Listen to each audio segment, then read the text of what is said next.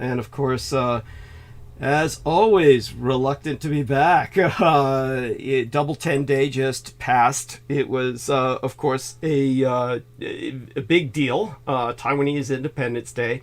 And of course, we're going to bring on any moment. Well, we're on now, but we'll let Peter take the stage so that I can basically decompress.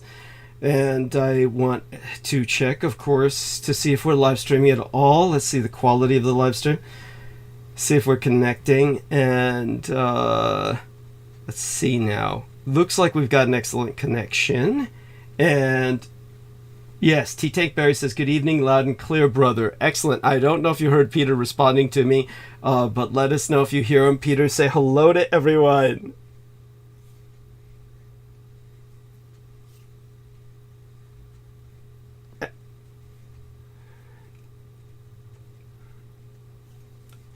Excellent. And with that, we're going to ask our dear friend Aristides. We want people to test, to see if they can hear Aristides, just to test his audio. Say hi there, dear brother.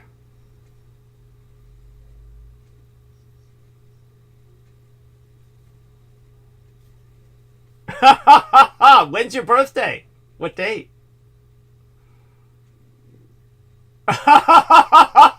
Okay, this sounds good.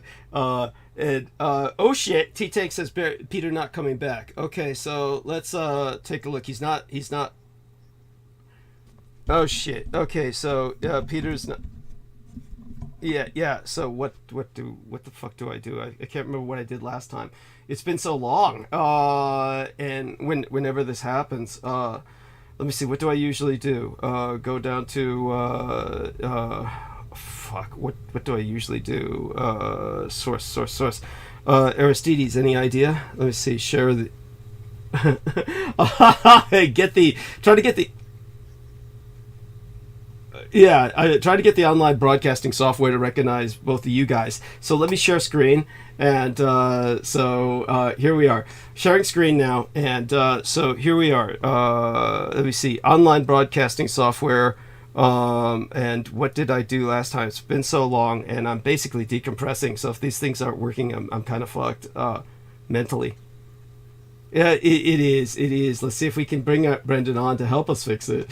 Okay, so let me go over here and do the. Now, I used to know how to do this, and did it a few times.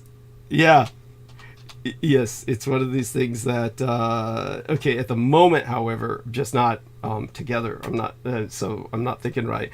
Brendan Zoget, he's like, there he is. Okay, my dear man, God bless you. I love you so much. Okay, so I'm sharing screen. I know you did, and I'm too retarded to ask this. Okay, what do I do? I'm sharing screen.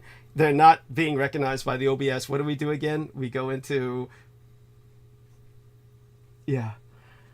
So Peter and Aristides talk, and they're not registering. Okay. So I do something with that.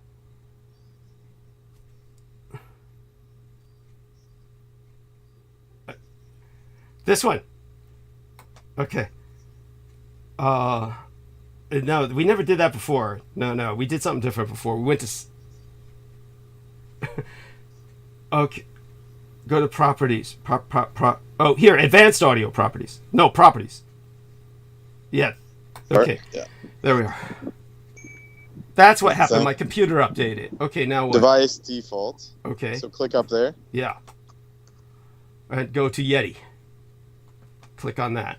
And then press OK. Yeah, click on one of those, yeah. And speakers. Then, okay, there we are. Okay. Now you can hear them both, I bet. Okay, so, wait, let me check. Yeah.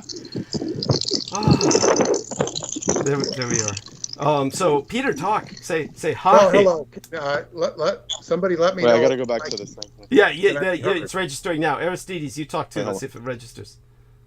Hello, this is Aristides. I hope everyone can hear me. Yeah, I'm certain everybody can hear both of you now. Seems to be working now, yeah. Yes. Oh, thank you. Okay. So obviously, I'm in no shape to do anything for at least a few hours.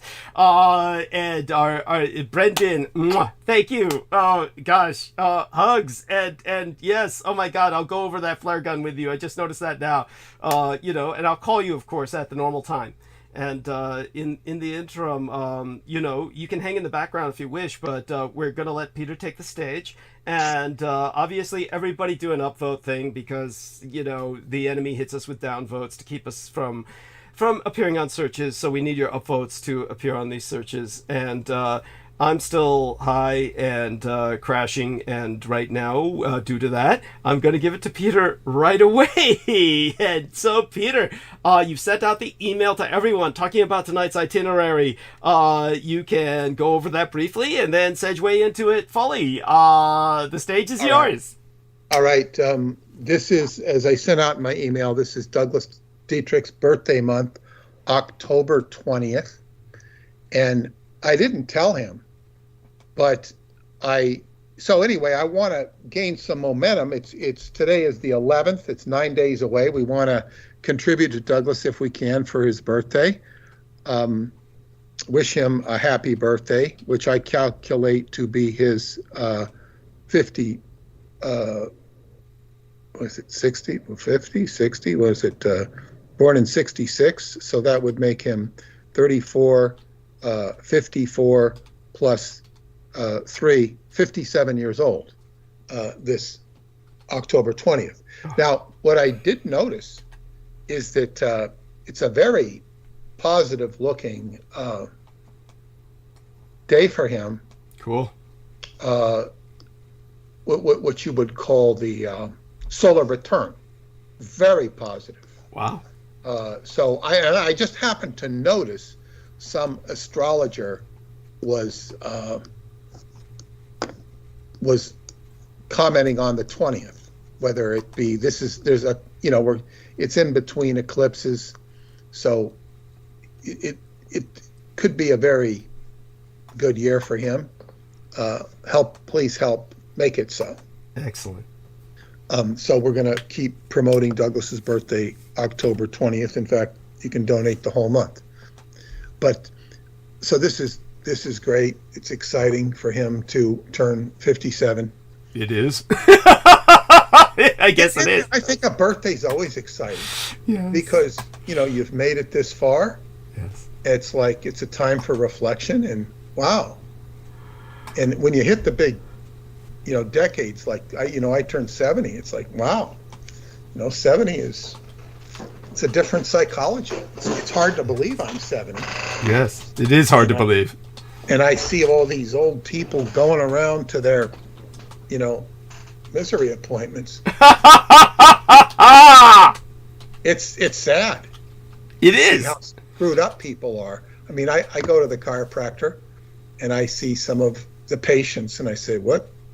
I feel very bad for these people.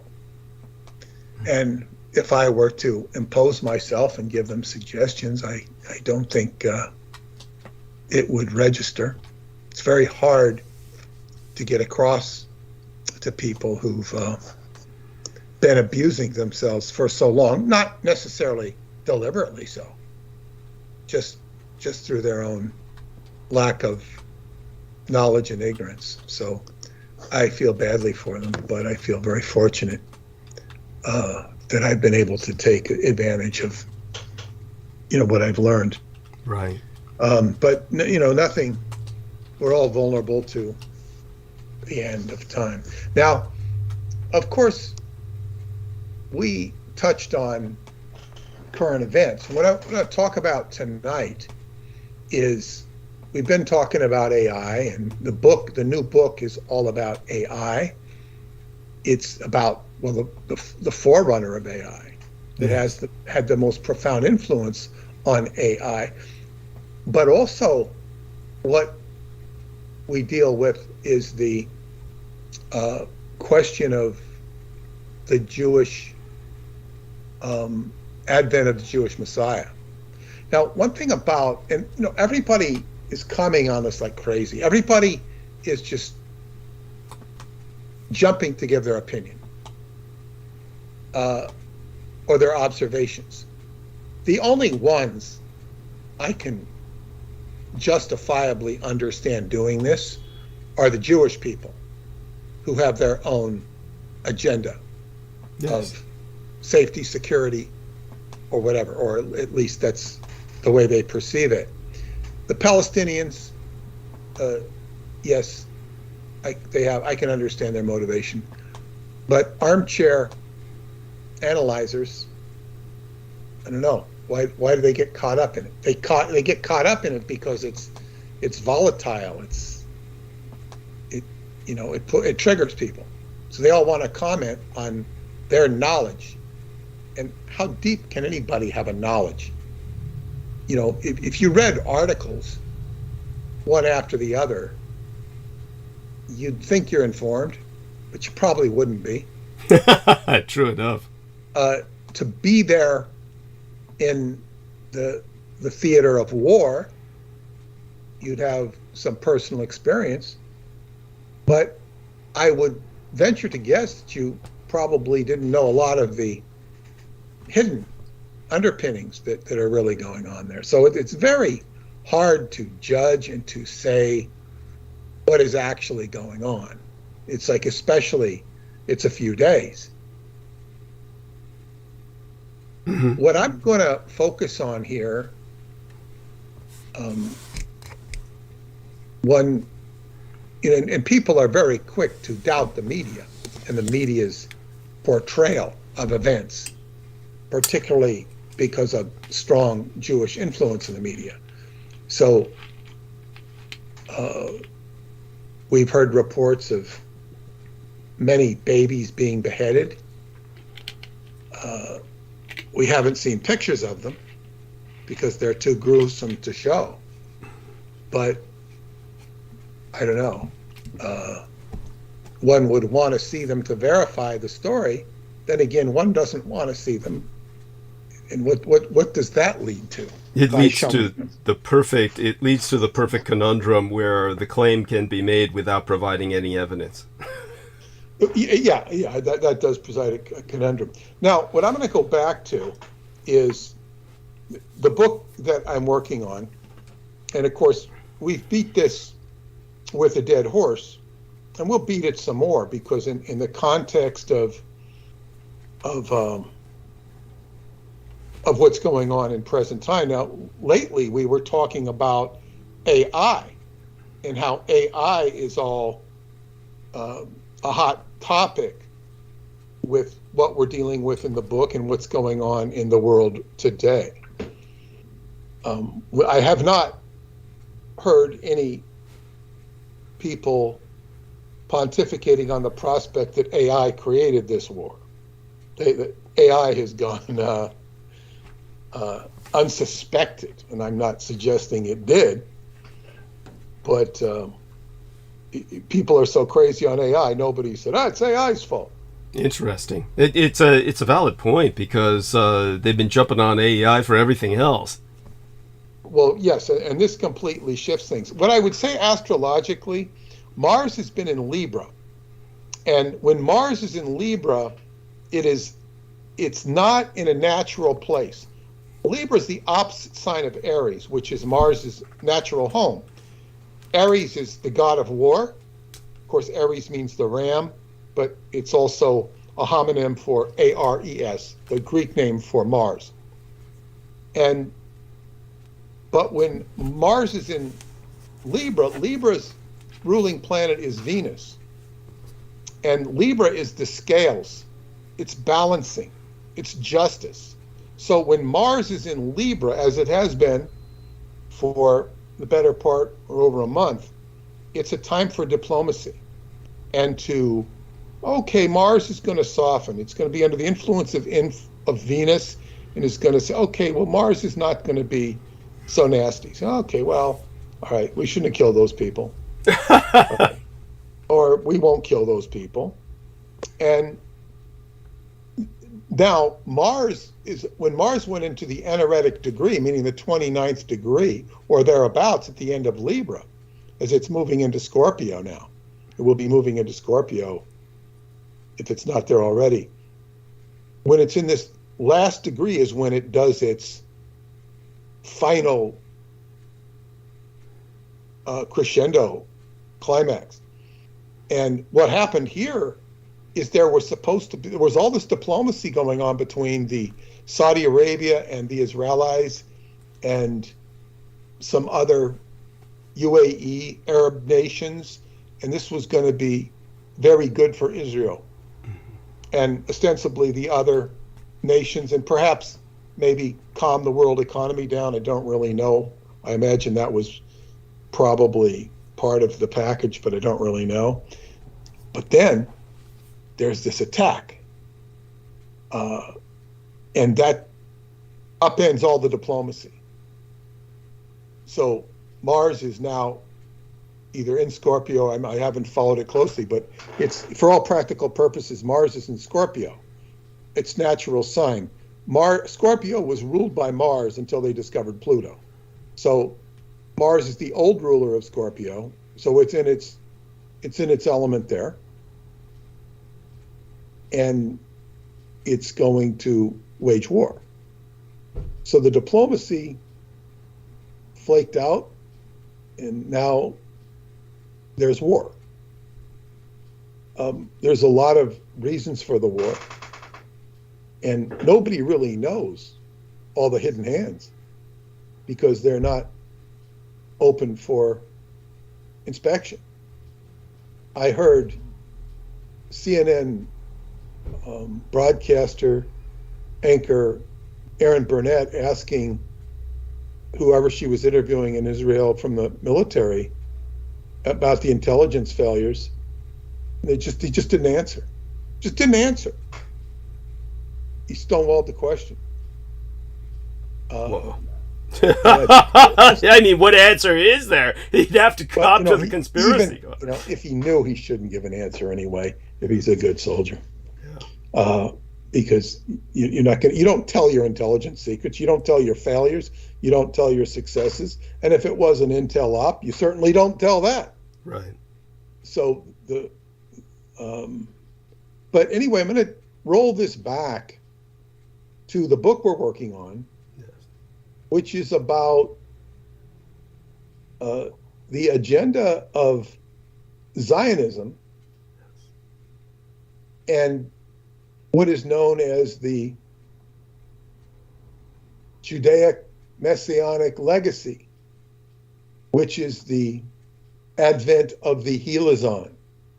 The Helizon was a sea creature, a mysterious sea creature that the Jews lost knowledge of. Yes. That was used at the time of the Temple of Solomon to produce teklet blue, a blue dye that they would use, the rabbis would use on certain clothing, on certain cloths for holy altars or whatever. And teklet blue was the most prized substance in the ancient world on the silk trade route. Royalty would spend money. It was more valuable than gold. The teklet blue was the color of royalty. This is what the Israeli flag emulates, is a blue that is akin to the color of teklet blue. Yes. And this it was prophesized that when the Jewish people would regain the knowledge of teklet blue, this would be the advent of messianic times for the Jewish people. Yes. And what I would say, whatever you want to say about Judaism, it is, in the last decade, 2 decades, it's a growing dynamic religion compared to Christianity. It's growing in dynamic. And it's been, I guess what you'd say, they're building their religion. You have Kabbalistic studies. They sell Kabbalistic courses. They sell Jewish mysticism. It's a much more happening religion than Christianity. And I don't think anybody ever thought this would be the case when I was growing up. because Christianity's been taking it on the chin with all the scandals in evangelism, and then the scandals in the Catholic Church. Islam, I'm not going to comment on because I know that they've had very increased numbers, but I'm just not as informed on how hot and happening that is. I know it was recently a very fast-growing religion. So the Teklet blue means the advent of the Messiah. Now, this got lost around the time, during the time of Herod, when he basically sold the secret of Teklet blue to the Romans. And the Romans had put Herod on, and his grandfather, Antipater, however you say it. The anti-father, Antipater, yes. Anyway, he was not of the Jewish priesthood. He was not of the Davidic line. The Davidic line is sometimes defined as the line of Jesse, who was the father of David. It was very important that the Jewish Messiah be part of the Davidic line. But Herod and his ancestors were of the Edomite line, who were the enemies of the Jewish people. And Douglas has talked much about the Edomites and how they are agents of chaos. And this was what Michael Aquino identified with. They're not evil, they're worse than evil. Yes. For their own doctrine. They're great chaos. So I'm not going to go into the Edomites, except that they are a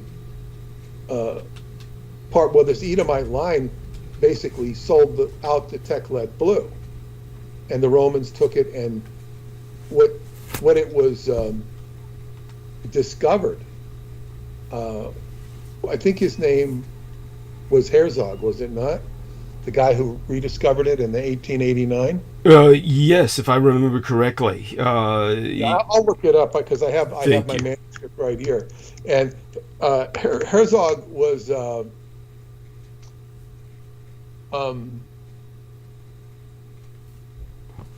okay. It was what happened was. Okay, there was this. He was the one that debunked the helizon theory of the cuttlefish. Okay. Yeah. Zionism arose. It was the Radziner dynasty. That's right. Yeah, the radical Hasidic Jews, the 1880s, who played a tragic role in the destiny of the Jewish people that resulted in the annihilation of millions and millions of people, meaning their own, and in addition to whoever else got snuffed out. Right. They determined that the cuttlefish was the mysterious sea creature from which Teklet blue could be created. It was a deliberate misidentification and misdirection.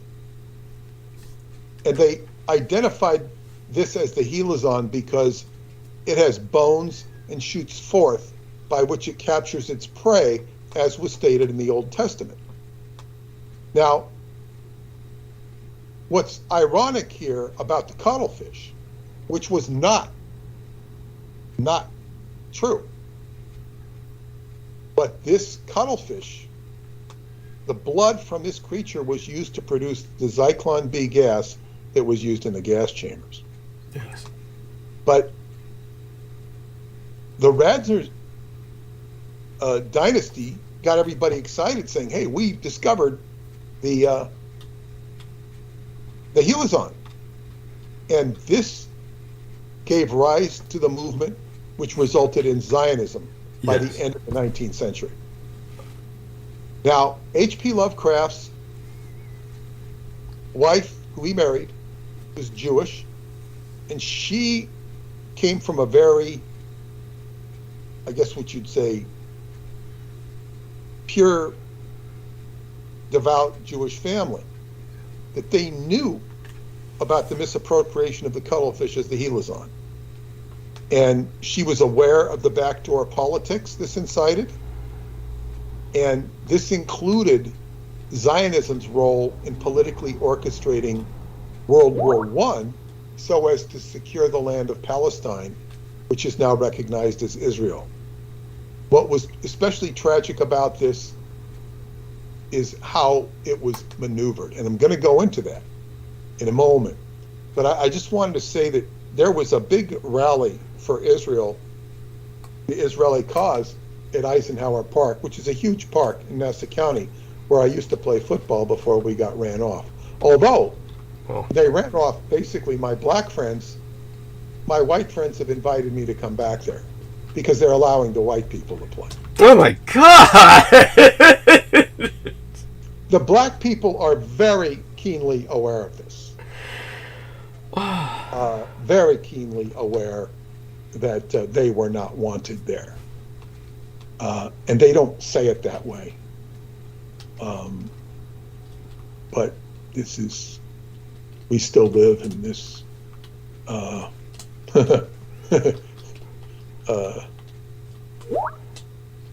world of prejudice. What can I say? Yeah. Now, but what I was going to say is I wanted to go over there, but I had other business to take care of, and I didn't feel like going over there. But I felt like going over there and just talking to people politely, and then they would all be Jewish, presumably. 95% of them, at least. Right. And just ask them if they knew anything about the Helathon. They'd ever heard of it. Of course not. No, probably not. And they all identify with Israel very strongly. But just to, just to see, and I suppose I wouldn't have really found anything too revealing. It is nice to get in communication with people because in my experience, and there's all sorts of different factions of Judaism. They don't agree with each other, many factions. So it's very hard to generalize Jews. What you can generalize is that they do generally support Israel. Some of them are very sympathetic towards the Palestinian cause, but Israel, and I'm going to get into what caused this problem in the first place. But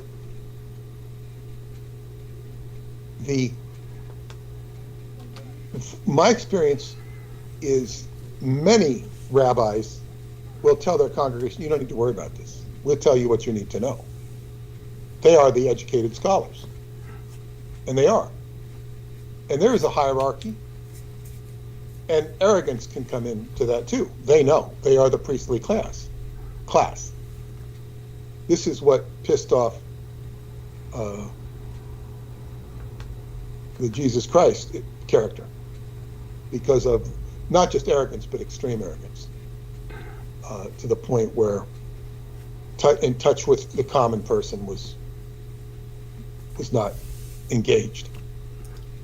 So there are all sorts of, but basically Jewish people are not necessarily that educated on their own religion. And I don't even know that that's not intentional. I really can't say.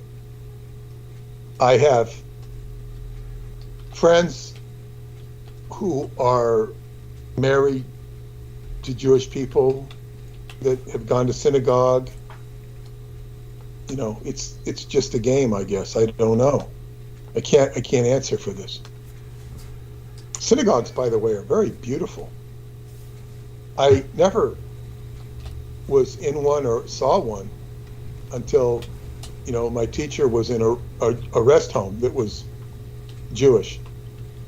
He wasn't Jewish, but that's where he was. And he went back to the synagogue was just beautiful. It was all made of wood. So much more pretty than a church. It felt like a place you'd want to go to. How did he wind up there? Yeah. insurance. I don't know. It's in Brooklyn. Okay. Brooklyn's full of Jewish People. Yeah. So it's like he could have ended up in a Christian one. Interesting. Just happened to be Jewish. Okay. I never, and when you were in there and talking with the people, there were the nurses and stuff, I don't think any of them were Jewish. Interesting. They were blacks. It's just, the Jewish owners. I think that there was one place, and you went through this cafeteria. I think I even ate there one time. It's pretty sparse. But it had a big, like a logo, like Starbucks, and it said Sephar Bucks. Weird. It was a joke. Okay. But it was, anyway, like Sephardic Jew bucks. Interesting. They were making fun of their own Success. whatever. So it couldn't have been that long ago. I mean, Starbucks isn't that old, right? It came out basically in the 90s. Yeah, well, I mean, this sign was probably put up, 10 years ago or something, but whatever. Okay, interesting. So, and then the signs in the garden were Russian. So it was probably, now Russians are very big in Brooklyn, Brighton Beach. There are a lot of Russians there. They settled in Brooklyn. This is a little bit east of Coney Island. So it was Russian influence. But anyway, we're going to go back to the Jewish Zionism. Now, this is how the problem with Israel is that it's called Palestine, and Palestine was Palestine for a long, long time. It wasn't. There were Jews there, there were Arabs there, there were Palestinians who lived there, who could have been Christian. Palestinian, Yasser Arafat's wife was a Christian. He was an Arab, but they were both Palestinians. You could even have a Jewish person identify as a Palestinian, or somebody from the Baha'i faith. A Palestinian is a Palestinian. They live in Palestine. And Israel only became Israel after a series of... Okay, I found this on the web for of. I did not Check it ask out. Siri anything. Interesting. Palestine only became, turned into Israel, or part of it turned into Israel, through a series of political maneuvers. And it began with the misidentification of the Helazon, which gave rise to Zionism, which gave rise to an impetus to take back the Holy Land. Now, it's understandable and reasonable that Jewish people would want to reclaim the temple and rebuild the temple.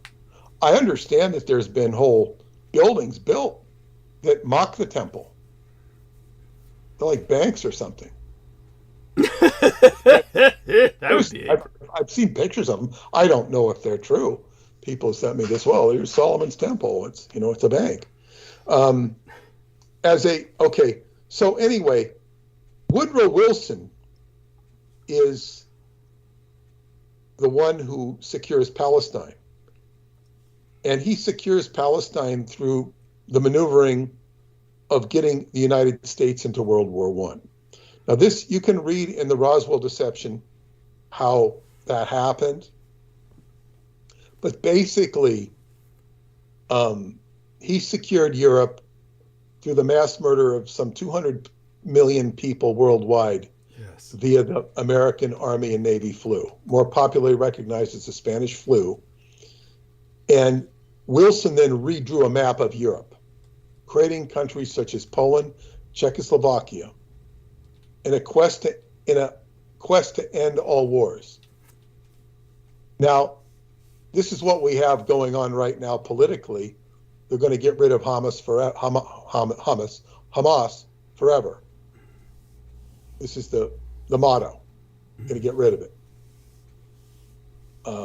Not an easy thing to wipe something out. This did not end all wars. It set up and guaranteed a second world war. Yes. Now, it was only after World War I ended, thanks to Woodrow Wilson, who also sold the Moors out. And that's the subject that's covered in my book, Synchronicity and the Seventh Seal. Woodrow Wilson basically, with some interaction with him and Noble Drew Ali. But if the Americans had not ended World War I by unleashing the American Army and Navy flu, there would never have been a Nazi party. Right. Because the World War I wasn't about Jews. Not at all. The oppression in Germany, the extreme economic oppression, was, of course, identified as a Jewish issue by the Hitler and the National Socialists, and fighting communism. There's a very deep history of communism in Germany, and the Jewish influence, which was definitely advocated by Jewish people who were pushing communism. Yes. And this was a very tough situation for the Germans. So it was identified as a Jewish issue, a communist issue, a Jewish issue. But Wilson, who was a flagrant racist, there's no question of that, was a staunch supporter of Zionism. But there was something else that occurred here. There was a rabbi, I hope I can say his name reasonably close, Yitzhak Halevi Herzog, had become internationally famous among Jewry for his 1914 doctoral thesis that debunked the cuttlefish as the helazon. Yes. 1914. This is before America goes into the war. He broke down and analyzed the process by which the blood of the cuttlefish was used to produce Prussian blue. Prussian blue is a color that artists use. Yes. Upon analysis, he discovered that the cuttlefish's blood was unnecessary. Writing out different recipes for Prussian blue, Herzog discovered that all of the chemicals in the ingredients would turn out blue so long as you had any blood. Yes. It could be ox blood or whatever, because the ferric oxide or iron filings within that chemical composition would produce the blue color we're familiar with. So this whole thing of the cuttlefish producing blue was a ruse, and a deliberate one. Yes. Now, what turned out is this Prussian blue is precisely, that was from the cuttlefish, was precisely what was found on the walls of the gas ovens used in the Holocaust. Iron is an integral part of the cyanide that comes from the nitrogen and the carbon. And to be more specific, anything that has nitrogen and carbon, if it is raised to proper temperature correctly, will give you the same cyanide that you would have from the cuttlefish. Now, so this, everything that was being done by this Radzner faction was against the Talmud. Now, while Rabbi Herzog completely deconstructed the cuttlefish as representative of the helazon, he commented that the Murex trunculus snail was the more likely candidate. And it is the Murex trunculus snail that is the correct identification, which has been identified. You can even see Christian videos as recent as 13 years ago or 12 years ago saying, "Oh, we found the helazon. We found the secret of Teklet blue. Right. The Messianic times are here." Right. And perhaps they are.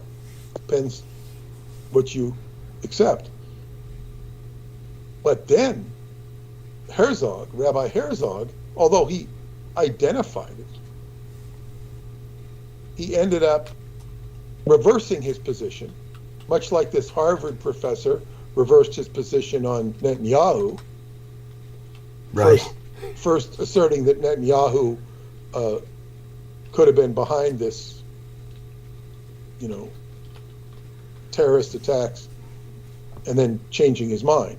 Right. Dr. Tribe, under duress, it must be said. And you said a personal visit from Netanyahu.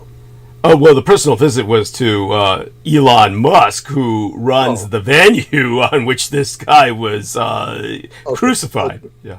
Okay, personal. Okay, to Elon Musk. Yeah. Okay, but he reversed his position. Herzog did, and he ended up embracing Zionism. And to this day, Herzog's grandson is the current president of Israel. Yeah. So this puts a genetic identification with the kings of Edom. Yes. The people or certain people involved in the Jewish hierarchy are with the kings of Edom. Now, that shouldn't really surprise anybody, because Herod and all of his descendants were identified as Jews, as far as I know. So it wasn't like,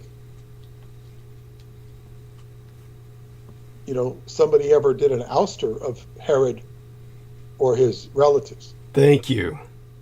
Yes. There was never a purging of the Edomites from the Jewish people.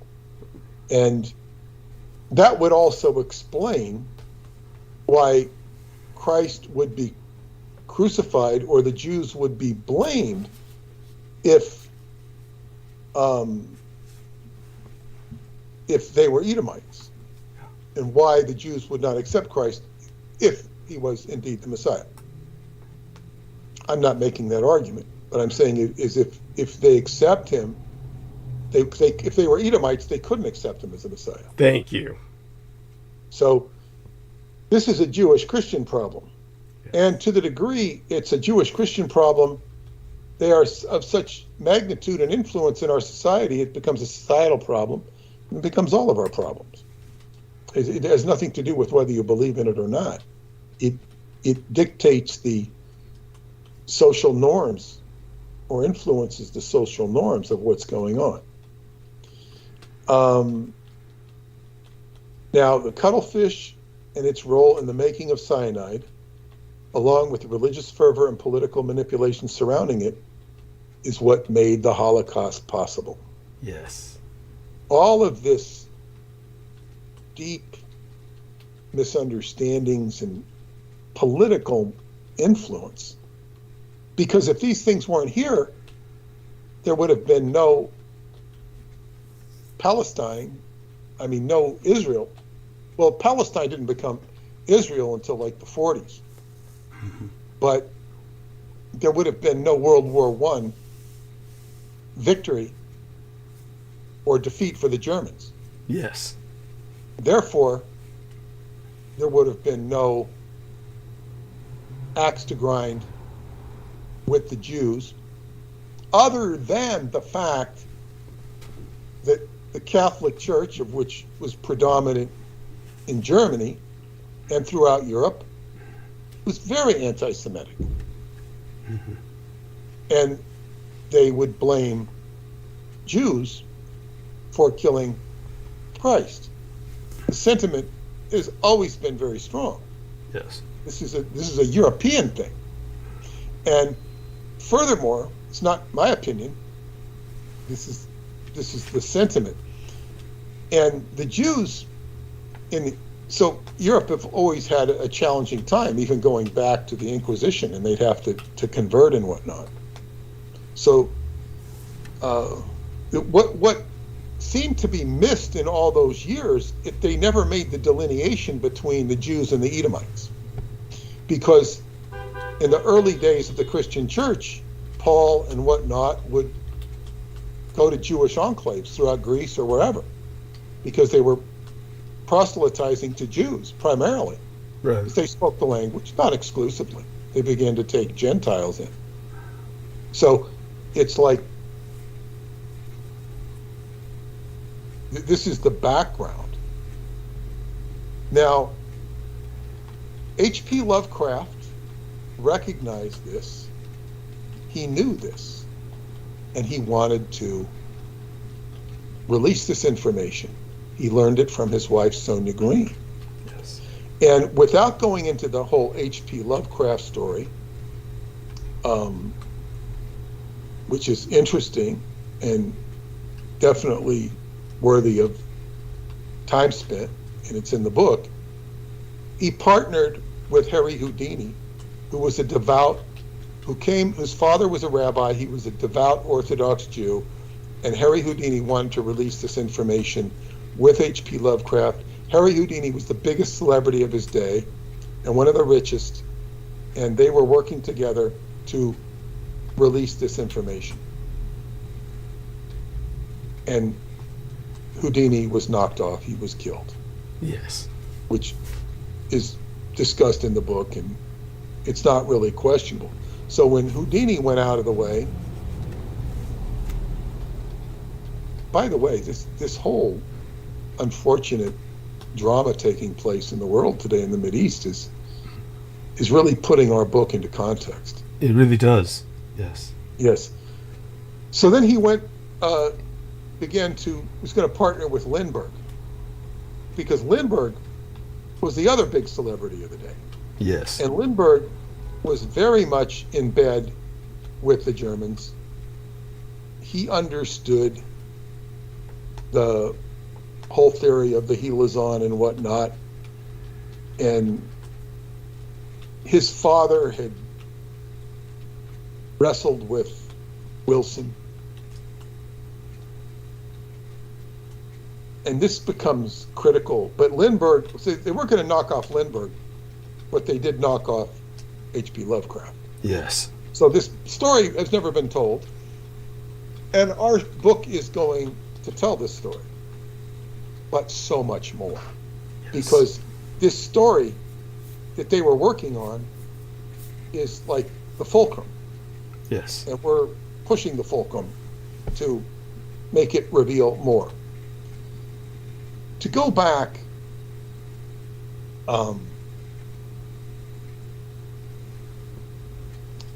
Charles August Lindbergh was the father of the Charles Lindbergh you've all heard of. Yes. And he was he was a congressman, challenging the money trust of J.P. Morgan and a cabal of financiers who had gained a consolidated control of American industries.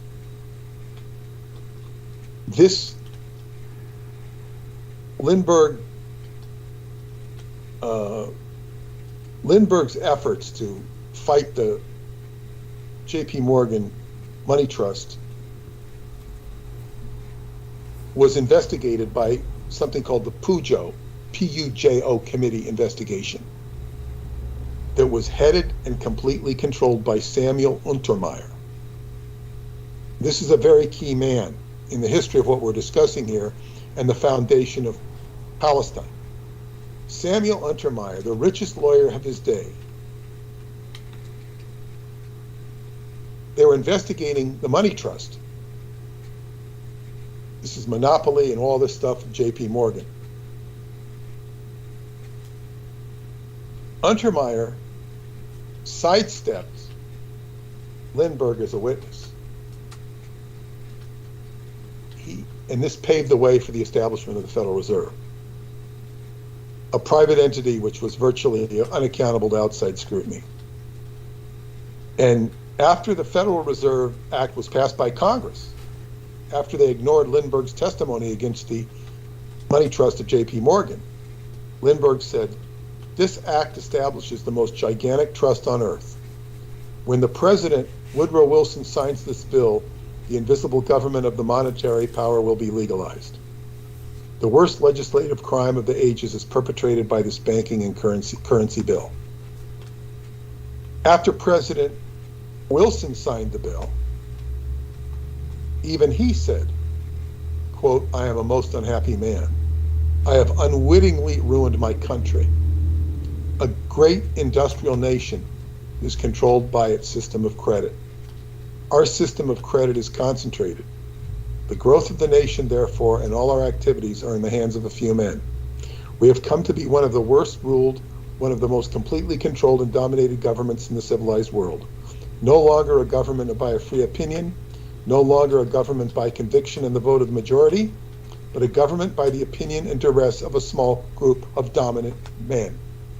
These are what they consider to be the elites. This is why I don't believe in elections.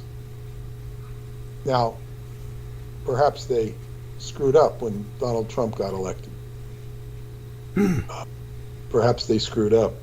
You know, they were being lax on the helm of steering the election. But they certainly made sure he didn't get reelected. Although Woodrow Wilson is accurately identified as a staunch supporter of the Zionism, he was blackmailed into it by Samuel Untermyer, the guy who brought us the Federal Reserve. Now, Untermyer, I'm going to say something about Untermyer. There's a park in Yonkers called Untermyer Park. Yonkers is just north of the Bronx. Untermyer Park is where the cult from the Son of Sam murders used to meet.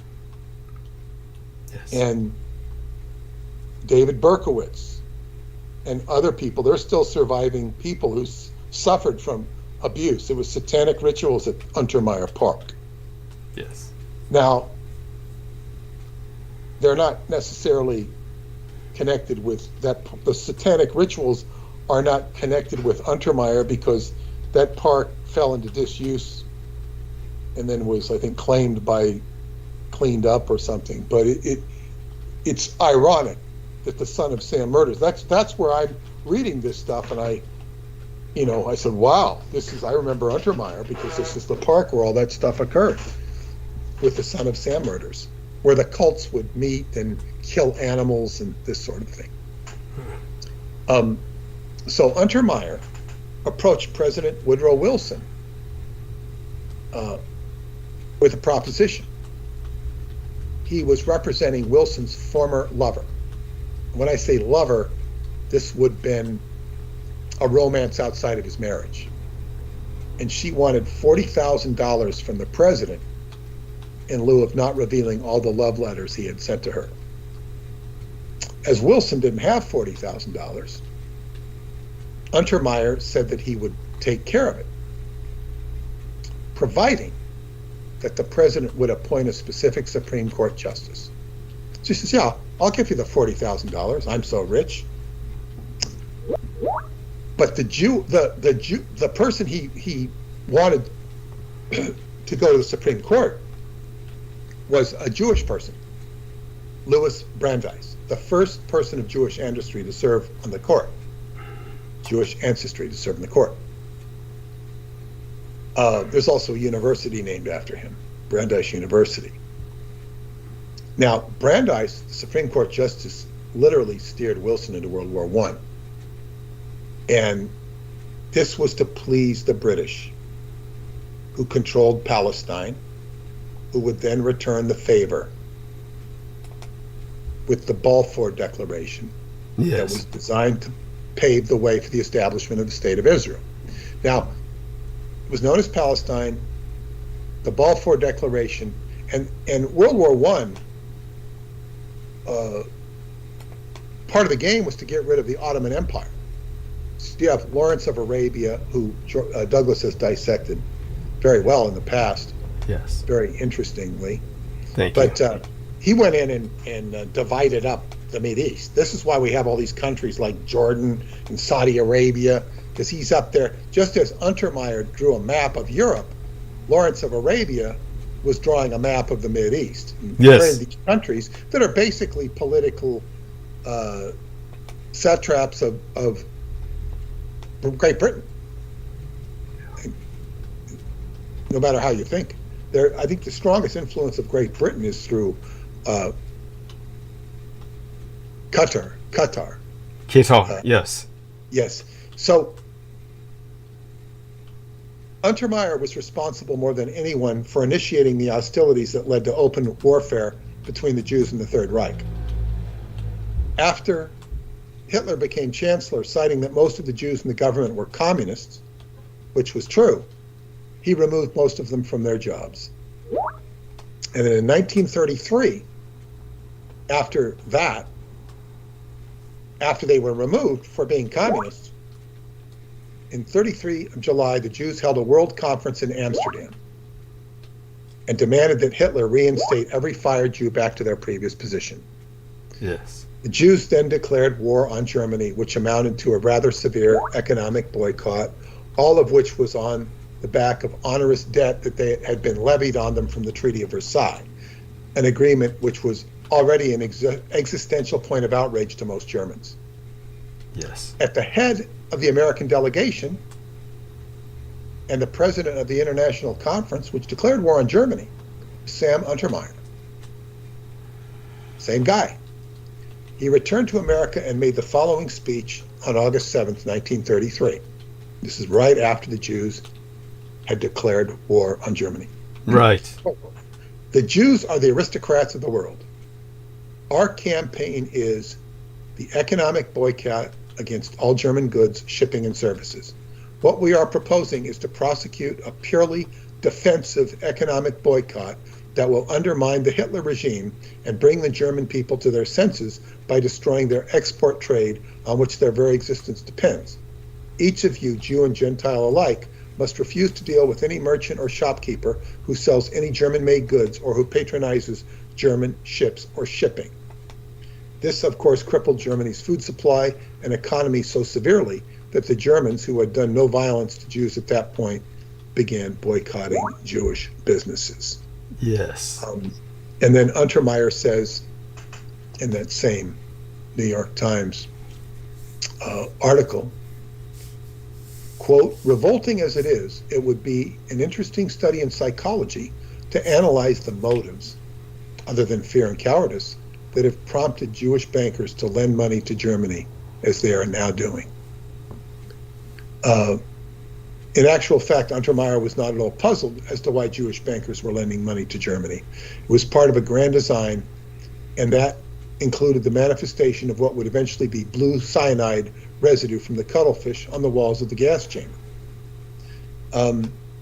So we're not going to go into it in any detail here, but the Jews of the Zionists, I shouldn't call them Jews because they're really not Jews. They're Edomites that were Zionists. They couldn't get Jews to go to Palestine. Yes. Because you're basically going there to a desert. Yes. And these people, Jewish people tend to be very industrious, or prosperous. So what do they want to go back there for? So they had to be pushed into it. And the discovery, the so-called false discovery of the false helazon, the cuttlefish, it was to push these people out. And the only way they could push them was to ultimately scare them into going. And this began the whole push to get rid of Jews. It's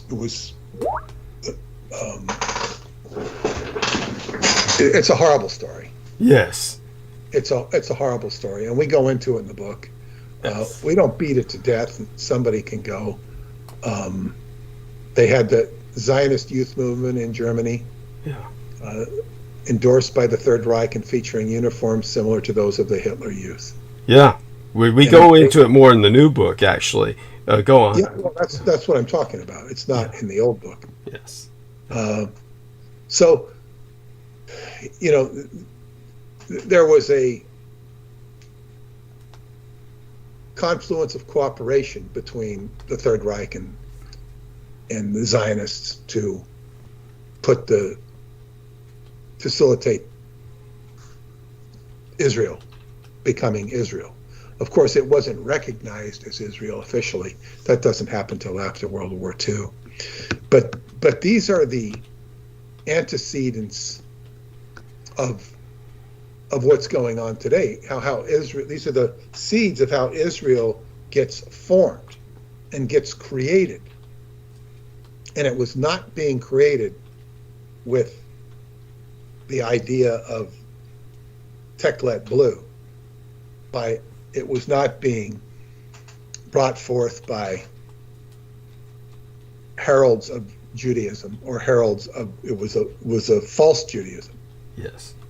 So this is the whole key thing. And as I say, how many Jews are even educated to even know what Teklet Blue is? I think a lot more fundamentalist Christians do. Yes, it's an excellent point. Yes, most postmodern Jews are agnostic. Well, actually atheistic, to tell you the truth, whereas the Christians follow this intently. Go on. Exactly. So, this is the core of what we're dealing with today with all of this drama and all of these people that are victims of the terror, victims of the war. And you better believe the people at the top of the food chain know well. No pun intended, know well that they're not doing the right thing. All of the whole issue with Palestine is they are an oppressed people. Yes. Jews identify as an oppressed people. Say the whole world's oppressed. But I have heard some news coverage interviewing with Palestinians, some head of some Palestinian group who was neither with Hamas nor Hezbollah, and he was not a violent, but he was basically stating that we are in Palestine is occupied, and it's even been recognized by the United Nations. That's quite correct. That it's occupied, and while groups like Hamas say, Israel does not have a right to exist, we're going to destroy Israel, Palestine has effectively been occupied, if not destroyed, and the people are under complete subjugation. They are, I don't know if you call them slaves, but you call them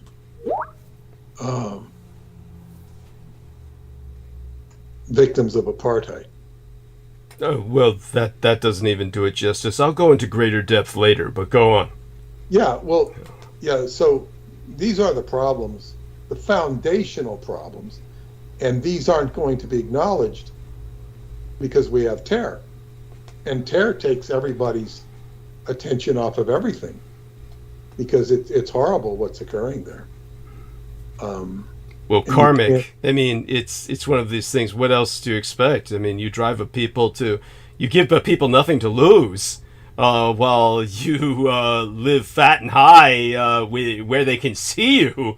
It's going to create. This is going to be the response. Well, yes, I would also say that there's a lot of assertion going on right now, and saying this is the way it is, and the news is reporting it. And the one interesting thing it does, it draws Democrats and Republicans together. Yes. Immediately, except for the Squad. The Squad is backing Palestine. Yes. So they were, and I don't know all the members of the Squad, but they were asking one lady, confronting her, what do you think of the cutting off the heads of babies? Do you support this? And she wouldn't answer them. Well, I mean, what kind of a question is that? They're cutting off babies, and it's it's hard for me to imagine somebody cutting off the heads of babies. Like what for? What is this really going? Well, it's not only that. I mean, it's certainly, obviously I'll get more into this with monologues. Some of it I'll cover while you're here because I'm sure you and I will converse a little bit about it during your time with us. But when it comes to the attacks, period, all of the attacks were at non-military, non-strategic, completely soft targets. And I mean, like, soft, so soft they have no strategic impact. It would be like when the Allies were saying, let's go all out and just kill people, which is what the Allies did. They said, let's firebomb cities. And they didn't even concentrate on military facilities. They didn't concentrate on trying to destroy supply runs of oil to the front line. All they concentrated on was kill as many people as possible and bomb cities. And this left them wide open for the kill and blow that ultimately took the Allies out of the war. We explain all this in the Roswell Deception. When it comes to Hamas, they went for the same route. Now, that's something that a wealthy, degenerate colonial empire like the Allies, all four of them, the French, the British, the Soviets, and the Americans, were degenerate colonial empires, vast resources and populations that they exploited. They could afford to think like that, but Hamas cannot. This is why it's Israeli special forces, because they're trying to generate as much outrage and hatred as possible.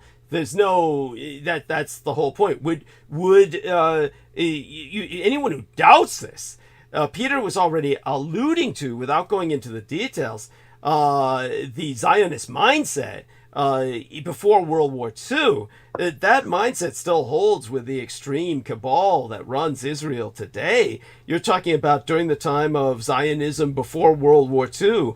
The Zionists were saying you have to exterminate the diaspora, meaning the Jewish population spread worldwide, because they felt that it would breed out. You have to exterminate the diaspora or it will exterminate you. And they encouraged as much genocide of Jews as possible to literally drive them out of Europe so that Europe would effectively become uninhabitable for Jews, so that they'd be forced to relocate to this godforsaken spit of desert in the Levantine. And that's exactly what came to pass. And they were so, of course, traumatized by their own genocide that they were happy to kill others. They killed 1 million Palestinians and ethnically cleansed 1 million more. And all of this was something that they brought upon themselves with fanatical determination. There would have been no Holocaust without the Zionist demand that Jews be exterminated so that Israel could come into being. On Palestine. And once they occupied Palestine, they've been oppressing the Palestinians ever since in the most inhuman fashion. And so now you've got Israeli special forces, and of course when they led the way and did what they did, if any Palestinians were involved with them, they followed that level of behavior out of their generations of frustration. I'll go more deeply into the psychology of it later, but this is the reality of the situation, and it's an ugly one. It's Zionism being Zionism.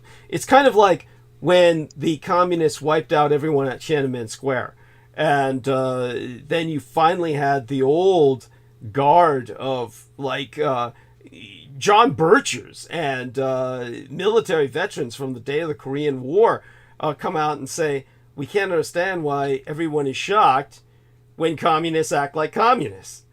Because everybody was, shocked at Tiananmen Square. And then the whole propaganda machine went into play because China was investing so heavily in all American communications like Zoom and shit, which cut off all communications from Tiananmen Square while it went down. And since they basically controlled American media as much as the Jews do, the communist Chinese, who basically, if you take a look at the movie Barbie, the movie Barbie is banned in so many places in the world.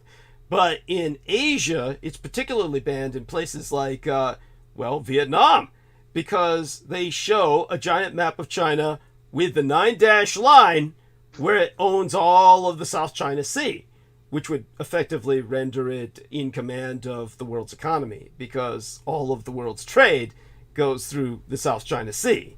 And if the Chinese owned it, well, nobody could trade without China's permission. So when the movie Barbie showed this, you have to ask, why'd they do that? Well, because the communist Chinese pumped a bunch of money into the film, so they would do that. And this is what they do with all kinds of American films. This is why King Kong versus Godzilla, an American film, ends up in Hong Kong, because the communist Chinese were angry at Hong Kong with all its democracy protests, and so they paid to have King Kong and Godzilla end up in Hong Kong so they could watch King Kong and Godzilla tear Hong Kong apart. And then it winds up with the conclusion being in China as a big propaganda kind of push for China, because the communist Chinese move in at the end of the film to kind of clean up the damage. That's a scene that's shown in communist China you don't see in the American cut. So with the communist Chinese controlling your media, your communications, and then you get shocked when they wipe their own people out, their own people, by the thousands. And then that's why the so-called extremists come out, the John Birchers and Korean War veterans and shit, said, we don't understand why people are shocked when communists behave like communists.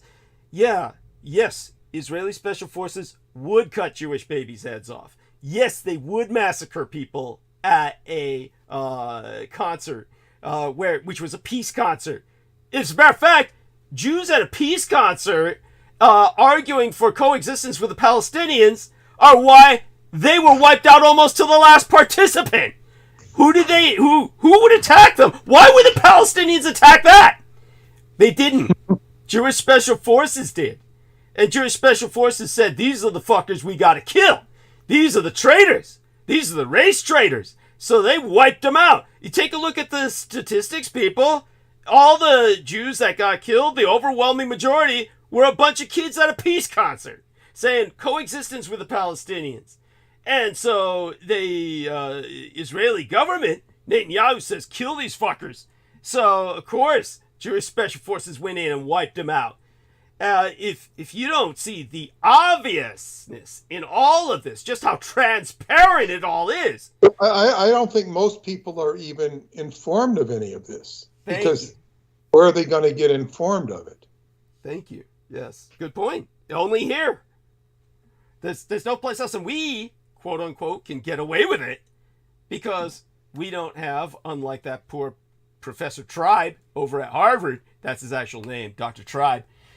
Unlike him, we're not part of some system where we have to kowtow and scrape and bow, and we're comparatively free because we're so ostracized.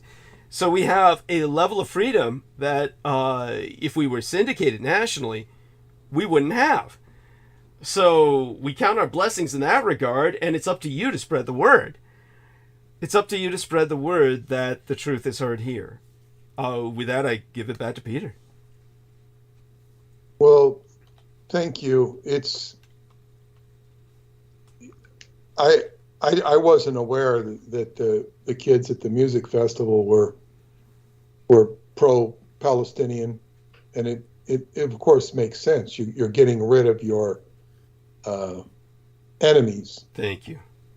Because friends of mine who are Jewish have told me, they said, when you go to Israel, the Palestinians and the Jews get along well.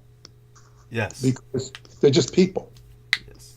And a lot of the Jews don't have strong convictions about their religious beliefs. They might have a strong conviction about being Jewish and identifying with that. But it's just, people get along fine. It's the Knesset that, with all these different people that can't agree, just like the Congress here.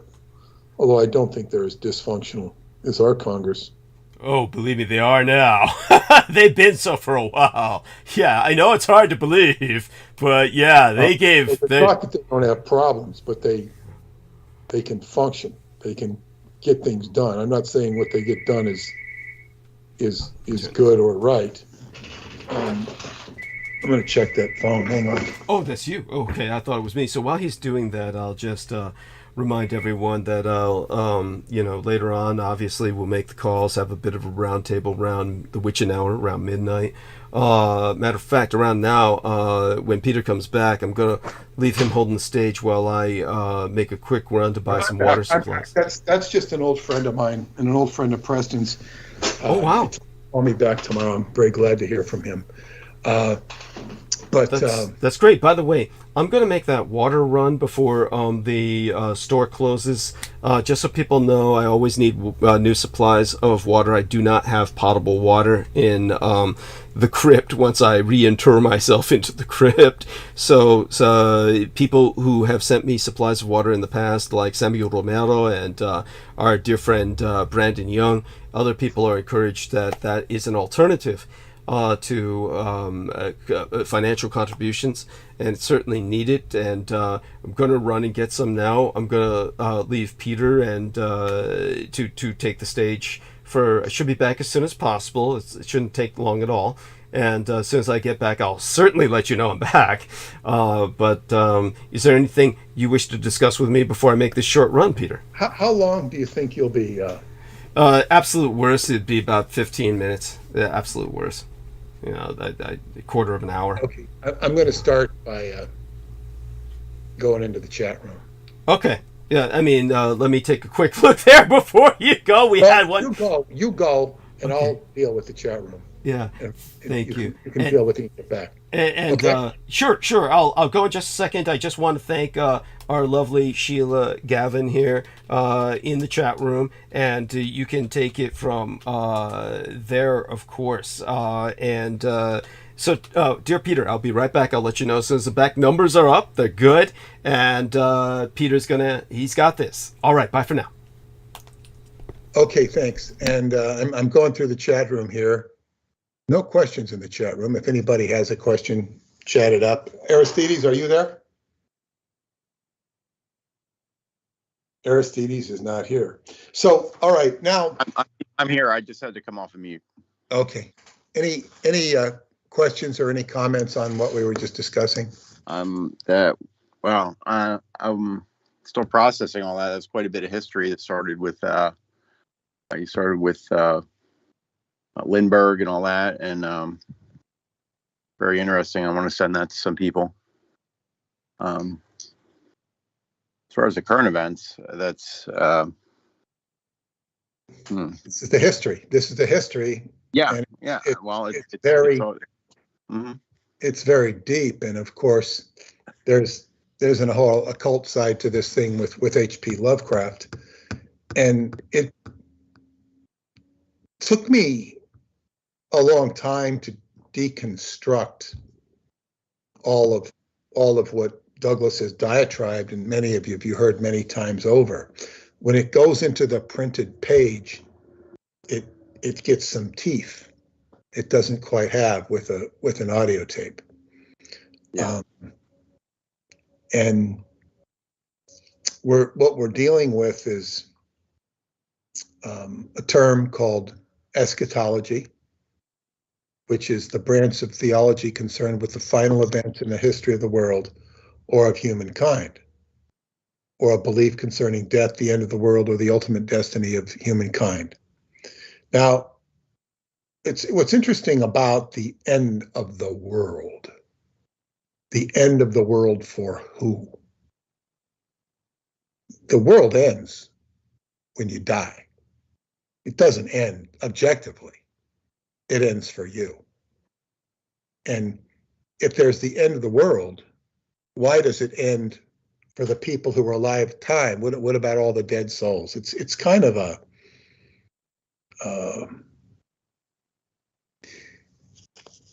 it also, the word eschatology comes from the Greek eschatos, which means last, further, uttermost, extreme. And that refers to the most remote in time and space. So here you're going to the extreme of space-time.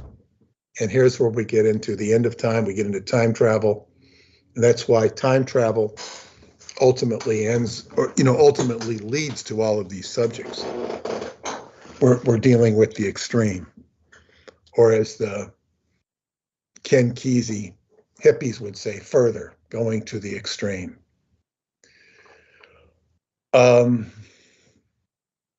What quells all of this turbulence in the souls of humanity? If you go into the Kabbalah, it's the Sephiroth or sphere, the tree of life called Tifareth. Tifareth.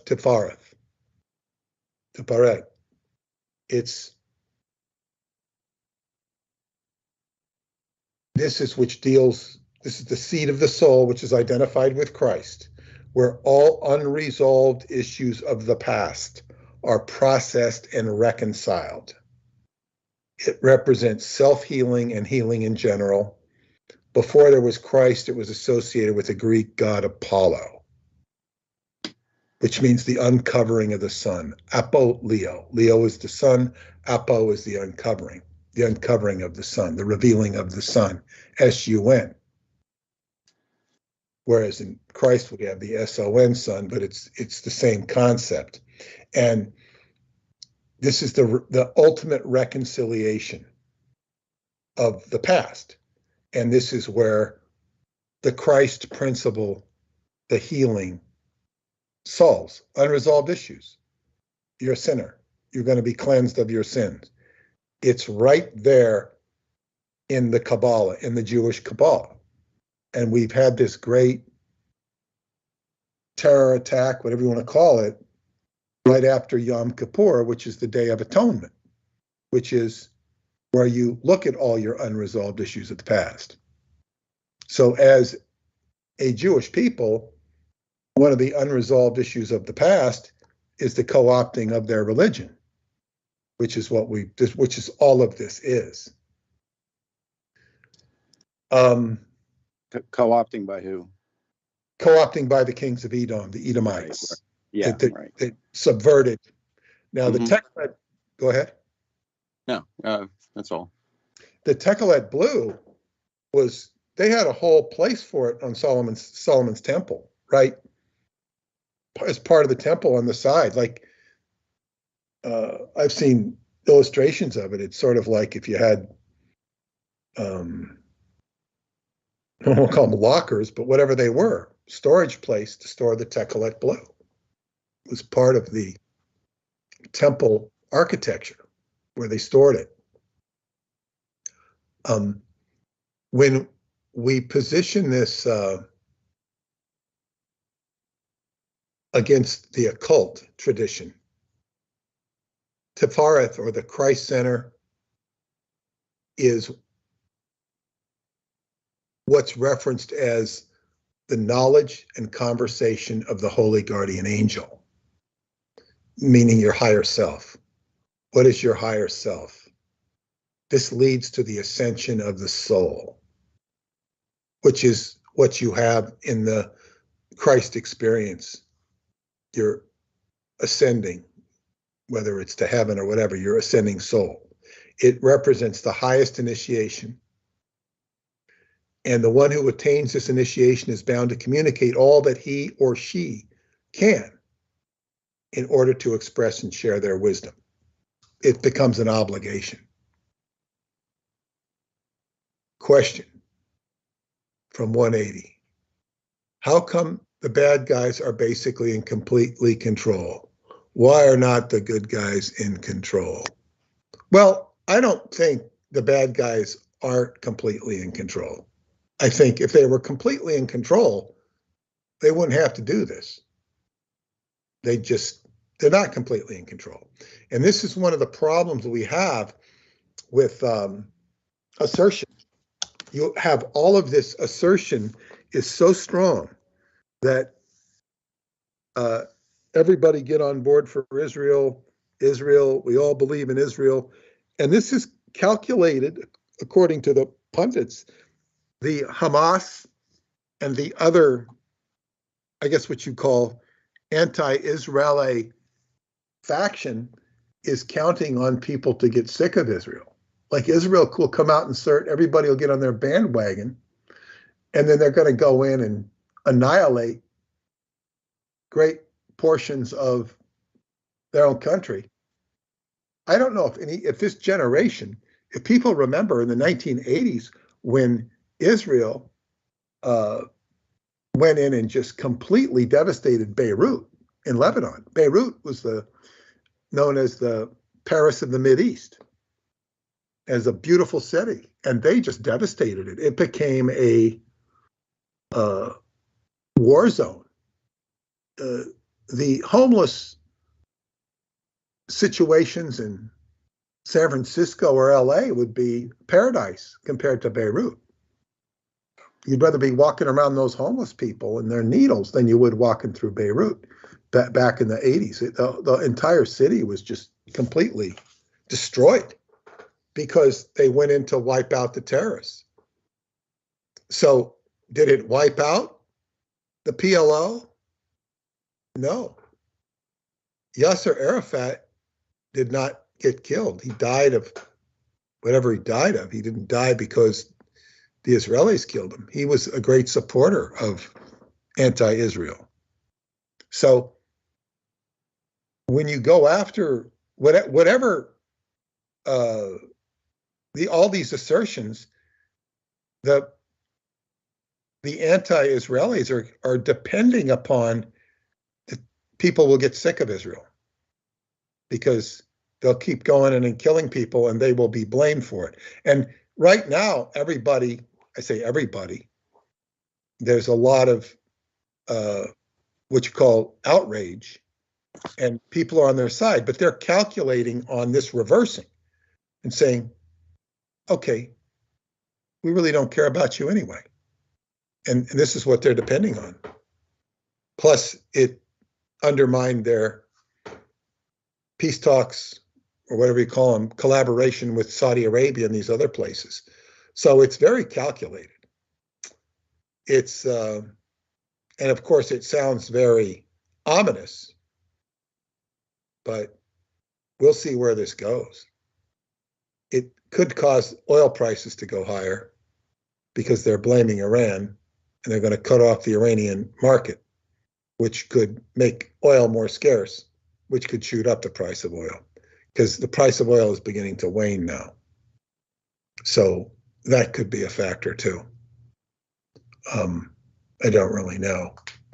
But, and so much of what I'm talking about with this sphere of Tipharath in the Kabbalah, it represents being organized, reconciling. The past is understood. It's balanced. And this is the stories of the Buddha. The Buddha, when somebody tells him something's going on to kill him, he'd go into this elaborate story of all these people that are trying to kill him and how they all met their end. And he'd say how he identified in the past because he could recognize the past. It was all organized in his mind. So he wasn't deterred or thrown off by the future. This is equilibrium. One is not intimidated or vulnerable to evil because one understands its purpose and the role it plays in the collective, as well as the lives of individuals. I'm looking at its chat room here. Nemo, thank you. Now, he's saying now part of the reason is because humanity allows evil to control this reality. Evil does not control this reality. It influences it. It's part of this reality. The primary weapon of evil, is he's saying, is ignorance. If the majority of humankind is ignorant of its true enemies, then they stand no chance of defending themselves or opposing the evil forces. Thank you very much. He's very right. So when you're confronted by excessive evil, it has to be viewed as an opportunity. That means looking deep into your own soul and getting communication with your internal self and clearing out the internal slag. This includes imbalances of the past, childhood issues, and various forms of self-healing. This is in order to ascend to a higher plane. You have to work on yourself.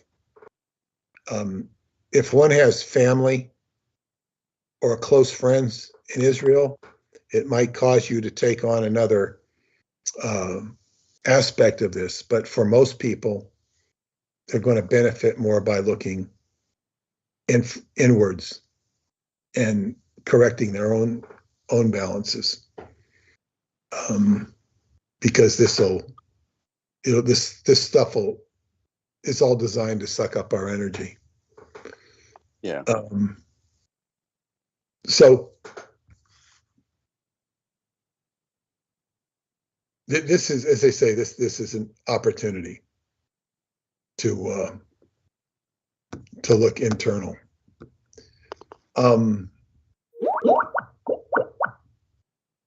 Sent some photos.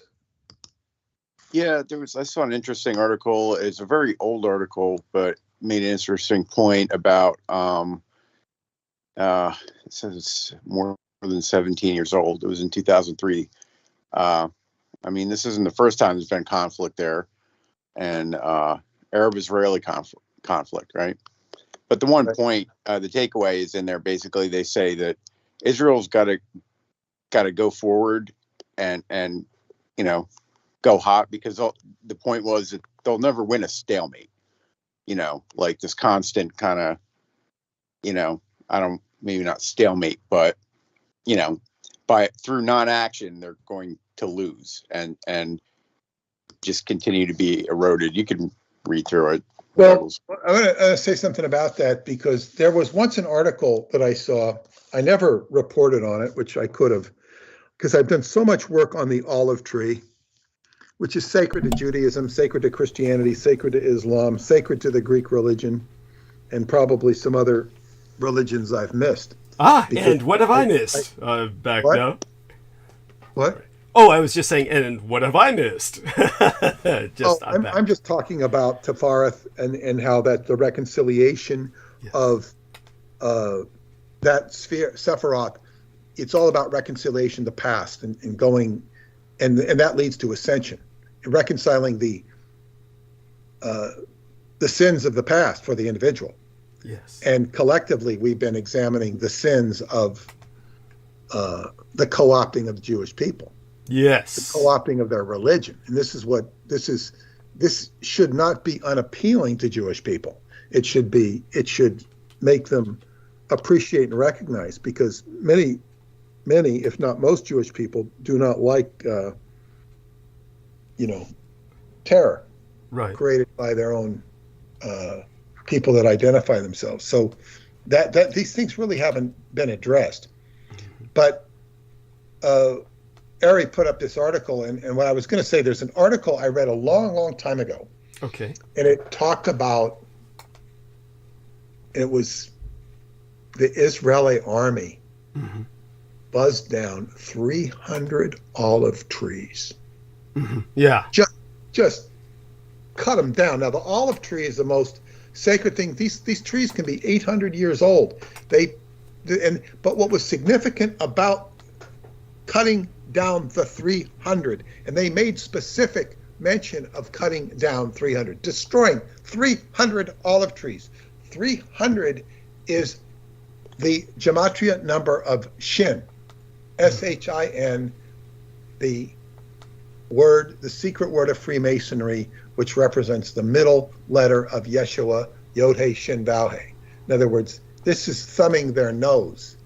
And they were doing this against the Palestinian people, not against the Christians, if I recall the article. But they deliberately said, we're going to chop down these 300 olive trees and to hell with you. Right. It was an insult, not to the Palestinians, but to humanity. Thank you. It was a complete act of Edomite activity. Yes. Arrogance and hubris and worse than that. Thank you. It's just sacrilege, true desecration. Yes, evil. Yes, understood. And yeah. Yes. So much of what we're dealing with here is a lack of education. Yes. People are just uneducated in this, and the nature of this book, it's been very common. You know, Douglas and I have been co-opted in different ways. In my case, they'll take stuff I've done and run with it as their own, or run it or use it and somehow run it with their own. Sometimes it's legitimate, semi-legitimate, sometimes it's not. Certainly with Montauk stuff, it's been, people will make it their story. But with Douglas's, what they've done is they'll interview him and run with the interview. Yes. Like steal it and start saying it's theirs. Yes. They don't do this. That would be very interesting if, you know, you heard people like Joseph Farrell talking about H.P. Lovecraft and, you know, and talking, going into him and actually echoing your words. Oh, yeah, I'm certain that they're doing that even as we speak. It's very hard for them to do it properly. With the way they would want to do it is to make it sound like, you know, he was killing babies or something. Yeah, and they would make it pro-Allied. They would... But, you know, it's very hard to do that. Yeah. It's very hard to do that. It's most of the people who love Lovecraft don't really understand him. Thank you. And so on and so forth. It's like, it's hard to steal your work. Like, what if they started talking up the Japanese treaty? They can't do it. Yeah, your point's well taken. No, it's just like so much of the stuff that you've done, they just can't do it. Yeah, they can't utilize it. Yeah. No, they can't, because one thing leads to another. Yes. So that's why the conspiracy of silence overall is to just keep silent about it in general. By the way, in terms of something that I want to bring to people's attention, I will go into this, of course, much more in depth, during monologue. But I do want Peter to see this now. I'm going to put this in his private messages as well as our chat box here in Skype text. But for the private messages, of course, by these days I mean his private messages in Skype, as well as well, I can't do it by Facebook anymore, and probably Peter won't be able to do it by Facebook anymore soon either, the way they're targeting him with quote-unquote violations for posts from years ago. I do notice that the article that Aristides presented, though its information I'm sure is quite relevant, timelessly, is 17 years old. This is much more recent, and it's one of the things that was pointed out to me by the Blood Boys who were doing some research for me while I was teaching them, of course, during our courses before I started all the partying with Double-10 Day, living up to my responsibilities as their historical tutor and, of course, their instructor on current events, the context of current events. And so what I do want to point out is that Israel is funding Hamas via crypto. And basically, it was the Israelis who started Hamas. This is something that has been very much hidden by history. This is something that, of course, as Peter said, where are people going to get this information? I mean, the information is out there, and it's from respectable sources. But understand that when it comes to Hamas, all the modern technology that it's leveraged, rockets, drones, paragliders, not to mention those mobile phone cameras and internet connections to broadcast all this to the world. Obviously, this is a conspiracy by the Jewish Special Forces under direct command of their commanding officer, Benjamin Netanyahu. But for the Palestinians that were involved, who don't have two nickels to rub together, they're in a land where they are truly starving to death in a giant open-air prison. You talk about your concentration camp. Where does the money come from? It's all crypto. So there are firms that have investigated this, like Elliptic, which helps crypto businesses comply with financial regulations. And so they've traced the Bitcoin as far as it can be traced over the past 5 years, linked to currencies like Dogecoin or Dogecoin as they call it, or stable coins like Tether and USDC. All of this has been funding Hamas, But again, as Peter would say, what would you even know about Hamas? All anyone would know is what they're told, that it's a terrorist group sworn to destroy Israel. But basically, it would not exist if it weren't for the Jewish state. The Israelis took this bunch of fringe Palestinian Islamists in the 70s and basically made them what they are. Brigadier General Itzhak Segev, who was the Israeli military governor in Gaza in the 1980s, he's a retired brigadier general now. He basically confessed to it. And he told the New York Times that basically Israel founded the Hamas. As a matter of fact, it was Yasser Arafat, who, as Peter brought up, had a Christian wife. He himself referred to Hamas as a creature of Israel. They were created to destroy him. Yes. Thank you. Oh, so by all means, Brendan. Just a second. Yeah, I don't want to interrupt, but so I have an anecdotal thing that I wanted to bring up. Please. My grandpa, who owned a property in Latakia, Syria, in the 1960s and 70s, where my father was born and basically when I grew up and my family, and my grandfather witnessed the president of Syria, the Israel delegation, as well as the president of Syria at the time, the Israeli delegation, as well as what he described as like, the Palestinians, but it could have been anyone, any of the Arab states together, like various diplomats from all these places. They would all meet clandestinely via crew or via yacht. So they would come up from Israel and from Syria and from Lebanon and meet in Latakia, Syria, and have meetings, in-person meetings in the 60s and 70s. So, it may not be like historically on the books, but my grandpa witnessed this, like anecdotally himself. Thank you. Where, they were meeting and having actual liaisons in public. Yeah, thank you. And I appreciate that profoundly. I mean, these are part of human history. These people may claim that anecdote is not data, but then it's it's what comprises the majority of history. It's really essentially anecdote. Right. So this is part of the human experience. And it is definitely, again, I'll review this more in depth, during monologue, but I think the point's been made. I do want people to understand that, I'll go in as well into the inhuman living conditions that these people have in Palestine. I'm not going to overdwell on it because I think all we need to do is make the point.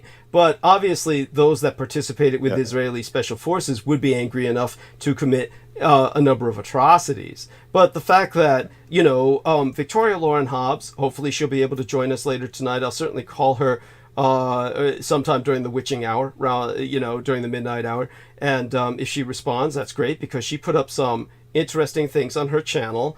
And some of this included an Israeli girl who served on the Gaza Strip, certainly in one of the surveillance stations.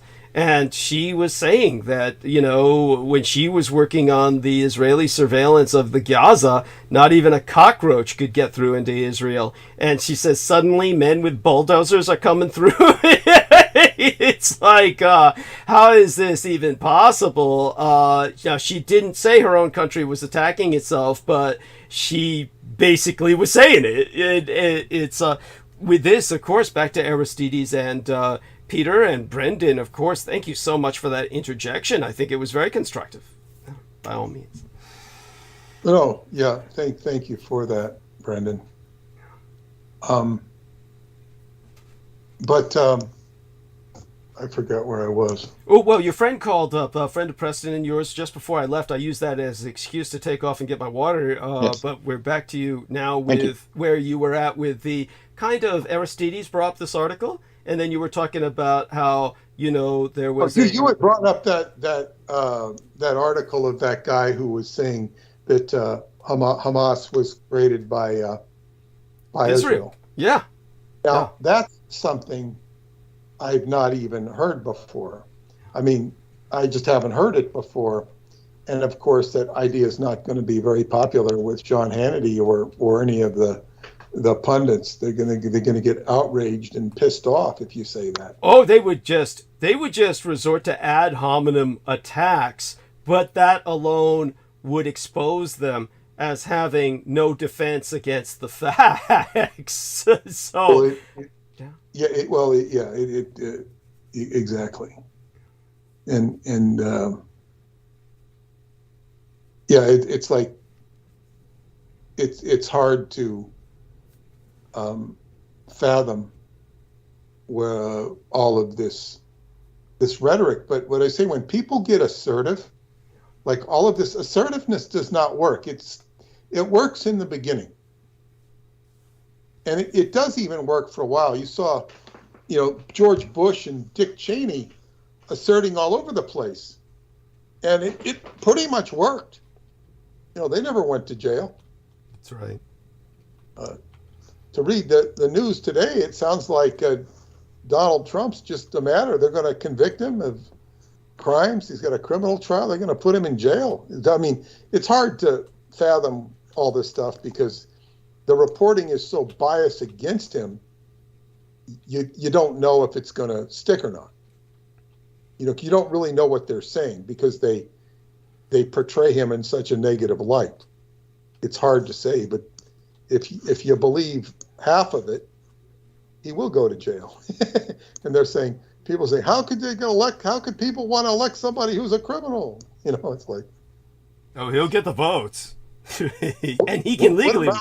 What about the Biden family? In other words, it's like, oh, he ain't been convicted. It's just, it's so myopic and ridiculous. I mean, if you wanted to be technical about it, you'd probably put all of the Congress in jail. Yes. Now then we would finally have a functional government. Actually, might not. It might be worse. How so? Because they keep things to the degree that they don't keep things running. What do you put in their place? In other words, yes, the militia. Of course. Point well taken. Yeah. Yeah, and that's the thing. Is like you destroy the Federal Reserve. And then what do you have in its place? Nothing. Yes. You've got chaos. Yes. So in gold-backed currency. Pardon? Oh, what Brendan was saying was back to a solid gold-based currency. Solid gold, gold-based currency, or the constitutional currency, as other people have. Obviously, it wouldn't be an easy transition. I was just. Yeah, these things create problems. Like it's one thing to say you're going to change things, but change brings a lot of issues with it. So it's sometimes, in other words, as bad as the government is, and I don't mean to say that it's good, it's better than no government. Yes. Somebody told me today about a person who, I guess, was a drug addict, corrected the drug habit, but still can't function in the world.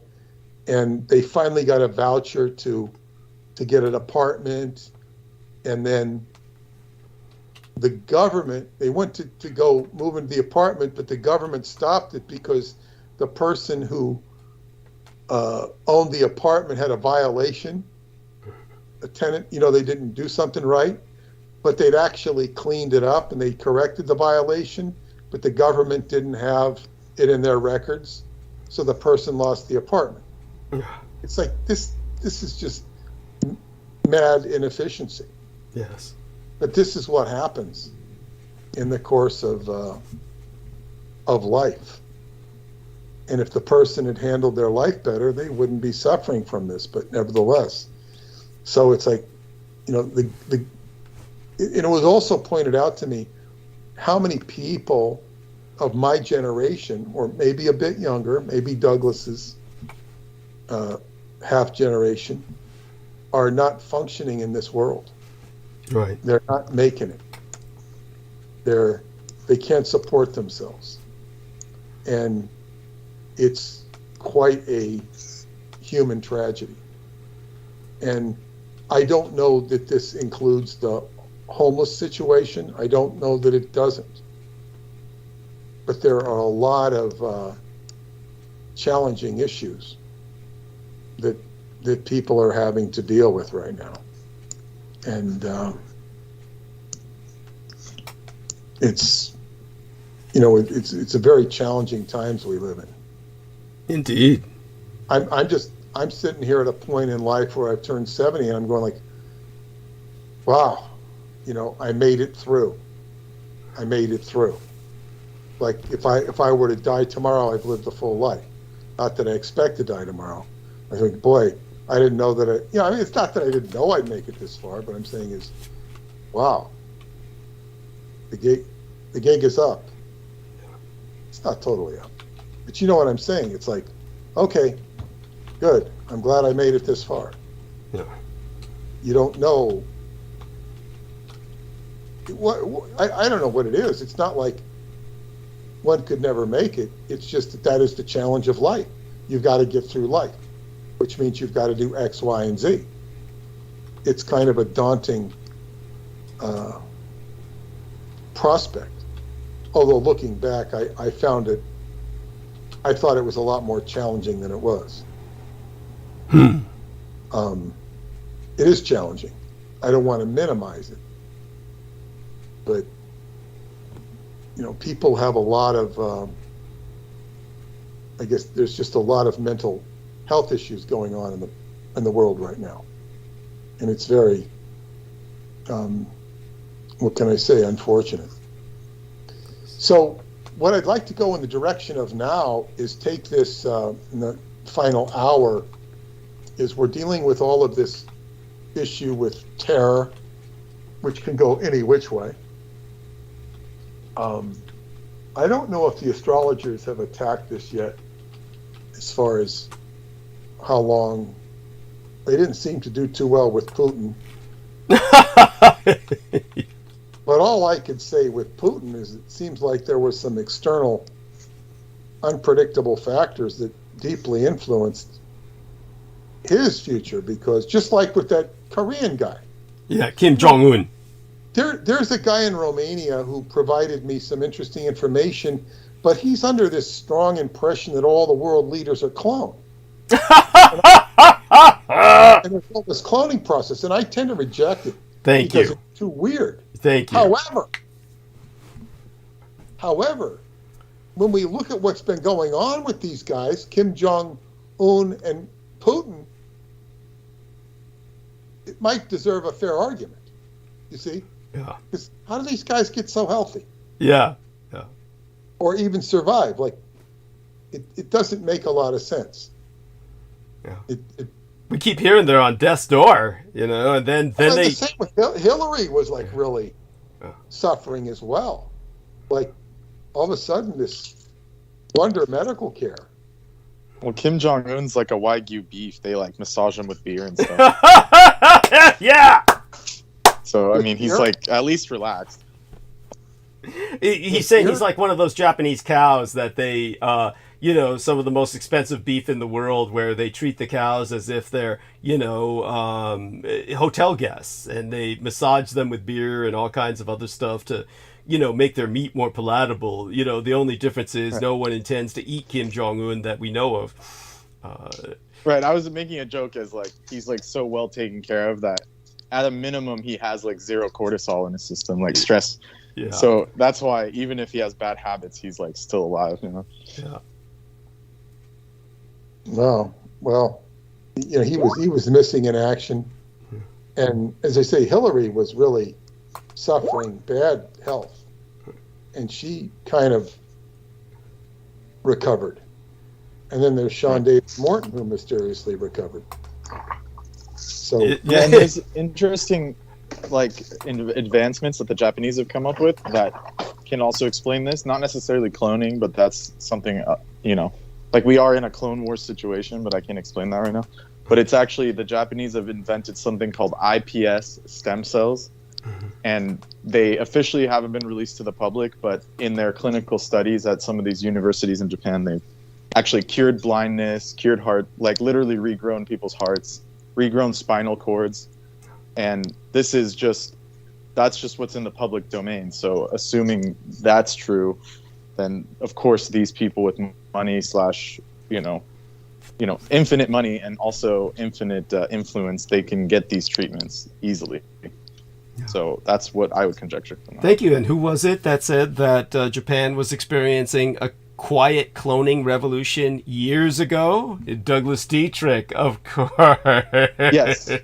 Which this IPS technique is just a derivative. Thank you. It's their ability to take skin cells and reverse engineer them back to stem cells, which are then basic. They're back to their base form of stem cell, which becomes a universal stem cell, which is like essentially a holy grail of cloning. Yes. So yeah, it all stems from that technique. It's actually a cloning technique to clone skin cells into iPS stem cells. So, from a biological point of view. I'm sorry? Brennan, what is the projection for the use or the release of this technology? Has there been any comments on that? Now, when I was watching this back in 2015 up to like 2018 on Japanese media, like NHK and stuff, they were saying that it wasn't even in clinical. It was just like preliminary studies, like university-based. But it had reached human studies. So the Japanese are very cautious, even more cautious than our people, so-called scientists. And they don't really give any kind of, like they select, I think they do like a lottery system where they select actual like citizens. They don't do it like, where people are paid volunteers or something. So it's a different system, and they don't actually, I don't think they plan on ever going public with it, to be honest.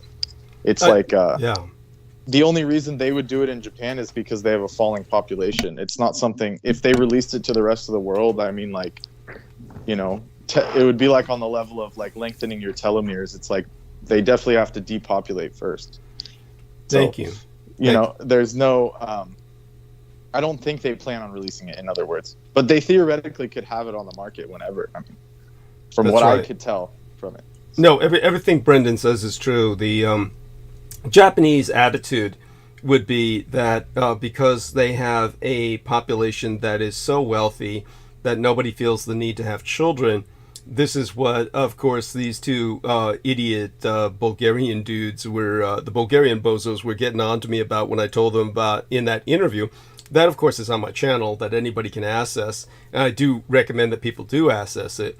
When you hear me interviewed by them and I bring up the fact that Japan's land mass doubled overnight, and then they start hitting me with this, oh, but who's going to populate it? The Japanese are all dying. And I'm like thinking, God, you people are fucking crazy. Because the Japanese still have, if you ever take a look at a population density map where they actually rearrange the very size of the nations per their proportionate populations, Japan still got a large population. You're talking about 124 million people at the very least that are ethnically Japanese in Japan. And far more than the full 4 million Bulgarians that are around.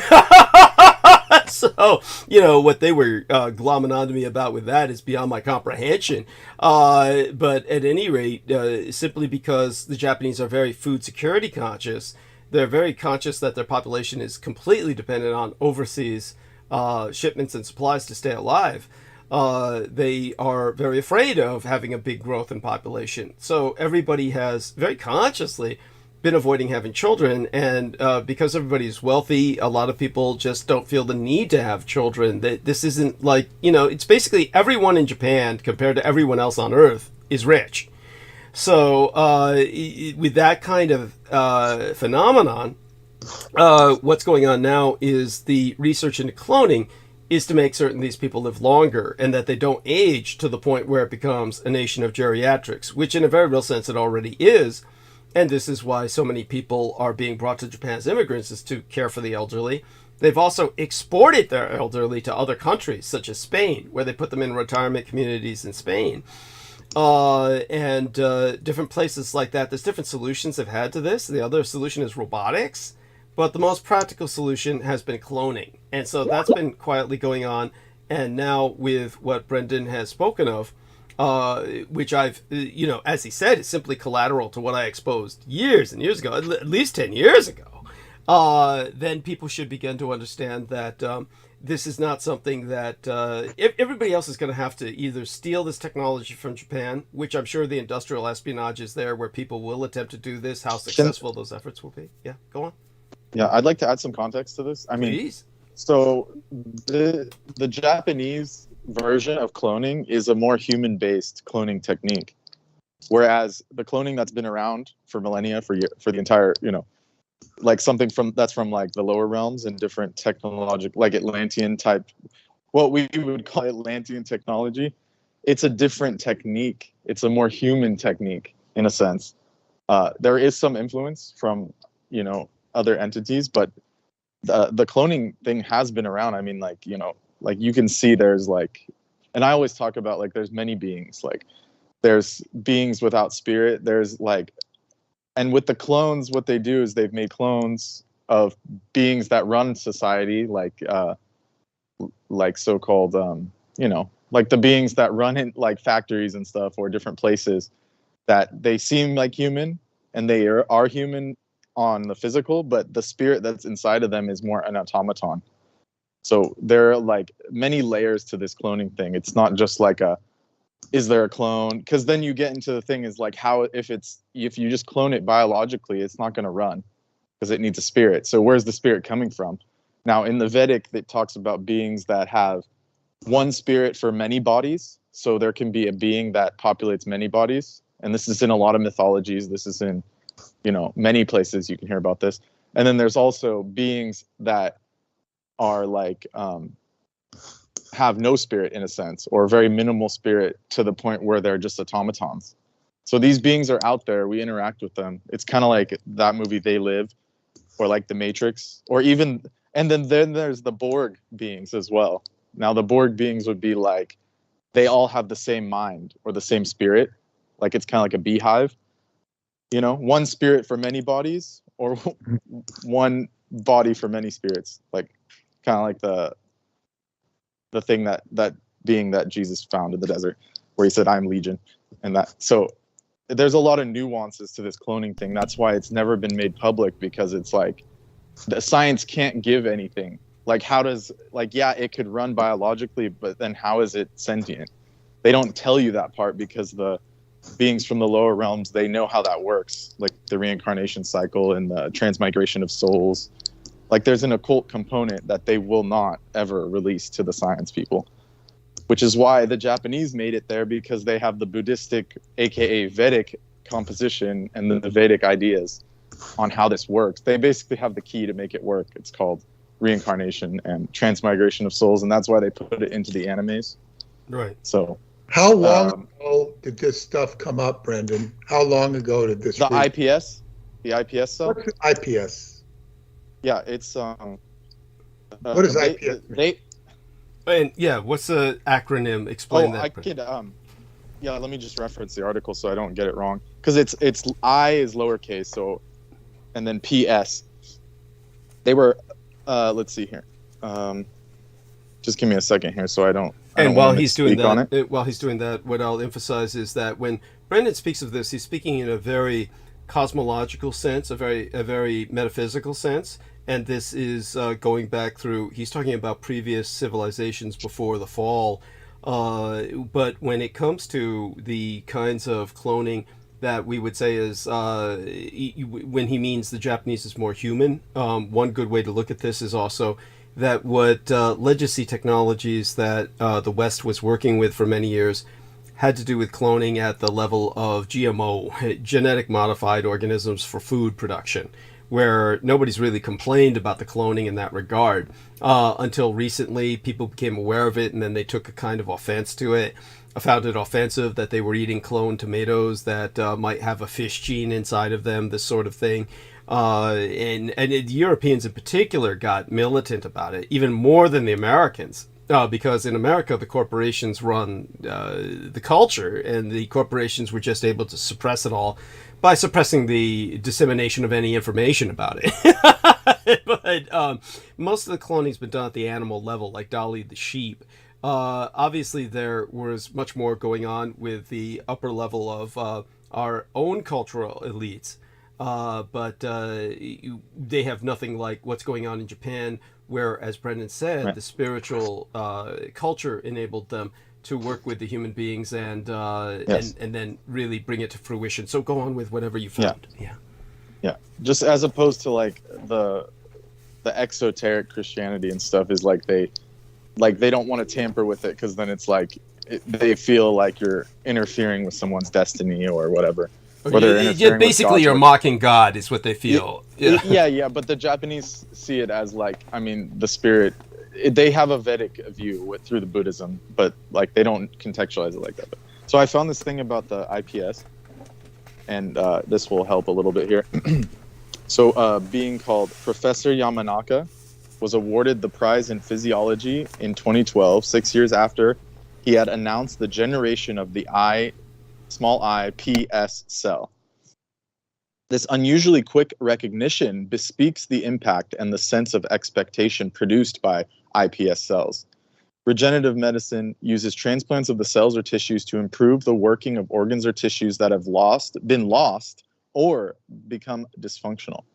One of the keys in this endeavor has been, this is what the acronym means, has been induced pluripotent stem cells, IPS, which have the capacity to change or differentiate into various cells of the body. Professor Shinya Yamanaka was the first to announce the generation of such a cell in 2006, and in 2012 he was awarded the Nobel Prize in Physiology for Medicine for this accomplishment. What year was this? What year again, please? 2006. I'll forward this thing from the Japanese government website. What I was getting at and directing it, because you were mentioning all this, and it was all Japan, I was wondering of the potential role of the art-elect in all of this. That's just my own wonderment, right? Which I can't dismiss. The more that is a factor. Like I was saying, like when it comes to how many souls, it has to do with that ghost in the shell concept as well. Like, which is also from like the lower realms. That's where they got that technology from. Explain the Ghost in the Shell anime and the iterations thereof, the basic theme, please. Right. Peter. So it's like, I mean, that's a big story. The Ghost in the Shell is it's an anime that was from the 90s in Japan, and it talks about this woman who was a police officer or some kind of government agent, and she sustains a severe injury to the body. And this is like a futuristic timeline where they have the technology to download her consciousness into a cyborg body. And then her cyborg body and her consciousness becomes like the soul is present, but it becomes like a binary code of sorts. Like her consciousness becomes digital. So she has a cyborg body, but she has all the human components of the soul and mind, the shin. It's called shin in Japanese, the mind, soul. The heart, mind, soul, So she has all the capabilities of being human, but she's a robot. And then she, through all the different versions of this story, she's able to interact in the human world, but also the cyborg world. And then in turn makes almost the world they're in more, like the cyborgs become more human. She's able to like befriend those other Borgs and stuff. She's able to communicate with them in a more human way. And, that was the Japanese vision of this kind of, the expansion of this kind of technology. And that stuff is definitely based off of the art-elect in a way. So thank you. It's what I'm trying to say is it's separate from this, but it's connected in the sense that it all has to do with transmigration of souls and the Vedic idea of that the soul is eternal and things can be like, it doesn't have to be just like the Christian version where like one soul and then you have one life and one chance.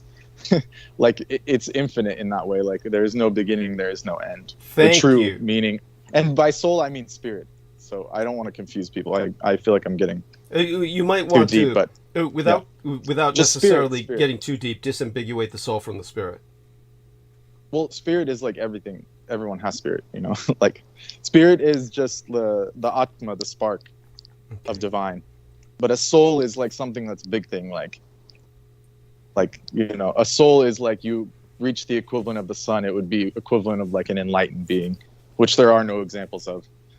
And I don't care if you On use the Christ list or today, whoever. you mean? Yeah, there's no examples Or of that. ever, or pretty much ever, like only the avatars and like very high beings. Yeah. So anyone that talks about like super soul or soul, I mean, soul in Latin means sun. So you have to be a being that's equal to the sun or beyond the sun to have a soul, which I don't see anyone walking around with souls. But everyone has spirit. The point is your spirit can have more power or less power. Or the Atman, the Jiv Atman, the singular Atman, is not Param Atman. It's like a fractal division of the Godhead or the pure, you know, the full thing. It's a fractal, a small fractal of the big fractal. That's the best way to put it, like in layman's terms kind of thing. Like a mathematic. So everyone has a little spark of that. And then you can, as a fractal goes, you can expand and zoom in as far as you want and become more and more closer to the divine ratio. Yeah. So the more you do that, the more power you have and the more coherence you have. Then you have a stronger spirit, which then has more power to affect things in this world and beyond. And then eventually you get to a soul where you can actually escape the reincarnation cycle. That's the whole point of gaining. So you get something's got making a lot of crackle, snap, crackle, and pop here. I thought that was Peter. No, it's my keys probably. Oh, okay. Oh. But, yeah. Are you at work? But yes. Okay. And but just to finish up, yeah. So that's what it would be, kind of. Yeah. Thank you. No, I mean, and just so people know, when it comes to the art-elect and what Brendan was saying, that, you know, if anybody says, how could this Japanese anime be based on the art-elect, understand that when I was working with the people at Teleport USA, that was just a front company. It was literally a dummy front company that technically still exists. If you look up Teleport USA in the United States, you're going to find implications that there's still something in Los Angeles, like some kind of office or something like that.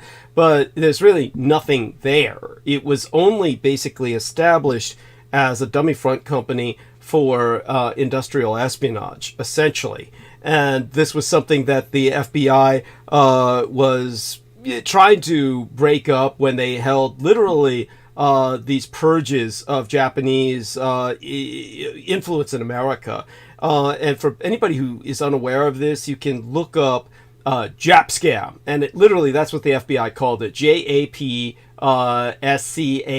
Jap Scam. And if you look up Jap Scam or Jap-Scam, the FBI set this up as just basically, and we're talking about, this is the 80s and 90s here. They were talking about purging America of Japanese influence. So when it came to that period of time was when I was working with the Japanese about the Roswell atrocity, and this is when they were going to set up the Hakui Memorial Museum to the Roswell atrocity, and then the FBI went to Japan to advocate for this not happening.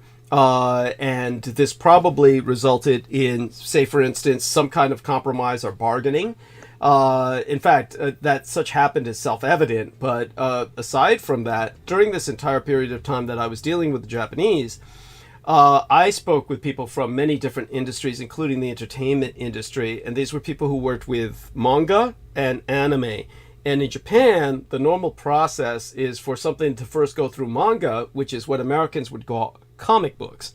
And anybody who's now familiar with the big blockbusters of the Marvel Comics universe, the DC movie blockbusters, it's only today, recently in the past 10 years, that really comics have become super respectable in America, to where they're big money, big business, to the point where people will now look at them without insulting them. In other words, if an adult wanted to insult another adult for generations in America, they'd say, you read comic books, or you're at a comic book reading level. Japan and Europe never had that kind of insanity.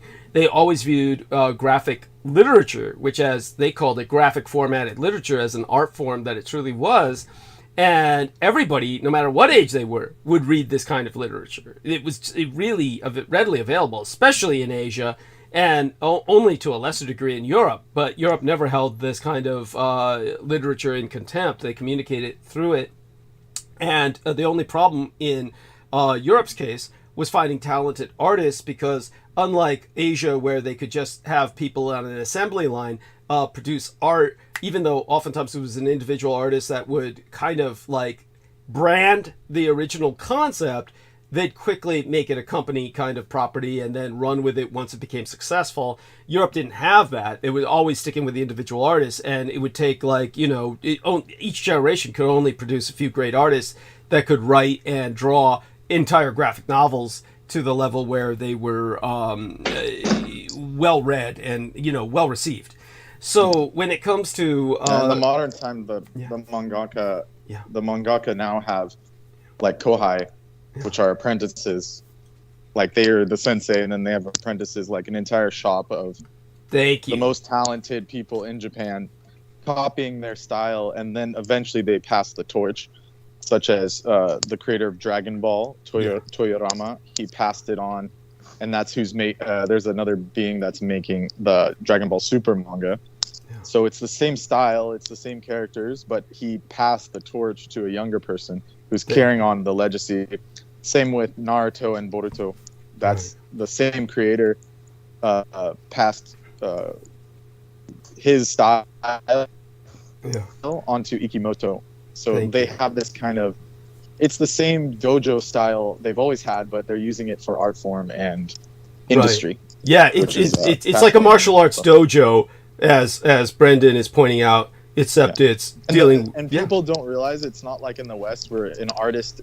Like out here, you think of an artist like they're just smoking pot, chilling. It's like one of the easiest jobs, quote unquote. But out there, it's like if you're an artist, like it's more punishing than like a corporate job. I mean, they're working literally 20 hours a day, eating packets of ramen in a closet, drawing. Yeah. And some of these people never become famous. They do that for 20 years and they never even get anything from it. So these are like some of the harshest conditions. Many of them are female artists, and they never get recognized. That female artists are never recognized. Yeah, so hopefully that changes. Some of them are. Some of them, that's true. That's true. It's changing. It is changing. Like some of the big shonen are actually female artists now. That's right. Like I don't know the names right now, but my apologies. Yeah. My apologies. You're right. But it's much tougher for them because of that kind of sensei kohai thing. It's tougher for women to get into it in that sense, because they're not as respected. There's a lot of, I don't know, it's not even misogyny, it's more of like a patriarchy type thing. Yeah. And also like they respect the women in their art form, but it's like harder for them to move up. Yes. And also, so the closest thing we have in the United States to that was Charles Schulz with his Peanuts cartoon and the whole Charlie Brown and Snoopy brand. And it succeeded for apparently only a single generation. Basically, because Charles Schulz was so monumentally commercially successful, he then tried to train an entire next generation of kids to draw in his style and carry on the brand as literally just like a corporate service. But you don't hear of them anymore. You don't hear of Charlie Brown and Peanuts to any great degree. Right. Like, they used to be ubiquitous. They used to be pervasive. Yeah. So it's like he succeeded with only a single generation in that in America. And that's just sad. Same with Europe. Like, you had Hergé, who did, like, the Tintin comics. Yeah. Those were, like, very prolific in, I think he was... they were Universal. They were Universal. Yeah. Go on. But literally, like, the day he died, it ended. The story ended. Like, no one ever tried to revive it. He never taught anyone anything. His notes were even lost, a lot of them. So my God. It's like the final book was like the final book. That is so sad. So it's like that. I had no idea, because you still see. I think maybe there might be some attempts now to do something. There must be. They made films and stuff, but you know how it's very Hollywood-esque. It didn't have his initial, like Hergé, the author of Tintin. Yeah. His initial thing was he was doing cartoons or the comic to show a real world scenario to the people through a newspaper. Yeah. So the character Tintin was actually a journalist, and he would go all over the world and he would show like how, so he, even in one of the early ones, he goes to Soviet Russia and he goes to a factory, and they're like, and he walks in the factory and they're like banging on paper sheets of metal that are just hanging in rafters to pretend like the factory's running and shit. So he was trying to show like Europe, like this is how Soviet, like they're actually lying about their production. Yes. So he would use it as like an illustration, and it would be kind of comedic, you know, in that way. No, but definitely still educational. But he brought, right. yeah, educational, and he actually brings in these like super heavy anthropological things and mystical occult things, but he was doing it from the eyes of a reporter, so it was very clinical and analytical. Yes. So it was like one of those, it was like a detective comic essentially. Yes. So thank you. So when I was dealing with all these people through Teleport USA, many of them were dealing with the manga and then anime industry, and like I said, initially things would go through the comic books first, the manga, then they would enter into the anime phase if they were successful, and then they would make them animated features and run with them. So if you take a look at the timeline of all of Japanese popular culture, you'll notice that after I was dealing with Teleport USA, we're talking about the very late 1980s, between that and the very early 1990s, when the Hakui Memorial Museum was supposed to open up on the 100th anniversary of Roswell as an atrocity, 1997. Yeah, between the time that I was dealing with this, say, for instance, the 89, 91, there was this revolution in Japanese popular culture, and everything became very detraconic. At that point, you began to see Vampire Hunter D, Hellsing, in fact, everything that people think of today in Japanese anime, and that includes Ghost in the Shell. And one of the things they bring up in Ghost in the Shell, yes, so Brendan, help me out here. One of the things they bring up in Ghost in the Shell is this woman cop who's basically, she has all this experience. They don't want it to go to waste. She's physically destroyed, so they basically take what they can and download it digitally into the shell, basically a Biofec simulacra. And once she's in the Biofec simulacra, through the morphogenic field, through morphogenic resonance. Cyborg federal. Yeah. Yes. She's federal property, but through the morphogenic field, through her morphogenic resonance, she consequently humanizes all other cyborgs, and they become more human than they were. Whereas before, they were a little less. She adds a spark. She adds a spark of life to all of them by her very existence. But beyond that, there's times when they put her undercover and they download her into a child's body. So this is actually something that many Westerners were upset with, because she's infiltrating child molesters and pedopredators and busting them, and the West just couldn't take this. None of that gets translated into Western understanding of this. When they see Ghost in the Shell, they're getting like something completely repackaged, just like everything in Japan was repackaged for Western consumption.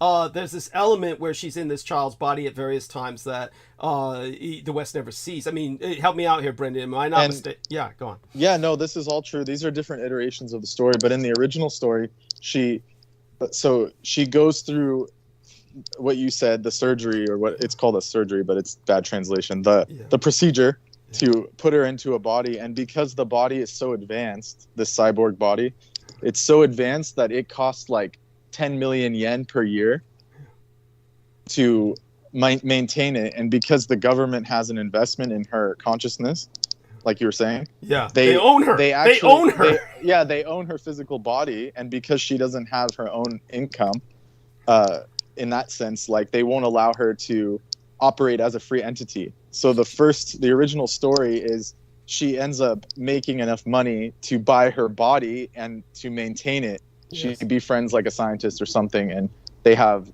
then they end up making enough money to where she buys her freedom. And that's the whole meaning of the whole purpose of that story, is to show how she gets her autonomy back as a human, as a spirit. Yeah, so in other words, it's also a story about slavery, where she purchases her freedom as a freeman, one of the black freemen would during the days of the antebellum South, in the pre-Civil War era days of chattel slavery. But then so this is where they came in. And it's funny because all these summaries leave that part out. Like, I'm looking at these summaries, they're saying she's a cyborg federal agent, Major Makoto Kusanagi. She also, she's pondering her own makeup, what life would be like if she had more human traits. and she corners this hacker. She goes through, you know, this whole storyline from where she's able to infiltrate this hacker, and you know, that's one of the ways she gets out. But they never mention that part where she has to buy her, and also it's in one of the other iterations. But after they made later movies, it shows how after she buys her freedom and she's autonomous, she starts fantasizing and getting like, she starts having dreams like as if she's human. Like she'll wake up in the middle of the night having these human dreams, and she's thinking to herself like, you know, am I fully human again, or am I in between? And that's what the meaning in Japanese, the meaning of this ghost in the shell has more meaning. It means like, you know, like a spirit, more like a kami. She becomes like a kami. Yes. Like they don't know if she's just so people understand, he's spelling kami Kami as in kami or spirit, yeah. Not kami as in communist. Just so people like the divine kami, yeah, kami.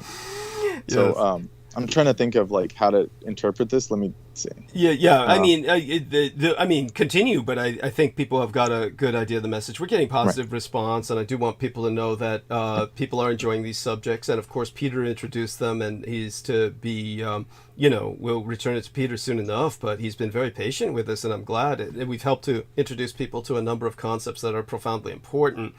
Especially when it comes to the art elect. And so when it comes to the art elect and its influence in Japan, I'm certain there's something there. Certainly since I influenced the Japanese culture in my own way towards a revolution in what they were producing in terms of their popular culture, what they were releasing. And you can see the difference between what Japanese anime was before and after. It's not even close.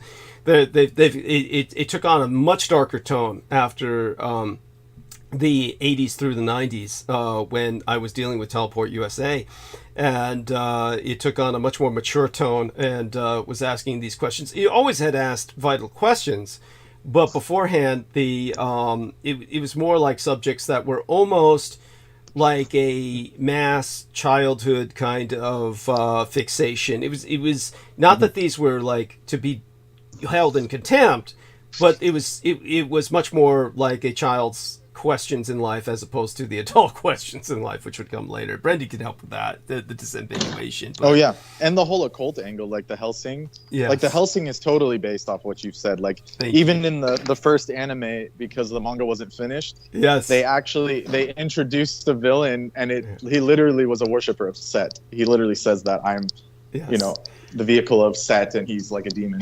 Thank you. Like it's like, I mean, it's so clear that you influenced that especially the first adaptation is like clear as day. And even some of your original costumery, I don't know how to put it nicely, the way you like it, but your original wardrobe, my original way of comportment and self-presentation. Thank you. Yeah, your original wardrobe that you would wear is literally the style of how they drew the original manga Helsing. Thank you. What's his name? Yeah, the main. Alucard they call him, which is basically Dracula spelled backwards. They used your presentation as Alucard's base design, and you could see that in the very first manga cover. He literally like looks more Asian, and he has like black hair or white hair, or he has black hair, but when he when he hasn't fed, his hair turns white, completely white. Yes. So, you know, it's something to look into. It's self-explanatory, and it's self-evident once anybody knows both narratives. Once anybody knows both narratives, the narratives become almost indistinguishable. Yeah. So and people might wonder, well, why don't you sue or something like that? And I've been asked questions like that. It's like, I mean, come on. Think about that, like going to a court and being like, I based all this, you know, like, I mean, it's almost crazy to think about. Thank you. But think of what the Americans did. They stole all of Kimba and made the Lion King. This was the Japanese. Well, yeah, Disney's totally insidious. I mean, I mean, everything Disney was stolen. I mean, they were like folk tales, but still, Snow White, Cinderella, those were all German fairy tales. Then you have No, no, but many of them. what made even Ariel was a German story, the mermaid. That's right. Yeah. Yeah, of course that's true, Yeah. but that's all public domain. What was horrible Yeah. about The Lion King was that Kimba is actual private property. It's a manga. Yeah, Kimba was an actual manga from the 60s. And Yeah, literally and called anime. Kimba the Lion. Yeah, And then they made it animated. Yeah, exactly. yeah, Kimba the I mean, White they stole Lion. everything. Yeah, they stole everything. Yeah, and Disney just completely plagiarized it. True plagiarism. This was true plagiarism. Like word for word, like the original Lion King. Yeah, is word for word. yes, yes. Yeah. Disgusting. And those bastards, they waited just long enough for like the international copyright to expire or something. Yes, Like it yes. was like perfect timing, you know? Yes, Fuckers. yes, yeah. And the only redeeming feature was that they Africanized it to hell, and then at least that at least they couldn't. They were kind of bringing it back to its roots in a certain way, but that still doesn't excuse them. At any rate, I do want people to understand that one of the things I need to disambiguate at some point, maybe I'll wait till monologue for that, is what's happening with the Hamas and Israel, which of course I've gotten endless questions about in email, is something where people are concerned whether I have, or even my son, as I mentioned, we were watching in our latest episode before tonight's, the image that you see embedded in thumbnail of live stream, where my son and I are watching the basically Israel getting flayed. Don't think there isn't some level of satisfaction in that. Obviously, look at what the Israelis have done to try and exterminate the Armenians. Everything they've done to basically withhold any sense of help or aid, financial or otherwise, to Ukraine. You're talking about people here who have done so much damage to so many others, and this sort of thing. There's karmic blowback here, and of course, then people will literally, shall I say, attack back with some of the email that I've gotten. And they are confused. Even the name Hamas is very occult and very mysterious as well. Thank you. Go into that. Yeah. So the name Hamas is an Arabic word, but it's actually supposedly the main storyline is it's an acronym, right? Yeah. Yes. For Haraka al-Muqamika al-Islamiyya, which means Islamic resistance movement. Yes. But the word Hamas in the Arabic word Hamas means zeal, like a religious zeal or fervor, or like a spiritual charge of energy. Yeah, like the old Jewish zealots. Go on. Yeah, it's the same kind of vibe. They have the same vibe. So, these were all done deliberately. I mean, all these groups were, they own both sides, like as we've said, many times. Yeah. But there's also a Hebrew meaning, because they're closely related languages. Hebrew and Arabic are both Semitic, and I don't know. Should I say this? No, go ahead. They're actually, well, I'm saying it's very controversial. They're actually both Jinn-based languages. So the Semitic language line is alien to any Sanskrit root, any Northern European root, any African root language. It's its own lineage linguistically, and it's actually a fire-based language of the Jinn. So that's a secret that only they can hear on Douglas's program. Thank you. That's why the letters are even they look like fire and stuff. Both the Hebrew and they're both stylized as flames. Excellent. But anyways, in Hebrew, Hamas or Shammas means violence, and also means injustice and cruelty, not just a righteous zeal. So you can see how they play with the words. In one language, it means righteous, zealotry, and in the other language, it means unholy violence. Yeah. So it's a psyop in a sense from the beginning. A religion, absolutely, would be the word. A spiritual psyop. Oh, absolutely. A tainting of, it's basically like that's why you can't trust Jinn. Let's put it that way. None of these beings are for human evolution, whether on either side of these kind of groups. all three of the book people. But let's not go there. So. Right.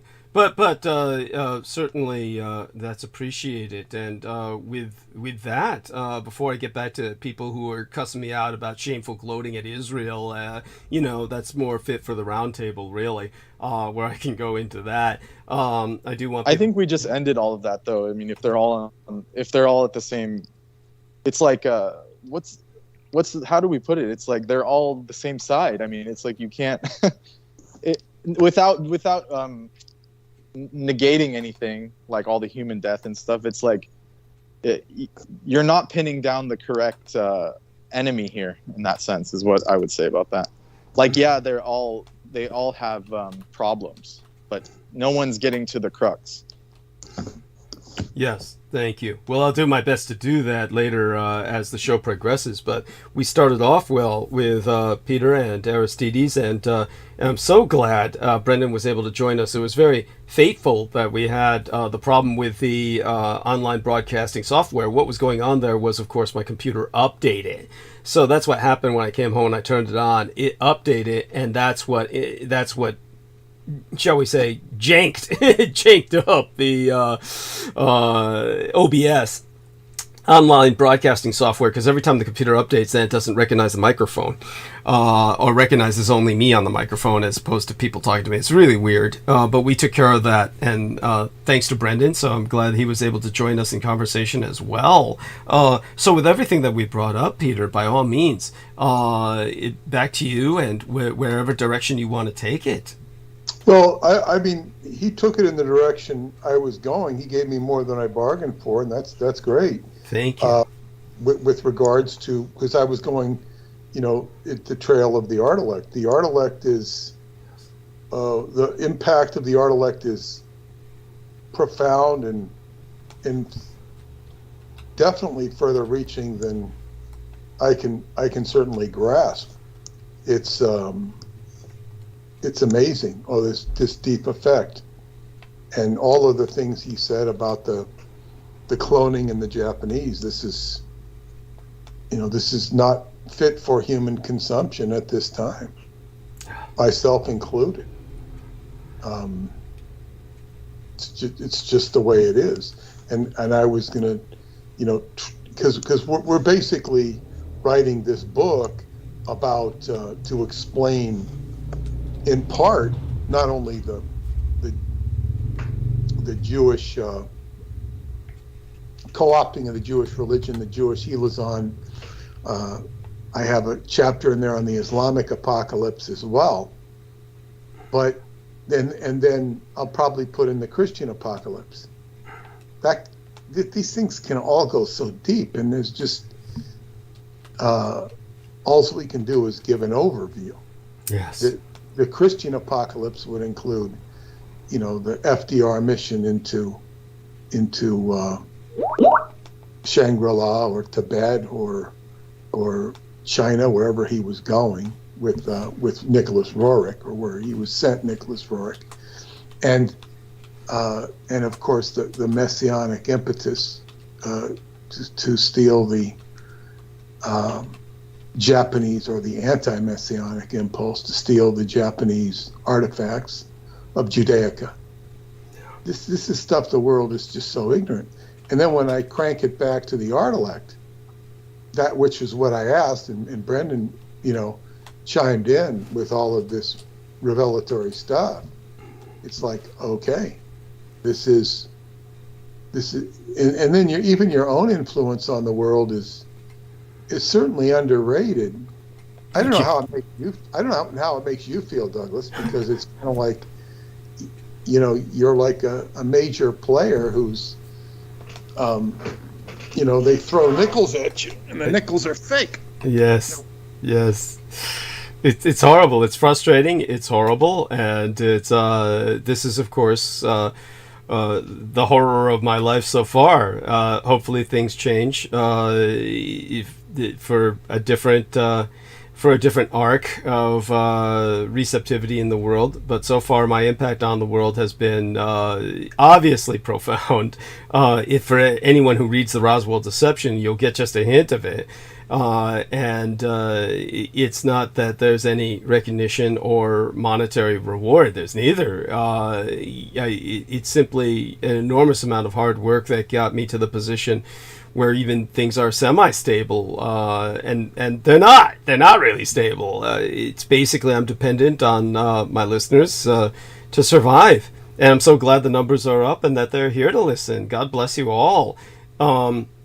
Certainly, with what we're talking about with Peter tonight, again, Peter, in the time we have remaining that you grace us with your presence, go ahead and let's take a look at some of these images that are being brought forth by our man. Yes, our man Brendan just entered some of the images of the original Alucard. And as it was presented, and it's crucifix in the mouth, just the way I posed back in the old days, voguing, firearm in hand. Yes, that's it. Yes. It's delightful in one sense. In another sense, it's so frustrating. There's no acknowledgement of myself really, and you might think that this is somehow malevolent on the part of the Japanese. It's not. That they are just doing their best to get a story out there or a certain perspective, and people who really understand Japanese culture, and they never sleep on a good story, that's for sure. Yeah. Like that, you got to give it to them, whether it's their mythology or every myth. I mean, they've taken from every mythology. That's why I appreciate them so much, actually, as a culture for doing that. I mean, it's huge, it's what they've brought out in every manga and anime. Yeah. But people don't have the eyes to see it. They think it's just a kid's anime. I mean, they don't see the deeper meaning. The Japanese have this chitra. There's a nakshatra called chitra. They have this angle of perfection and crafting. They're very good at illusions and illusions. So they have this. As a group, as a race, they have this ability to craft things to perfection, make jewels out of them, and bring out their inherent psychological or their kokoro meaning, their heart meaning, their shin, the heart mind, their spiritual meaning. So. Yeah. And by the way, for those of you who don't know, one of the things that happened during Double-10 Day, Taiwanese Independence Day, was there was some individual. I haven't followed up with this. Really, when I was over there at the Estates, there was enough going on talking about the current events in Southwest Asia, what Americans call the Middle East, to keep us occupied. But there was an individual that I was vaguely aware of. I don't know this person, who crashed a car into the CHICOM, the Chinese Communist Consulate in San Francisco, and was consequently shot and killed by the San Francisco Police Department. Now, all of this obviously bears investigation. If any of you can find something out about it, even in the most general sense, please let us know. Follow up. I mean, Brendan, Nemo Albano, if any of you find anything online, by all means share it with us. But all I know is that I find it bizarre that first off, when somebody does this, the San Francisco Police Department would just automatically shoot them. There's no interrogation, no arrest of this person.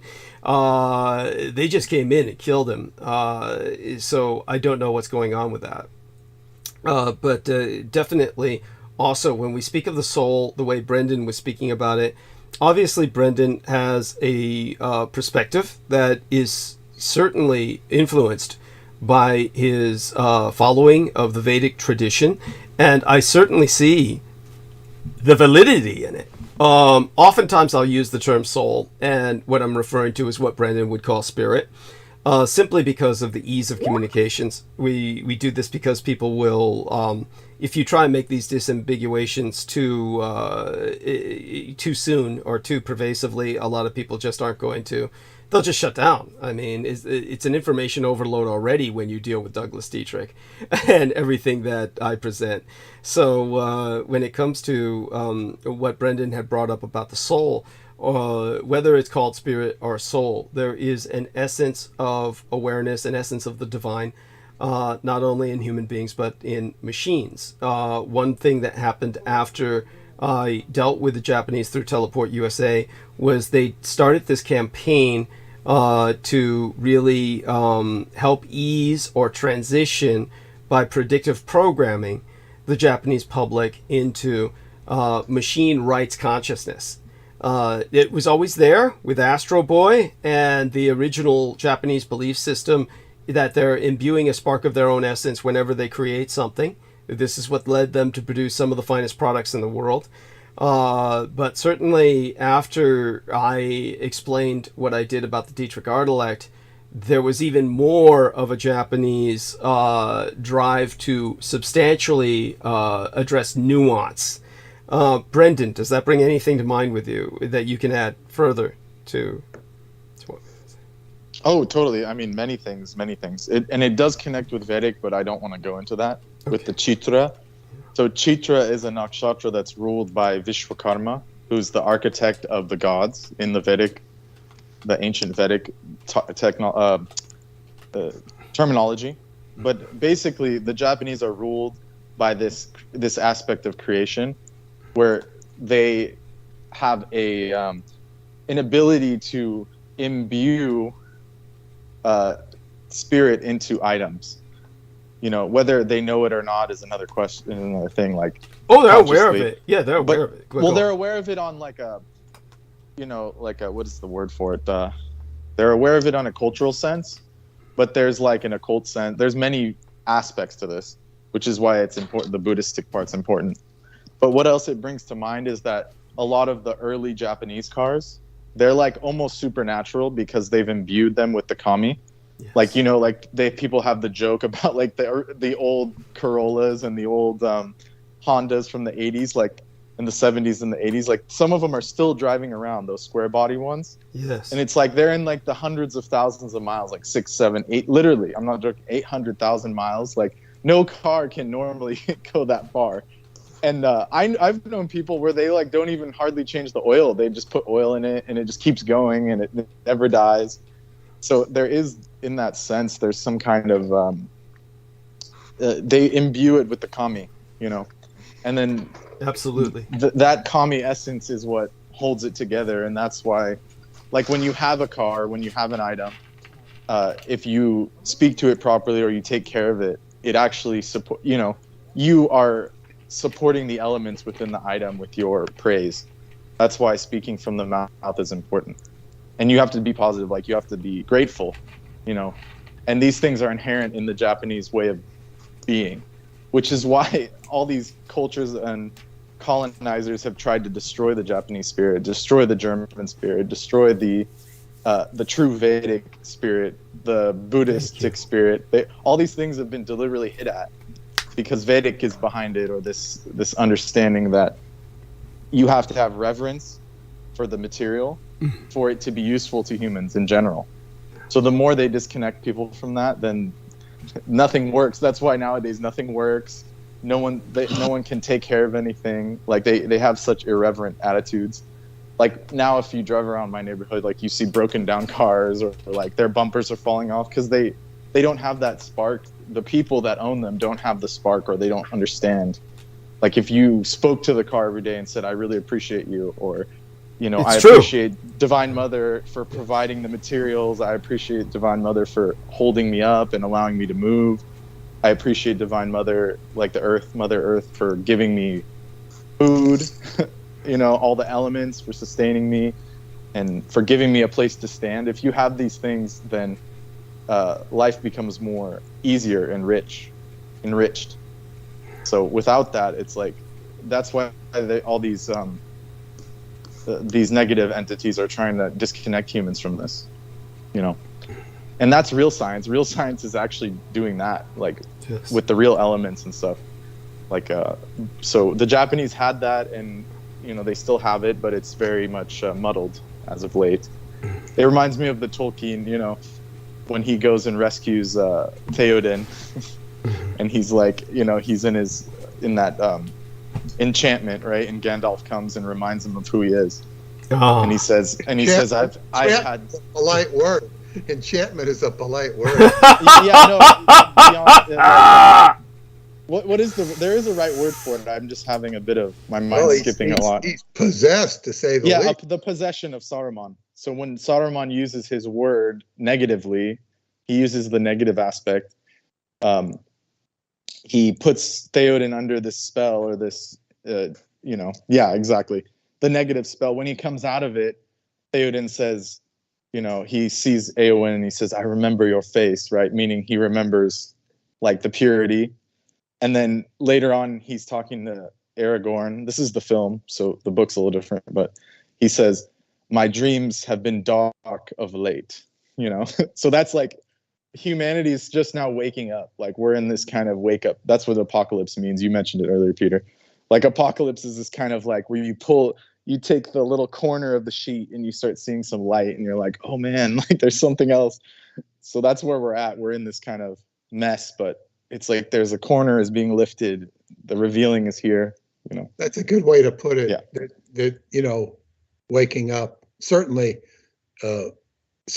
waking up. It's a very good way, very interesting way to put it as well. I agree with your assessment.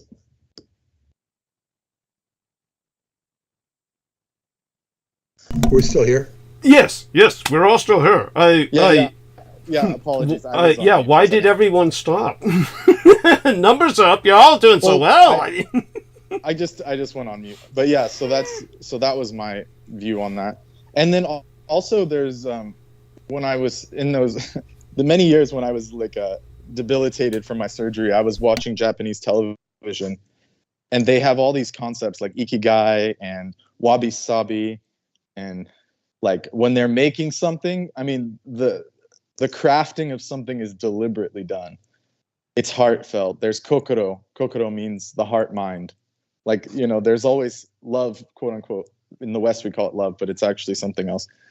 There's this other aspect they put into creation that, that's why, like, even when I go to Daiso and I buy the 300 yen soup bowl that I used to eat, it's like 10 times better than any bowl I buy at Walmart.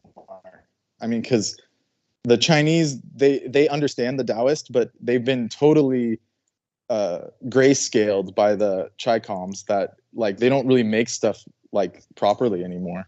I mean, they don't, like, especially the word China even comes from the porcelain they used to make. It was so beautiful and well crafted, but ever since the made in China boom, like the shit they make is just literally like communized. Like even the products are communized. It's like just stamp, done, boom. You. But if you go to Daiso and you buy, like, I can buy these like special yaki wares that are like, they're mass produced in Japan, but there's this touch of class and this touch of delicacy and this touch of grace that they put in it, where the food, it releases enough heat, just the right amount of heat to where you can eat it, but then it reaches a point where it holds on to the heat. Like it's like this perfect balance of ceramics, whereas like a Chinese plate, it'll just like hold the heat in for too long and you're just like waiting for it to cool down. But this Japanese soup bowl or the rice bowl has like this delicacy where it releases like just enough heat. And then this is, I'm talking like, this is like a cheap item. So you can imagine when they start ramping up the investment of time and heart, what they can do. And that's why Japan's such an important linchpin in this whole world right now. And it's all because it's Vedic. Okay, I have to go through this quick because I got to go, but this is something I wanted to bring up. So why is Japan like this? And it's not just because of Buddhism, but because it was ruled by Vedic kings. It was ruled by sage kings, just like ancient China was, just like ancient India was. So I have this here. Just give me 1 second. Can someone stall for just like 2 seconds? Yes, I'll stall for Brendan. I'm hoping he'll be able to respond when I call him back later, but right now I understand what he means about work. We have many people, of course, who hopefully will be participating tonight, but certainly Peter did such a great job in alerting people to his being on tonight, and so many responded in terms of showing up, and the numbers here are good, and with that in mind, Peter, with everything that was brought up by Aristides and Brendan, I'm certain that if you have any other thoughts that emerge, feel free to share them. I'm very pleased with where we went tonight. And I thank Brennan so much for his contribution, and Aristides too. Yes. No, it's. Yeah, He found it. Yes. Okay, So go ahead. Go ahead. Okay, I won't interrupt too much more because I gotta go. But I'm so about it's done. called it's yeah, I know. I apologize for taking your time here. It's okay. It's So okay. this is an article I found. It's called "Samurai: The Protectors of the Cow." So if I were to tell you that once no other country save India revered cows as much as Japan, you would not believe this. Yet today, Japan is a huge meat-eating culture. However, the image is a product of the last 150 years and beyond of Western influence. The traditional Japanese culture held the cow as the most sacred animal. This is the story of the greatest protectors of the cow, the samurai. When Buddhism left India for the Far East, it encountered countries along the way: Japan, Korea, and China. Buddhism entered Japan around 550 BC, or 80, excuse me, 550 AD, and in April 675 AD, the Japanese Emperor Tenmu banned all consumption of meat from the four-legged animals, including cows, horses, dogs, monkeys, as well as birds, chickens, roosters. And each succeeding emperor would periodically reinforce this ban until the 10th century, until all meat eating had been eliminated. In mainland China and Korea, the Buddhist monks adhered to the principle of ahimsa, or non-violence, in their eating habits, which is a Vedic concept from the rishis themselves. In Japan, however, it's a karmic concept. In Japan, however, the emperor was more strict, and they're talking at that time, because in the past, like, the whole world was ahimsa in the sense of sustaining itself. Humans, this realm. The killing of mammals was completely considered sinful. Birds, moderately sinful. Fish, somewhat shameful. Yet they did eat whales because they did not know they were mammals, etc. This is just some kind of nuance to it historically. But Japan made a distinction between animals reared in households, wild animals. To kill a wild animal, such as a bird, was extremely sinful. To kill an animal raised from birth was considered abominable, tantamount to killing your family member. As such, the diet of the Japanese was rice, mostly rice, noodles, fish on occasion, and wildfowl. This is like during times of starvation, they had to hunt. But during the Heian period, the Engshiki, a book of the law and customs, required a period of fasting for up to 3 days as penance for eating meat. During the time of penance, one must not look at the deities or the Buddha as a sign of shame. In some subsequent centuries, the Ise shrine passed even stricter rules that if one ate meat, you must fast for 100 days, which just meant that you were like eating less. It wasn't like a fast as we would know it now. Anyone who ate with someone, so you were just next to someone who had eaten meat, you fast for 21 days. And if someone who ate meat with someone who ate with someone, so this is like you ate meat with someone, and then that person goes and eats with the someone. Then you have to fast for 7 days. In this way, these 3 layers of pollution were accounted for through penance due to the violence inherent in the meat. To the Japanese, the cow was the most sacred animal. The drinking of milk, however, was not common amongst the peasantry, and the cow was almost exclusively used as a draft animal to plow the fields. Among the aristocracy, there is some evidence of milk consumption, cream, butter, used for payment of taxes. However, the most part, cows were protected for their own sake and allowed to roam around royal gardens. One milk product we know is called daigo. The modern Japanese word daigomi, meaning the very best part, is derived from this milk product. It is meant to evoke the feeling of deep flavor and pleasure. Symbolically, it was seen as the final stage of purification towards enlightenment. From cows to fresh milk to cream, cream to curdled milk to butter, butter to ghee, which is also called daigo. Daigo is the best. That's a quote from the Nirvana Sutra. They also had something called raku, which is mixed milk mixed with boiled down sugar, and it was also a type of cheese at some point in history. But the foreign arrivals came. August 15th, 1549. The Francis Xavier, one of the founders of the Jesuit Catholic Order.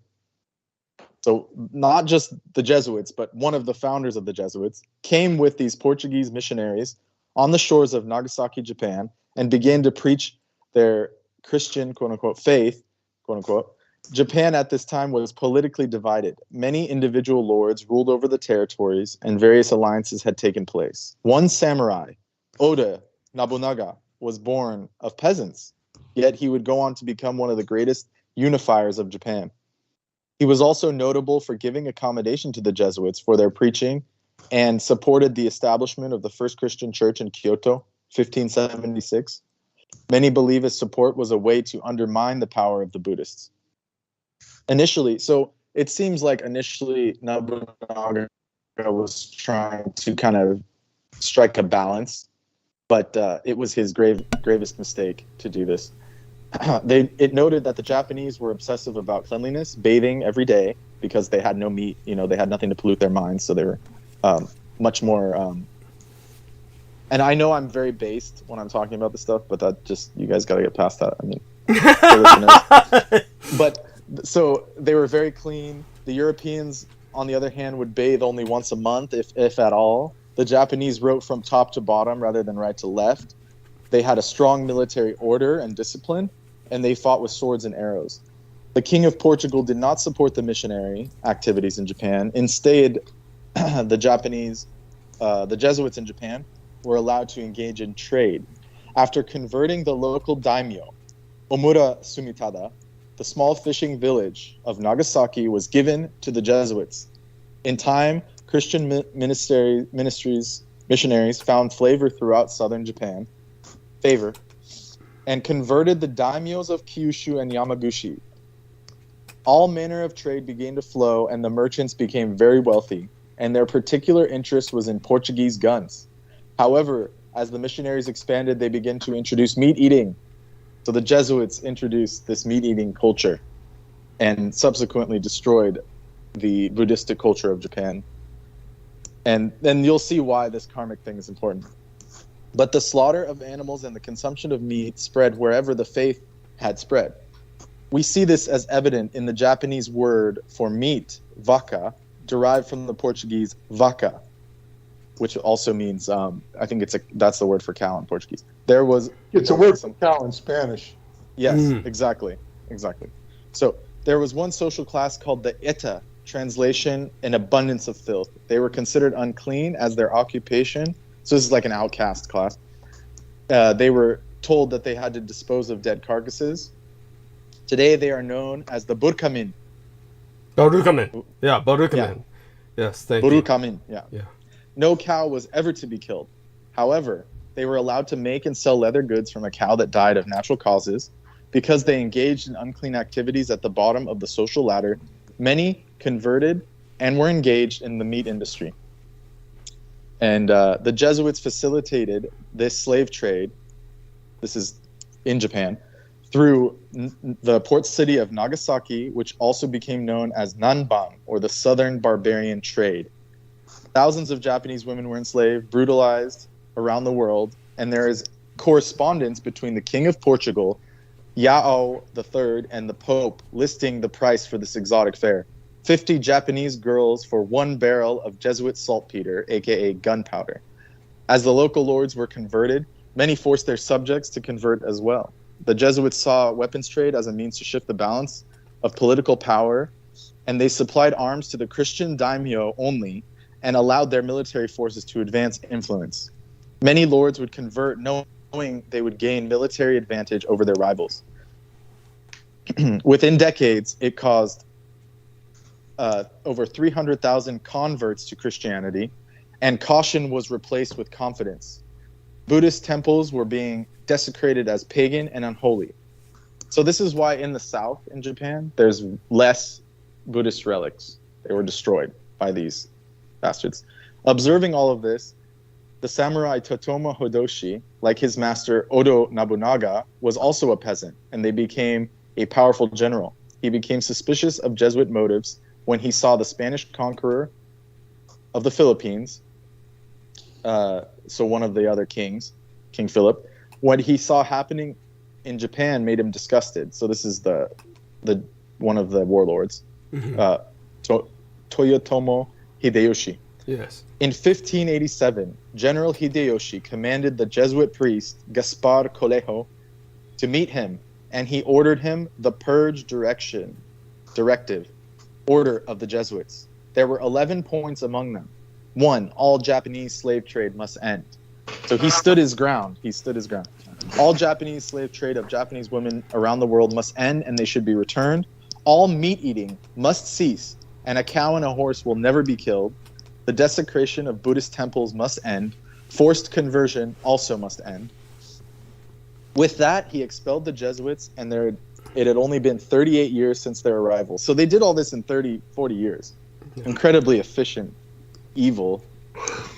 Next, he led his armies to the southern barbarian lands, reconquered them, and he slaughtered, disgusted by the slaughtered carcasses, meaning the meat, the flesh, the cows, he began to post kostatsu signboards along the countryside, notifying the people that the laws and ordinances of the samurai were to decree, do not eat meat. Meat was no longer simply sinful and unclean. Now it was associated with the wickedness of foreign barbarians, with sexual slavery, religious desecration, and political subversion. Following the death of Hideyoshi in 1598, the samurai Tokugawa Ieyasu gained control. He also saw the Christian missionaries as a sort of expeditionary force to conquer Japan, and by 1614 he banned Christianity entirely, noting they were corrupting goodness, quote unquote, creating division politically. And he killed over 3,000 Christians. Finally, the Sakoku began, the Edict of 1635, the closed country, and no foreign influence was allowed. No Japanese were allowed to leave, nor return if they were abroad. Japanese trading boats were set on fire and sunk off the coast. So this is how egregious it was. They literally said, we're cutting off from the world. And we never learned this part in history, by the way. We learned about Nobunaga, but they never mentioned the meat, and they never mentioned the Buddhist tenets, and they never mentioned these people standing their ground.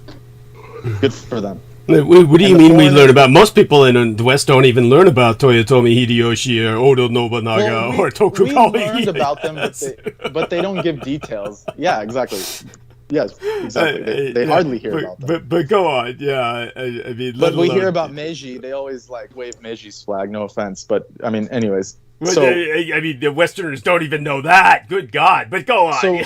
So this is what happened. So that happened to the Japanese people. They were subjugated and enslaved. They stood their ground. They exiled the Jesuits, those bastards, and the meat-eating cult. They told them to leave.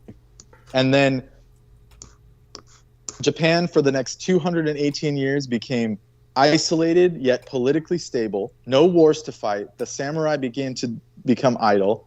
They were only interested in political gossip while society was controlled, and some say repressed. Their restrictions allowed Japan to retain its traditional culture.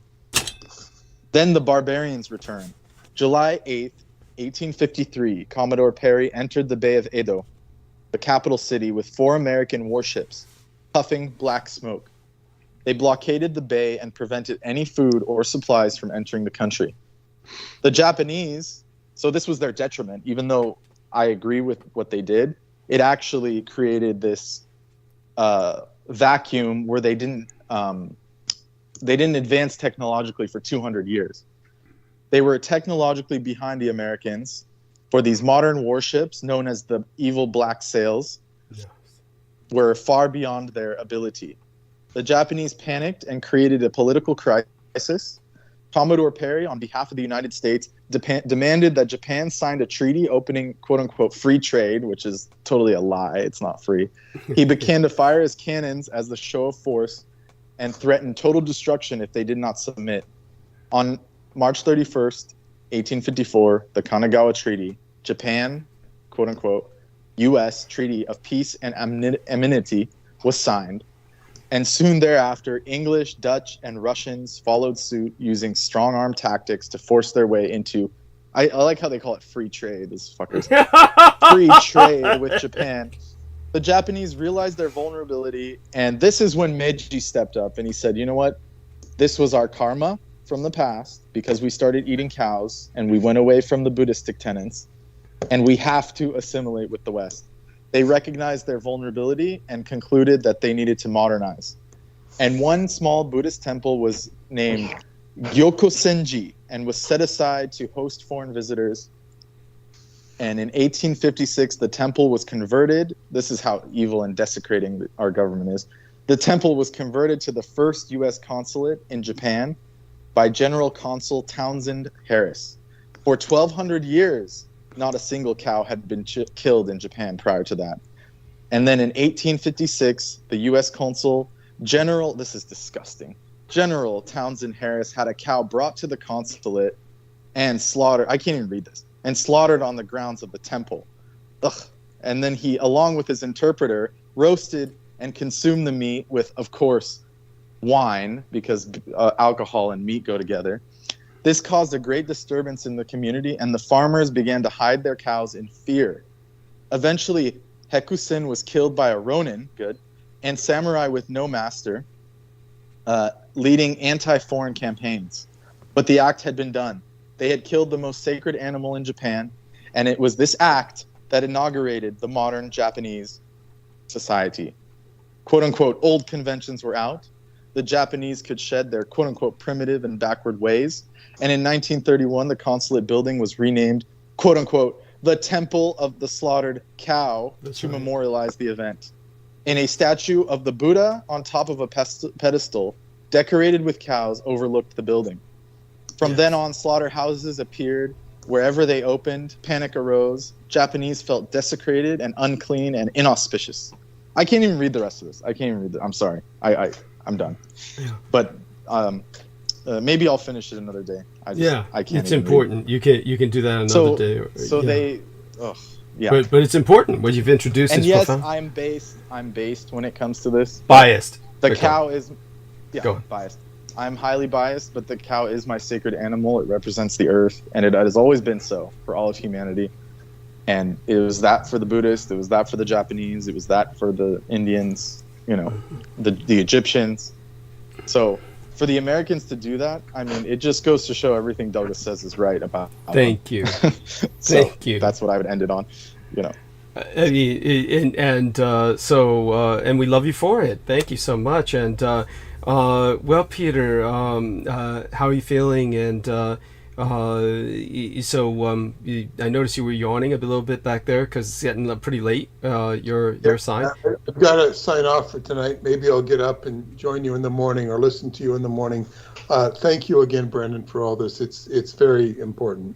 Yeah, and I appreciate it all. And yes, apologies for making you sit through that, but no, that's fine. Yeah. I want Peter to know that we got $100 contribution from Mr. Nemozhinsky, the Ukrainian in Germany, Ukrainian descended German citizen, who you heard the other night with Don from Nederland, who hopefully heard what I said. He wanted me to read aloud some of his responses to what I said, and numbers are good, and thank you for Peter for sending out the word and making certain that it would be like this. And I want everyone to know we'll all be back Sunday. Peter might be with us in the morning, and just like last time, hopefully he joins us, and hopefully they don't knock us off bandwidth. Our latest episode ended early because Peter actually started addressing some of what we had brought up about Israel attacking itself, and they blew us off bandwidth immediately at that point. So, Peter, we love you dearly. You have a blessed night, okay? Okay, and remember, it's Douglas's birthday coming up on the 20th, so one more reason to contribute to him, if you can. Make his birthday a nice one. And with that, I'll sign off. Good night, Ari. Good night, Brendan, and good night to the audience. Bye-bye. Good night, Peter. Love you dearly. Good night, Peter. That's Peter Moon, skybooksusa.com. We will now... Gute Nacht. Yes, we'll now bring on others. And, of course, You're welcome to hang, Brendan, with us while I make the rounds, calling whoever responds. And it was an unusual night, but everybody seems to have appreciated the way it worked out. Let's see what we can do now to bring others on. Brooke Gibson, we'll give her a call, see if she responds. And of course, she was getting over the illness of eating meat. It made her quite ill. First time she ate meat in a while. Andre says to leave him alone for the moment, so we'll honor that. And let me see who else is here. Oh, Victoria Hobbs, of course. I'll call some of the others, and let's see now. Just ran past George Knight, Nemo, Troy Bellamy, and let's see who else shows up on my list here. I guess that's Mark H. There we are. This way they can jump on anytime they wish. And who else comes to mind? We won't bring up Egypt again. By the way, I'll try and respond to that because he was very passionate about that. I don't think we need to. I get that too. There's no hope. There's no hope. Yeah, it's oh, how do we say that? That's yeah, it's definitely yeah. It's I didn't even want to bring it up. I just because yeah. Talk to you privately, maybe. Yes, there we are. We're talking about private. I mean, no, there's some public things I would like to say, but understandably, you and I will speak privately. Of course, it's one of these things that people are very passionate about the subject, and it's brainwashing. Yeah. Oh shit! Am I on mute? Oh.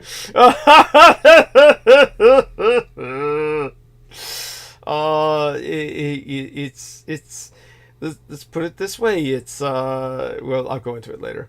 Obviously, we're going to get into enough trouble as is talking about Israel, and that's inescapable. And we'll see if Victoria responds, dear young lady. Let's see now. It'll be 17 minutes after midnight where she is. Says she's unavailable. Sounds like Brooke's coming on with us. Oh my God. Okay, Brooke, you're in a wind tunnel? What's going on there? Yeah, I'm in a wind tunnel. Yeah, I'm going to call you back. I tried to make it a little quieter. I'm in the car. And okay. Okay, thank you, honey. Sounds good. I'll call you back. Yes, look forward to that. Yeah, just jump back on the bandwidth when you can. Yeah. And, yeah. So other than that... Oh, thank God she was busy. Oh, yeah. Well, she'll be back soon enough. So it's for right now. It's just Aristides and Brenda and myself. So Aristides, do me a favor and explain to me what that article was about. That 17-year-old article you were sharing with Peter. Yeah. It's kind of related to what we were talking about at the moment. And I think that the takeaway from it was, if you look into it, basically was that regarding Israel, that they basically have to move forward and attack because they won't win a stalemate, or if they don't move forward, that they'll lose. Mm-hmm. Yeah, I'm sorry, I'm paraphrasing it badly, but which I think still made sense today. If they just kind of sit there and did nothing, they just kind of get whittled away, and they have to move forward, or else they're losing. Interesting. I mean, that's certainly how they feel about it. Is they seem to feel. So here's Emily Harris says, although you called it basic, I am quite enjoying this mini history lesson. Hey, from St. Simon's Island, Georgia. Welcome aboard, dear Emily. Yeah. Okay, that was an interesting. And she's talking to Acid Kick 96. Never a dull moment around here. So let's give the ladies their due. With that having been said, thank you, Aristides. Brendan, is he still with us? Or did he, take off? Oh, he's there. He's probably driving home from work. And I'm doing some work right now, so I will have to. I'm sorry. Then after that, you're gonna drive home, right? And then you'll still be able to talk after that when you get home, or has something changed? Well, he's just with the work, and then Aristides has got some music on. The amount of coffee and yerba mate I've had, I'm sure something will happen.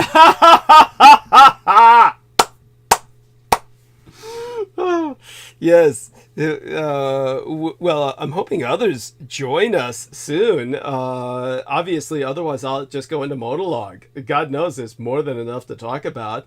And right now, of course, I feel a desire to try and acknowledge these lovely young ladies that are in the chat room, Emily Harris and Noticer. I hope they both notice my saying that. And with that, what I might start doing is just, trying to address the contemporary situation. Maybe just start talking about it and wait until people start showing up first off, I've gotten a lot of flack. The flack comes from quote-unquote shameful gloating at Israel. We get all kinds of people who, for whatever reason, continually, I'll cop to it, I'll admit to it. I try to compensate as a Libra. This is how, certainly Brooke Gibson would say it. As a Libra, I try to balance everything, perhaps even pathologically.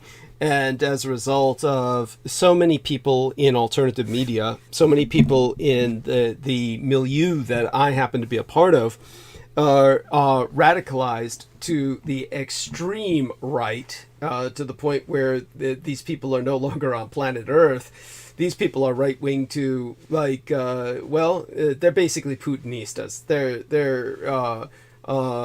parroting the Russian party line.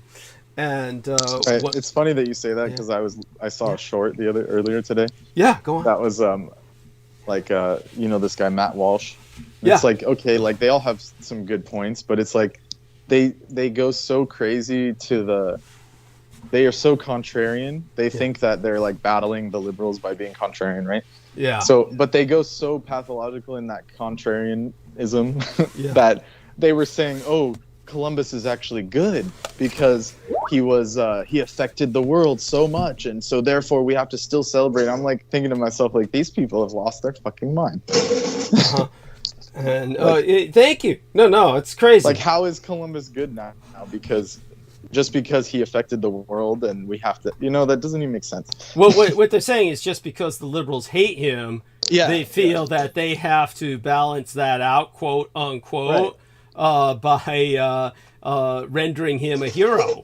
So it was bizarre. When I saw that, I was just like, these people are losing it, man. They're like, thank you. They're turning into their enemy. What is that saying? Like you turn into your enemy. Well, it's like Nietzschean. You stare into the abyss, and the abyss stares back into you, and ultimately, like, if they think that whatever is going on in the pop culture is bad, then why are they going to the antithesis?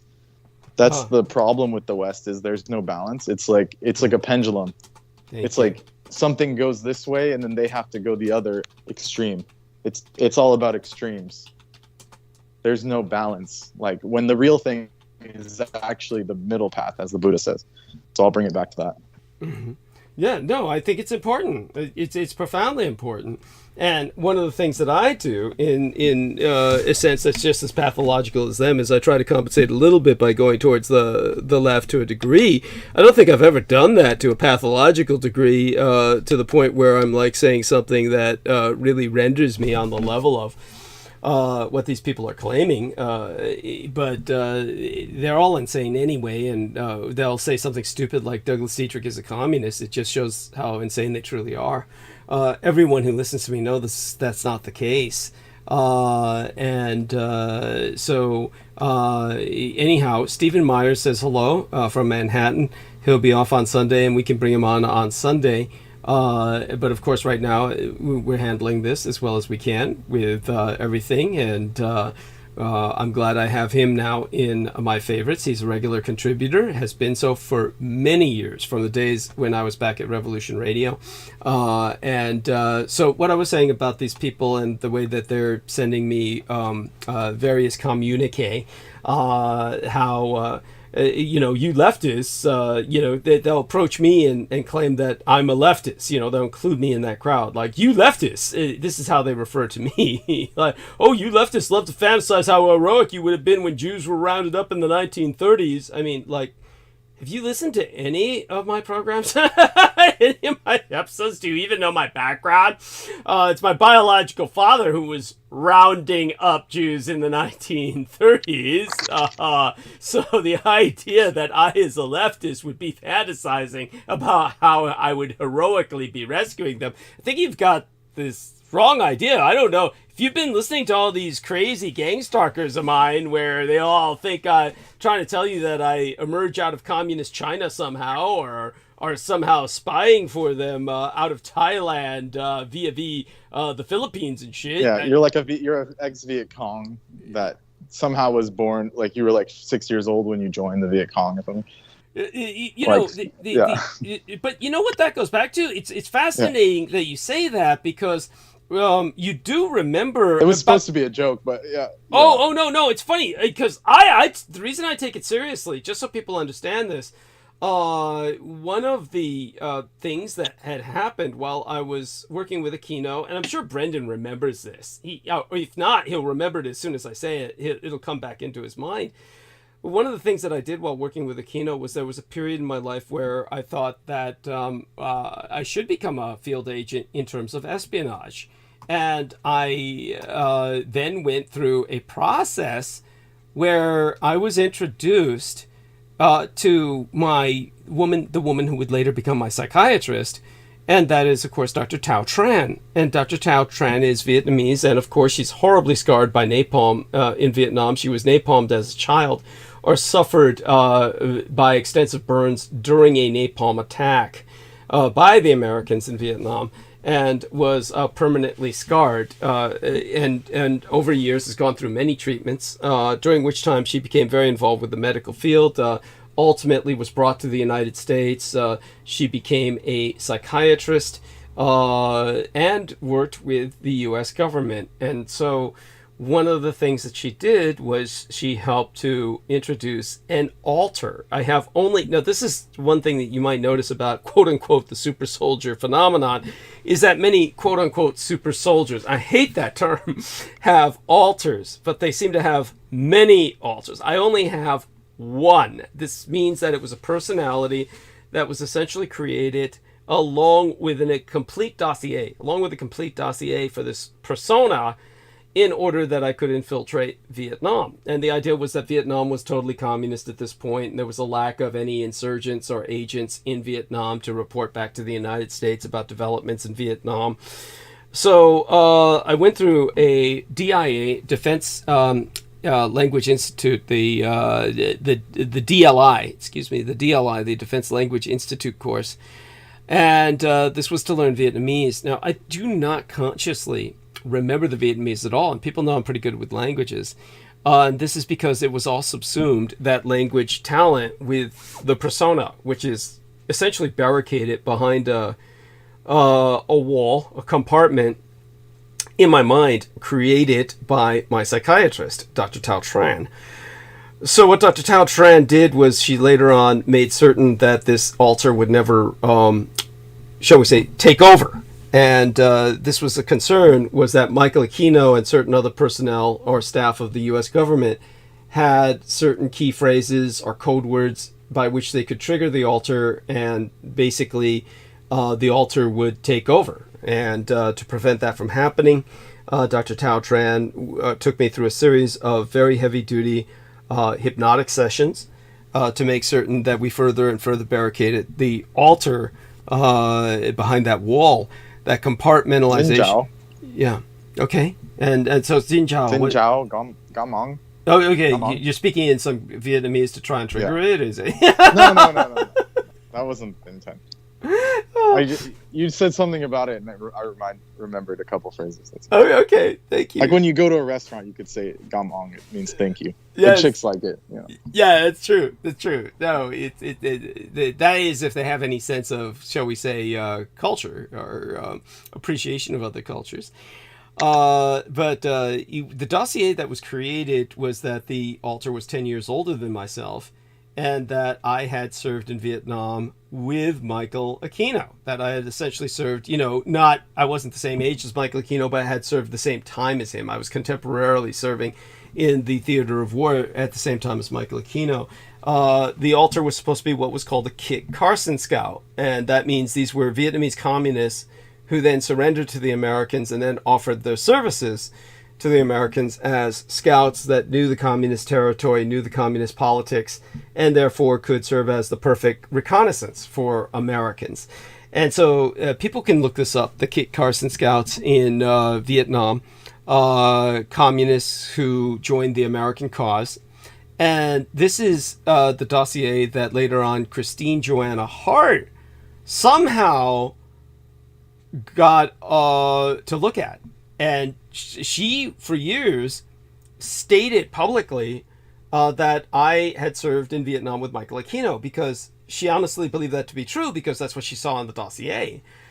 This is something that I'm certain Brendan has heard this entire story before, which was why he was making that joke. But I honestly thought he could just as well be serious, because it could be that dossier which is influencing the gang stalkers to try and claim Douglas Dietrich is not Douglas Dietrich, as if trying to claim the real me. I mean, of course, Dude references, RKC uses it as a reference, of course. Okay. And they claim that when they do the FOIA lookup, it shows that, but yet you're using a false name. So how does the FOIA work?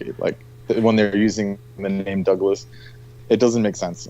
Right. So what Brendan is pointing out, for those of you, because it's convoluted enough that when Brendan says it quickly like that, most people just kind of go blank and they don't know where he's coming from. But to put this into perspective for people, what Brendan is referencing is the fact that Richard K. Colt Jr. and the entire crowd of gang stalkers always claims that they use FOIA, Freedom of Information Act, and they use the name Douglas Dietrich to find out information about me, but they can't find out any information about me if I was never in the military. So that's the whole point. If I were not in the military, as they claim, then there could be no information on me that's accessible via the FOIA, the Freedom of Information Act. It would be like trying to find information on Brendan Zogit using the Freedom of Information Act. Yeah. Go on. It's like if they're saying that your name is a fake name. Right. But yet they're using the fake name to find information on you. Thank you, which is so even it's like, more it insane. doesn't even make sense. Thank you. I mean, it's already insane the way I've just explained it, but what Brendan says is quite true. This is what they claim, that they used Freedom of Information Act to find information on Douglas Dietrich to prove I wasn't in the military. But if it's a false name, which they also claim, that makes it even more insane, because how could you find information on someone through the Freedom of Information Act through a false name? Am I making that any more coherent, Brendan, or did I just make that more confusing? But at any rate, that's exactly it. No, that's exactly. Thank you. It's like I was joking with you privately. I was like, they have to pick one. It's like you can't have it both ways. Like either but they you use both ways. But they use both in the same article too, which is funny. It's like they can't even, like, their syntax, or not even syntax, their like logic is bad. Like in computer logic, it would be like access denied, like cannot compute. Thank you. Like you're using a fake name, which they've proven, quote unquote, and then that when they look up that name, you weren't in the military because the fake name. Wouldn't that make sense then if it was a fake name? Like it doesn't. There's no like linear logic here. It's like circular. It's not even circular. It's just like insanity. Thank you. It's like when those people in the old in like the sanitarium is like scribbling on a wall. It's like that. Thank you. But they've managed to convert dozens of people through this, who all then spout the same thing religiously. It's that's the nature of the Adamic cult. No glamour needed. Yes. And then don't forget they have the chess master Arola. Yeah. So he's been feeding you information, exactly what he wanted you to say this whole time. That's what he says. Like he literally said that to me, and I was like, oh God, I didn't even know. I didn't even want to respond. Like he was cool when he just was like blazing up and like taking acid. Like that's all he's good for. Yeah, thank you. Thank you. He's certainly not good for any sense of humor, because his humor sucked ass. and he certainly wasn't good for any wisdom because he had Right. none to offer. Yeah, And even after like that whole thing, like he kept sending me the memes, those things that he made off like MS Paint and yeah, stuff. It's yes, like, yes. man, it's bad, man. Too much acid. Yeah, it's the same shit he always made, except he changed, put my face on it, you know, which he didn't even do for Stephen Outram. He never even put Stephen Outram's face on. He would just show Stephen Outram's back, quote unquote. But then he put my face on it, and later on, as if that were somehow creative, and it's the same shit, you know. But that they put that on fucking Salmon Shake videos. That's like the image they use. What do you call it? The thumbnail. That's the thumbnail. Yeah, it was their thumbnail. That's what it was. And it's got like 2 views on it. It's like no wonder.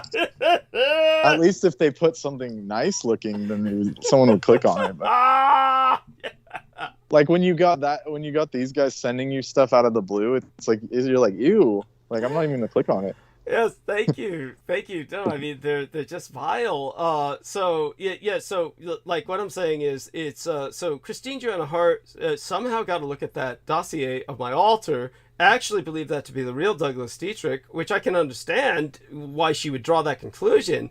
But then these guys apparently also got to look at that same dossier. And so that's what they're trying to operate off of now. And I think what their intent is to say that the altar is the real Douglas Dietrich. But they don't even know the altar's name. Right? They never gave the Vietnamese name for the altar. They just say somehow Douglas Dietrich is a spy for the communists. Well, that's where it gets weird. That's where it gets weird is they say that, but then they have your real Chinese name. Yeah. And then they say that's your real name. So it's like, how can you be a Republic of China born communist? Like that doesn't even make sense. Thank you. And then you're using a Chinese name, but you're Vietnamese. Like that's what I'm saying. Like it loses touch real quick. Like so, it helps you out in the long run because it's like people like me that will like actually think through the logic. It's thank you. It's like it makes me like more on the side of Douglas because it's like okay, well. At least he was more legit in his logic and his storyline's legit. There's no deviation. He's always said the same thing from like 2009. But then you get this other stuff that keeps coming up and you're just like, well, that's not true. You know, right off the bat. You don't even have to like cross-reference. You're just like, okay, well, this is crazy. Like, but beyond that, it's also the comportment and presentation of the people who keep spouting it. They all look and act crazy. That's the point. And yet they managed to convert others, I guess, who are just as crazy unless as they have a glamour. Yeah. They have a glamour. Yeah, unless they have a glamour. Oh, yeah, that's what I got to talk to you about privately. Any kindergartner can see through unless they're people that we know. Yeah. Yes. Oh, by the way, I understand some stuff went down while I was gone. I've yet to find out exactly what it is, but I'll talk privately to some of the people who later on might give me some inside scoop about what's been going on while I was gone. I'm like, oh, and here's what I have to say to Brendan about the 22 Magnum. Brendan, I would say, if you're going to go Magnum, just stick with like 357. I mean, there's no point in 22 caliber just because it's Magnum. Yeah, it was cheaper. The rounds were cheaper, but it's like at that point, it's like I don't need a stockpile. My house is already fortified. I've got dogs. I got cameras. I got other 300-pound people. Yeah.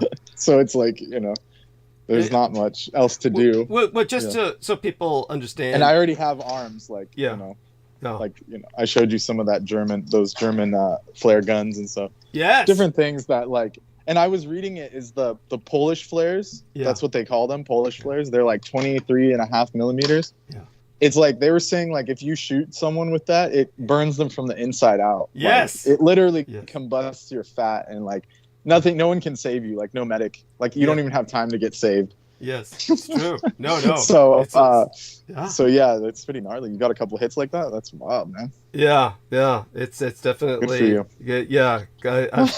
It became my trademark weapon. Yeah, it was my trademark weapon in the Balkans. It's funny because when you try and look them up online, it like there's like a caveat on all of them that says, "Do not use this as self-defense. Whatever you do." Interesting. I never understood why it hasn't become universal. But go on. Yes. Right. Well, because they now just give 12 gauge. They don't allow the big ones. They're out of production. Okay. So the so-called German/Polish ones are out of production, and then the even bigger ones, like the 30 millimeters, are like totally outlawed. So like you have to know a collector who knows a guy. Oh my God. You know, those kind of things. Those things are worth finding. And oh my God. I found the World War II one. I might go get it. It's like a couple $100, but it's like you know that thing still works. You just put a little mineral oil on it, and it's good to go. Yeah. No. And it's huge. Like it's like it might as well have like those like grenade launcher. It literally has a grenade launcher on it. Yeah, like size. That's the one you want. 33.5 millimeter. Yes. Yeah. Oh my God, that's the one you want. Yes. No, definitely. No one's walking away from that, no matter how much drugs they're on. Yes. And just so people understand, this is something that I was explaining to Brooke Gibson a while back. Basically, when you think about what Brendan just said, he was thinking about the 22 because the ammunition was cheaper. Obviously, you want somewhat of a stockpile of ammo.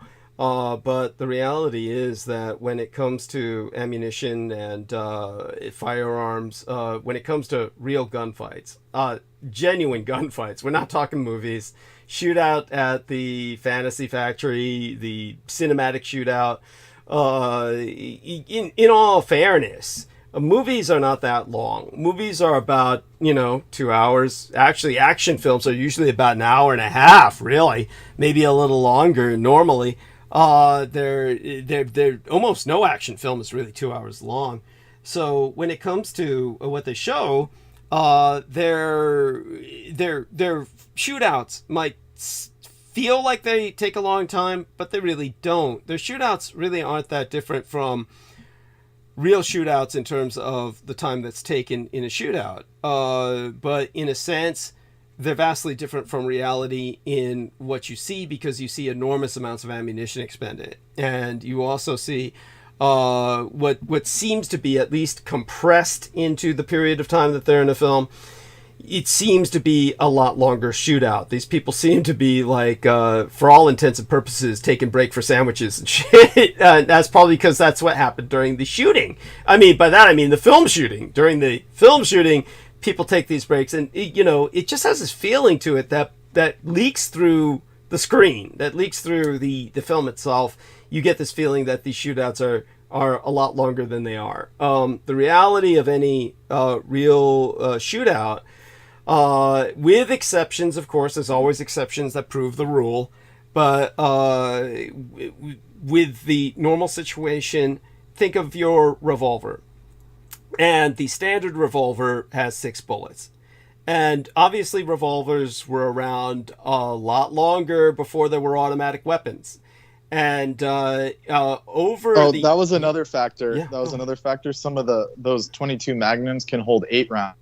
Yeah, that's true. And the price point is less. Yeah. So if I were to get a 357 that has 8, it would cost like thousands of dollars. But if you get that, it's like a better price point. So there's some advantages in that way, but it also, people are like, oh, that's a pea shooter, 22s. But the Magnums can hold LRs, which are long rifle bullets. So different. Yeah, got it. No, I understand. There's advantages and disadvantages to everything. But what I would like to emphasize is that the reality is, ask yourself why you have more rounds. And the reason why you have more rounds is because they're smaller rounds. And so let's put it this way. It might be a good idea in some senses. I personally wouldn't go with it. This is the point I was making about revolvers. It's like revolvers can be built to have 9 rounds. Revolvers can be built to have 4 rounds.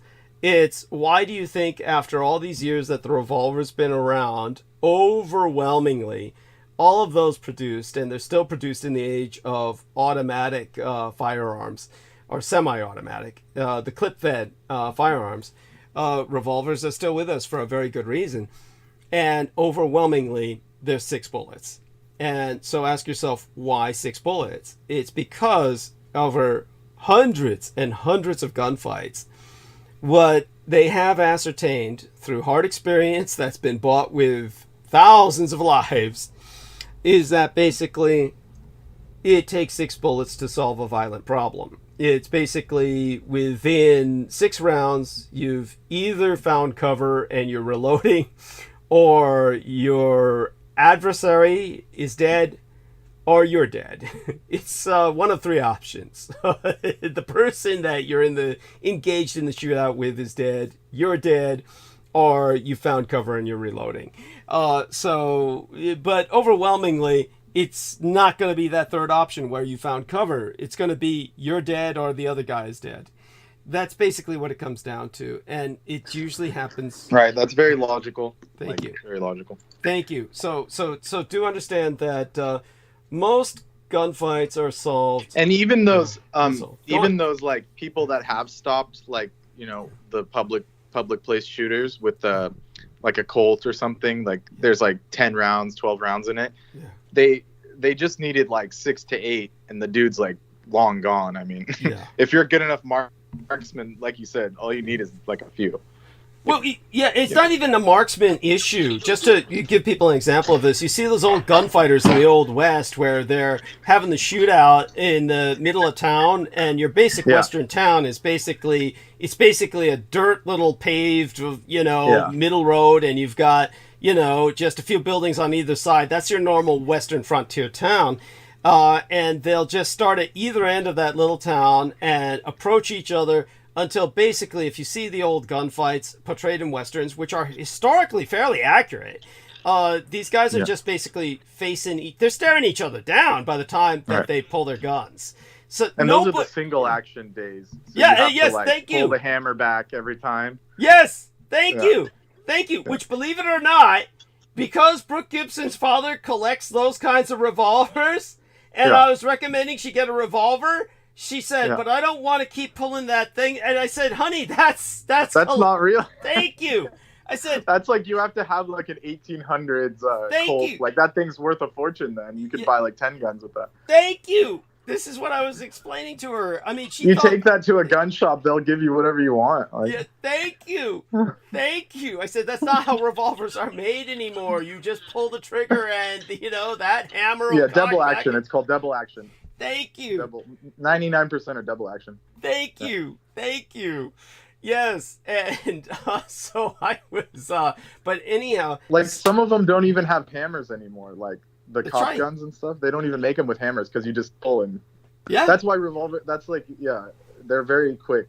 Yes. And you don't need to really know how to operate it. You just pull the thing. That's the beauty of it. Also, it's built like a hammer. You can drop it from. You can pistol whip someone and still it won't jam. Thank you. And unlike a clip-fed handgun, which often operates in such a way that you've got that slide, if you've got a 300-pound man pressing himself against your firearm, leaning over you, and his belly's literally blocking that fucking gun, that slide will not be able to go back and forth. You can't fire. Come on. Yes, but with a revolver, you can. Brendan, tell him. This is what I was saying was the advantage of the revolver. Yeah, and they can grab the top of the slide, right? Yeah. Theoretically, you could grab it and it'll stop functioning, but the revolver has so much side blow that like it would blow your hand, it would like burn your hands. Yes. So like no one in their right mind, if they knew what they were doing, would never touch the top of a revolver. Right. Thank you. Now, by the way, Aristides just presented us a revolver that I think is Photoshop. I think it might be real, but if it is, it never caught on because the action. It's going to be such a complicated. That stuff is that's like a joke from the 1800s or something. Yeah. Like a gunsmith made that just for fun. Like. Yeah. Things I think they really came up with stuff like this, but it just wasn't very common. Practical. The reason it's not common is because it's not practical. What it looks like is that it has like a higher capacity, but the middle part is for like spare rounds. Yeah. That makes sense. No, that makes sense. Yeah, that makes sense. Yes. And but I mean, it definitely, if it's real, which it might very well be, it's probably has so many drawbacks. Just that it's just not practical. I mean, they're probably rich people's toys. Yeah. But nevertheless, I wouldn't mind owning it. But again, just so people know, I've always been a wheel gun man. Meaning a revolver man. And so the reason that revolvers have evolved to have 6 bullets in general, almost universally, there's all kinds of variants, but they're extraordinarily rare compared to the average make, which is normally 6 bullets, and that's because a gunfight is usually resolved by 6 bullets. Either that or you've run away from the scene. And so other than that, I want to encourage people, go with 357 as opposed to a 22. Go with 357, and you've got 6 bullets. They're going to have a lot more stopping power, and it's like the 44 Magnum now. That's more of a novelty. Most people, including myself, in fact, especially myself, are just unable to fire that practically. It's just too much recoil. It's a novelty item. The 44 Magnum and above. These are they are what they are, but they're not what most people need. That specific one you sent us was a prototype from a Spanish gunsmith that he never perfected. Okay. So it was a one-off. Okay. It was a one-off experimental type.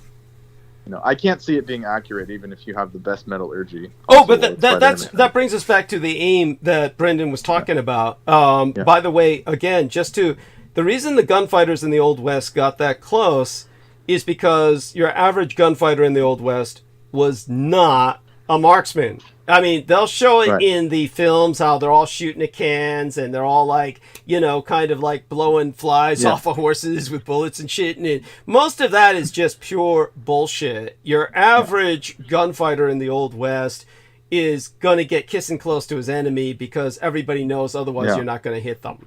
And this is why they did what they did. Yeah, it wasn't until when Winchester developed the cartridges and then you started getting those people like Annie Oakley and stuff. I don't think originally it was meant as a sport like that. Thank you. Yeah. All that, because they didn't have cartridges too. They were making their own versions of it. Thank you. Like standardized cartridges. They didn't have standardized cartridges before Winchester and those people.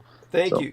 No, important, very important point. And also, just so everybody knows, the only people who really aim in warfare generally are snipers, and everyone else, they're just firing at the hip. Okay, they're like stormtroopers from Star Wars. They just shoot. No, by the way, that's a touchy issue with me. I hate to geek out like this, but this is something I do want to point out to people: is that if you ever watch the first Star Wars, which Brendan Zogit, the title they've given it now is New Hope, right? I think it's Episode 4, The New Hope. Episode 4, The New Hope, Star which Wars is 1. the one that came out in 1977. Yeah, the original that old people like me remember. Okay, that if you ever watch that, there were already elements, of course, that George Lucas was integrating into it that rendered it part of a larger format, a larger context.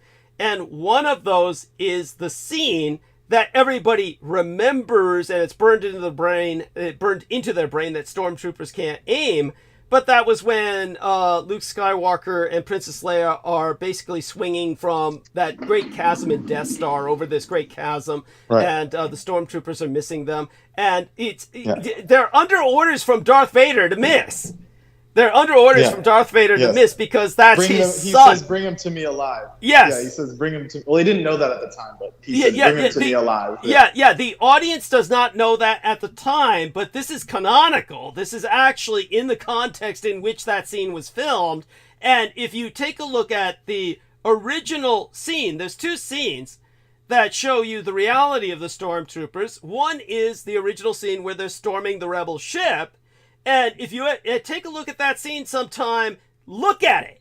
The rebels and the stormtroopers are firing at each other, and the rebels get no hits in, but the stormtroopers are killing everyone they hit. And they're hitting everyone. And so this is how basically Darth Vader tells them to stop, so he can grab one and hold him up and do the macho trip about, "Where's the princess?" And shake her and do his interrogation bit, and doesn't get an answer. And of course he doesn't really want one because he wants the satisfaction of throwing him across the room and shit. But this is beyond that. After that scene, then you see the massacre later on in the film of the Ewoks. What are they? Not Ewoks. Fuck the Ewoks. I hate those things. The the scavengers. The scavengers. They're the Jawa. The Jawa. Jawas. Thank you. The Jawa. Couldn't have gotten on that. Tatooine. Yeah. Yes. When Obi-Wan Kenobi says, "Look, Luke, only stormtroopers can aim this well and have this excellent a kill ratio based on their training and their ability in marksmanship." He says this in the film. So when you compare that first scene, you've got that other scene, and what they're telling you is the stormtroopers can aim because they're trained and they come from a regimented empire that has raised them to, or certainly at least indoctrinated them from the point of conscription to be able to do what they do, whereas the rebels are just rebels. So this is what they're trying to emphasize in that film. Somehow this gets all turned around in the popular mind. And the popular mind totally took that, and they somehow took it backwards, turned it inside out, and said, "Oh, aim like a Jedi, not like a stormtrooper," in those little, I don't know if women have ever seen this, but men have seen this. See, women don't usually go in a men's bathroom, but in men's bathrooms, of course, what's the biggest problem? Any woman would know what the problem is because they've had probably at some point shared a room with a man, and the biggest problem men have is aiming their piss. Because men don't give a shit and they just pull their wang out and they just piss. But women, of course, have to sit down. And the biggest problem women have is in public restrooms that are bisexual, or what would we call them? What do they call that? Both sexes can enter the same restroom. I forgot it. They're called all gender now. Oh, but shit. What's funny about that, I'll mention now, because of this whole situation. Yeah. I've been to like these new restaurants that are like what people would call quote unquote woke. Yeah. And I don't really like using that word because you saw what happened last time when they didn't get the context. When they didn't understand the context of how I was thinking. But so what they do now is they leave the women's restroom women, right? Yeah. Women gender. But then the men's restroom turns into the triangle one, the all gender. So now there's a huge line for the quote unquote men's restroom, which is the all gender one. Yeah. And then the women's restroom is left open. So the men, of course, sink with the ship, whether we like it or not, whether it's for equality or not. So it's funny how they, like, I don't want to get into the whole politics, but that's how they do it now. Oh, my God. The women get their own bathrooms so they don't have to deal with the, those people. Yeah. Those other guys, guys that are not guys. Yeah. And then now us guys have to deal with those guys. So it's like, of course, that's how they would do it. So, whatever. Oh, my God. I just thought that was interesting. That's Does that funny. make sense? Yeah. Well, instead of having 3 bathrooms, there's still 2. But one of them is women only, and then the other one is anyone can go. Anything goes, yes. Anything. You might as well say anything goes, yeah. By the way, Aloma Albert, she says, very good dialogue. In a note of levity, please recommend any good erotic anime titles. Thanks. Brendan? I don't know if you heard the question. Why? I mean, there's plenty, but it's like there's levels to it, and they even have like there's so many categories of so-called quote unquote hentai as well. So it's like, I think, is that what they're asking?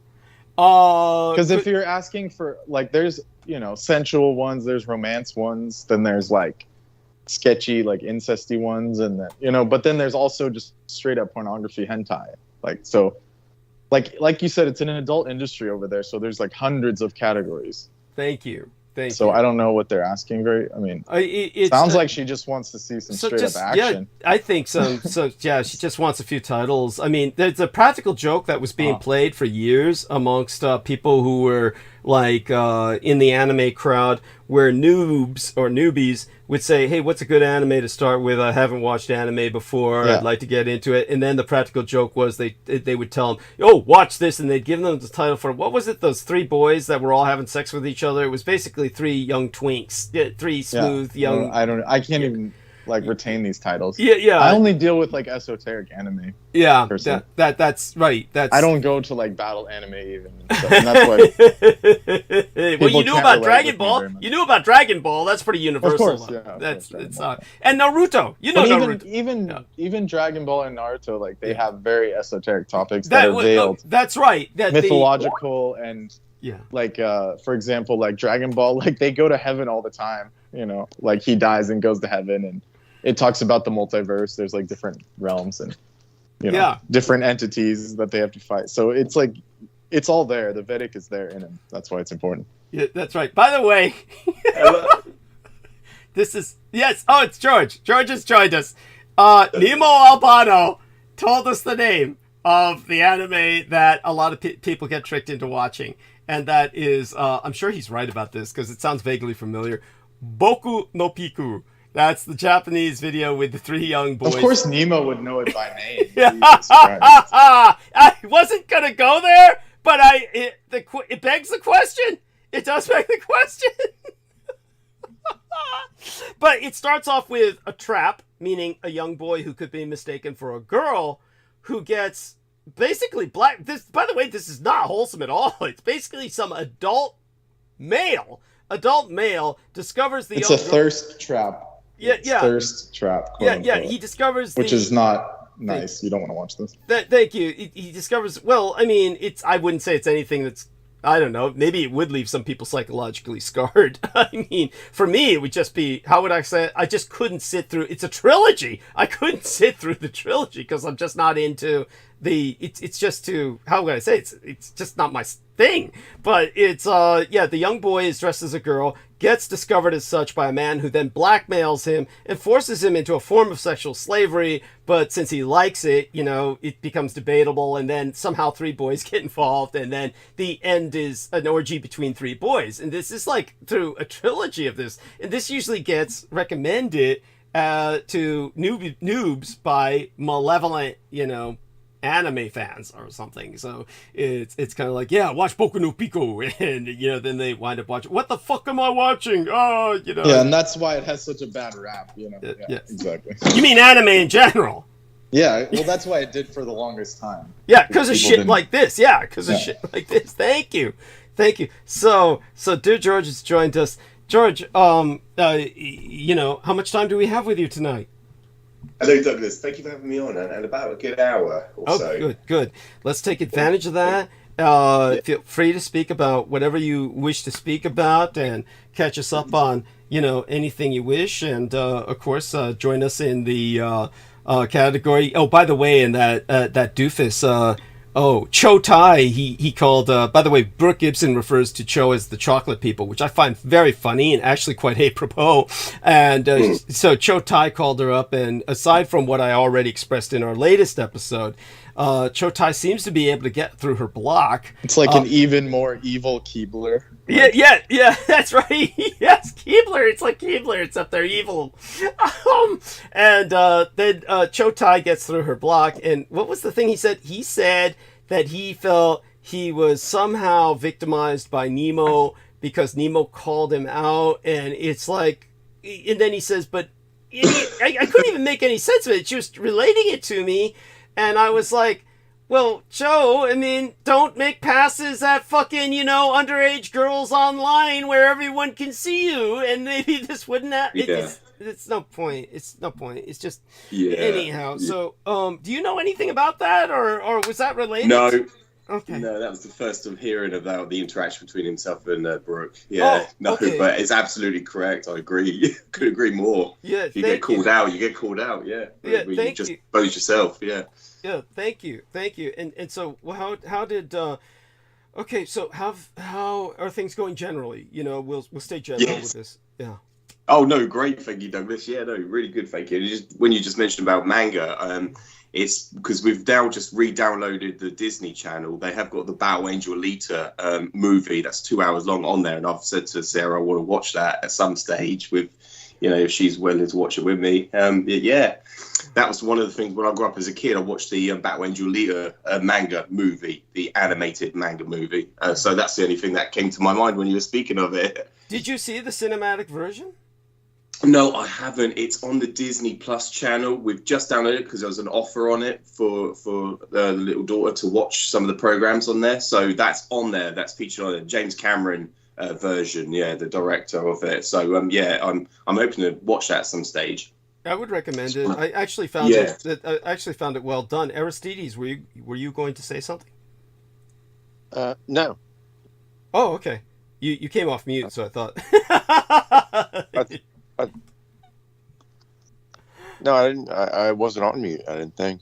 Oh, yeah, okay. You were, just so you know. Sorry. And then you came off, so I thought, oh, he's ready to say something. Okay, that's. I don't know. I don't know what happened. I'm sorry. Continue. Go ahead. Oh yeah, no worries. Okay, thank you. And so yeah, with yeah, the film was actually better quality than I thought. I mean, the only thing I really, all I can say is, though, the frustrating thing about the film is it's not that it's unrealistic. It's, how would I say it? First off, I want people to understand everything about Spoiler the film. alerts. Douglas is about to spoil. Yeah, I mean, actually, I'm just joking. I'm joking. No. I mean, it's actually, I appreciate Brendan doing that, because I have a tendency to do that. I don't give a shit. Now, you know, because spoilers don't bother me. I never understand. Yeah, thank you. But and besides, you know, yeah, I know maybe some other people haven't seen the whole thing, but George Knight knows the whole fucking thing inside out. I mean, George Knight grew up with a crush on Battle Angel Alita, so he knows her story. But just so people know, she's basically a brain that's been installed in a little girl's body that is actually a deadly cybernetic unit that is very human appearing, and of course basically biofac simulacra, orders of magnitude more functional, and you know, we'll get to that point technologically inevitably. And but what we can never deal with is the quirks of the human personality and spirit, and that really shows in this film. And it's actually very realistic. There's nothing to really criticize about it in any real way. I would say that the film is almost like a 10. It's really 10 stars, and it's really all done well. But I couldn't stand it because you've got this girl who's rescued out of a dump, basically out of a landfill. And she's you know, the man who rescues her then does his best to accommodate her and ultimately gives her the working body she asks for, because she actually retrieves it from a battleship, or you know, basically a flying war machine that is got down during a conflict that that she is a veteran of. And then he gets her back a body that is like the original quality of body that she did battle in. But here you've got this woman who's like this incredible work of art, quite literally. And of course she falls in love with the first piece of shit that she runs into. That's the point. And this guy just really is. It's not like this kid is evil, or that this kid is like, he's just this stupid piece of shit kid. He's just a straight urchin. He was a very naive. The original anime, he was a naive young boy who like had a dream, but it ended up in complete disaster for him. Right. Yeah, in the end, and that's how I can remember from the original. But it would be interesting as how they portrayed him in this feature movie. It's all realistic. Again, there's know, it's too realistic. But I mean, it's not. It's just, how can I say? I just can't stand the dynamic because it's so frustrating, and it's just like, this is what would happen. I mean, basically, this is what happens to people: is they develop affection for the first person they run into. So when the girl's reanimated and has no memory, she's gonna bond with basically whoever's there. And so this idiot is like the guy who's there, and he is an idiot. I mean, he's just an idiot. I mean, at least she didn't run into totally bad company, but it's like he's even worse in some respects, because, okay, this is the worst part of the film, where you just slap your forehead and you just groan and roll your eyes and scream in frustration. Is she's in the tournament and they're doing the whole rollerball trip, and everybody's trying to kill her, and she's trying to save herself, and this idiot is calling to her, help! And she has to interrupt all that and pull this superhuman maneuver where she does like the Flash or Superman, practically, compressed time, where she rescues this idiot and then gets back into the tournament to win. I mean, it is something that you see it in the film with your own eyes, and she pulls it off, but it's like one of those extra stresses nobody needs. It's like, oh my God, let him die. And he, yeah, it's spoiler alert, he does die. He does. And you Yes. say, oh, thank God. But no, she brings him back. Yeah, and he turns yes. So And the professor saves his life as well, reanimates him, turns him into... Is that the gist of it? No. Just like he winds up. No, I got to get up to Zalem. Which is Zalem. That's the one. Yeah, which represents Israel. That represents Israel, Yeah. and they're on the ground. They're in Palestine. By the way, this is what it was. Quite seriously, it's a topical film because it's really Zalem is Jerusalem. Zalem is in the sky above them, and it drops all its shit. Literally drops its shit in all of its slums. Yes. Yeah, crap on Palestine beneath it. So it's basically an allegory for the Palestinian situation. And so this kid wants to get up to Zalem, and he winds up, of course, ultimately dying for real this time and irretrievably, trying to make it up to Zalem, where she tries to rescue him, but because she's got a better body, she manages to survive, and he falls apart and is irretrievable. And, and it's like, oh my God, we didn't need that. We just didn't need that. It's like, who cares about him? He should have died a long time ago. It's nothing against him, but it's just like, oh my God, but then again, what options does she have? I mean, I hate to say it. She would have been better off cultivating a sexual bond with the older doctor who rescued her. The professor, yeah. Yeah, thank you. Than that kid. But he's the father figure, and it's like they don't go incest in this one.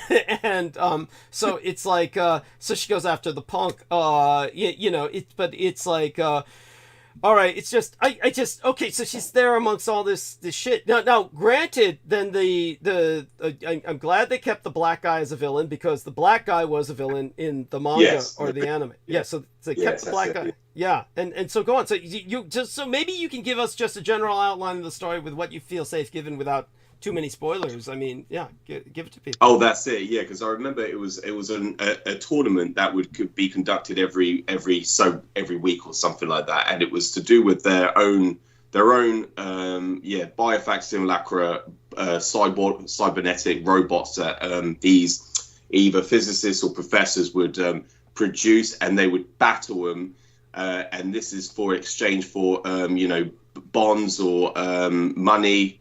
In exchange, bids, betting, and so they would battle out in this arena, and the villain is promising this other affiliate or associate who she was another doctor. She was another doctor exiled from Zalem. Yes, that's it. Fake it. And so, as you emphasized, Douglas, it's actually like the self-determination to reasylum themselves up in Xylon. Sorry, is that how you pronounce it? Zalem. Just think Jerusalem. Just think Jerusalem. The last two syllables. Yes, so that is the whole objective or goal of all the people that inhabit this slum dystopian. Just call it area. Palestine. That's what it really is. You might as well. An open air prison. Yeah. Just an open air prison. Well, I think they mean it in more of like a Blakean, like Jerusalem, right? Like a spiritual, right? Like a more. In a sense, but honestly, I think that it was actually supposed to be based on the actual situation. It's just where the Israelis got so elitist and just so it's allegory. Yeah, it's true allegory. They actually levitated the fucking city, and they took over. Yeah. The city's actually levitated above the ground, and so the city's up there above everybody's heads, literally shitting and pissing on everybody who lives below. Yes. And so that's a situation with the Israelis and the Palestinians metaphorically, but they made it a physical reality. And so that's what it's supposed to represent. And so and it would also explain the constant warfare, which, as our man Aristides pointed out from the article that he linked to Peter Moon, is that basically the Israelis feel they've got to be killing somebody or that they're going to get killed. So they're constantly on this psychotic mindset where if they're not fucking over somebody else, that then the other people will come and put them all in gas chambers. And, to avoid that, they've got to go on killing people all around them. And that's how they thrive. And if they're not killing them directly around them, they make certain to make certain other people die, like selling all the weapons that killed the Armenians.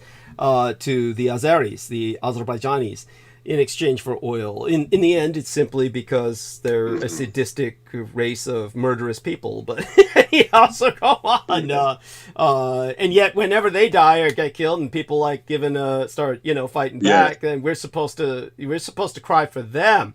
We're supposed to cry for them only, because you'll notice when they're doing that to Palestinians, we're supposed to look away. Or if they're doing it to anybody else, we're supposed to look away and say, they must have a reason. But when it happens to them, oh God, yeah, we're supposed to be evil if we say, gee, you had it coming. It's, and they'll pull this shit. This is the shit I got, which, I'll respond to in monologue with even greater emphasis. But what I can tell you right now, the shit I get is like, that young girl, got killed, or the baby's head got cut off. No one deserves that. No one deserves that. This is what I'm getting. No one deserves that. And it's like they had nothing to do with, it doesn't matter what you say to me about that. They are responsible. They pay taxes for a system that has blown up plenty of other babies, that has killed plenty of other young girls by rocket attacks, bombing raids into Gaza. You think all the bombing raids the Israelis have done into Gaza over the past 5 days haven't killed women and children? Are you fucking out of your mind? That somehow their bombs and bullets are so smart that they just find only bad adult males? No, of course not. This is something that's been going on forever, but when they do it, we're all supposed to say they're the good guys. When it comes back home and they start dying, then we're all supposed to be horrified, and this is a crime against humanity, and these people must pay. No, it's karma. It's karma. And no, those people may not individually deserve it, but they're part of a culture that has brought this upon them. And that's essentially what's going on. So anyhow, back to George. I don't know. So what do you feel about current events? Give us your impression overall, by the way, or continue with Alita Battle Angel and then bring it back to current events, because Alita Battle Angel is nothing but an allegory for the current events. An allegory, yeah, that's right, Douglas. I couldn't, the analogy, I couldn't, draw parallels to him any closer, actually. Quite right. So, it's really, the thing is, this is what I have been trying to contend with, even before I met yourself, Douglas, trying to present this to the general public, or just to general people in my facility, about the situation with Palestine and Israel, through my research before I even met yourself.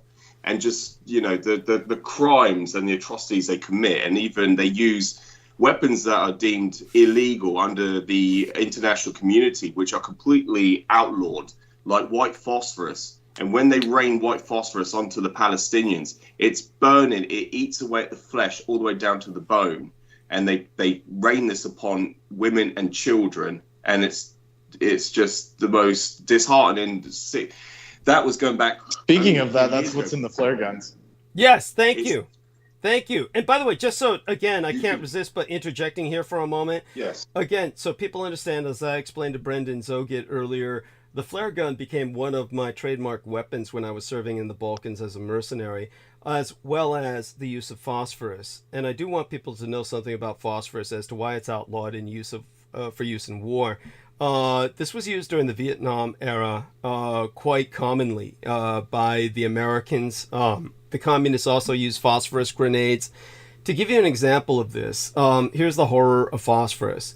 Say just a little speck or spark, like ash of phosphorus, falls upon your arm, and the average person doesn't know how to deal with this. They're not medically trained. They don't know how about this element. They don't know about the chemical composition or the behavior of this weaponized element.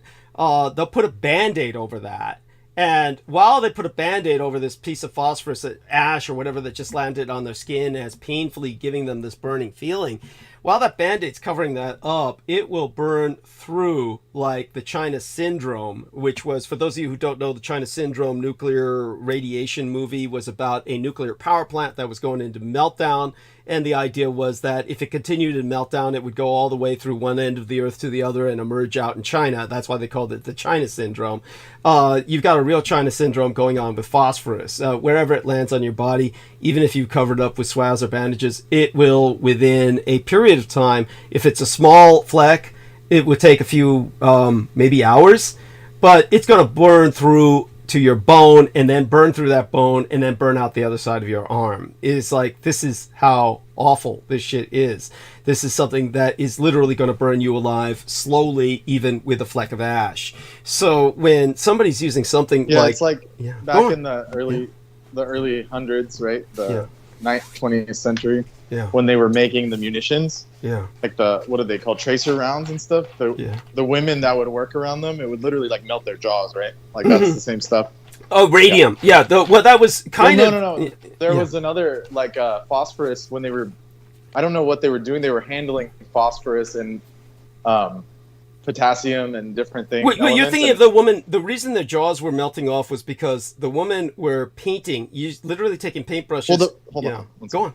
No, finish what you're saying, and I will. What I think of is the woman who were literally taking the paintbrushes, and they were licking the brushes because they had to keep the brushes sharp so that they could paint the dials on men's wristwatches. And they would put the radium into the wristwatches, would be painted onto the dials and numbers so that the men could read their watches at night. And this was the real shit. This was stuff that you never had to shine a light on. In other words, a lot of this glow in the dark shit, you got to shine a light on it, and then it, glows in the dark for a few minutes, and then it fades again into black. It's all bullshit. But in those days, they put the radium on it, and you'd glow in the dark forever. So you could see that throughout the night, the dial of your watch. And you'd have to cover it if you were like in combat or something, so that the enemy wouldn't see it. But in terms of these women, because they were painting with it, they would lick the paintbrushes, and this is why all their jaws melted off. That's what I think of when Brendan's bringing this up. But there's probably other chemicals women were working with in factories that did something similar. Was this what you were thinking of, or something with the phosphorus, something new? Oh yeah, it's very close. It's very close. Yeah. It says, let's see. There's a huge thing. There's like a whole academic article about it. But basically, it melts your teeth out from your jaw. Yeah. White phosphorus, flammability. Ooh. Yeah. It basically started the whole spontaneous human combustion myth. Yeah. Yeah. Highly flammable phosphorus. Let's see. By the way, spontaneous human combustion is not a myth, but Brendan's pointing out that the wives' tale, that's where it comes from, basically. Yeah. There's a whole thing. Understood. I can't find the specific, but it shows a view of the. I'll send you the article right now. Yeah. But if anyone ever throws like a phosphorus grenade into an area that a person is in, if you're in a confined area, the first thing you've got to do is start throwing up as much dust as you can to suffocate it. You've got to kill the oxygen because it's flammable. So you got to, if you're in a room with furniture, you're going to do what you would in a fire, say covering up a fire, but you're going to do this in a universal sense. You just start throwing things up and, to be combusted and to suffocate the potential flame out. So the devil's element, I'll take a look at this later. Glowing skulls, yes. So go on, George. So I think I heard it. Yeah, absolutely, Douglas. It was a talk by maybe Walter Russell or someone like this, or even one of these other guys from the early century. So another time I'll bring it up when I research. Thank you. I mean, it's important. I mean, there we are, the devil's element. So George, go on with what else comes to mind. Yeah, no, thank you, Douglas. You're absolutely correct, and that's the protocol is to, in a sense, asphyxiate, to just get the oxygen out because it's flammable, the phosphorus. Just as you would with a flame, you just take rid of you remove one of those compounds that ignite or cause flame or fire, is to get rid of oxygen, a heat source, and etc. So that's the only way to counteract that. If you ever get phosphorus dust or anything that's on your body, it's horrible. And that was I remember looking at the images and just the articles about it going back several years ago about they've continuously used white phosphorus on the civilian population, which means They don't use any precision strikes. Nothing is precisional. Everything is collateral damage.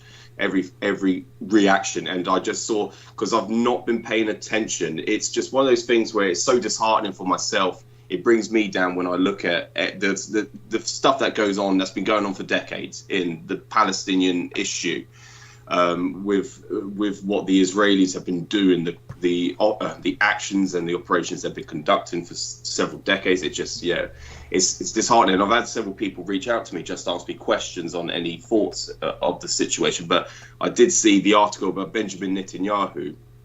And I always emphasize his name is not Benjamin Netanyahu. His original name is Mila Kuliski. He's not who he says he is or who he claims he is.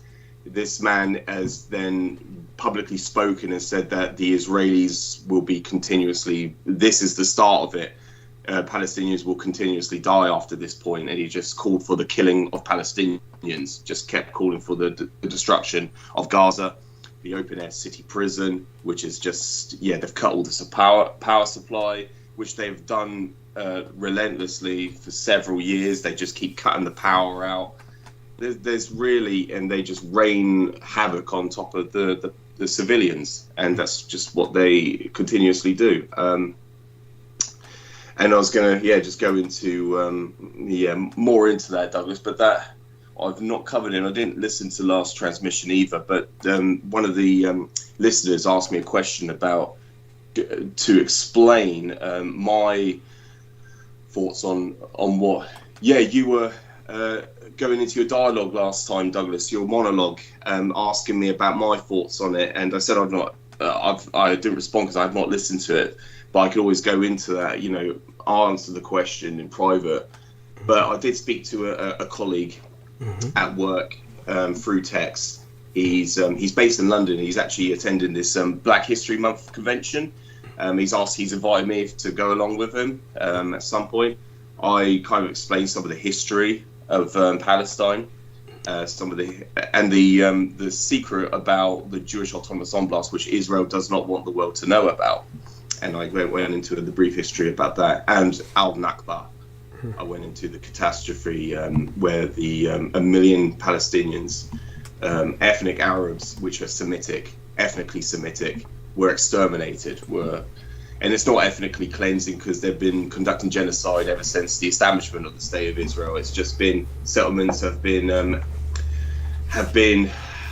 just, what they do is they just bulldoze down homes and just reshape the land. And it's not, I wouldn't call it ethnic cleansing, I would call it a complete, it is by definition genocide, where the objective is to exterminate an entire race of people. And that's what they've been doing since 1940. That's what they've been doing since the post what in the conventional sense, what people deem as World War II.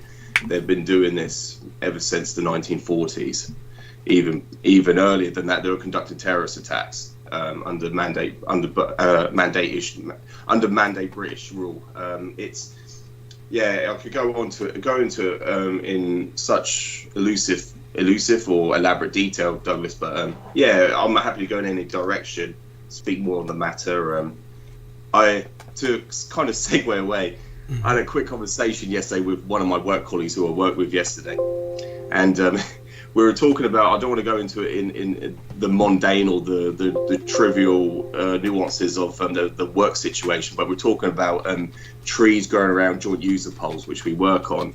And it was interesting, he mentioned about I'm Legend, the movie I'm Legend. He goes, well, once humanity is wiped out, then the trees will take over, and every single skyscraper and building that we've developed will then turn back into the earth. And that's what I think he got that from someone, I don't know who. But then I mentioned to him, I said, well, here's an interesting fact for you to talk to your family or friends about. I go, do you know which one is older, trees or sharks? And I just told him it's, I've asked this question to like my daughters, and she's a shark. And I was like, yeah, that's right. Sharks have been around much longer than trees. And he then mentioned, he went on to go, he listens to Brian Cox. And I was like, no. I said, one of my best friends, he gets a Brian Cox book every birthday, and he's a big fan. And when he was doing his doing his tours, yeah, with Brian Cox, and I've only, you know what, when I've ever listened to him, what he tells all his listenerships, he will tell them that we are a byproduct of stardust. We have manifested out of nothing. We come from nothing, and that was why my colleague yesterday was saying he finds it very interesting listening to him, because he talks about how we come from absolutely nothing. And I just smiled and just nodded my head, and it's the same Gnostic trip that NDT uses. Mm-hmm. Neil deGrasse Tyson. Yes, Neil deGrasse Tyson is nihilism, and I wanted to just go into that. It's just the emphasis or thesis that we come from nothing, and that we mean nothing. Our life is meaningless, and that's what they promote. That it's very, how do you want to call it? It's Herodian or Edomite. Yes, it's definitely. Yeah, the term to use that's much more accessible to people would be nihilist. Definitely not. Yeah, so it's nihilist, and nihilist is ultimately, of course, the gateway drug, so to speak. That's the portal to the Edomite mentality. The nihilism is, of course, the concept that, well, life has no meaning, nothing has meaning, and we come from nothing, we go back to nothing. Yeah. So go on with it's very it's very and I don't know why this attracts people, why it's so seductive. No, it doesn't set right with me. It doesn't set right, and just the fact that they I'm looking whenever I hear this, then they're looking and they're smiling. It's like they gazed upon it. What attracts them to this I don't know, this notion. It's just it bewilders me, definitely. It's I'm just like, because I understand what they're trying to do, because it's like that Brian Cox guy has that like really long like smile, that empty cold smile thing going on. That's how they look. That's the same look that these people give when they talk about him. It's weird. Yes, it's that same look. And it's like, we come from nothing. We are a product of accident after accident, miracle after miracle, and it's just we're just basically stardust, and we'll go back into stardust. We come from the stars, and we are the Borg. And Aristides just gave us this image of Neil deGrasse Tyson with his asinine smile, his vapid smile, so I appreciate that. It's funny as hell. He's got lousy taste in a vest too. He's got it would be nice if he were like at some kid's magic party where he's playing a wizard. Then maybe you'd have a vest like that. But no, he's a professional astronomer. But I guess because he delivers his message to the public, he's got to look like an idiot. And he is an idiot, because this was that guy who several times when there were school shootings was like trying to come out and say, I don't know why people are so upset at school shootings when people are dying in car crashes every day. And he pointed out that far more people die in car crashes every day than in school shootings, but says, for some reason, school shootings and mass shootings are dramatic to people, and then they get upset at them in a way that they don't at car accidents. And he's trying to act like he's this cold, detached scientist and shit, and everybody, of course, just told him how, in general, the people responded negatively to that, to their credit, telling him how stupid he was, trying to look like he was balanced on this. But of course people get upset when crazy people go around shooting other people more than they do at people involved in accidents. So there we go with that. He's just out of his mind. And aside from that, he was hitting on all the women who worked for him, and they reported him for assault, basically, and he still has his job. It's just bullshit. There you go with that. But gentlemen, go on, Aristides. He's just an ass. I mean, thank you.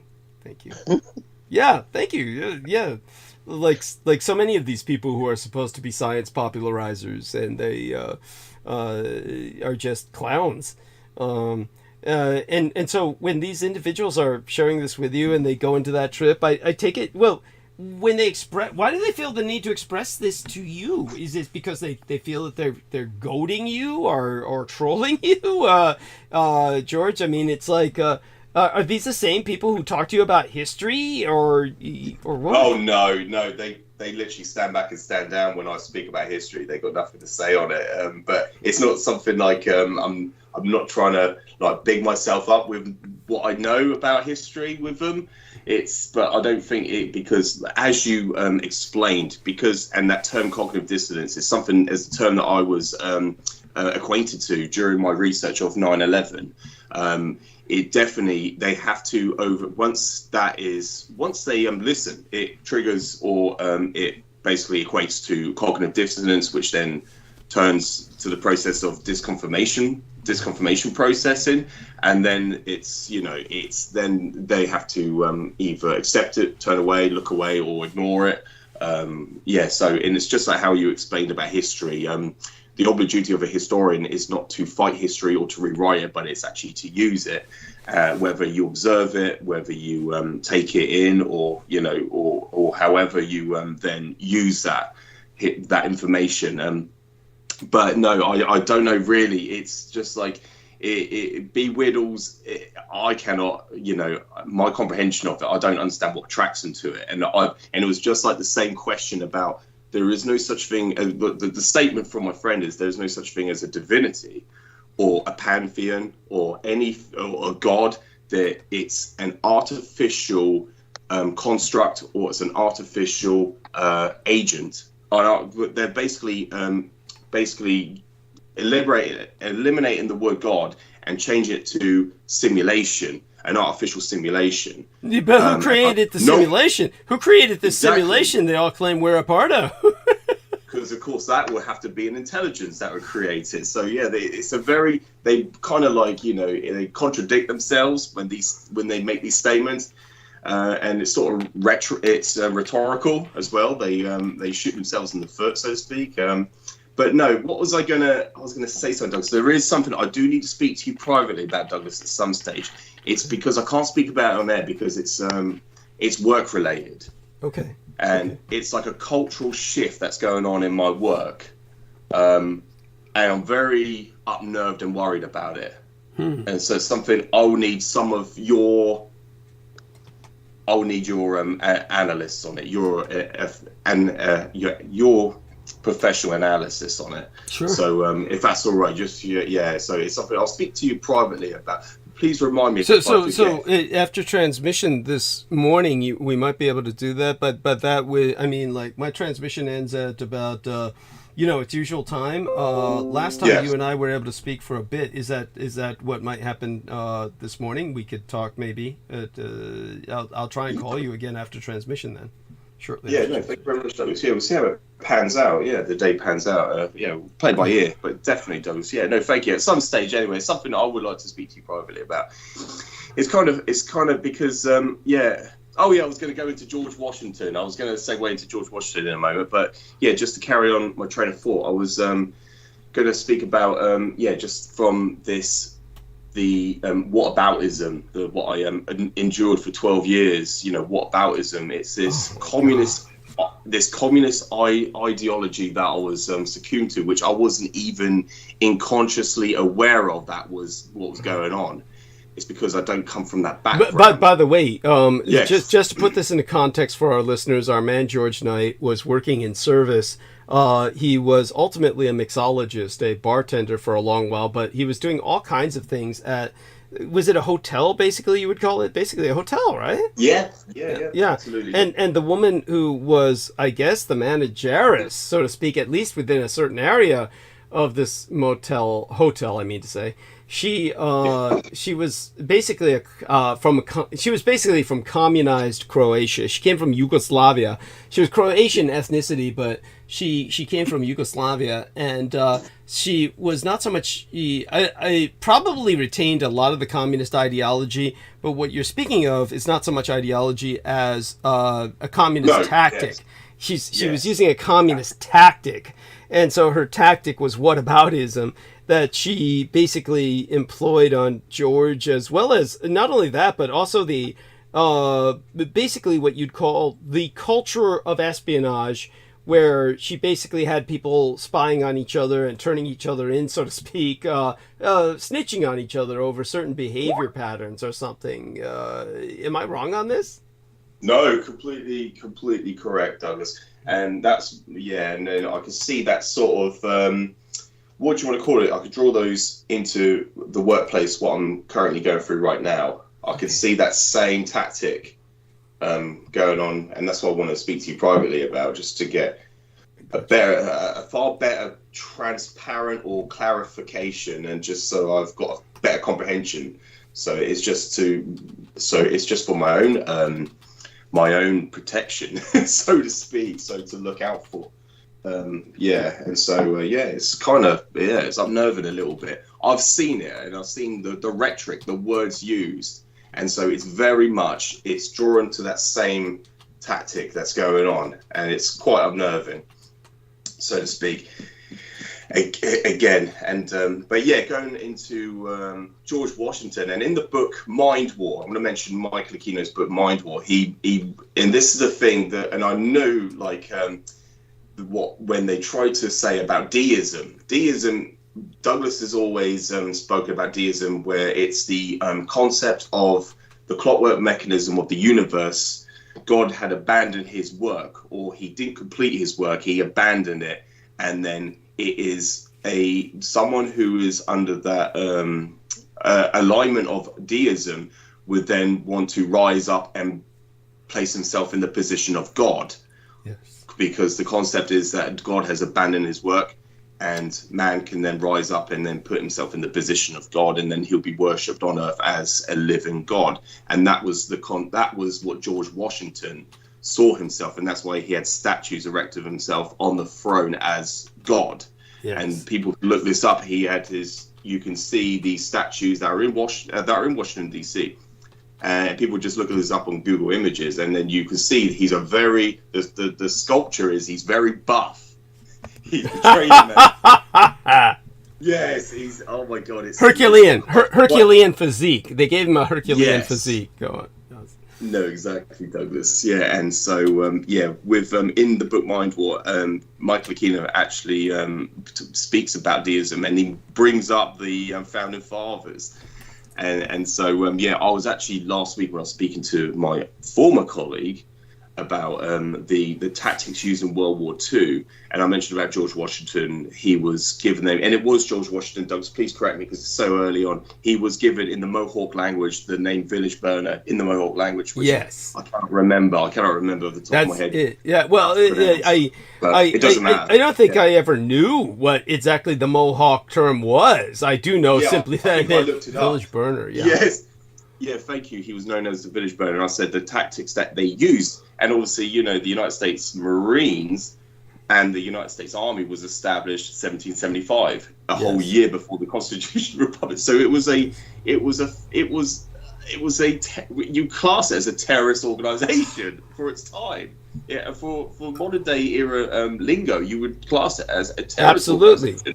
Absolutely, because it's a renegade or rogue organization. Yes. Which is and they would conduct these tactics where when the men would be out on the hunt, they would go into the villages and they would kill the seniors, the babies in the cribs, and the women and the children. They would take out the villages, burn it, and then when the men would return, there was nothing left for them, and that was how they conduct their.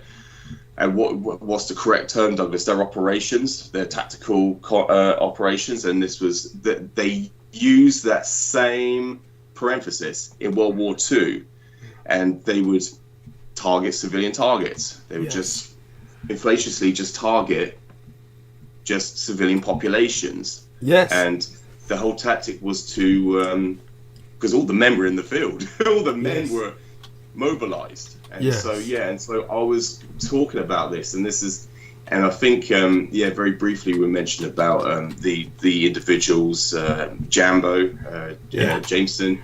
He would always want to rise to that position, just like George Washington. Yes. With their great big, phallus, mushroom cloud, which is the emphasis on orgasm, erection.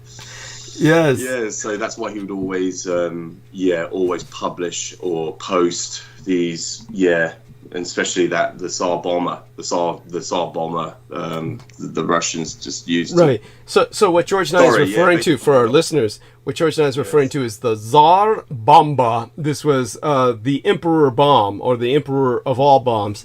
It was the largest nuclear weapon ever created, and the Soviets, of course, deployed this as just a big phallic jack-off, and it was something that threatened to potentially blow open the crust of the earth. This is how suicidal and nihilistic the atheistic Soviets were. They didn't give a shit. And this is how they want to scare everyone into obeying them, by showing them we're so crazy we don't give a shit. And the Americans, they of course took a tactic that was very similar to Washington's exterminatory campaign method. And therefore, as George Washington sought to eliminate the native population of North America, the Americans sought to eliminate the native populations of Japan and Germany. So this is the horror that we're dealing with. This is the true evil, is the Allies. But go on, dear George. Yes. Oh yeah, no, absolutely. So this is the and once this is going back, I cannot remember the exact date. I think it was some point last year, when I came on just towards the end of the transmission. I came on right at the last minute. It was it was sometimes I could just drop in or drop out, depending on the work schedule for the day. And I came in during my break, and it was just towards the end of the transmission. And Jameson was very narcotic. He was not in a state of awareness that I even joined the chat with Douglas, and it was off air. It was in private chat, and he was asking Douglas about HARP. And HARP is an acronym, and it's I can look up the term because it's too early in the morning. So it's like high. Oh no worries. Everybody knows what HARP is. HARP so yeah. Yes, thank you. He was asking him about he was asking just these these questions. Yeah, high atmosphere, aerial. Yeah, it's resonance. It's projection. It's I could go into that. I probably can't be well.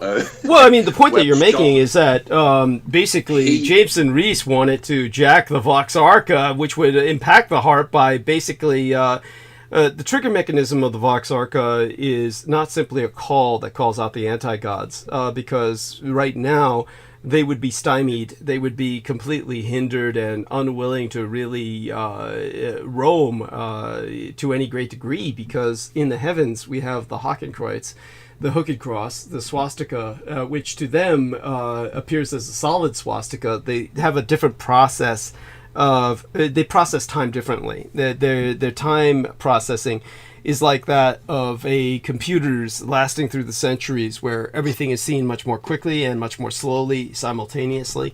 Therefore, when the Big Dipper, as we know it, Ursa Major, the Great Bear, revolves with the seasons, they actually see that as forming a solid swastika in revolution. Then that is the elder sign that keeps them at bay.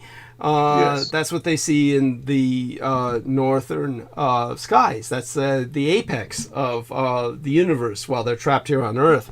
When we are speaking about Jameson Reese and what he knew about the Vox Arca, he knew that if I were to trigger the Vox Arca, then in order to eliminate or overwhelm, get rid of that elder sign, which is repellent to the anti-gods, the Earth would have to fall off its present axis, because that would cause the stars to dislodge from the sky by our perspective.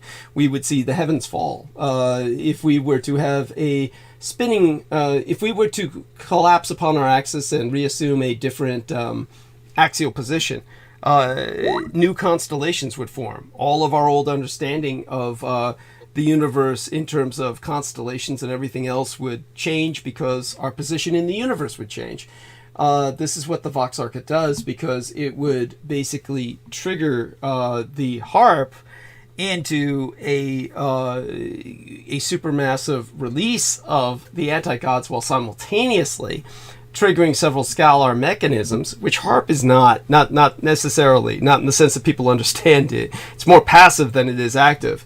But there are scalar mechanisms which are connected to a degree to HARP that would then basically cause the Earth to turn on its axis, which is fairly easy to do in this day and age because the Chinese have so unbalanced the Earth through the Three Gorges Dam, which puts so much weight of water onto one spot on our planet that it effectively is causing the Earth to wobble and is threatening to throw us out of orbit anyway, certainly off our axis into a different axial position.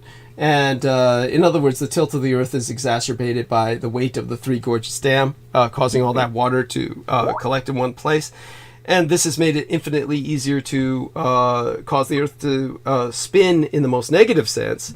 And therefore, we would wind up with the constellations in the sky changing, and the Elder Sign would no longer be protecting us, acting as a ward against the anti-gods. So with that, I turn it back to George. Go on. Yes. Oh yeah, no, thank you for that, Douglas. And so, for anyone that that seems to, in disbelief to what anything we're saying, Jameson Rees was asking Douglas these questions. He was asking because he wanted to try to utilize the power of the Vox Arca and to understand the technology behind HARP. And so I completely, when I caught him saying that, he was unaware that I was even there. But once he realized when I spoke up, he then left cool because he was caught. He was caught, and Douglas was not giving him anything. Douglas was definitely reserved and not giving him anything. He was just trying to segue away from the conversation. And so that's just to and that's what the other thing that bewilders me is because that's what they believe. This is everything they believe. They truly, it's not what we believe, it's what they believe. And I keep hearing that all the time lately, and which is it's your truth or my truth, and that's relativism. This kind of relativism. Yes. Holy fucking shit. This Alexander Dugin. Yes. And just the whole Russian trip. The whole Russian trip yes. Yeah. And that's where I'm a bit concerned at this moment in time with everything. It's very much this shift. It is I would call it a cultural shift. What I'm seeing going on around me, it's definitely. But yeah, I could go on about for hours, Douglas. Actually, I do have to kind of make my way now to work. But I will try and drop in later, and hopefully we can either speak privately today or maybe another time. Certainly, I'll try and give you and Brooke a call. Well, you first, and then or Brooke first, whichever I can reach. And then whoever I can reach, after the transmission, I'll try. A few minutes after transmission, I'll probably try and reach you guys. Individually, and then probably ultimately as a pair for at least a little while. I'll just try and catch up, and so okay. Well, love you dearly, George. No, wonderful. No, thank you very much for having me on, Douglas. It's a pleasure. I was looking forward to coming on and chatting to everyone, and nice speaking to you, Aristides and Brendan as well. Thank you, and thank you to everyone listening. Wonderful. Thank you. Take care. Take care. Thank you, George. Yeah. Thank you. Good night, George. Yeah. So I got a notification from somebody who said they could be on in about an hour, for about an hour. I'm trying to remember. I'm trying to find out who that was. Dan. Oh, that was Dan? How did? Oh, he said that in the call? No, it was that. It might have been the last one. How did I see the notification for it? It's like because it's not coming at me from his private thing. Is it? It's the chat. It's the chat from last time, I think. Oh, okay. Yeah, so I accidentally sent it to the last chat by mistake. Okay, and somehow like that. So he's not telling us that now. No, that was from like a week or so ago. Oh, okay. That's or a couple weeks ago even. Oh, okay. Thank you. That's nice. Good to know that. And so I don't. How about you, Aristides? Have you ever watched Alita, Battle Angel, or any of these anime? Or were you ever into that? I've watched some. I did watch, I think, pretty much the whole Ghost in the Shell. The whole what? The Ghost in the Shell series. Oh, the Ghost in the Shell. Yeah. Sorry. Okay. Yes, you slurred that so much. I thought Sorry. it said, is he trying to say that Boku no Pico? Is he trying to say that Boku no Pico? No, of course not. And so with the Ghost in the Shell, how did you find that? But that, I mean, how did what do you think about it? What was your impression? I thought it was great. I mean, I didn't have the insight that I have now after you talk about it. It was when I used to have cable, it was on, like a late night, on some channel. Yeah. And back I in would the day, record it it. was on Toonami. Yeah. It might have been, I forget what it was on. I don't know. I don't even have cable anymore, but I think I watched through the whole thing. Really good. Okay. Yeah, and what do you remember about her in the child's body? I don't know. I don't know if I remember those episodes exactly. Maybe they A didn't few show years those in ago. America. Maybe they didn't show those in America. Oh, I don't know if they did. It was a few years ago. That's because they really do change these cartoons when, like, for those of you who don't know, Battleship Yamato, the Space Battleship Yamato series, they actually, when they shipped it to America, they changed the name to Star Blazers. And this was like what everybody was watching after school in America who had cable. I never got to see this shit when I was growing up because I didn't have cable. Yeah, And- I watched it. Okay. When I was Yeah. a kid. And so what they did when they called it Star Blazers, if you ever take a look at Star Blazers and then you compare it to the original Japanese series, you wouldn't believe they're the same series. What they shipped to America, they took away all the human fatalities, which were many. Japanese had people who died left and right in the original animated series.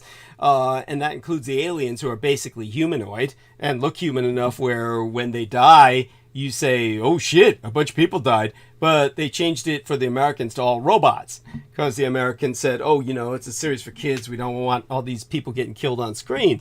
So they made all the fatalities robots in Star Blazers. So it's like the enemy was deploying robotic automated, crews or something like that. It was just stupid looking. And then, so that was one big change, and then several other changes to it. But yeah, the Japanese really do change things to cater to their audience. Say, for instance, Lupin the Third was a famous series that came out in the 60s or 70s. And so you're talking about something that has the localization are like the Americans, and ironically, they're the Jewish people that own the production companies. What they did with Yu-Gi-Oh! And Pokemon. Yes. It was a company called 4Kids, and they were doing wild stuff like they would be eating like onigiri rice balls, and they would be like, this jelly donut is delicious. Yeah. Just bizarre stuff would happen. Yeah. Thank you. Yeah, it's true. And by the way, what he's talking about is with Star Blazers, the company that was owning it was like, oh, fuck, I'm forgetting now. But it was called Vision or something. I could look it up. But what happened was that the person who owned that was a Jewish rear admiral in the United States Navy. He had been like maybe he was after World War II. He was post World War II. His stint of service, but he was actually a admiral. He had naval experience. But I know about this simply because the idiot Keith Johansson, who worked with him to a degree, basically approached him and asked him if he could make miniatures for that brand. And because Vision Entertainment, I think it was called something like that, I'd have to look it up. But they were the people who later on produced, which company was it? They got the rights to Magnus, Robot Killer, from Gold Key Comics, and a number of other, shall we say, old superhero brands that were neither Marvel nor DC. Magnus, Robot, Killer, Vision Entertainment, Entertainment, and let me see if I got the right name for it. Vision Entertainment Company or something like that. Magnus Robot Fighter. Well, it's owned by Dynamite Entertainment now, so he got, purchased by somebody else. But when it came to that whole Vision Entertainment and all the rest of this shit, they were putting out some of this Rai, the Japanese superhero, and Magnus Robot Fighter. But one of the big villains was a Japanese person in those comics because Japan was considered a big threat in those days. And the 80s, I'm talking about the 80s and 90s.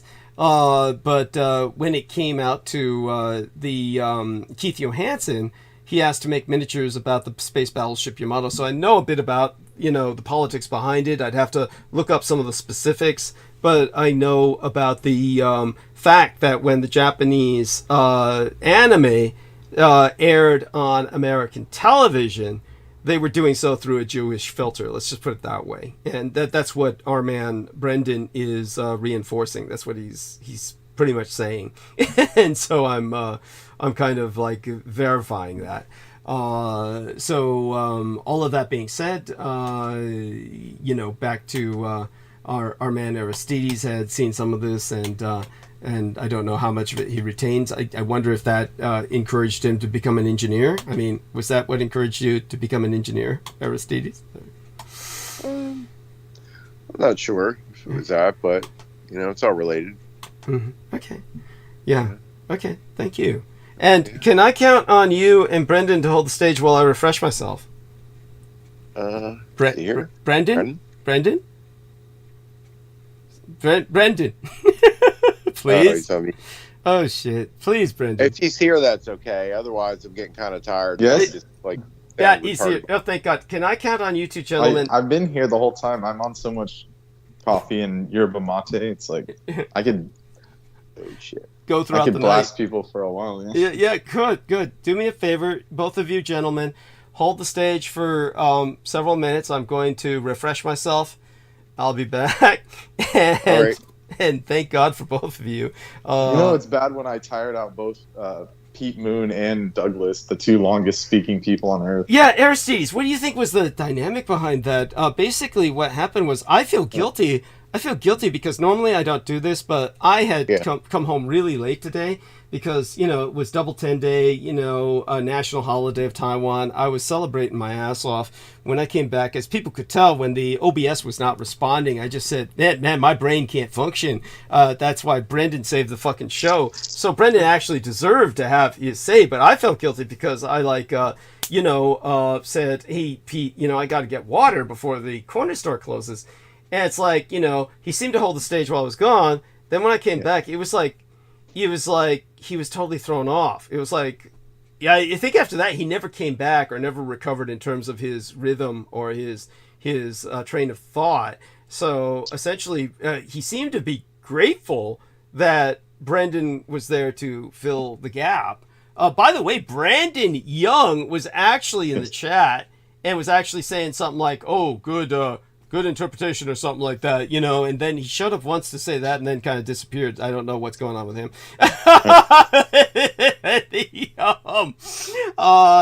But he's Brandon Young is one of my favorite people. Well, good for him. Cool. Glad he came in. Yeah, glad he came in. Yes. It's like shocking how similar we think. So yes. It's very interesting. Yeah. I've never met him a day in my life, but he's a good dude. Well, I'm trying to, at some point, if he's on at the same time with Brooke, I'm going to try and go through his accident, and the same with Amanda Yu. I think we've been through it with him and Brooke, but not Amanda Yu. And right. I'm glad he contextualized all this stuff about his situation or his wife's situation or whatever that lady is. I don't think we have any real understanding of what's going on with Kelsey regardless. I'm saying the way he told it to us the first time when he was like drunk, whatever was happening, versus his contextualization of it, it made it much better. Let's just put it that way. Okay, good. Yes, it helps for Brandon when he's sober. Yes, it's let's put it this way. The man was, after they tried to kill him, he was in a coma for a while. And so the way I would express it is that alcohol affects him a lot more profoundly than it does others. Therefore, just, hopefully, he doesn't use it that much. It's not good for him. But when he tried to tell the story of what happened to Kelsey, that moments like that, it just is all wrong. It's just all wrong. So yeah.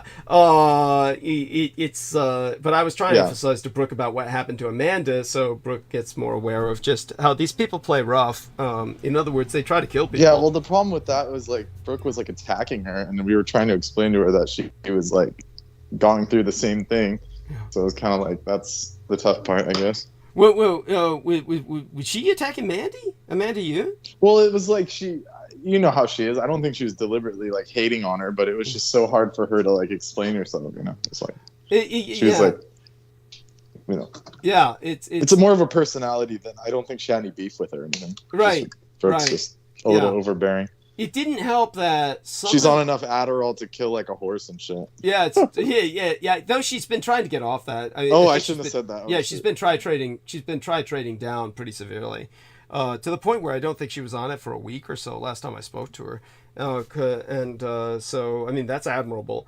With Mandy, okay, there's also a problem there on Mandy's side, and the problem with Mandy's side was that Mandy's she's pathologically passive, and that's part of the problem.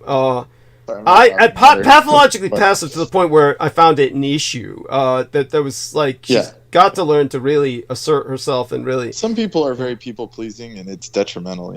Yeah. In her case, there was one time where she had the solutions to something. This was way pre-Brooke by years, but she had the solution to something that we were all discussing. And then after we had puzzled over it for hours, then Amanda said, "Oh yeah, blah blah blah blah," and she brought up something that was the solution to the whole thing. It was crazy. It was like, why didn't you come up with this earlier? Like, tell us earlier. It's like, well, you didn't ask, and I'm like, well, we didn't ask because you didn't even. Yeah, where do you go with that? It's kind of like, but she obviously has been through a lot, and it just has its own impact. Right. So okay, so I'm going to go mute for about a few minutes now. People, I will be back. When I come back, I'm probably going to launch into monologue, and these two gentlemen are more than welcome to hang out and interject whenever they want to. But in the interim, I do want. I'm going to try to take enough valerian to tranquilize myself, because I shouldn't have drank that yerba mate. Mm-hmm. It was like one of those situations where I was like sitting in the car and I like unconsciously opened it, and I was like, oh fuck. It's like I was not even paying attention. Like I lost discipline, and now I'm like, it's like I have like too much caffeine. It's you're overstimulated. I could. Oh. Yeah, and I kind of feel bad for like blasting Peter with like too many subjects. I think that's like Aristides, what do you think? And like all the listeners too, because it's like for me it makes sense. Douglas, you can keep up with it because of the nano blood, but it's like I don't know, I can get too convoluted, like you're saying. No, I think that you did well. I think you did. Everybody appreciated it. Numbers were way up. Nobody complained. Everybody loved it. We got 40 hits already, which is high for at this point in the show. For this point in the show, that's high, and numbers are still up. We probably lost some people when I was talking about like the vegan Japanese veg.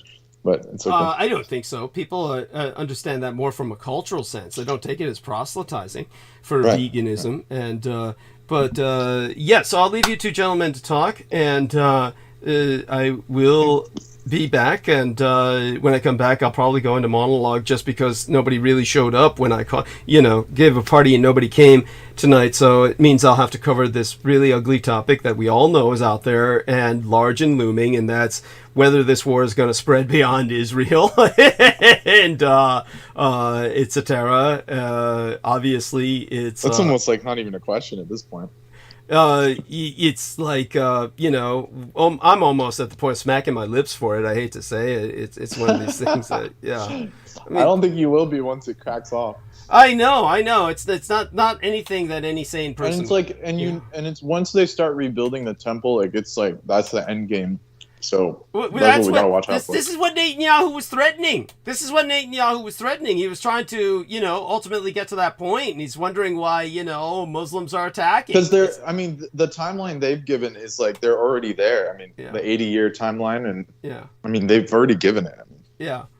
It's just, I don't want to get into it, but that's it. No, well, I mean, it bears getting into because this is like, come on, you got fucking Christians in America that are smacking their lips for this shit. They're drooling, saying, "Bring on the apocalypse and bring me Jesus. The millennium's coming and I can rapture out of this shit." But it's like what they think's gonna happen versus what like the Patalokis are trying to do. I mean, is a whole different world. Like, thank you, and like you don't know, like the people that want that, like they don't know what's on the other end of that timeline, like that agenda. Like, of course not. No, they're lost in. Like it's not the rapture that they're thinking of. This is like closer to like the. I don't want to keep referencing the B word, but it's more like the singularity kind of shit. Like you don't want to go in this territory. Like, thank you. We don't want it to get to that point. Like people gotta wake up. Yeah, thank you. Yeah. And besides, I of course do not share the same belief system as many of these people, and obviously you've got a different belief system. I got a different belief system. Troy Bellamy's got a different belief system. Well, I don't believe in that sense, like in the English sense of belief. Yeah. There's more like convictions and stuff. Because believe is like be-lie, like it's in the BELIE. Thank you. There's more like reality to it. I've explained to people before. I've explained to people before the difference between the term believe and conviction, and that these are actual legal terms, and that you can say you believe in something, and legally, say for instance the draft. I pointed this out. People can say I don't believe in killing, and you'll still be drafted. But if you say it is my conviction that killing is something I must not do, then they'll say, okay, you get to the conscientious objector's role of medic or prison or, putting out fires or something. Anyhow, love you dearly. I'll be back very soon. Like I knew one of our music teachers, he was like, I went to Vietnam, and we're like, okay, what did you do? And he was like, I was a drummer. And we're like, oh, wow, that's crazy. And basically he just went and just like probably abused a bunch of tribal villagers and fucking... Like, he seemed super creepy, He was like a creepy music teacher. What a piece of shit. Yeah. What a piece of shit. Yeah, that's... okay. All right. I'll be back. And everybody stay here. These two men have got this. All right. I'm going to leave us a topic. Okay, so... Okay. So I've been cooking my millet. What? You got millets? Wow. No, cool. I told you before, but the only one I found was like the already hulled one. I think you said it's probably. Oh yeah, you did tell me. Mm-hmm. Yeah. So I like it. I don't know what Brooke's problem is. Thank you. Really good news. Yeah. Yeah. I mean, millets are the way out of all this mess. Yeah. Like, it sounds crazy, but it uses like exponentially less water than any other grain. Way less than rice. Mm-hmm. I mean, the ratio is like 100 to 1, the water usage on these. It's a C4 grass versus a C3 grass. So the way it creates carbon, or it transfers carbon to carbohydrates, is different. So the chain molecules are different, and it requires less water to produce carbohydrates. So that's why they can grow food. The C4 grasses can grow more food with less water, which is why millets can save, pretty much. Even with the current population, we can sustain everybody nicely and save water and save land, save fertilizer. So, I mean, millets are one of the tools, the keys to getting out of this mess that humans are in. Where would you, what's a good go-to for like ordering them? Because I could only find that one variety in the store. What region are you in? You don't have to give specifics, but like East Coast. East Coast. So you're gonna have plenty of Roma stores, like Indian shops. So that's the best bet, really. Okay. Yeah, I you think can it's a always couple. order online. The thing is they're going to be under the Indian names. So if you just type in millet, on Google or Amazon, Yeah. you're gonna get like Bob's Red Mill, like pre-hulled pearl Right. millet, like those one you have already.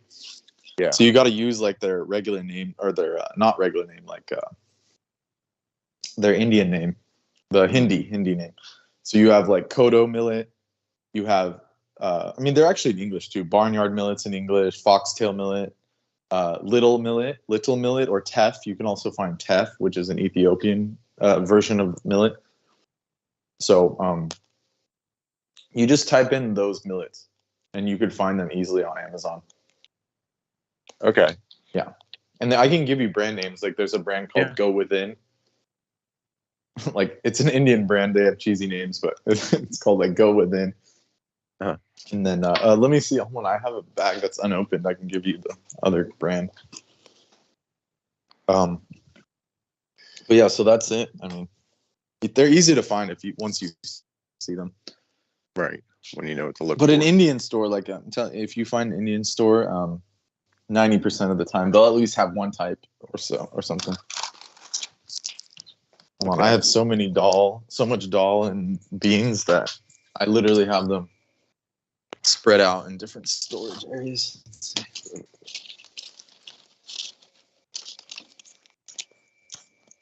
So this brand's called Shasta Foods. SHASTHA Foods. And these are it's based out of San Jose, so it might be hard to find, but it looks like they have a website. You can probably just order straight from them. Shasta, SHASTHA foods.com. It's called, and then this one is barnyard millet, processed, but it's unpolished and hulled. So it has like a wheat stalk will have like the berry inside of like the shaft. Yeah. So they knock it out of the shaft, but they don't polish the actual grain itself. So like the pearl millet, they take the shell off the pearl millet. So these ones are unpolished and hulled. Okay.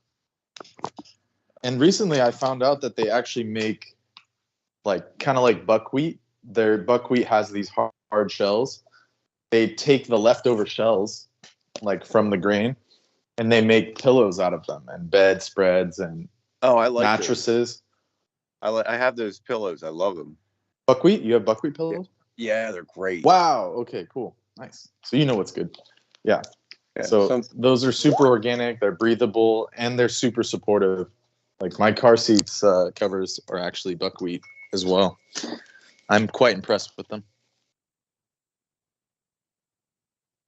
And they're worth the money. Like some of them are more expensive, but I mean, they'll last way longer than cotton or polyester.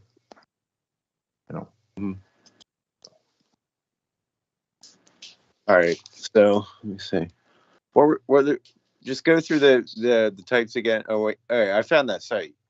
Shasta Foods. Shasta. Yeah. Barnyard. Okay. So you don't have to. Can you order? Yeah, they got it. They got it online. Oh, cool. I'm actually gonna check out, so I don't have to, because some of the Indian shops are really shady. I mean, like not to call them out or anything, but I mean, you have to really find one that you trust, So it's probably best just to order it online. I'll check what. Are you just trying to kill? Are you trying to kill everybody, Brendan? Like you tried to kill me with that? Oh no, the millet haters here. I'm out. Yeah. It grew worms. Okay, it grew moving worms. It did not grow moving worms. And if it did, then you need to take it back to wherever you bought it and then tell them to give you your money back. I'm going to show you. Douglas heard to hear me when I had to pour bleach on it. Some of it was just the millet, but then when the one long one in the middle started moving on my floor, it was worm. Because you left it out overnight.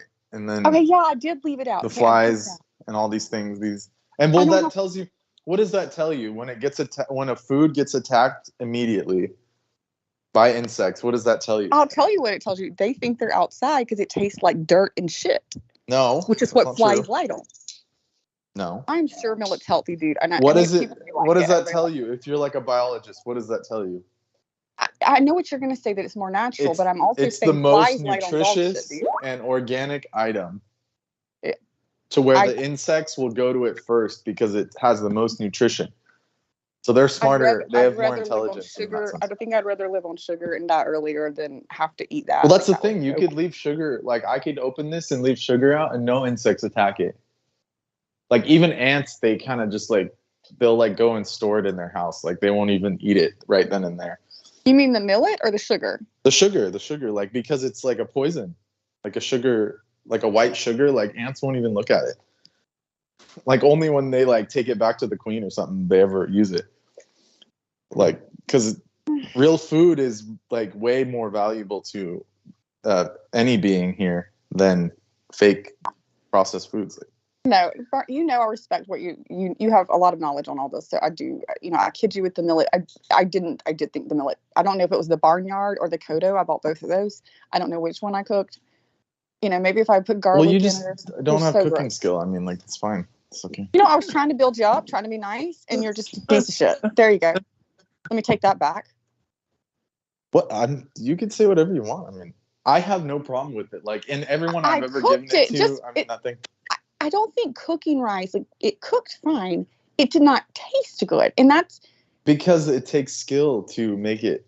Like for example, like when people eat meat, like do you just take a chicken breast and put it on a pan?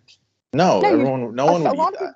But a lot of people do eat that plain chicken. It doesn't gross you out. No, what do they put? They put salt. It's just like and white pepper rice. You've never eaten white rice? Or brown white rice? I mean, how many people just eat white rice by itself? In the South, we usually put brown gravy on it. But okay, exactly. It has gravy or it has that thing, soy sauce or whatever people put. To be honest, white rice is great with just salt and pepper. Okay, but you're still putting something on it. You probably just cooked the millets and then ate it straight. I did put a little salt and pepper on it. I didn't put anything else. And it just, and again, it's just maybe my taste buds. And I gave you, like, we can go back. It's on record. I gave you recipes. I said, use turmeric, haldi. No, you did. That's what I'm saying. And no one did that. Like, no one did that. You're right. And so I'm saying, but I just thought it would kind of be like white rice. And then, like, I would taste it. It can be. I mean, it can be. If you get, like, foxtail or little millet. This wasn't one of those. I think I got Kodo and whatever the other one was you just said. Barnyard. Yeah, I don't know which one I cooked. One of the two.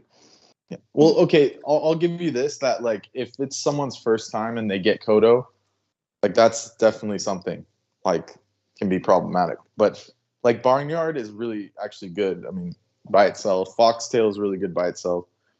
Like little millet is like, I mean, you might as well have rice. It's so good. And you can just mix them with rice anyways. Like if you get a rice cooker and you just put like 1/3 millets, 2/3 rice, I mean, you can introduce it that way without. Yeah. Okay. I was just calling. How much water do you got to add, like per cup of millet? Like so one millet cup and a half, 3 to 1, whereas rice is 2 to 1. That Okay. makes sense. So 1 cup of rice, you put 2 cups water. For millets, it's 1 cup millet to 3 cups water. It takes more water. Okay. So that's how it would be cooked. And then, I'll have to of course, get a you can bag add of it. salt. You have some? No, I'll have to buy a bag of it next time I go shopping. I have to try it out. Good. Yeah, I and usually just cook Australia rice. has a lot of like Indians. There's lots, so you can probably find some nice, like good, proper ones. Yeah. Yeah. I don't like brown rice, even though it's supposed to be better for you. It doesn't taste good, so millet might be better. Yeah. Or just get basmati, like just get a basmati rice, because the ones that are grown in India are like some of the most nutritious, and they have a good like a good index, like a glycemic index or whatever they call it. So it's How do you nutritious spell that, and sorry? it smells good. Basmati, BASM, ATI, basmati. Okay. It's very common. It's like one of the most common rices in the world. But it's for a reason. It's one of the best, like quality-wise. Oh, yeah. Yeah, it's only like $4 for a bag. Oh yeah, super good.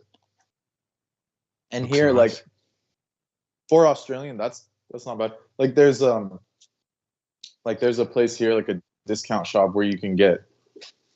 It's American, but they import it, and you can get like it's like 10 kilos for like $13 US. So it's like for like 15 quid, you can get like 10 pounds of rice, which is enough for most people for like a month. How long does it last? Oh, Like basmati is like yeah. the longer you keep it, the better it gets. As long as it stays dry, like it's pretty much has an indefinite life. Most of the ones on the market are aged at least a year. So, I mean, they have very long shelf lives. Right. Yeah. And with basmati, the flavor, especially the real one from Uttar Pradesh and stuff, like those ones, the longer they age, the better. As long as they stay dry and clean, they actually get more flavorful over time. Is it starchy compared to white rice? Like, do you have to give it a few rinses before cooking? Actually, it's much less starchy than like a regular long grain rice. Yeah. Yeah, it's every really time good. I gotta cook fucking white rice, I gotta rinse it out 3-4 times, and even after that, it still gets sticky and shit.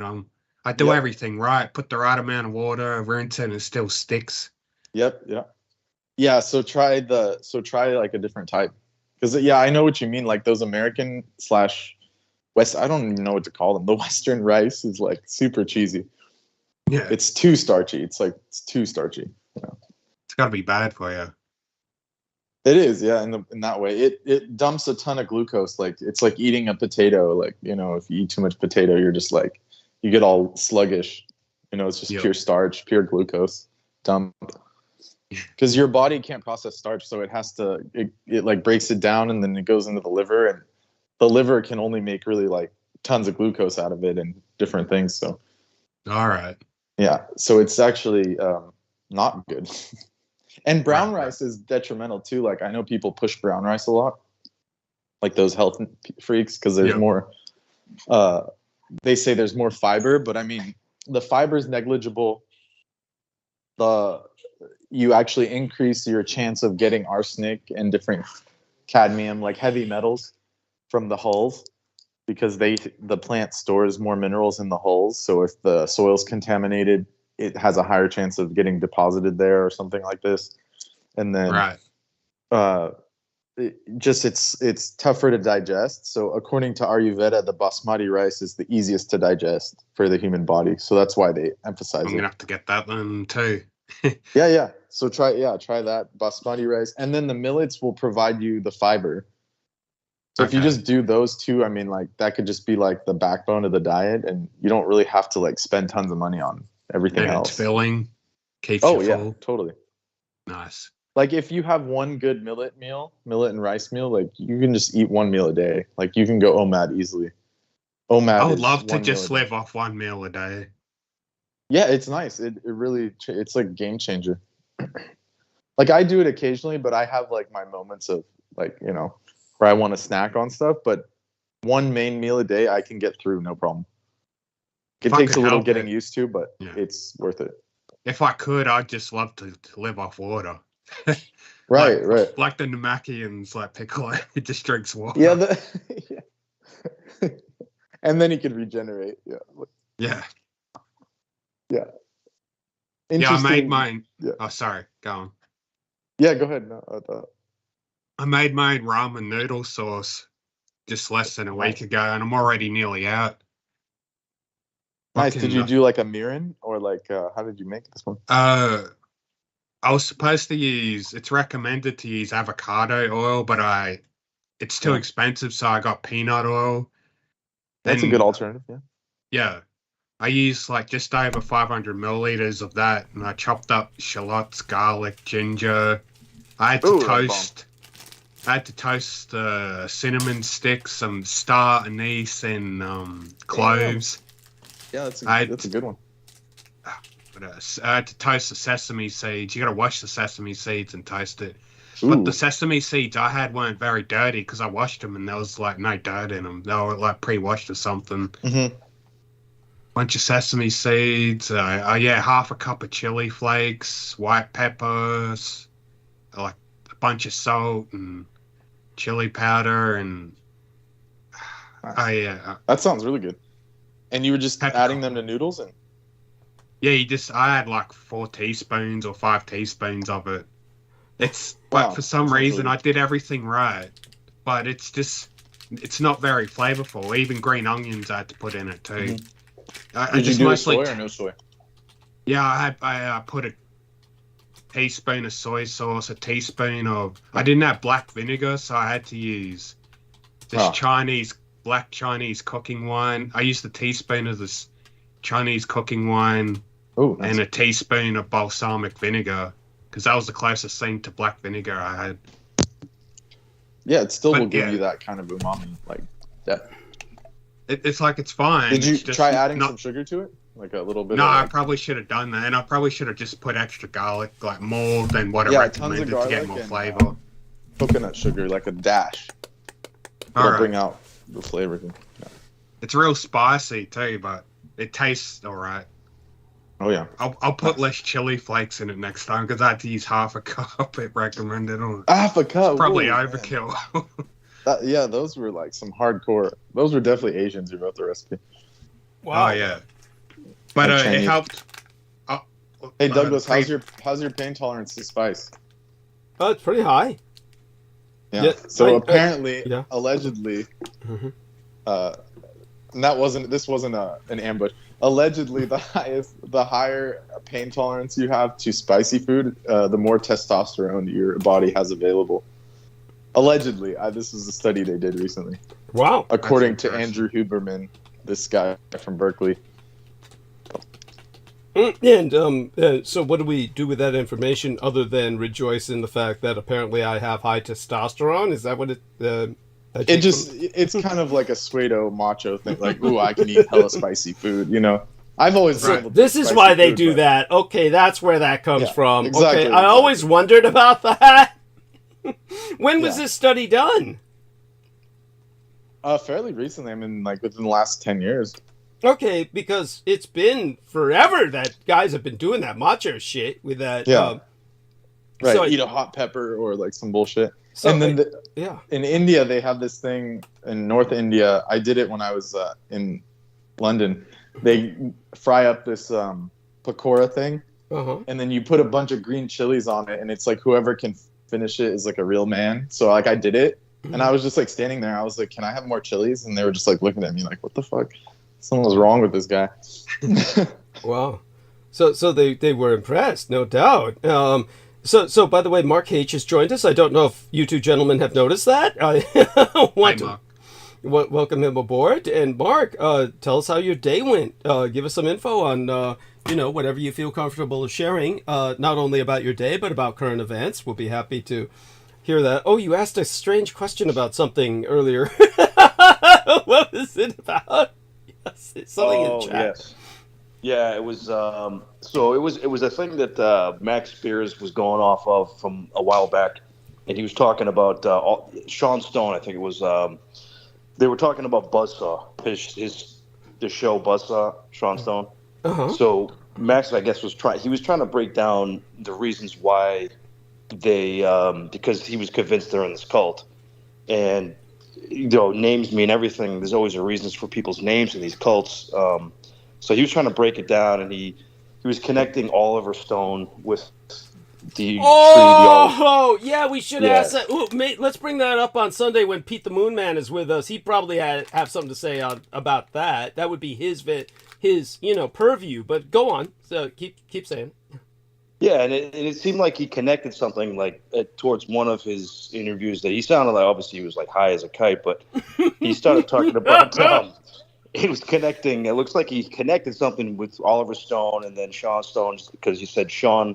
The reason why he's Sean that he was initiated by seeing something, seen, SEAN, and he basically was just sort of alluding. And by the way, this is the guy that supposedly ended up with his sword after he was dead. That's right. So it was just an interesting way of sort of connecting why the cults named or why they are named this. So it was just interesting. I didn't know if Peter had something to add to it. We'll bring that all up again on Sunday, plus the sword issue, because it's an important one. Crystal River was keeping track of that, and like I said, I have a photograph, very impressive photograph of the sword that he had, and it was supposed to be, kept by Ken Sendo, who is a shall we say, just a really good friend of Andrew Basiago. Practically a cultist might be a better word for it, of Andrew Basiago.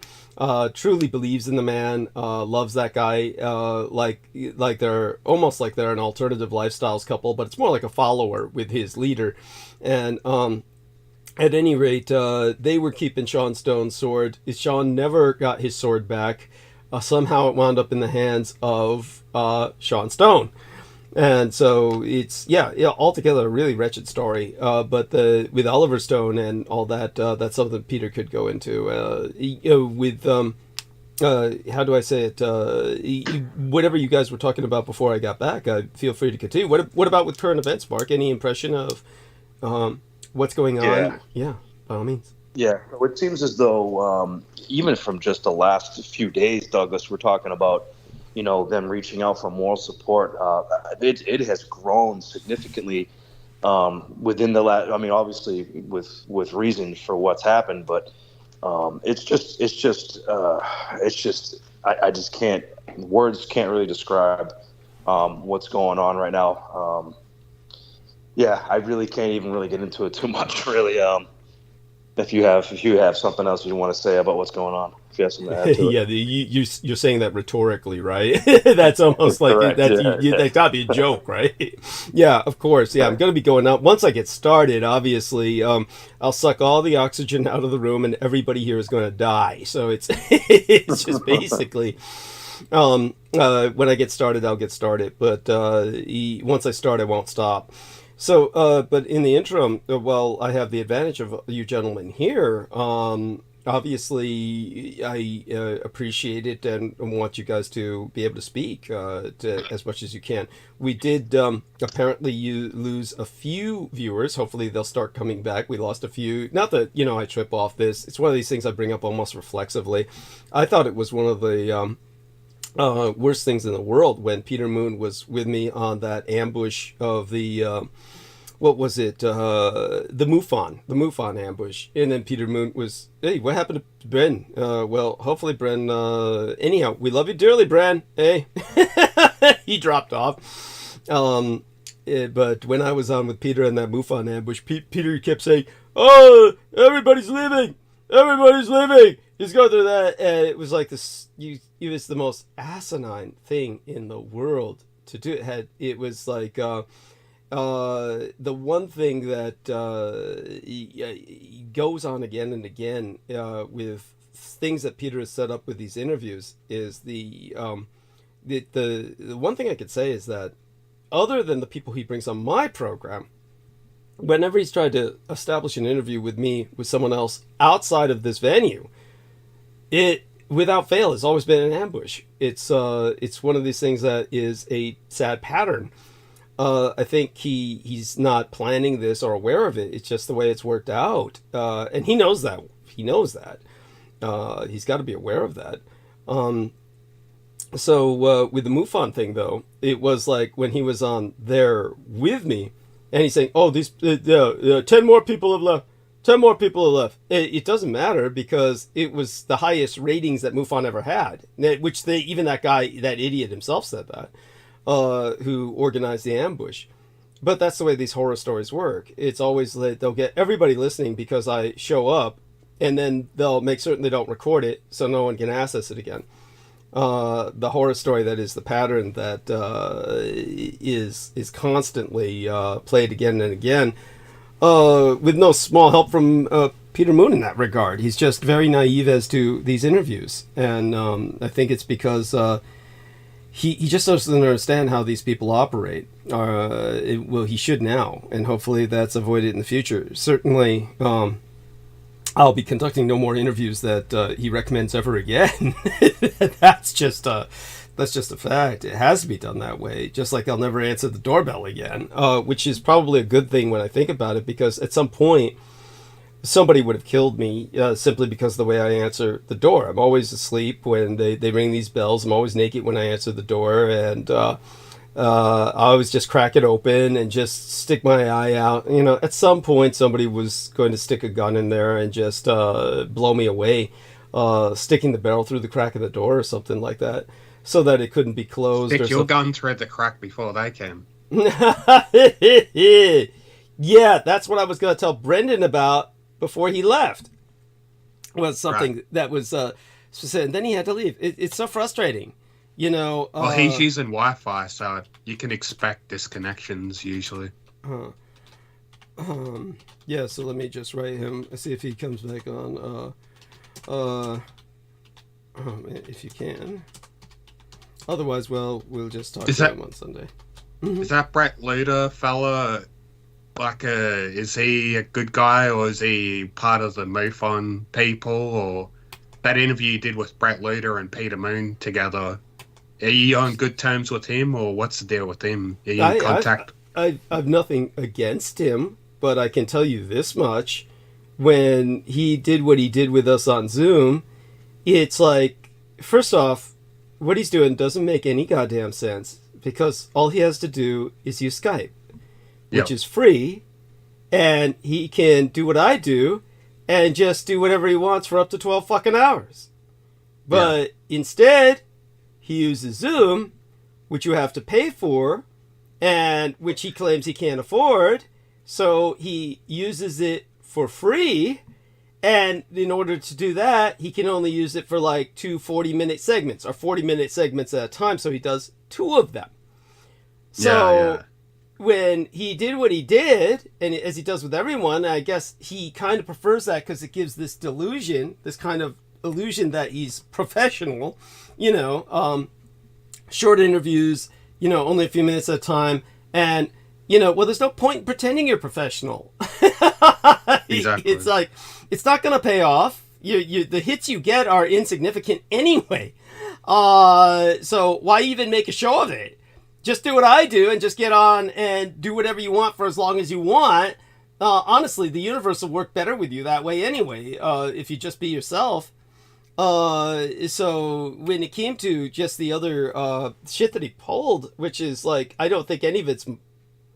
You can't tell, really. It's like, the one thing I can tell you was he uploaded the first part of that interview. I can guarantee you he had no intention of uploading the second part. It was like, Peter Moon contacted him several times and asked him about it, and finally he, like, reluctantly uploaded it, and it was like, there's 2 places he could have uploaded it. One was to this, you know, channel that is like, what is it, the one that the Rumble shit, Rumble, like, and then the other one was some other channel that was more accessible that we could actually download from, and I can't remember whether it was YouTube, because I don't think he has a YouTube channel, to tell you the truth, but it was something that whatever he uploaded it to, it was something that John Warrington was able to download. At that time, John Warrington was still actively downloading. So he was able to download it from this other channel that he put it on, as opposed to either Rumble or the Odyssey. Okay, so I think what he was doing was, maybe Rumble you can download from? So maybe that was... Odyssey you can directly... I found out you can directly download videos off that site without having to use any software, third-party software. Then make certain you get everything. Just take your time, do it, get everything from John while it's still up there. Oh my God. It took me a while to figure that out because I couldn't... Nobody's figured that out until you. Nobody's figured that out until you. I think it was Amy... Como? Yeah, she told me you can do that, and I'm like, oh shit, I didn't realize that. Jesus, well, why didn't she tell everybody that sooner? Again, this is one of those things. Well, thank God for her. Yeah. At any rate, so do what you can to get everything, download it from John Warrington's channel onto yours. It's so important. And then do me a favor, and we'll upload all that shit to my YouTube video, ultimately, channel, or a different channel. Yeah. We'll figure it out. Especially the one that got censored because that idiot Ian West. I never really dwelt on it, but the more I think about it, the more offensive Ian West becomes in terms of memory. It's like, but anyhow, what I was saying about with Brett Loiter, it's like with Sean, what's the other guy's name? Sean Bond. Sean Bond, when he interviewed me, had no intention of uploading that interview. And this is relevant because basically it was like weeks and nothing happened. And then finally John Warrington, I talked to him and we downloaded it from my Skype call. And when we downloaded it from my Skype call, then I, let me see if I can call Dan here because he's trying to come on. But you know, we can't have him on for too long because what I intend to do. There we are. He started a call. Let's go over and okay. How does this work? Okay, these. He joined the call in a different chat. Yeah, we gotta like. You gotta get him in here. Yeah, that's right. Anyhow, with Sean Bond, the reason it's relevant is because that's how Brooke Gibson discovered me, was through the Sean Bond thing, and she thought it was live because he was promoting it like it was live, but it wasn't live when she saw it, and that's what pissed her off, of course. I mean, there's so many things to be pissed off with that whole thing. But the one thing I could tell you was John Warrington concluded that he was so embarrassed at how drunk and he was while interviewing me that he had no intention of ever uploading it, which was, you know, so John and I downloaded it from my own Skype call before it vanished. And then we uploaded it. You know, it's been that way with so many of these interviews. Just again and again, it's always like this. At any rate, right. Dan.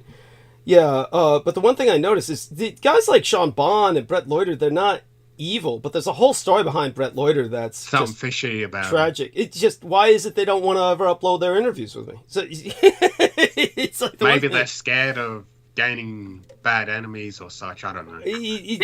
Yeah, whatever it is, it's like, well, don't do the interview. Exactly. Yeah. But anyhow, Dan, welcome aboard. I hope you heard me. I hope you heard me the other day. I read all your stuff. I did say that, you know, I read your stuff, and I told people that, you know, what you want it to be known. But by all means, go ahead and also express yourself in that regard. I'll probably be going into monologue soon, but I definitely want you to take your time, have your say, and, you know, I'll transition into monologue soon enough. But, you know, for right now, yeah, whatever you want to talk about, including current events, go ahead, Dan, share with us what's on your mind. Yeah, there's a lot going on here. Yeah. Let me see. Strange things happening in Europe. And yeah, what I wanted to make clear, I'm not pro-Russian in any way. Thank you. I did listen to the links you sent to me. Okay. Yeah, that was really enlightening. Thank you. Thank you so much. Yeah. And yeah, I would really like to. There was this woman who was on your show with a child that was having like really bad anxiety. Mm-hmm. Mm-hmm. I would love to get a hold of her, because what can happen in children, in anyone, but especially children, when there's like this imbalance between zinc and copper in the brain, and also selenium, that can make you really have a lot of fears. So it can also be like a physical problem in the body. Mm-hmm. So that is something that she could investigate. Wow. Okay. And so I'll try and follow up on that. These must be the links from those episodes. Go on. Yeah. Yeah. There are strange things going on in Germany. Okay. How did that election go in Nederland with the farmers and all that recently? Oh no, that's next month. Okay. But the crazy thing is, those farmers, they get hold of German military equipment, like big vehicles, because what they do here,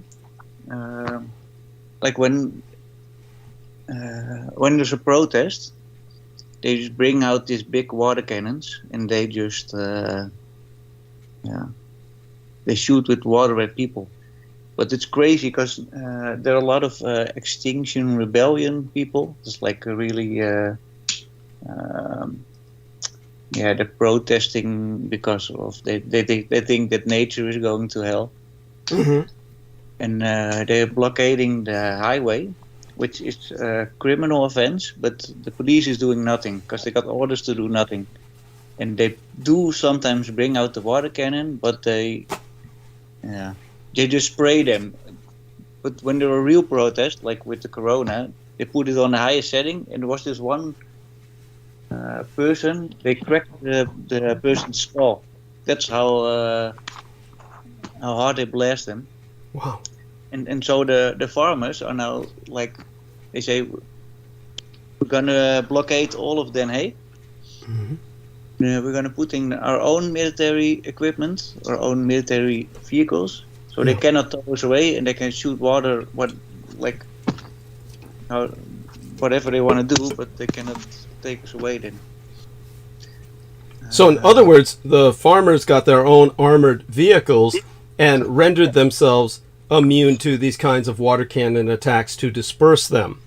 Yes, and that's what I was trying to convey last time.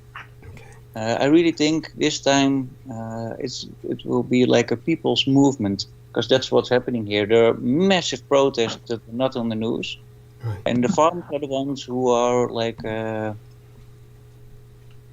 orchestrating it. Interesting.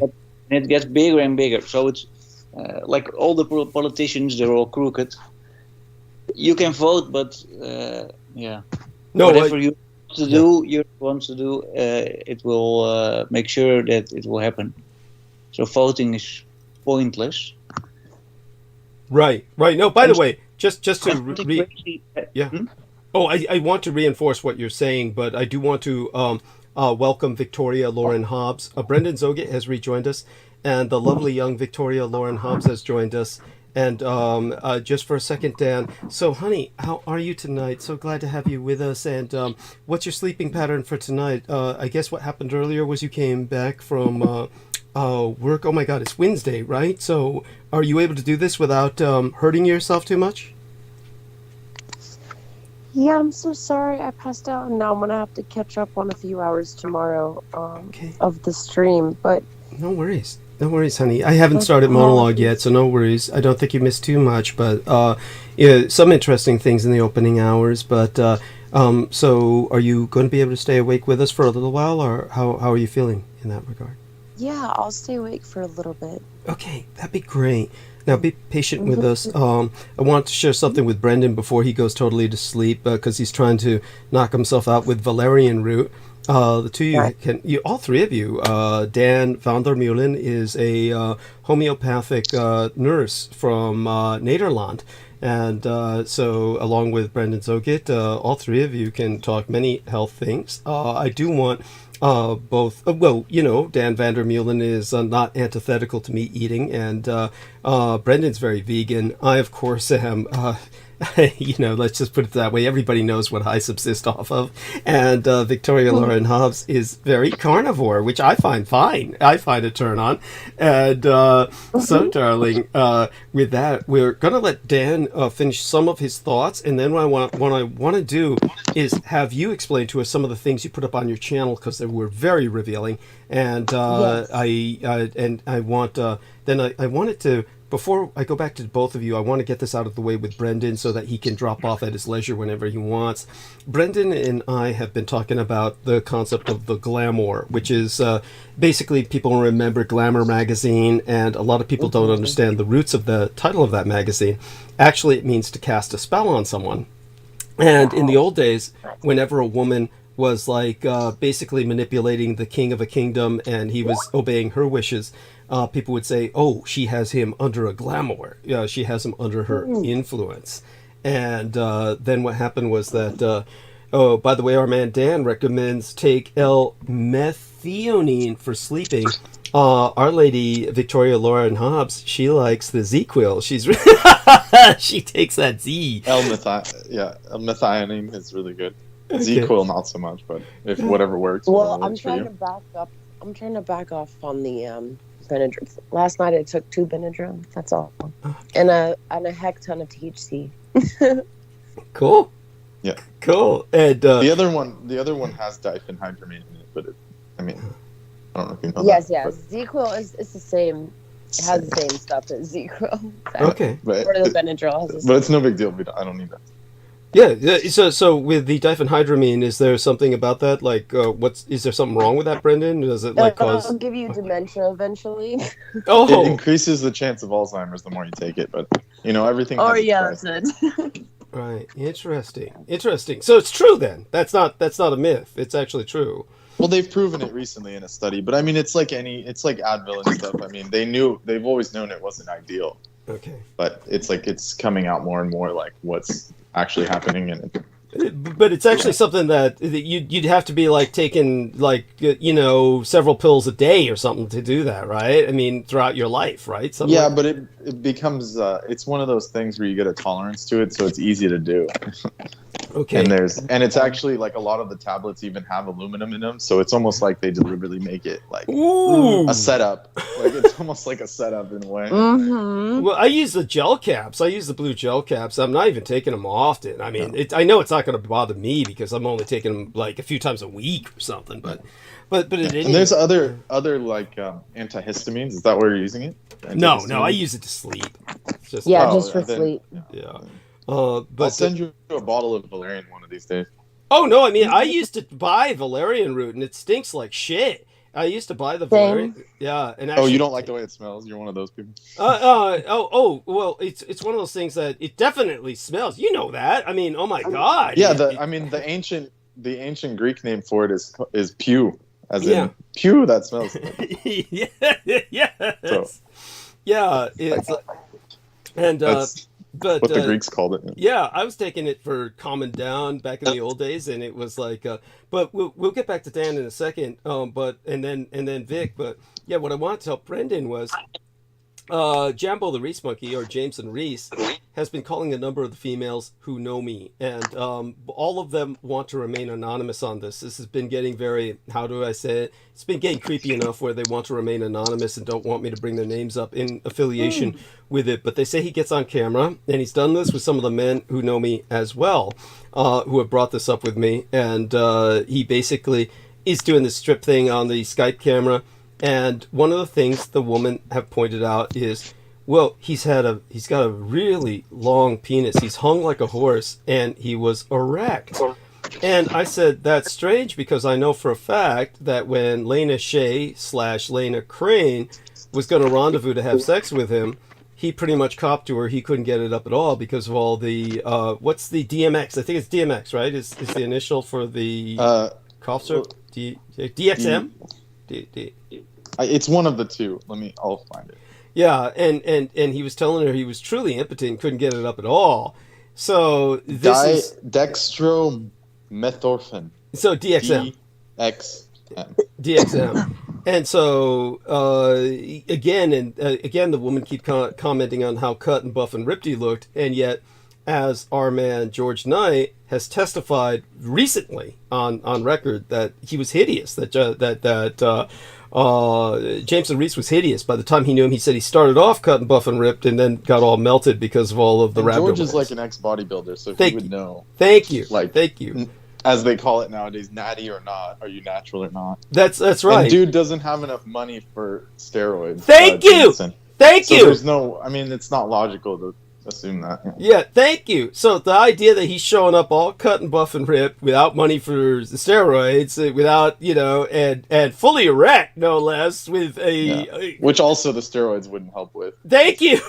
Yes, if anything, they would shrink it further, atrophy it further. But the idea. Yeah, and didn't he mention something about, like, Jameson himself said that, like, the women, like, were like talking shit about him not being big enough or something? Yes, Didn't he literally say that? Yes. Like, this is not slander. He literally mentioned it once. Yes.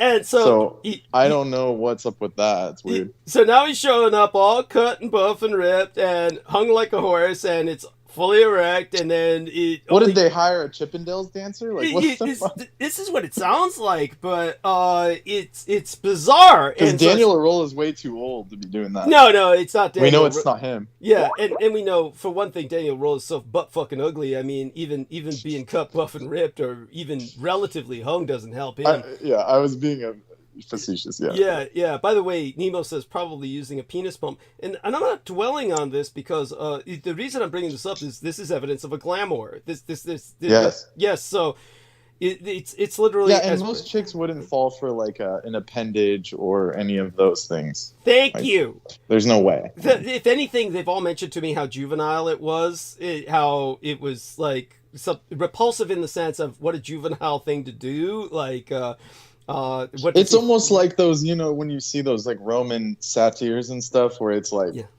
they have like a giant wang, and it's like the Romans used to think that was just like a joke. Yes. Like it's like a trickster spirit, Thank you. Like it's like what they would laugh at people like that. Like it would be like a joke. Like they would draw the emperor with like a giant dick and be like, "Oh, look, he's an idiot." Yeah, that's right. That's right. It would actually be more of an insult than a compliment. It'd be an insult back in those days. Yeah.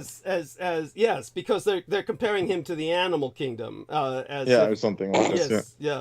So thank you. What was that? Oh, nothing. There's someone sneezed. So I was just bringing that up about James because this is evidence of a glamour that Brendan Zokin and I were discussing publicly earlier. Dan, it sounds like they're bumping up the why are they doing this? Yeah, why are they doing this? Well, at first it was just like he was ripped, and then now it's that. It's like, I mean, it is becoming like satirical. Like, yeah, thank you. Not to use a pun, but that's where it comes from. Satyrs and satirical. Thank you. It is, and it exposes so much, to use a pun. If you knew the context of all of this, Victoria, you're just lucky you don't. Don't even worry about it. Don't waste any brain cells on it. Just know these are just stupid, rotten, evil people, and they'll probably wind up contacting you at some point soon. They get numbers of everybody just because they can do that, and if you block them, oftentimes they can break right through the block and come on as if you hadn't blocked them at all. But it's just one of these things, and hopefully you don't fall under that. But just by appearing here, you might. I probably will. And so with that, Victoria, I want to talk to you soon. But Dan was, he was on first, and I'll get right to you as soon as possible, Victoria. But Dan, finish your thoughts a little bit more about what's going on in Europe. One of the things that Dan is pointing out that I will confirm is that you can elect people in Europe, and of course, in the end, many politicians in Europe will not, like here in America, they'll do just the opposite. But I think in Europe it's even worse. Certainly, the one thing I know for a fact in the case of France was that in France, the population overwhelmingly voted that they did not want to enter into several elements of the European Union's trade agreements. And then the politician they elected to honor that wound up getting them completely involved with the European Union in such a way that their immigration rates were ratcheted up, etc. It was just France has been through the ringer with this, so I'm sure all the European nations are in one way or another somewhat similar to this. Is that potato chips? Is that chips? Someone's taking some serious either supplements or pills that are going in. Oh, sorry, I'm taking vitamins. Oh, that's adorable. Yeah. As long as they're vitamins, it's cool by me. Yes. Yeah. And at any rate, and Dan has lost all faith in electoral politics. I'm sorry, Victoria. Go on. But the thing is, they want this digital currency. Yeah. They voted against it with like 90% against, and the minister, she went to Europe to Brussels, and she voted the digital currency. Yeah, she said, yeah, we like it. We'll do it. So she defied her electorate. Yeah, blatantly. Apparently, the European politicians do this quite regularly. So it's becoming very. I mean, it's a charade. I agree with Don. Don. Right. But what's crazy? What happened in there were elections in Germany. Mm-hmm. There was. Let's see.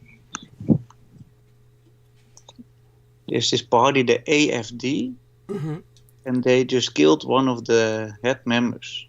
Holy shit! And, other persons from the party, they're now in hiding. Wait, you're saying the AFD internally killed someone, or they killed opposing politician? Yeah. Dan, big. it's so weird. When we asked that question, there was glitching with Dan. Dan, did they who killed who?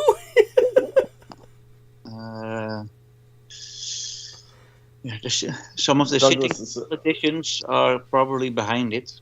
Okay. They're really scared that they will grow too big. And this happened here also with Pim Fortuyn. There was this professor. He started his own party. He was kind of right-wing.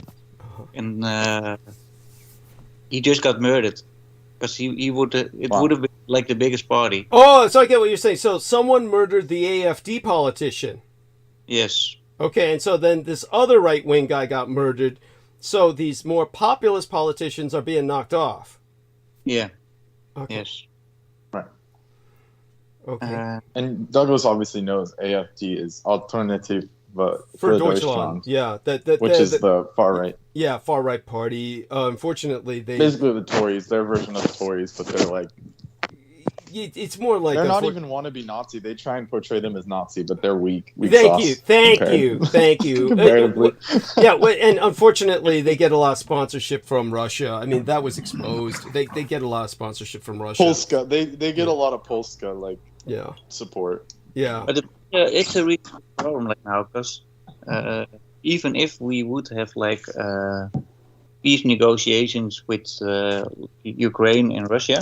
Yeah. There are no more leaders. Like Putin, like Russia has Putin. In China, you have Xi. Yeah, you have the Modi guy. But who's going to represent Europe? There's nobody. That's right. But we have like Merkel. Yeah, you used to have Merkel, but she turned out to be. The guys running Germany right now are really anti-Germany. Yeah. And in France you have what's the guy named? Macron. Yeah, he's also very pro-Russian. Yeah, he might as well be. He's certainly pro-Chinese in the communist sense. Yeah, it's very frustrating. Victoria, honey. So tell us a little bit. We'll get back to Dan. I did want to bring you here. By the way, Dan and Victoria and Brendan, they're all pretty much anti-vax. So Victoria, honey, tell us a little bit about... so this young lady was an Israeli lady. She served in the Gaza Strip area. You put up a video of her on your channel. That was really good work. Tell us a bit about this. We'll get back to Dan. The first video I put up of... You're talking about the lady on TikTok who... basically explained that a cockroach can't move next to the wall without them knowing, and that's so right. It's quite obviously a false flag. When it were open, they could just walk in. Yeah, just ridiculous that they could just walk in like that. Yes. So this was a young Israeli lady. She happens to be Israeli, not Victoria, but this. Yeah, and she was basically saying that this had to be set up from the inside because it didn't make sense. So, honey, continue with what other videos that you put up that you might find relevant for us. Well, interestingly enough, this other video that I have found from, I mean, who knows if it's real or not, but YouTube certainly wouldn't let me upload it, and it was of these Israelis filming. Was that the video I posted in Telegram? Of them faking the... Take the link Israeli of the video. Citizen. Yes. Okay. So with the kid on the ground with his knee bent backwards and whatnot. Wow. Nemo, take the link of what you were able to post and put it here in our text box here in Skype. Okay? I have to download it. I don't have a link. I'm just going to download and re-upload. Yeah, I was going to say I can just put it in the chat she box can do really it. quick. Yeah, she can do it. Okay. Yeah. Great, honey. Thank you. And And what points do we derive from that video? Well, basically that it's a false flag that they are making up some of these injuries. I'm not entirely sure about what all is fake or not, but I know that if the USA gave billions to Iran, and then like Iran gave billions to Hamas, so are we war against Israel? But we're Israel, so we're warring against ourselves. It's very strange, the whole thing. And then of course we have now the global call for a global jihad on, of course, Friday the 13th. Wow. There's been, have you seen this? No. Yes. The leader supposedly is calling for a global jihad invasion of Israel and attack on Jews worldwide on the 13th. So I will put that in the chat box as well. Okay, and also tell us a little bit before we go back to Dan. Tell us a little bit about you were in some kind of chat room or something, and basically everybody there was pro-Israel, so pro-Israel that you were in tears? Tell us a bit about this. Oh, no. So I tuned into my favorite little church back in North Carolina. They finally started streaming their Wednesday Bible studies, which I normally love because my pastor will literally talk about Marxism from the pulpit. Mm-hmm. But unfortunately, of course, with all of this going on, they will, despite them admitting that Israel is a secular state, a secular country, secular people at this point, they still will talk like they're God's chosen people and we need to bless them no matter what. And I agree. I think bless everyone, pray for everyone. But it had me so upset. I was literally like shaking, and by the end of it, I was feeling ill. I told my family member, I was like, nothing against the pastor. My eyes see all the victims of the past. Yes. Yeah. When it comes to the whole World War I, World War II thing. So it is very unfortunate. I know that people are just trying to do the best they can, but I fear the blowback, whether or not, I personally think this would be a false flag, but whether you think it is or not, the blowback that will be on the women and children had me literally shaking and crying by the time you texted me last night. No, it's I don't blame you. Your pastor is someone who deserves no respect for taking that stance. This whole thing, I notice he doesn't say pray for the poor Palestinians who are going to get wiped out by the Israelis in these quote-unquote counterattacks. I think they said pray for everyone in this situation, but still it's just sad because a lot of these Christians don't know that being a Zionist Christian doesn't make sense. Being a Judeo-Christian isn't that's an oxymoron. Thank you. And it just doesn't make sense that there's more Christians in Palestine by quite a bit than in, Yeshua hating Israel. Yes, thank you. Yeah, quite true. And it's something that I find reprehensible that many Americans automatically. Go on. If all the Judeo Christians in the West saw the videos of the Israeli Orthodox Israelis spitting on the Christians over there, they'd stop worshipping them. Because they get treated like shit over in Israel, the Christians are like treated as second-class citizens. I don't think that these Americans, that would even bother them. They would be honored to be spit on by Jews. That's how they think. They're Gentiles. I mean, the Gentiles are at the bottom of the pylon. It goes like the Israelites, then the Hebrews, then Jews, and then Gentiles. That's their hierarchy. Like, it's kind of like a caste in Hindu. I mean, they have it. Yeah, very much so. And so back to Dan for a few minutes. So, Dan, when you were talking about the latest weird things going on in Europe and in Germany, please go back to what you were saying. Get us back on the track of thought that you were on, what you think needs to be brought to our attention. Certainly what's going on in current events in, obviously, the Middle East I'm certain you have something to say about that as well.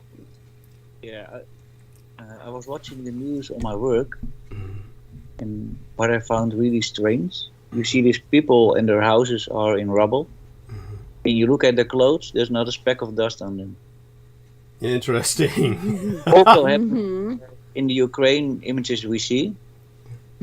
They say like, yeah, Russia attacked this and that, but and there was this story. People were laying dead in the street for 2 weeks because they were gunned down.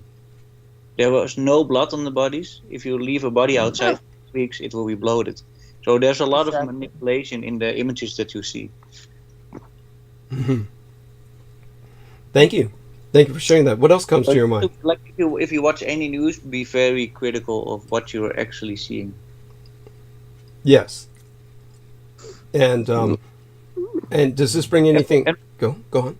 What I heard, I don't know if it's true, that there are a lot of immigrants now going into the United States, and I heard that now, if they join the army, they can get like a citizenship,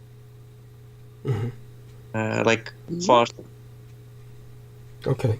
They can get citizenship. They open the borders, and now they say join the military, and you become a citizen.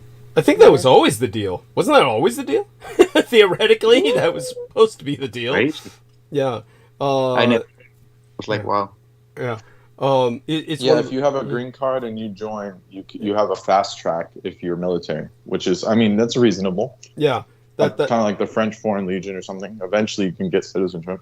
Right. I mean, it would But apparently, in some cities, they're allowing foreigners, like actual foreigners, to become police officers, which is like totally unheard of. But they just recently allowed it somewhere in Illinois or something. Whoa! Now that's mind blowing. Okay, that's pretty alarming. That's problematic. I mean, to say the least. Yeah, but you know.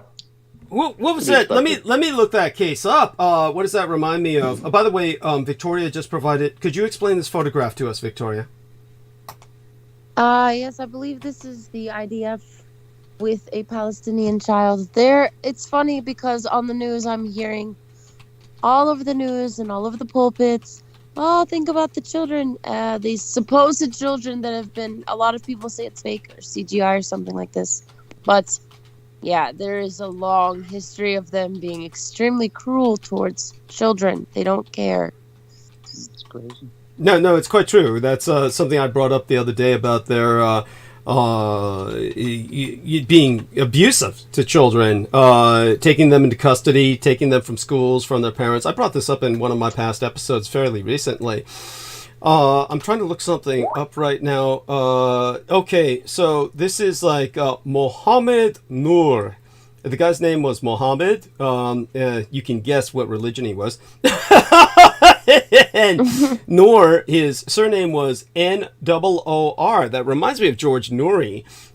So he was. I'm trying to find some images here to make certain that I've got the right guy down here, but they might not.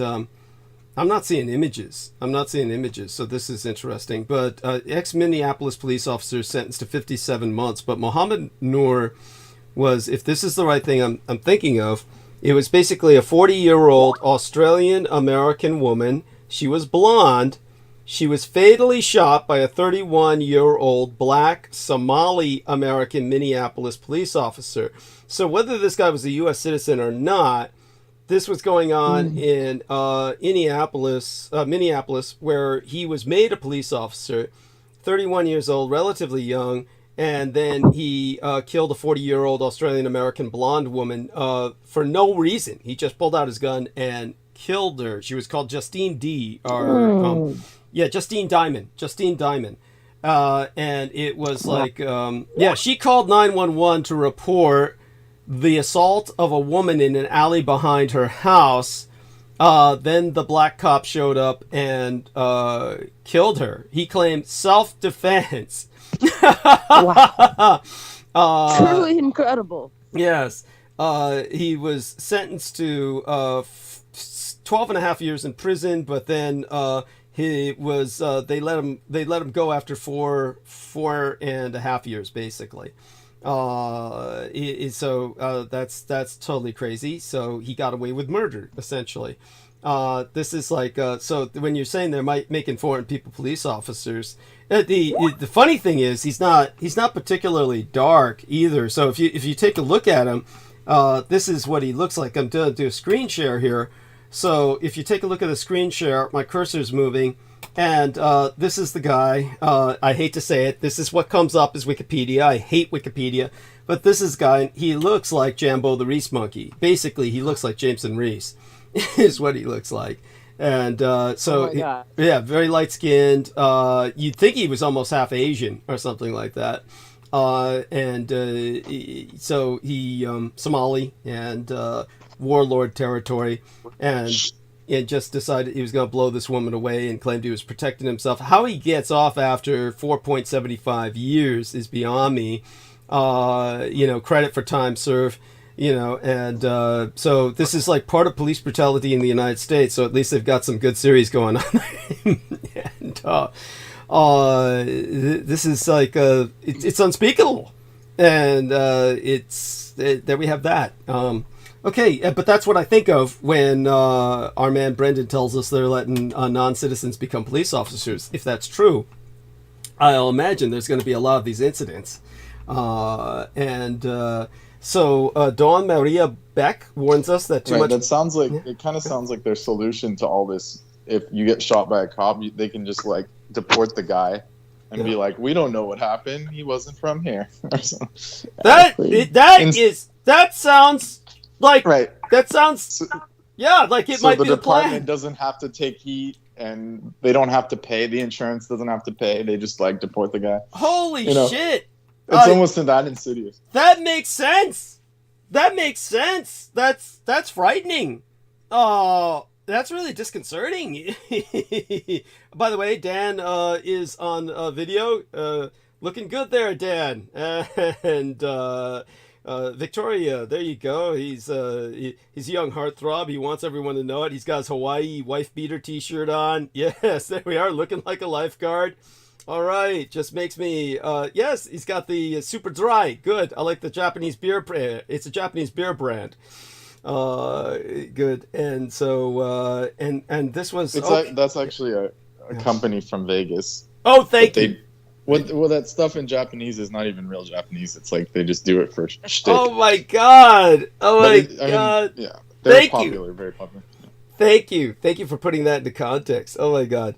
So, yeah, do me a favor, all of you, hold the stage. I'll be back in just a few minutes. But go on, Dan, with talking about what you were going to say about. Since you're on camera, I might as well give you the voice for a few minutes. Lead this stage, so to speak, lead the conversation. So what going on in Europe do you think, and the Middle East, do you particularly feel is relevant to what we need to know about?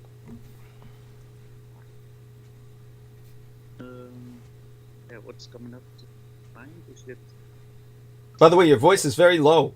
Speak directly into the mic. Okay. There we are. Right. We have some alternative news sources here that are reading. And one of the guys, he was in a podcast like 2 weeks ago. And he exposed that he sold his company. And this guy, he talked about his life. And like, supposedly he was like this... guy worked 3 years old, and then he was talking about his actual life, and he was just taking drugs. That was all what he was doing. And so he sold the whole thing. So it's even faker news than the normal news. That's what's happened. Thank you. Oh my god, that makes so much sense. There's so much of that going around. But it got me wondering, like, I'm sorry. The only thing where you can get your news is from people who were actually at the place where things happened, because you cannot trust anything anymore. Yeah, you can only find raw videos on the actual current events on the YNC and stuff like that. That's where I went to look up news on recent affairs on the Ukraine war, like raw footage filmed and uploaded on the YNC, because it's usually gory and highly controversial. It's videos that the news won't show, basically. Yeah. And what I really like, I talked about this with the nephew, And he said, yeah, like my generation, we don't watch any news. And he said, like, in 3 minutes, I already know what's the real story because of social media. So we really like that. Wow. Well, I don't know if social media is always the best place to use as a source, but Victoria, what do you find? When you're sourcing what you source, how is it that I notice you've given us a lot of photographs, and these, to yourself, these photographs indicate what in particular. You've already said some of these are faked injuries. Some of these is this mostly crisis acting that these photographs show, or what do you feel that these photographs, what do we take from this? These are old photos that I have saved from when I first woke up to the J thing. So okay. I've had them for a few years. I just figured I'd throw them in there. So these are actual abuse of children. These are actual abuse of children by Israeli occupying forces. Okay. Yes. They're older photos, but yes, sir. So, when it comes to having to discern what is real and what is not, a lot of people like to play devil's advocate, of course. Oh, well, this. Oh, well, what about that? Oh, well, right. Whataboutism is what that's called. The whataboutism, the doubters, and that drives me crazy. I get they're just trying to be thorough, but I've dealt with that on and off for most of my life, But I like to try to point out, listen, if they are hiding something, logically, that should be like a red flag, a little alarm bell should be going off in your head saying, are the fact checkers saying this is false? Then maybe it's freaking true. Maybe I should look into this. Maybe I should follow the money, the patents, the names, the early life, section. I don't care, whatever it is. Do your own research.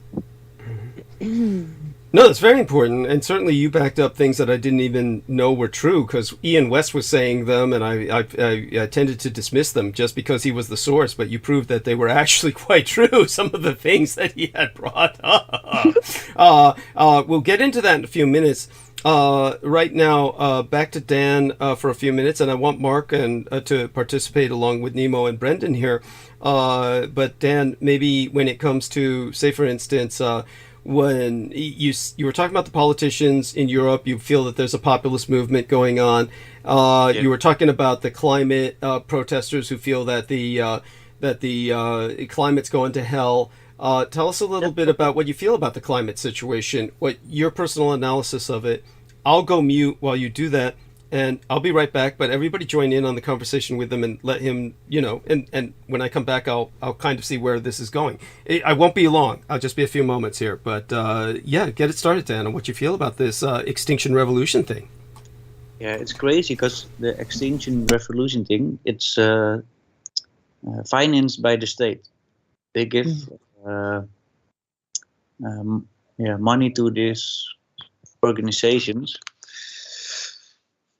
It's crazy. They don't it's a criminal offense to be on the highway, and they just let them sit there.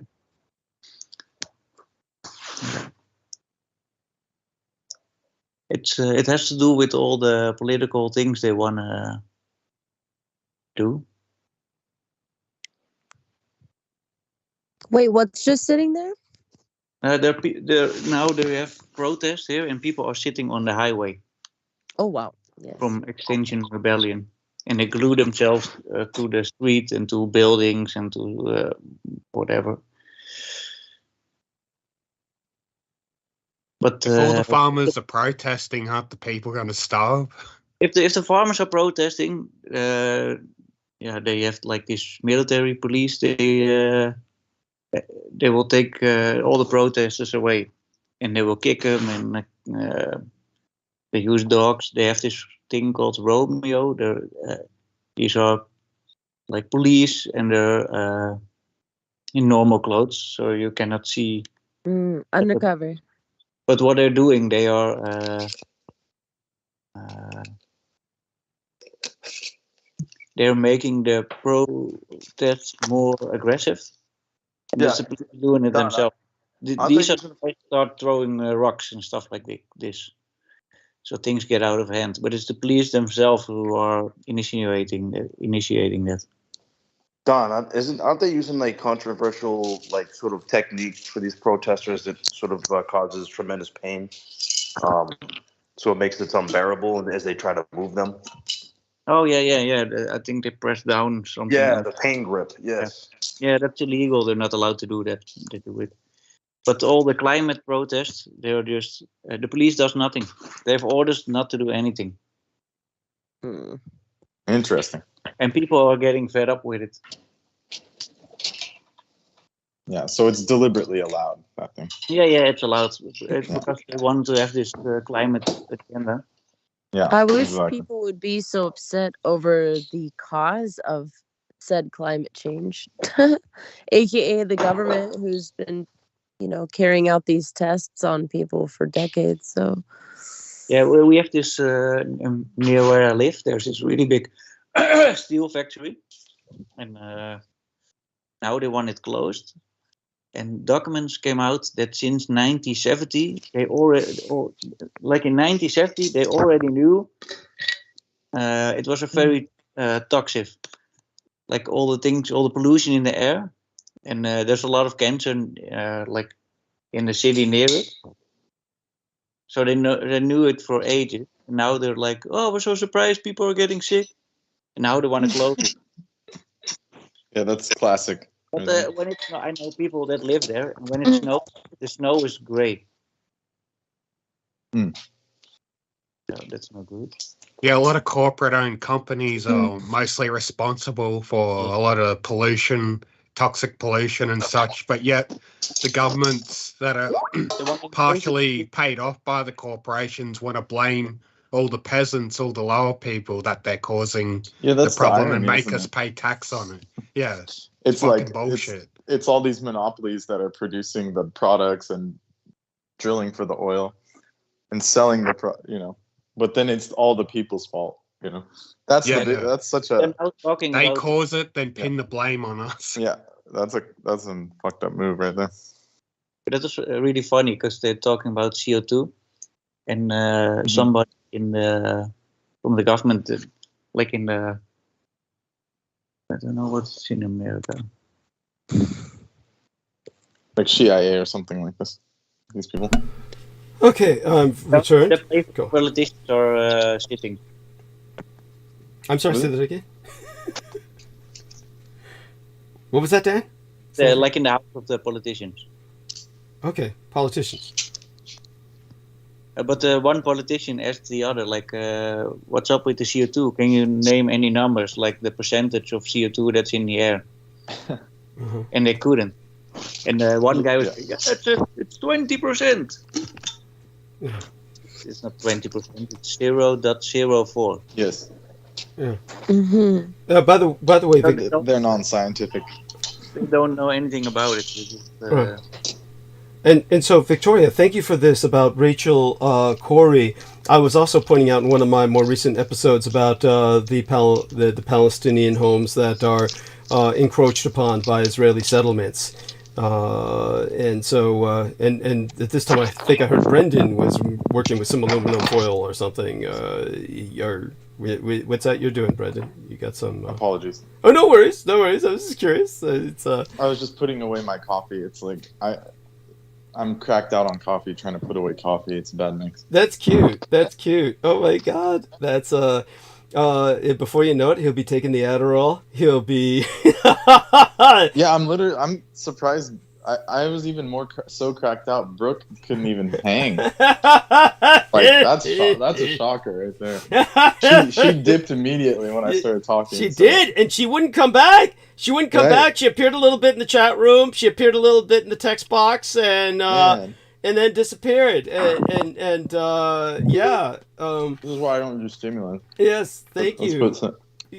So, thank you. So Dan's very skeptical about climate change. How about yourself, Victoria? Tell us a little bit about your understanding of the situation.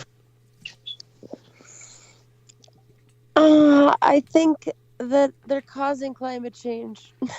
I think the climate is always changing, and I think they're forcing it in quite an unhealthy way, of course. 12,000 years ago, there was an ice age, so I think for the last 120 years, they're keeping track of the climate, and so.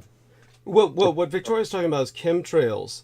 Maybe you could explain succinctly the phenomenon of chemtrails in the United States to Dan.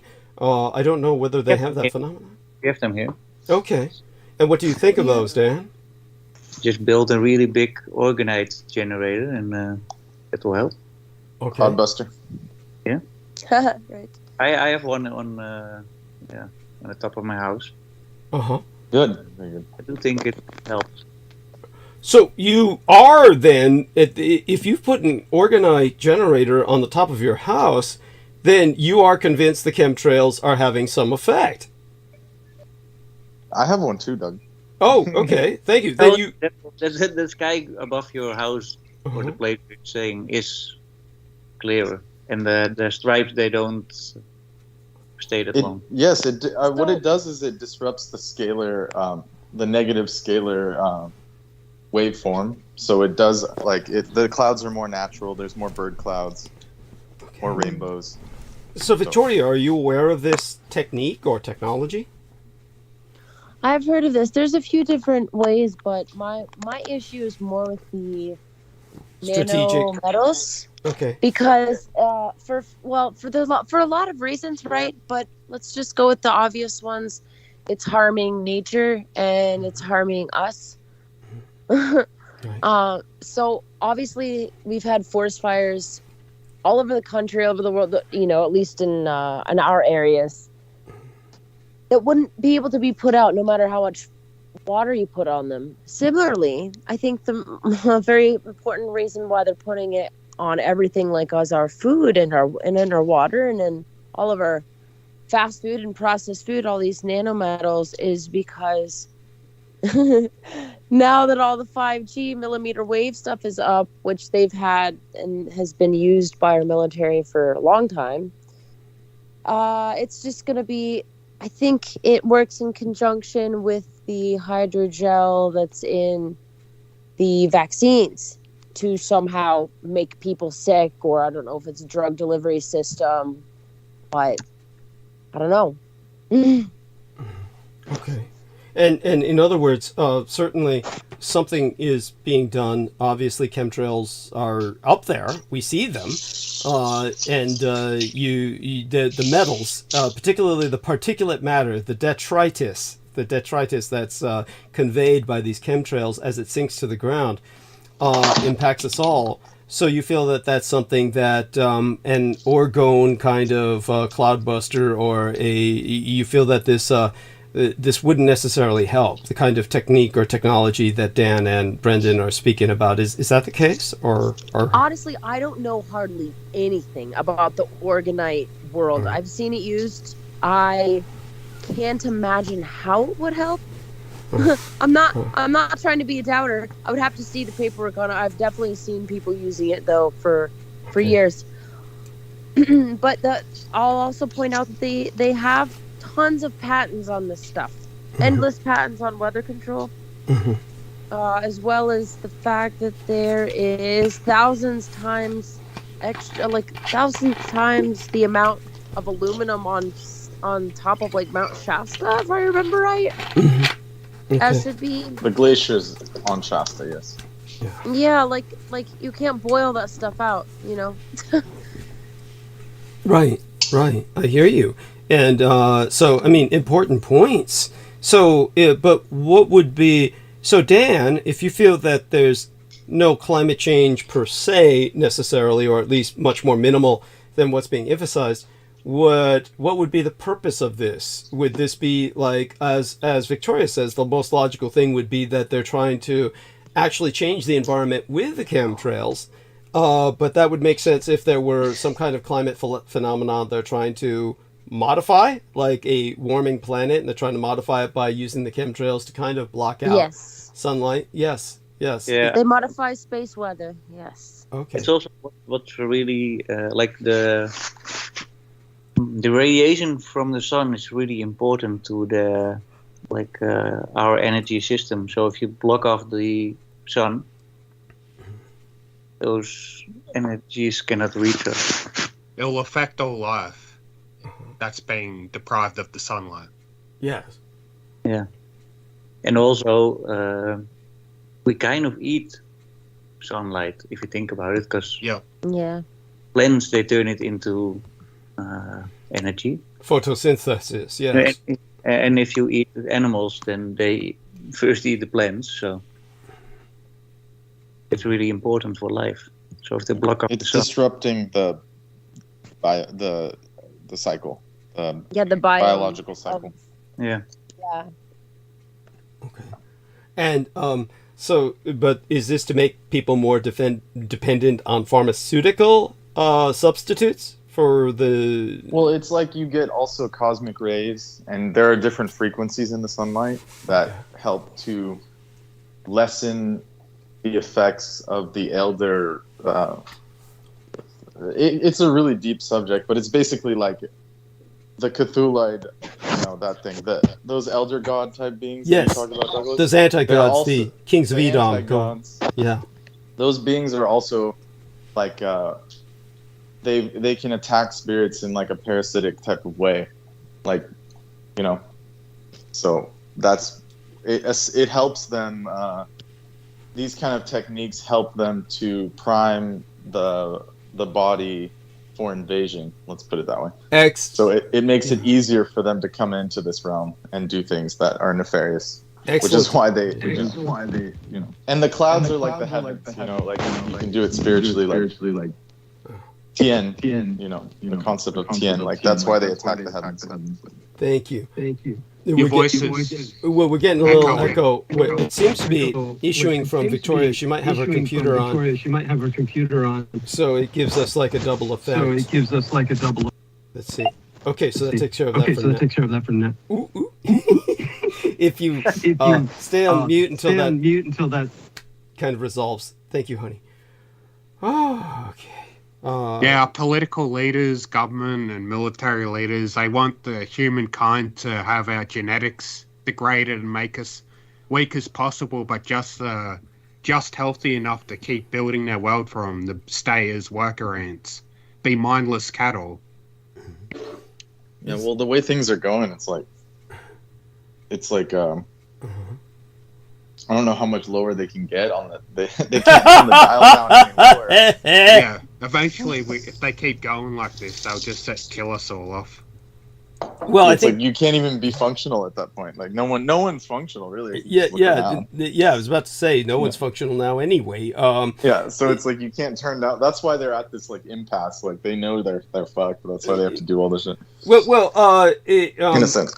By the way, I certainly want Victoria to participate, but Victoria, do you know how she can unmute anytime? I just muted to stop the echo. Yeah. Thank you. We had to stop that echo. It does madden people after a while. So Victoria, can you tell us a bit about? Oh damn! What's causing that echo, Victoria? Jesus Christ! If we can.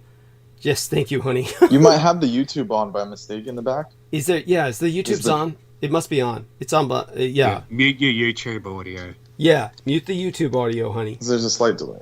Yeah, just a slight enough delay where it maddens us. And so, Dan, when it comes to, say, for instance, what do you think that the elite is trying to control our population? Maybe depopulate a great deal of us? What do you feel about this? Or do you think it's something else? That depopulation isn't going to take effect until they know that their world is built exactly the way they want it, and they're just going to keep enough alive to maintain that world that's already built suitable for the leaders. Yeah, but if they need us alive to keep building it and building it, and then they'll what? Because that's why they're investing in AI and that thing. Yeah, we keep reproducing, and the population's getting larger, and if that gets too large, then we'll become a bigger threat to them if too many people wake up and revolt and oppose against them. So what they can do, if they feel like they've annihilated enough of us, they can just fucking clone humans and program them just to be their workers and servants and slaves. Oh, that's still a pretty... Go on. Yeah, I know, but It's giving them way too much credit. Yeah, I was about to say that's a pretty It's a expensive possibility. No offense, I'm proposition. just saying. If I was running the show, that's what I'd be Right, doing. exactly. The biggest industry here is the health industry. So if you Right. kill people off, then your profits a lot. Yeah, I know the pharmaceutical make way too much money. The I'm biggest, just saying, in the extreme events, if they feel that they have to, then yeah, because we can become a massive threat if too many of us start revolting against them. In a sense, There's like many versions. There's the 1984. There's the Brave New World. There's even the Animal Farm. I mean, they've thought of them all. I mean, yes. it's written down. Yes, it's basically as for the Republican Party, what they're taking as their guidebook at the moment would be The Handmaid's Tale. That would be that to them that's like a blueprint. It's not like a warning. It's almost uncanny. Yeah, no, it's true. By the way, Victoria, let's try talking again for a few minutes. Let's see if the quality changes. She's out in the middle of bumfuck nowhere, so she has really crappy service, like she says. But, honey, do want to speak to you about this. I want to thank you so much for the latest about how Israel helped create Hamas. So this is Washington Post, I believe. And I'm going to try and find this. But I was speaking about this earlier. And tell us what you know. Is your mic working? I don't know. I don't know much. Wait, were you talking to me? Yes, honey. Okay. Sorry, I have to turn it up again. Okay. Yeah, I'm not sure. I know there were people commenting yesterday at me. Well, I guess it's still today for you guys. But saying, "Oh, that's BS. That's not true." I'm like, these are old newspaper articles, so you can look these up. Now, this other one that I found is also from the Wall Street Journal, and I haven't gone back on Wayback Machine enough to look it up. But this also is saying how Israel helped to spawn Hamas. So I don't know a lot about it, but I know if you know where to look, you can probably find out quite a bit more. So. Thank you. I mean, I know Ron Paul talked. These kind of I have a video on it, so. Okay. So if you have the video on it, let us have a link to that. And I noticed that when you talk alone, everything is perfect. But whenever we speak and your mute is off, then we get the echo. Any thought on that, Brendan? What's causing this technically? The mic is too close. To the speakers. Okay. Take the mic away from the speakers. Honey? Does that make sense? Or is that yes. possible? Yeah. Well, I'm not really sure. I'm on a phone, but here I have another video also of a news channel telling. Ooh, now it's glitching off. Nonsense. Oh, it's great. So this news channel telling what nonsense? That's great. And you can hear them telling them to get down and look scared and are we live, and it's just hilarious. So okay, crisis acting. I'll send it. Crisis acting. Thank you. Okay, and so for right now, Brendan's muted Victoria, and anyhow, hopefully we can get some more quality Victoria very soon. You just gotta have a trigger finger with the mute and unmute. I got she's able to do it quickly. Yeah, that's on her end. If you just like turn it on and off, like you're speaking through a walkie-talkie, that's the quickest way. Yeah, and okay, so that. But it's really strange because it shouldn't do that on a phone, so I don't know what's going on. She's using a phone. That's right. So maybe it shouldn't have any feedback capability. It is very odd. And yourself, Dan, when we're speaking on this, what else comes to mind? Of course, Dan always has something to say. I wanted to comment on the thing like the elites wanted to kill people. Mm-hmm. Okay. For me, the whole Corona situation showed how bad they are at orchestrating things.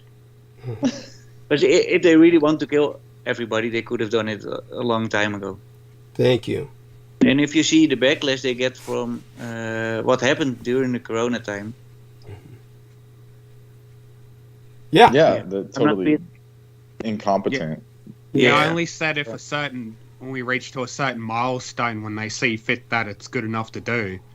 Also, this Corona thing was probably a beta test. Something a lot worse is probably coming very soon. No, people are rebelling here. They're not having it anymore. The majority conformed to everything their government told them. Only like a lesser percentage than the majority rebelled against all these laws and rules with the Corona vaccines and such. Like everyone in my country conformed to it nearly, like over 80%. In our parliament, there are 150 politicians. 40 of them, they dropped out because they're too scared of their lives now. Oh, wow. Yeah. What are they scared of? The population lynching them? Yeah. People turning up at their homes. Right. Yeah. Yeah. Well, I guess I should caveat that by saying There's kill no people. need to caveat. It was it. really funny. There was this one guy who turned up at we have this minister of economics Mhm. and the really crazy woman. And yeah, How so? I think she used to work at the UN. Okay. But this guy turned up at her home just with a torch, and he just stood there in front of the house, screaming. And the police came and they took him away. But the thing is now, people are turning up. He did nothing, so they could not really convict him because he was just standing on the street with a torch. Screaming. By the way, Brendan, we're hearing that whatever that is sounds like you're grating carrots or something. I think it was done actually. People are turning up with torches. Okay. Yeah, definitely done. Oh, Dan. Oh, what are you doing, Dan? There's something you're doing in front of your microphone, where Hitting. yeah, it sounds like you're grating something. So it's a little better now that you're. Yeah, okay, it seems a little better. Go on talking. So people are showing up now. People are doing things. Go on. Yeah, and they're starting to ask questions to politicians and just following them. So, but I really want to know how the next elections will go. Which, like you said, aren't going to be till next month. And one thing that things are happening fast. There is this BBB party, and this woman, she was like, "Yeah, I'm pro farmers, this and that." But now it came out that like her father is a big guy at Monsanto. So yeah, The most anti-farmer or yeah. And so that, but they found out quickly. So now the farmers, they. So she was basically like a double agent. Yeah, something like that. And she's all like pro meatless stuff. Yeah, those people are super suspect, and this is coming from a vegetarian. But now the farmers are joining this other political group. And this is just one guy who got kicked out of another party for speaking up too much. So let's see what. So and yeah. so actually the farmers are on the list to be elected. So that's fun. And what I really like in one of the books of the Transylvania Sunrise. Yes. Yeah. Peter Moon's book. Go on. Yeah. Or he translated it for Radu Sinomar. Yes. Go on. Yeah. It's stated that the big revolution will start when the farmers start protesting and acting up and take charge again. Because it's the craziest thing ever. Holland, it's a farming country, and they want to take away the farmers. Like that's our whole culture is farming, and they want to kill it off. Wow. Well, what would they replace it with? The problem is you guys don't have guns. The WEF. They want this really big food hub. So they want to control the food in Europe and the food supplies in Europe. That's what they want to do. Mm-hmm. Okay. And, yeah. That's People- sinister. That's really fun. Right. And they also had like this smart city. Mm-hmm. And all the street lanterns, they would have like these Wi-Fi devices. Mm-hmm. And they started it at one place, but all the inhabitants, they just took out hammers and they broke all those things. Wow. And now even the local governing agencies, they're backing up from those plans. I really love that they did that. Good for them. They could track everything. They could track where you're going. Like if you take your cell phone with you, like the local government can see where you're at. Yes, that's true. You were That's bringing the that. 15-minute They can do cities it they're with your speaking cell of. phone. Yes, thank The same you. thing they were trying to do to Lahaina. Yeah, Lahaina. tell people about this, yeah. Brendan. Yeah, I mean, the Lahaina was proposed as the first model city to be a 15-minute city in the world. Mm-hmm. And then it gets zapped or whatever happened Mm-hmm. off the map, so it's a little too suspicious. We'll say. It's like in England also, but also the people they just. Yeah, but in England, it's like the elites are there. Like they'll do less. They'll do less there, like than they will actually abroad. Like, and it's funny. Douglas knows the history. It's like they always start on the Pacific Islands to fuck them up first. Yes. Whether it's the atom bomb or the hydrogen or whatever they feel like, basically. Yes. Yeah. It's because you have these tiny populations that are too small to resist. They're just insignificant. Yes, and they're perfect victims, and it's incredible to me. So Victoria, honey, let's hear your lovely voice again. Let's see if let's see if your service has improved a little bit there. Where you're at. Okay. Tell us a little bit about what's on your mind. Oh, I'm sorry. Well, about which? Oh, the subjects we were talking about. You gave us some good links here. And talking about Israel. I sent some stuff. I sent some stuff to the chat box, but yeah, it looks like there's a channel that I screen recorded, and that's the video that I uploaded today on how Israel helped to create Hamas. Excellent. Now, the Wall Street Journal article screenshots that I sent, I could not find the article. I'm assuming that we will have to go on Wayback Machine. In other words, it was scrubbed. Yes. Wow. That's so figures. Yes. By the way, the Wall Street Journal article is titled "How Israel Helped to Spawn Hamas." Yeah. So darling, I don't know why your service is so bad tonight. This kind of echo shouldn't happen with the phone. But I'll be going into monologue soon, and I want you to know that I'm hoping you can join us on Sunday, and we'll have a lot more to discuss. Is that possible? Yeah, I hope so. I'd love to join. Okay, great. And what I'm going to try to do is I'll try and privately call you before then, and that way you and I can have a nice little private conversation and catch up. But before that happens, what I'd like to ask you, Victoria, is have you considered, once you saw that preacher go all out, pray for everybody and all this like pro-Israel stuff, and you saw all these people just pumping in with Israel, like you said, this is kind of like what upset you, right? Have you considered a different kind of church where you wouldn't run across this kind of Israel worship?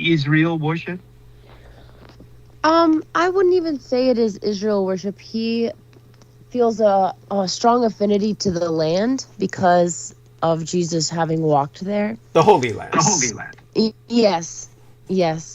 So I don't really say it's like he's worshipful of it, but he does love it, and I would, being that he's one of the few pastors that I've seen actually talk about critical race theory and Marxism from the pulpit, no fear, and with a lot of black people in the church agreeing with him and everyone on the same page. It's really, really rare to see that. and to find that. So I'd be better off probably just sending him some information, perhaps emailing him, or next time I'm in North Carolina, speaking to him. I mean, how did you? I mean, what gives you the particular attraction to this church in the first place? Just because of what you just said? It's my aunt's church, and I used to go there as well back in North Carolina when I lived there. So I just really like his teaching. He challenges me. A lot of my favorite pastors are pretty hard-hitting and oftentimes reformed theology, which I do not agree with these years, but I still like some of those pastors because they challenge me. I really like to feel like I'm being held accountable. So, yeah. By the way, Brendan was asking, what's the denomination? What are they? Gosh, I don't even remember. I don't even know. My dad would probably have called them holy rollers. So, honey, what about the that echo is maddening. Yeah, it was just, again, it's like, it's nothing against, because whenever I'm going through this, I have to remind myself every single day that people believe a lie in history, and that makes them extremely sympathetic to these people. And I'm sitting there having to listen to him. It was so funny.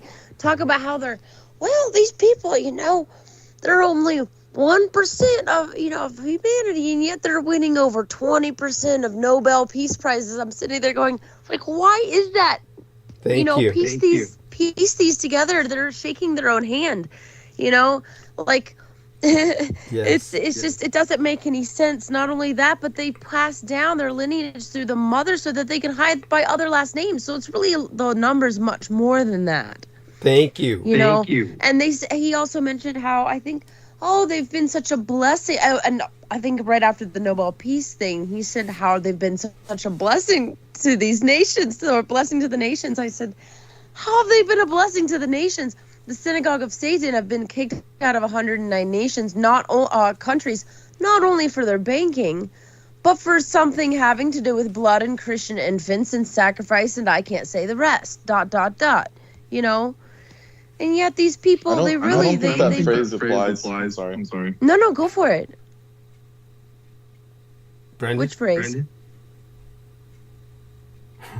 The Synagogue of Satan is something else. The Revelation 2:9, Revelation 3:9. You will know them by their fruit. They call themselves Jews, yet they are not. Now we know that the whole Khazar thing got infiltrated. So it's not even real Israelites. They're not Judean Judahites. They're Edomites. Yeah. Thank you. Yeah. Brendan.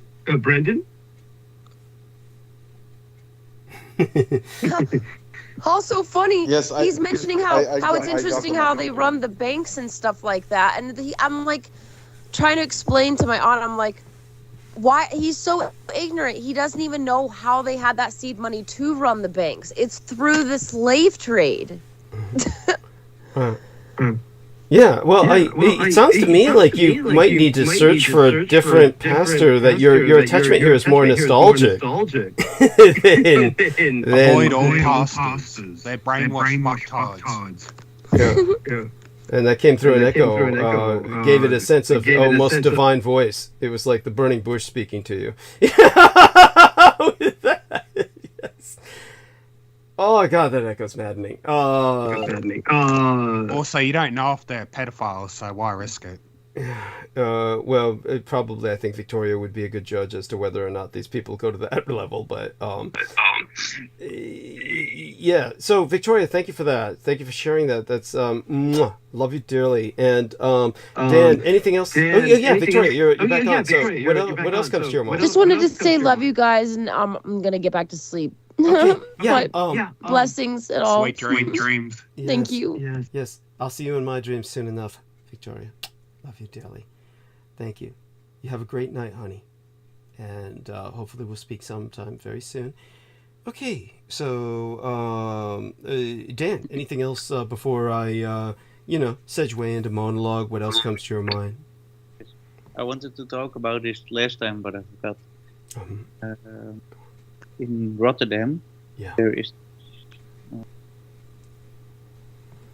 university, and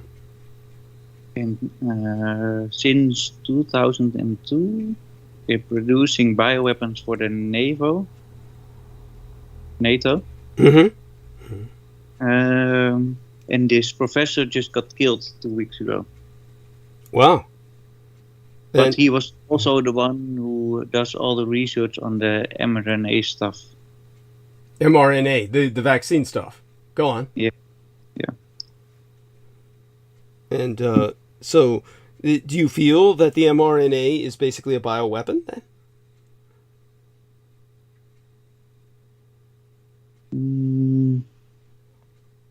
Yeah.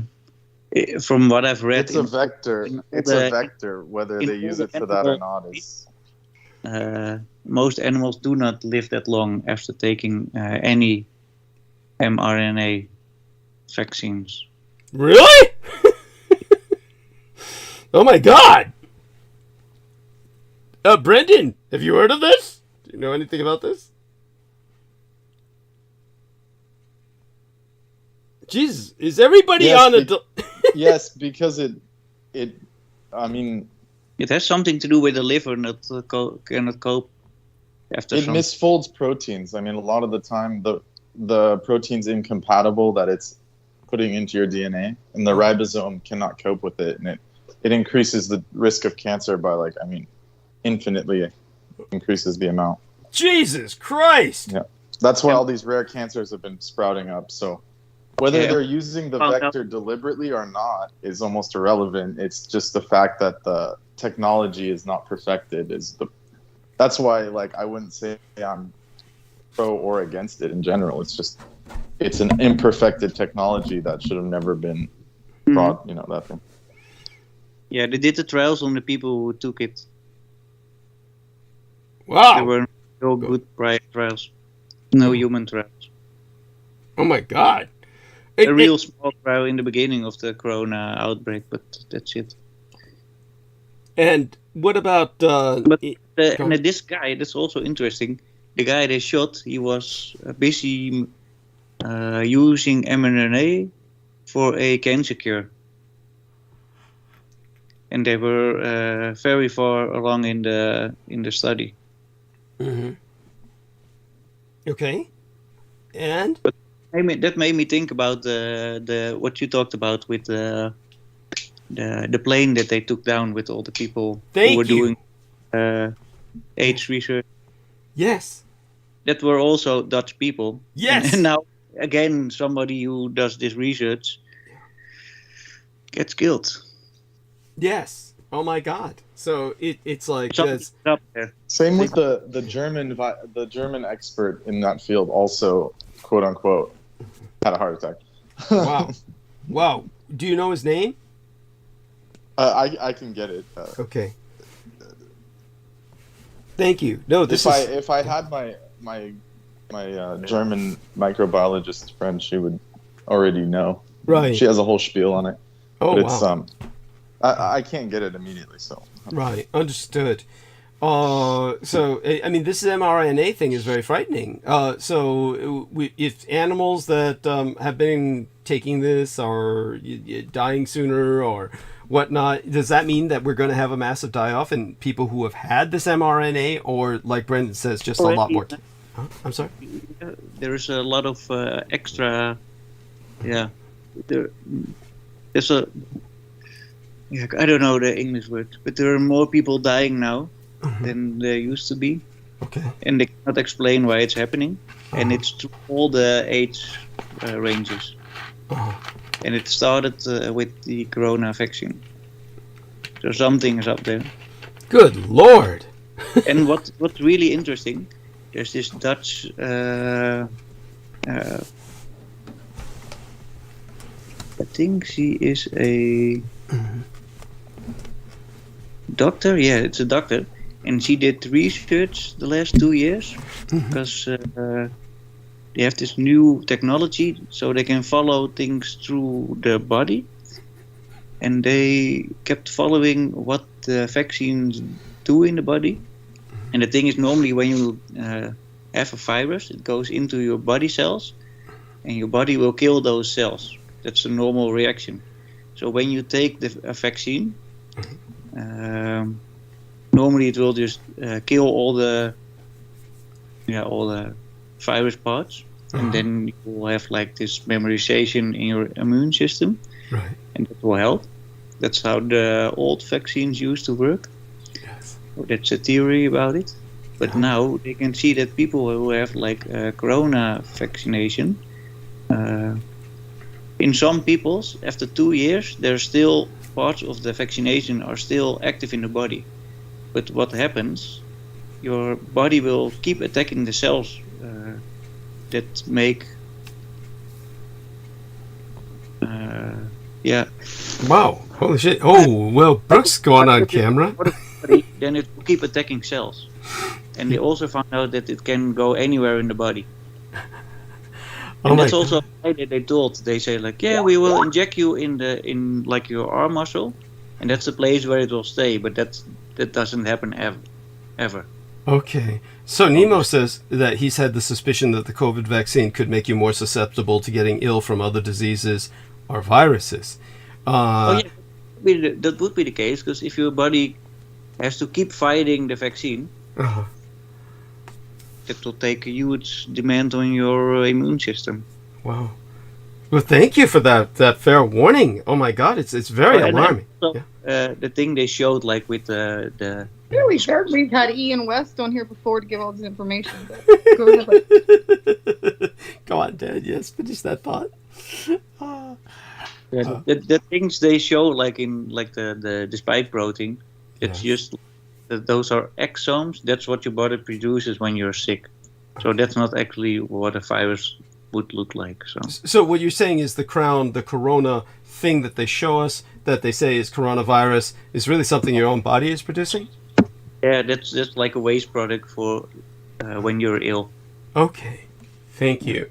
I appreciate that. And so, dear Brooke, you've decided to join us for at least a little bit before I segue into monologue. And how are you, honey? Before my phone dies, yes. I was just going to say quickly. Yes.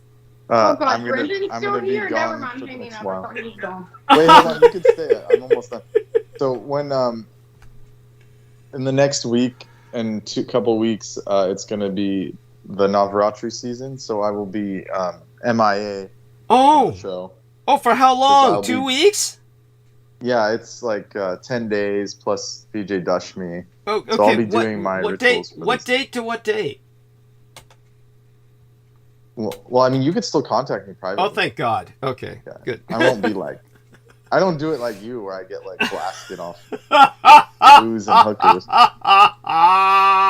Like Navratri is a time when you honor Divine Mother, not do that. And don't go catching your diseases like Douglas either while you're partying or whatever. Well, it's not a party; it's a ritual. But yeah, it's yes, he's engaged in Well, rituals. I am thankful for it because it will keep you away off the stage for a couple of weeks. Yes, please help. Yeah, help take the stage. You know I love you so much. I do love you, Brennan. You know I can. Yes. Even if you hate me, it's fine. Okay, so everyone have a good one. Whoa, Brendan! Before you go, get this. Hey, Mark, Nemo, you guys there? I mean, the other day, Brooke gets guidance from Brendan in this Hindu store. Should I call that Asian Indian store? Asian Indian store, big Asian Indian supply store. Yeah, to get millets, which I've already called in on because he was going over. I didn't go in the story, but to millets, he was going into Nemo for 2 hours. I guess you left the stage for 2 hours for them to talk about millets. And then our man Brendan has to speak to the staff in the Hindi language, and it's three different ones to find it. Yeah, to find this. And I said to myself, holy shit, these Asian Indians must never eat this shit themselves. So, Brendan, how do you explain this? What's going on there, brother?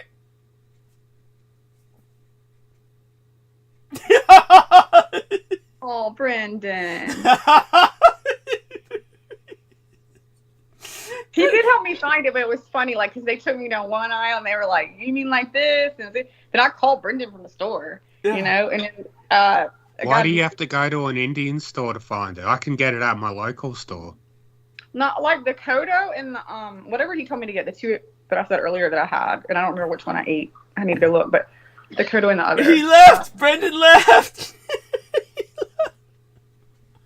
I'll give him hell about the millet early because I told him about the fucking worms. Oh shit! Do you tell him about the worms? Did you? When did you get a chance to talk to him?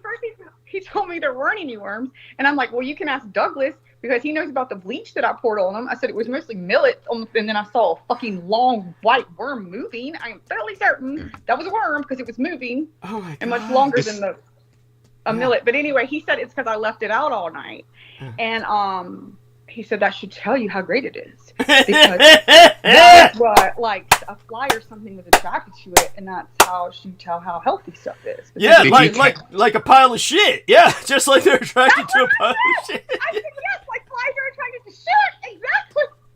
Did you carefully inspect it before you left it out at all? No. This was like I dumped it in the sink. It was so gross. Right. I only took one bite. I mean, yeah. I just couldn't eat it. I'm not saying it's not healthy. I just personally, for my taste. And like Brendan said, if I did the one, maybe it was too strong. And I didn't put anything with it. So I'm not, all that he gave me, positive food. I didn't like, I expected it to taste something like plain rice. And it had much stronger flavor. So I just kind of dumped it in the sink. And there were some pieces left in there. And I had stuck the mop in there after I mopped. And so when I got the mop back out after rinsing the mop the next day, apparently some of that grain had stuck to the bottom of the sink, so it stuck to the mop. And when I sit the mop down the mop again, I see all these little white pieces everywhere. At that time, I thought they were all bugs because I forgot about the millet. And then I realized it was millet right in the middle. There's one or two of these long things, and I watched, and they moved. They were crawling. Like a maggot, I guess. I don't know, but so I mean, Brendan's right. It was out for 24 hours. So anyway, whatever. Could be a bad batch or a bad brain. That's what she was thinking. Maybe it was a bad batch that these guys had that they like brought out that was like half infested with maggot eggs or some shit. It's like I mean we can think We've about. had imported tea bags like from India or other countries, and inside the tea bags they had worms in them. Oh Jesus! Yeah, you got to be careful what you buy that's imported. Yeah. Well, and to be honest, it may have had something in it because you're supposed to rinse them really well. So if they had something, I washed them like it said to. But these things you got to remember. It took 3 Indian guys, and they had no idea. And they get the third one, once Brendan got the third one on, because the second one comes with the third one, and they finally find it. So obviously don't sell much of it. Right, and he's speaking to them in their language. It takes 3 of them in a row to finally dig this shit up, and then, you mean this? And it's like, obviously, these guys never eat it. Obviously, this is something that's the normal Asian Indians just aren't buying. So whatever it is Brendan's eating, this is like hermetic, monastic, retreat into the wilderness shit that your average Asian Indian has nothing to do with. This is they sent me down several aisles. Like the first one, like we went down like a grain aisle. They showed me some rice and some other stuff that was like, I guess, grain, but I was like, no, it's millet. And then I had the names, and then that's when they couldn't find it. He told me the 2 names, Koja, a few of them. And so then then that's when I call in with the second guy when he takes me down another fucking aisle. And then Brendan gets there, and then they get a third guy. And eventually Brendan was able, they were like, oh, wait a minute. I think I know that thing we haven't sold in 25 years. That's Brendan. Yeah. And then they gave you this 25-year-old millet they had in storage. Yeah, no wonder this works. Also, I've never even heard of anyone eating millet before. Brendan mentioned it. I never heard of Indians eating it. I just know they eat couscous and other types of rice. Eat it. I'm pretty sure. Right, that's what I'm saying. Because I watch a lot of Indian cuisine, documentary, cooking shows and shit, and I've never heard them eat any of it. Yeah, it is strange. I've never seen it at the Indian restaurants, millet, but I mean, I'm sure it's something more ancient, and they, that like some older families do, kind of like, how my grandmother ate beets. Nobody I know eats beets anymore, although they are making a comeback. But old people in the South, they eat beets for every meal, canned beets, whatever. It makes your bowel movements a scary moment because you think you're shitting blood. I don't like the taste of them, so I wouldn't know on that one. But I don't like the taste either. I don't know why anyone wants to eat it, but they're supposed to be very healthy for you. Right. Yeah, they started making like a beet powder now. Supposedly you can buy and put on in drinks where it's not as bad. But by the way, it's. I'll be honest. You know what I think it is? I think the beet people just realized all the old people were dying and dead that ate beets, and they're like, we got to come up with something. Well, we'll talk about antioxidants. Turn it into a beet powder, and we'll make it the new. You know, it's the new like they come out with a new thing. You know, every year or two. Yes. I get it. But here's something to bear in mind. Say, for instance, when you're talking about Asian Indian culture, they have a definitive caste system that's fossilized in stone, and the upper... Oh, so the lowest ones on the caste eat the millet. That's got to be it.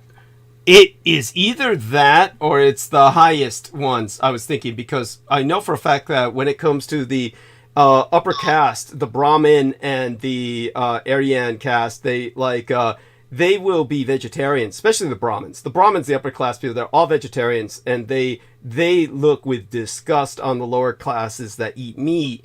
And so this is how they just basically will filter out Asian Indians in California and Silicon Valley who are trying to look for a job, and they'll just say, are you a vegetarian? They'll actually put that in there, and this is considered a legitimate question in California because, they want to know how to stagger or supply their cafeterias, say for instance, or something like that. So they'll ask, are you a vegetarian? But this way they filter out all the Asian Indians who are not Brahmin caste. This is why I said the Asian Indians are so insidious in America, is they're importing their entire caste system here. And there are programmers, since they got rid of all the communist Chinese, then they're using all these Asian Indians, and they're programming this caste system consciousness into our computers. So this is the horror of our dystopian future, is we're going to be living in an Asian Indian caste system if we allow these people to continue programming our computers, and we've got to stop it. But we all got to start learning how to do it ourselves. Yeah, or something like that. I'm not saying that, because you might as well say we all need to start. I mean, each new generation just has to start studying more and educating themselves more in this technology and computers and that. I mean, because a lot of people are just becoming dumber and dumber, and they're just gluing their eyes to the fucking screen watching anime and YouTube videos all the time. Well, yes, as Brendan said, it's not that the anime are so bad, but yeah, it's definitely these people are vegging out. Yeah, so there you go. So it might be something that the upper class only eats, and or it might be something that the lowest of the low are eating. I don't know, but whatever it is, it's like obviously the average Asian Indian guy's not eating it. Brooke, so there we go with that, and I find it really strange that when I asked Brendan about that, brought that up, then he hung up, then he dropped off. Oh my God, that's a bit. Oh well, so such being what it is, we have Dan with us, and Dan, have you helped Brooke with?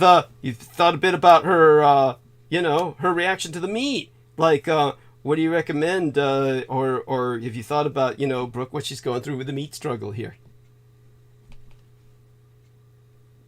Yeah. I talked to my, this doctor I work with on Monday. Yeah. And she said... Yeah. You listening, Brooke? You listening, Brooke? Go on, Dan. Yeah.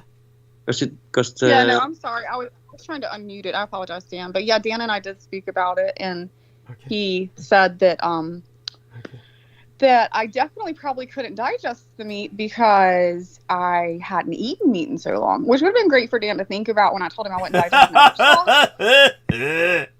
That I probably wasn't going to digest the meat very well. But obviously he was trying to say I could do protein would be good but we didn't think, I guess we didn't go through the whole fact. I could not. It was horrible. It was the 23 hours of sheer hell, about 22, just sitting under my rib. It's not like what I normally have. It was just sitting up under my rib cage. Horrible. Couldn't sleep. Couldn't even sleep through the thing. Take everything. I mean, they talk about that it's a positive. Hey, this really sticks to your ribs. But I guess it isn't a positive. That's the most worst term. That term somewhere got turned upside down. Somebody said that and they said it to somebody that was a cook, and they were like, oh, they like my food. And what they were really saying is this is horrible. And then they turn it into a compliment. I don't fucking know. But that sticking to your ribs, I cannot imagine that feeling good. No. I I'd rather have a fucking snail or a slug, a leech attached to my outside of my ribs than the filling of that inside my ribs for 22 hours. Oh shit! Oh my god! But in the defense of Dan, I mean, the meat did taste good going out, and I only ate like I don't know. I told him I ordered what was it? It was a 9 ounce, and I gave the dogs over half of it. So I told him I ate about 3 to 4 ounces. Man, I wish I'd been there. I'd taken all that filet mignon. Oh my fucking god! Oh, they were loving it. They were just dying. I had to give it to them because they were just all over me, like trying to pull it away, Yes. So but I knew I didn't need much of it. But I'd say 3 to 4 ounces, and yeah, it sat there for a while. Oh, you poor dear. Oh my god. So Dan talked to the doctor. He works. Brandon's back. He's back. He says he's all caffeinated what did I tonight. miss? Yeah, I told Brooke you were all caffeinated to keep up with her, and that you took the yerba mate, which is vegetarian cocaine.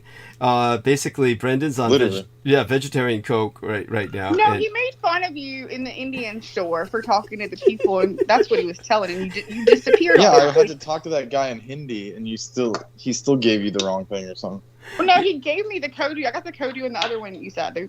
What was the other one you said? What we were trying to speculate about was this. We figured this much. We know that here's these Asian Indian guys. You're speaking. It took 3 of them. Yeah, it took 3 of them. You're speaking to them in their language. Obviously, these clowns aren't eating this stuff at all. And of course not. Yeah, so when they found it and sold it to her, then my question would be, is this because this is something... I explained to her how the caste system, the upper class, like the Brahmin, who they come to Silicon Valley, and they basically, all the untouchables who are looking for work in America, thinking they have opportunities here, run into the fact that they're working for other Asian Indians in Silicon Valley, and the other Asian Indians just keep them in the same goddamn caste system. And one of the ways that they find 100%. Out... Yes, thank you, Brendan, for hanging up and not staying on the phone where he didn't have to repeat all this. We all have to hear it again. My phone died, otherwise, I wasn't trying to hang up. Yeah, so when these Silicon Valley moguls who are with the upper caste try to figure out how to filter out the untouchables, they'll ask them straight up in their questionnaires for employment, are you a vegetarian? Because all the upper class is vegetarian.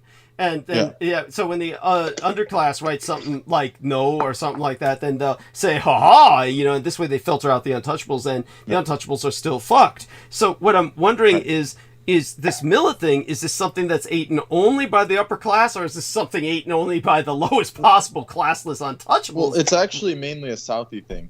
Okay. So it's like Southern Indians have a lot more. Okay. But it's eaten by all of the villagers. Okay. So yeah, it's technically like seen.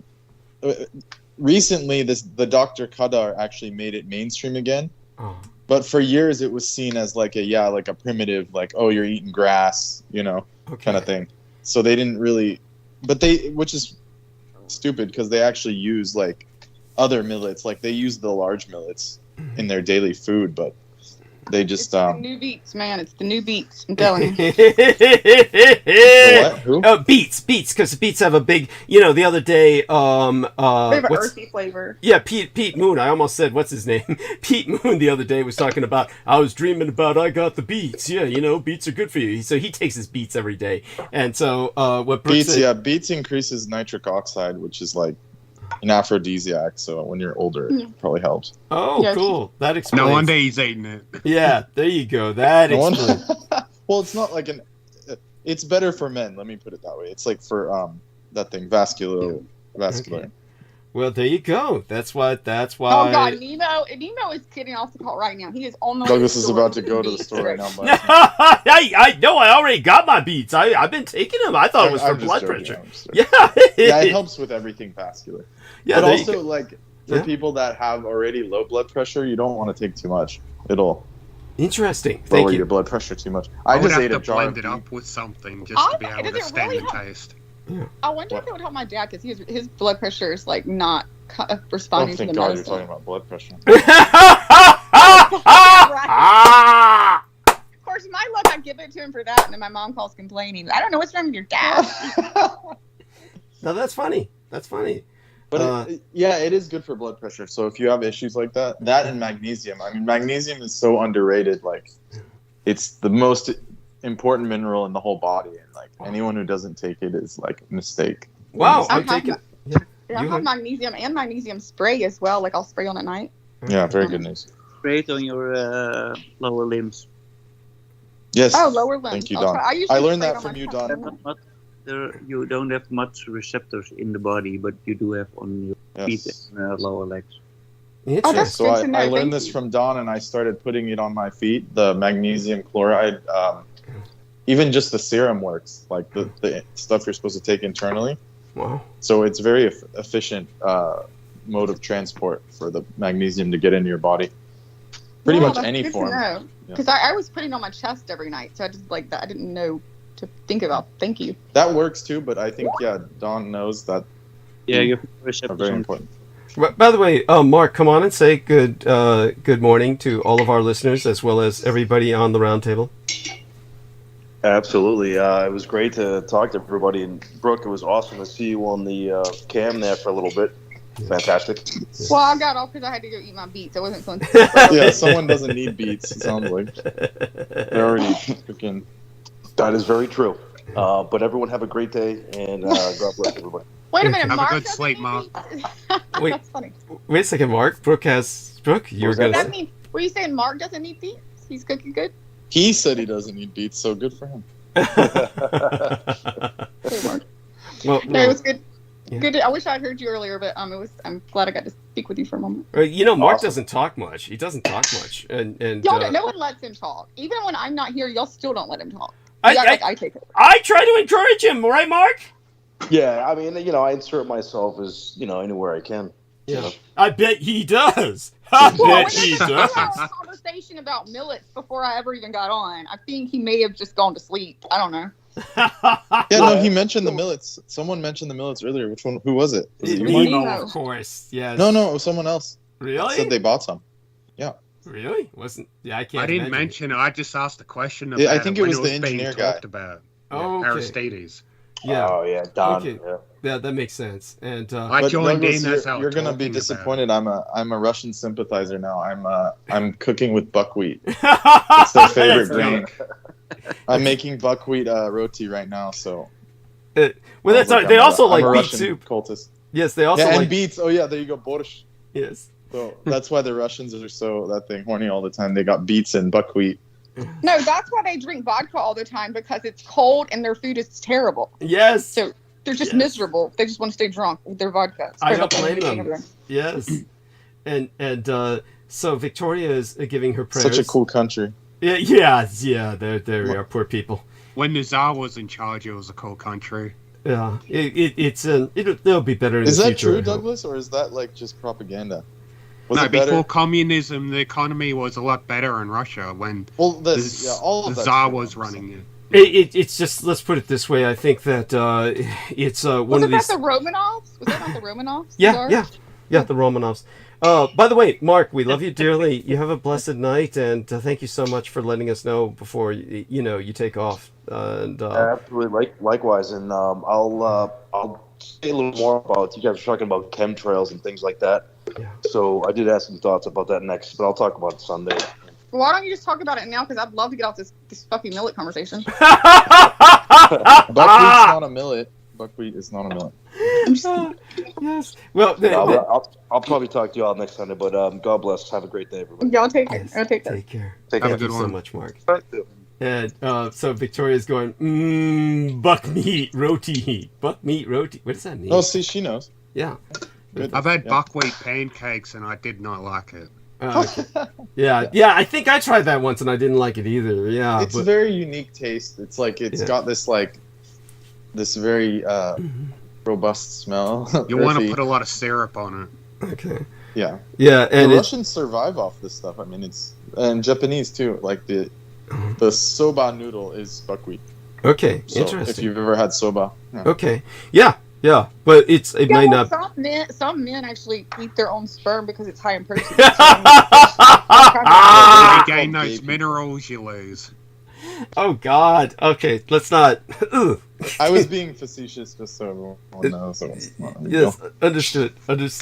Yeah. And fuck. Now I totally lost my train of thought after that image that got put into my brain by Brooke. Thank you, Brooke. My job, man. I try to do what I can. we were trying to talk about Russia. Yes, so Russia being cool when the Tsar was in charge. Obviously, I prefer the Tsar being in charge, but I'm biased, and I like the regality. I like the ritual. I like, of course, all that is regal and splendid about the. They did have nice productions and stuff, right? They were more artsy. Yes, of course. Still, though, shitty as hell. Because the Soviet art is like atrocious. I don't know. Oh, the Tsars didn't even allow back in the day. Like they would have daughters, and couldn't even marry. So if you were a daughter, you couldn't inherit the throne because you were a daughter, and you also could never marry.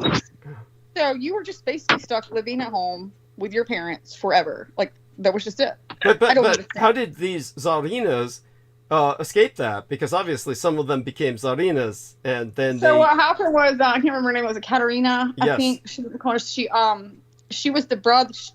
The one brother that ended up inheriting the throne. He was sickly. He was very sickly, and he was kind of acted like he kind of really wasn't that smart either. So he inherited the throne. So she was always she was I don't know. I won't say like me back in the day, but like she was like, I'm not going to live like this. So she started manipulating the situation. Now she ended up being a piece of shit, to be honest, because she did manipulate the situation and started taking over his control because he got sicker and sicker to the point that she took it over because even though her next brother in line to inherit it he had already gone away because he wanted to be like, I don't know, like a boat builder, and he's just like off on his own, like Douglas when he goes to the fucking doing his, he was at the fucking estate, okay?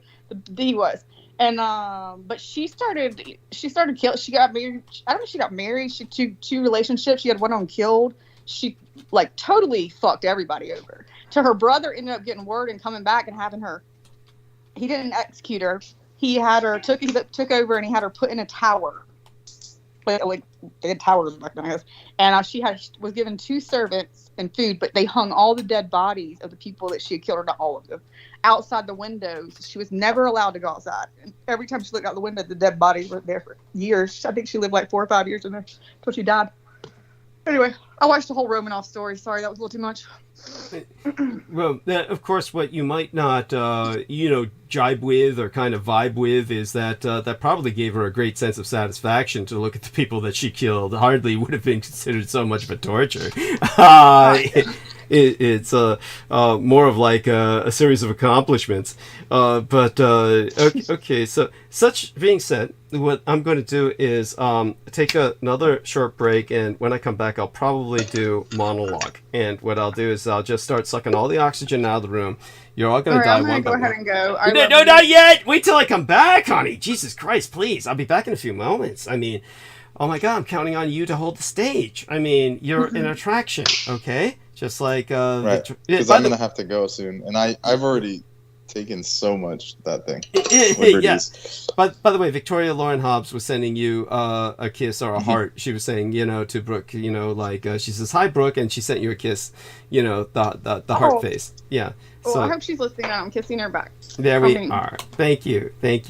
And so that being said, Dan participate a little bit, and you might have some further insights.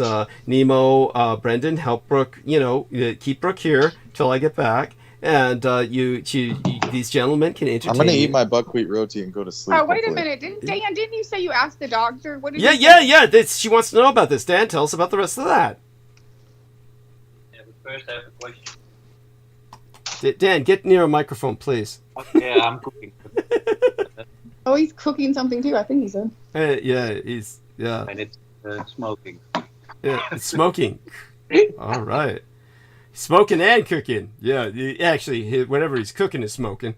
But that's Oh, you're so funny. You usually go ahead and go do a line. I'd best do that. Dan, when he gets back near I won't leave till he's back near the microphone. That way he can tell us. We gotta get those cot seeds, Douglas, and I'll be your supplier. Cool. What are cot seeds? What is that for? No, we don't need to even. Yeah, it's not for public knowledge. Cathinone Fuck and Jula. you, like your Blue Lotus, and then finally you're like, Brooke, you can just go get it in a fucking hour away. After you're like, you have to go to the highest Buddhist temple. How about this, Brooke? You go talk to the Nigerians in Chinatown and get it for me, and we'll see how that works. Yeah, the cot's a lot different from that Blue Lotus, honey. This is stuff that really is hard to get. I don't know, but I feel like I'll I'll have better luck with the Nigerians there if that's where it came from than you will, Brendan. I don't know actually. It depends. So Dan, are you back near the mic? Yeah. Oh, okay. So yes, about the doctor. Yeah. What do you think about Mike Obama running for president? Yeah, I think Brooke is more interested in the health issue, but Brooke, if you want to answer that first. Do I think about I didn't know there was a Mike Obama. Don't you? I mean, like, am I out of it? Like, I don't know who the fuck Mike Obama is. I think he means Michelle. Yeah. But, yeah, because Michelle's probably. Oh, he calls her Mike because he probably thinks she's a man. Is that the case, Dan? Yeah. Well. Yeah. You like that? Oh my God! Fuck my life! I don't even want to know what you're. Well, Michelle's got bigger arms than Obama. Probably got a bigger dick than him too. Okay. Yeah, I'm gonna go. Y'all have fun. No, honey. Yeah, geez. Okay, let's Dan go back. Still needs to answer about the Dan, go back to the doctor instead. Yeah. Is Michelle even running, Douglas? I didn't know she was running. Not that I know of. I haven't followed. I mean, I wish she would run. Anybody would be better to run against Trump than fucking Biden. Yes, Brendan left. Oh my God, maybe his phone died again. I'm trying to count on him to go. Hold the stage. Look, Dan, hold the stage with Brooke. Tell her you talked to the doctor about this. What did he say? Yeah, she confirmed my thoughts that you got the complaints like after 6 hours. So it's not your stomach; it's more lower in the gut. Yeah, but no, it felt high up. Like it wasn't like below my belly button. Everything was above my belly button that was hurting. Like it wasn't like you said the meat should have digested in 3 to 4 hours. That's my point. You said you didn't think it did. I thought that was the whole point, but no. But it should leave your body sooner than that, like your stomach sooner than that. So. But yeah, I will text you the recommendations I got. Oh no, I thought you had already asked him. Don't worry about it. It's no big deal. Like we already talked about it. So anyway, someone else hold the stage. Oh, you done with that topic? Yeah, because I thought he had already talked to the doctor. He mentioned that he was going to. I didn't know he had another. Okay. You want me to cover? I can do it. It'll be a different topic. That's all. It depends. What are you going to cover on? Just some information about the Third Reich and exile. I'm back at the computer now. Oh, well. What do you have a topic you want to talk about? No, I don't care. No, I was asking Dan.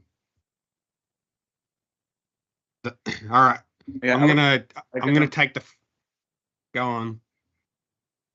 I'm curious, like what here in Europe, what can we do, like in this situation with Russia?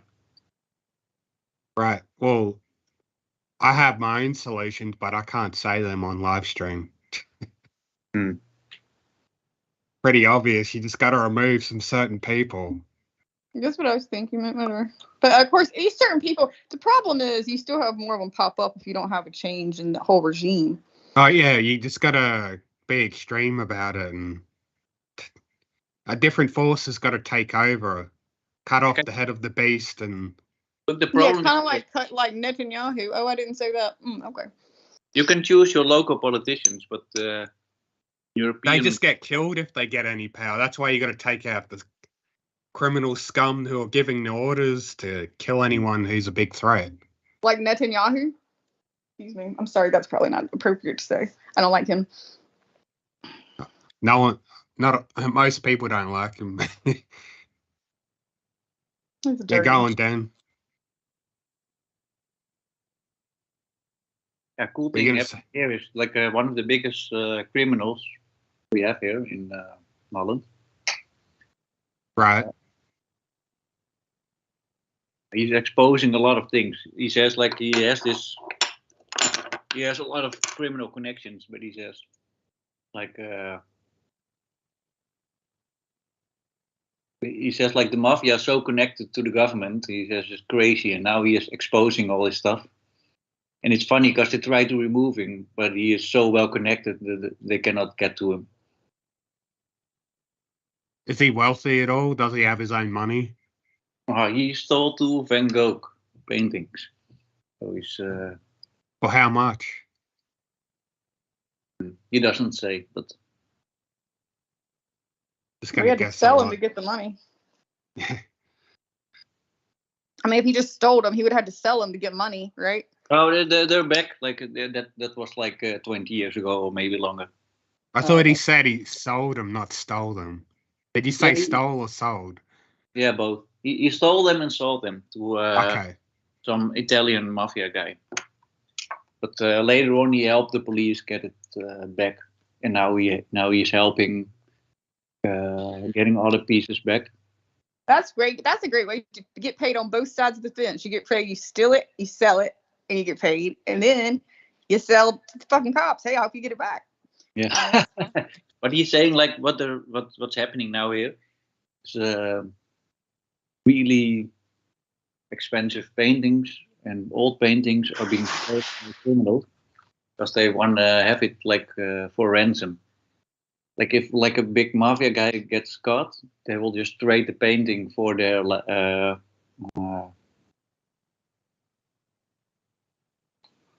get out of jail. Right. Yeah. It's crazy that they even allowed it. Do you have any groups in your country who are pro, like supporters of the Third Reich, National Socialists? The crazy thing is, I told it last week. Some stuff came up about like the royals that like one of the royals, he had a membership with NSID. But the king is now saying he's gonna be more open about the past. So it's like all the royals are connected to that. And more stuff is coming out in Europe. It's like they're saying, they're showing what they're standing for. But it's mostly like European royals. Are more of them becoming anti-protected people? You know what I mean by protected people?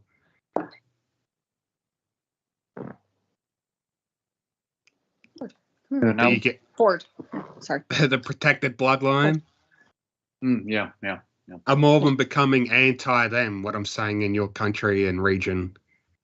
Oh, no. So they're subservient Gentiles. What does that mean?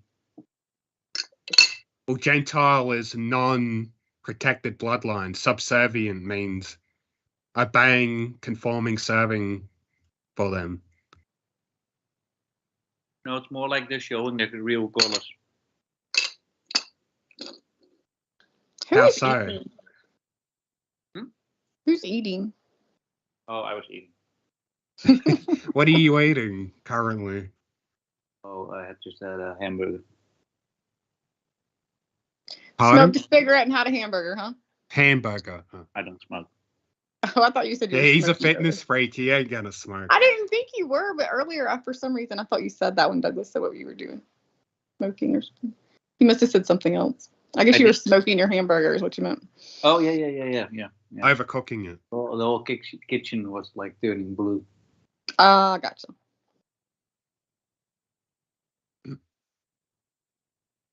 I'm just going to quickly address something all about the discraft of the Third Reich.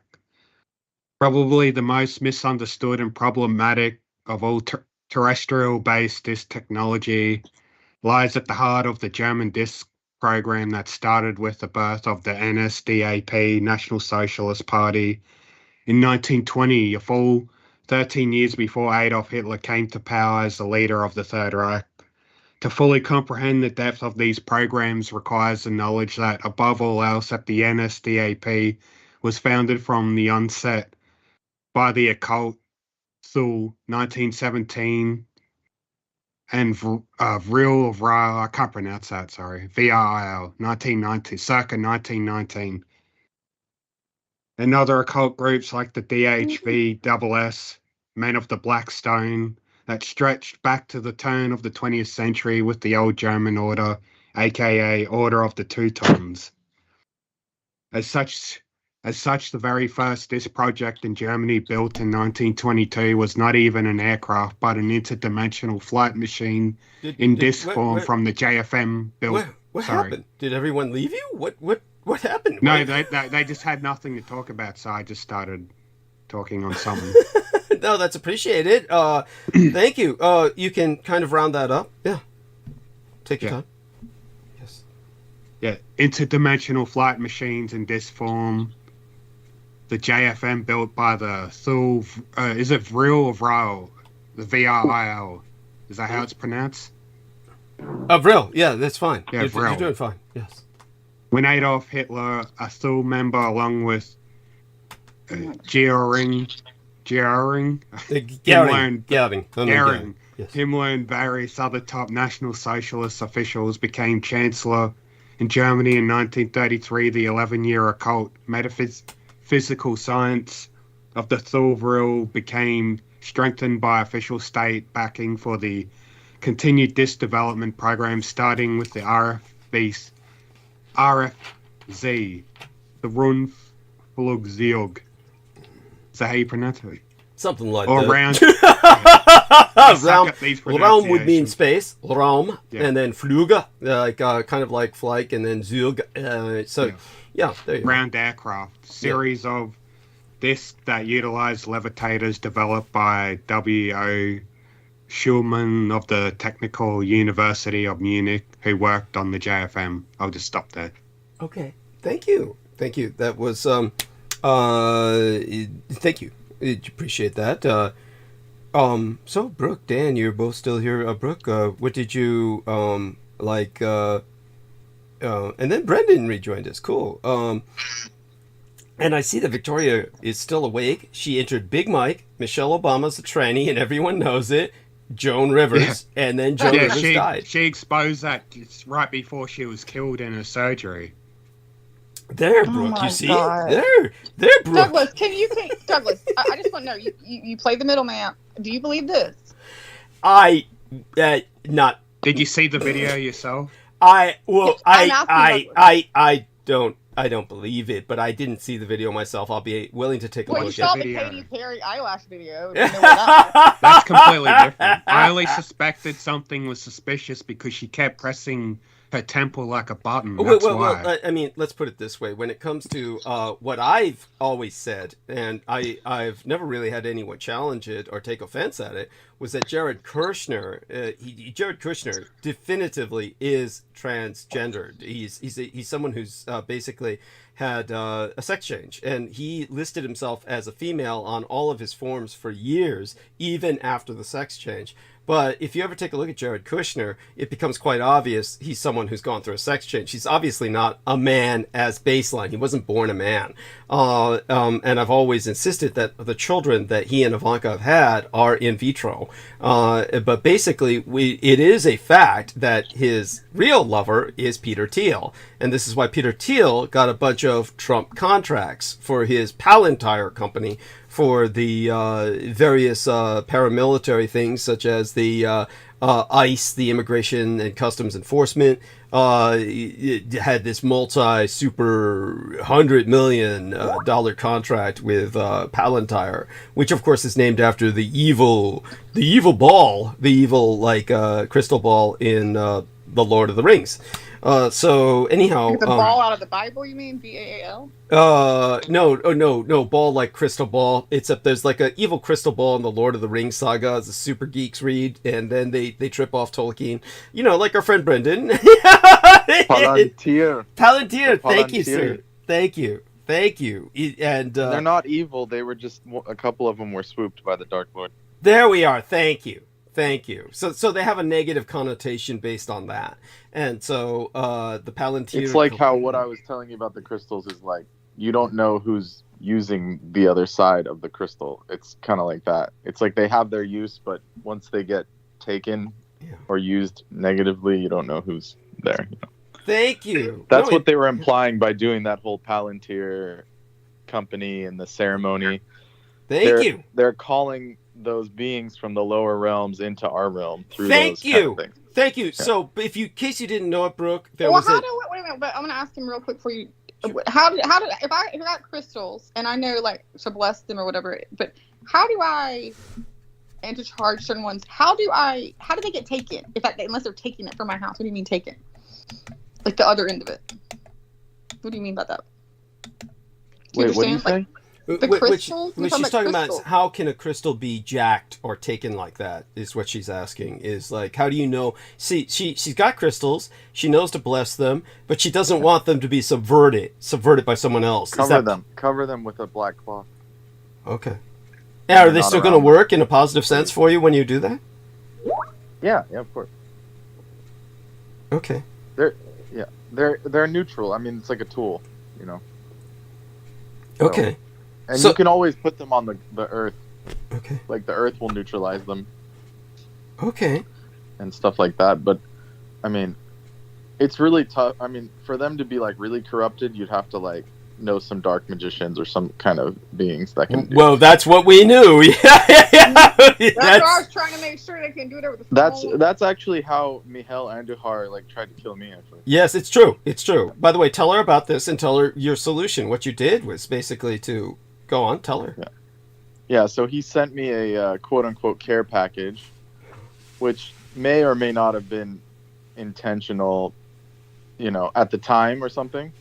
But when he turned to the enemy, he used that as a conduit to cast the spell. Yes. You know, because he knew that I had some items that he'd sent me. So I had like an amethyst crystal and some other they were like glass crystals, debatable if they were real or not. But, you know, he had sent me these rocks and I had kept them. And he used that as a conduit to cast spells, you know, at a distance. So I had to take these items that he'd given me and I had to bury them at the crossroads and neutralize the spell casting ability of the items. So by throwing them in the river. What if you just mailed them back to him? I mean, because they say send stuff back. I just wonder. It's a long story, why I couldn't. I mean, he lives in New York, but he had the return address was a Florida address. So, yeah, but that's besides the point. You know. No, I just if somebody's sending you negative energy. I mean, burying at the crossroads, I guess the best road, avenue to take, being neutral. But I'd like to send it back to them, and in love. I mean, no, he sent them to me. He sent them to me in maybe a more neutral kind of way, but at the time, it was like a Trojan horse. It was like because he had an energetic attachment. Yeah. He used it as like a thread to get in, through the field. So it was very. Whoever told him to do that was very smart. Yeah, but by the way, we know all of this to be true based on the quantum mechanics of magic, the inner workings of magic, and we know the whole behavior pattern with Miguel Andujar because he got increasingly darker, increasingly more just maniacal, and he was the one, honey, in case you don't remember, Brooke, he was the one who went to the Philippines and basically had trapped a crow, was keeping it as quote-unquote a pet. He was the one who was digging up babies' bones in the Philippines, which is ultimately why they kicked him out of the Philippines. Actually, crows can be great pets. I don't know if you haven't watched YouTube lately, but they're all over the living. Crows are extraordinarily intelligent, and you could train them to take money. Yeah, they'll steal money from people and give it to you. Yeah, that would be about what Miguel would hope for, but Miguel basically had this crow that looked like it was not voluntary. It was like trapped in the home, and he was letting it out. I think it was actually dead.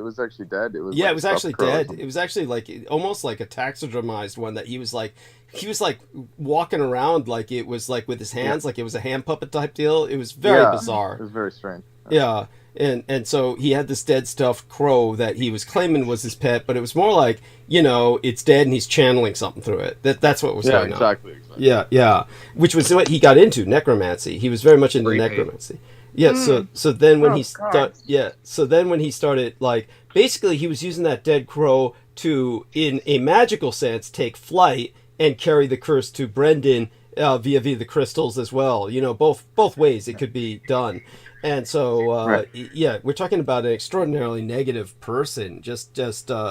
Altogether, there's no describing it. And which originally he was a supportive of yourself. So. That's right. As many people were who for a long time. It was like a long time too. Yeah. And then one after a while, like you said, it was getting weirder and stuff was like there were red flags. And then one day he posted on Facebook a photo of like how I have like the Anubis statue. It's like a resin statue of the god of an Egyptian god. Yeah. But instead it was Set. Yeah. Set then. Yeah. And then he has his crystals next to it, like around it, and he said they always give him a bad rap, but this is, actually the inversion of the inversion, and this is the real god, and da-da-da. And so after that, that's when I like unfriended him, and I was like, oh shit, like this dude's crazy. Did he not know the difference? Couldn't he distinguish the difference between Set and he knew and damn Anubis? well. He knew He damn knew. well. He knew. He He was deliberately. just trying to. He knew somehow. He knew through clairvoyance that I had an Anubis statue Yeah. with his crystals near it, and then he put the Set statue as a way to send me a pestilential negative spell. Yes. All right. Yeah. Yeah. Like it was all deliberate. I mean, 100% deliberate. Very much Because so. he knew Douglas for years. He knew exactly who Seth was and that it's like not cool. But that was his way of saying F you to Doug by saying, oh, Douglas is actually against this being, even though this being is getting a bad rap, something like that. And this being is the actual. Yeah. Thank you. He was inverting the inversion. Yes. Yeah. Because Anubis is the one getting a bad rap. There are documentaries and things out there that, I mean, I obviously, after knowing what Aquino's done and with the Set, but I do know before that I had heard Set, and it was, when I watched it, it was about a lot, the people that were making this were saying that was an inversion, that it was like, kind of like they say the devil in the Bible, vice versa. Go like different ways, but so that he may have gotten that story somewhere and believed it. I don't know. Well, yeah, from Sethian worshippers, Sethian cultists. Right, yeah. Right. So if Set is the good guy, then why did they always, in all their movies and shit, why do they always make Anubis look evil and depraved? Yeah. Explain that. Yeah. Thank you. I've noticed that in video games like Final Fantasy, one of the Final Fantasy games I played.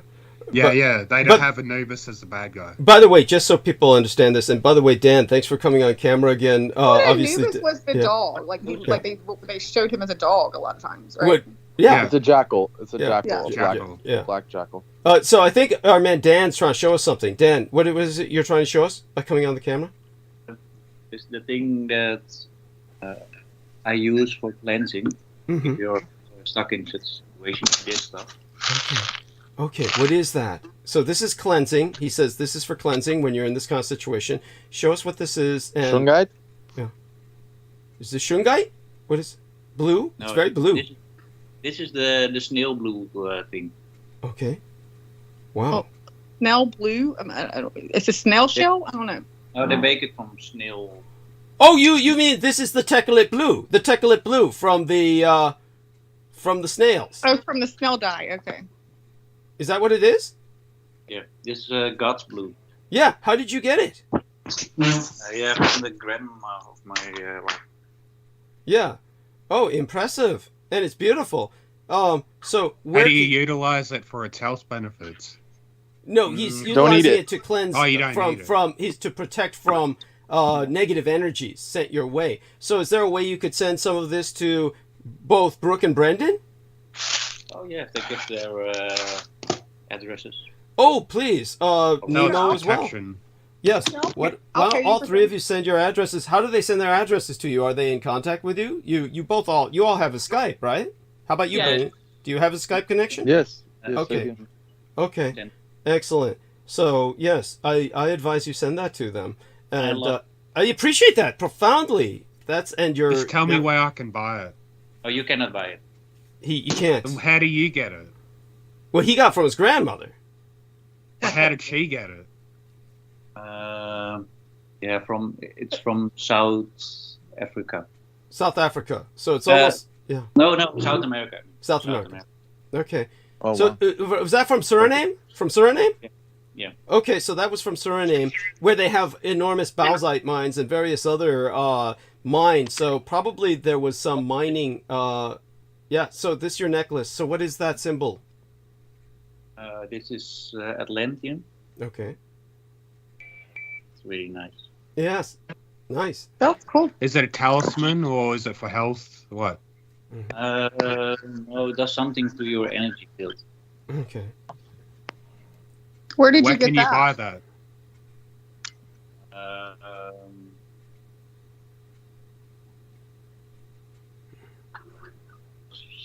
Search where you can buy it.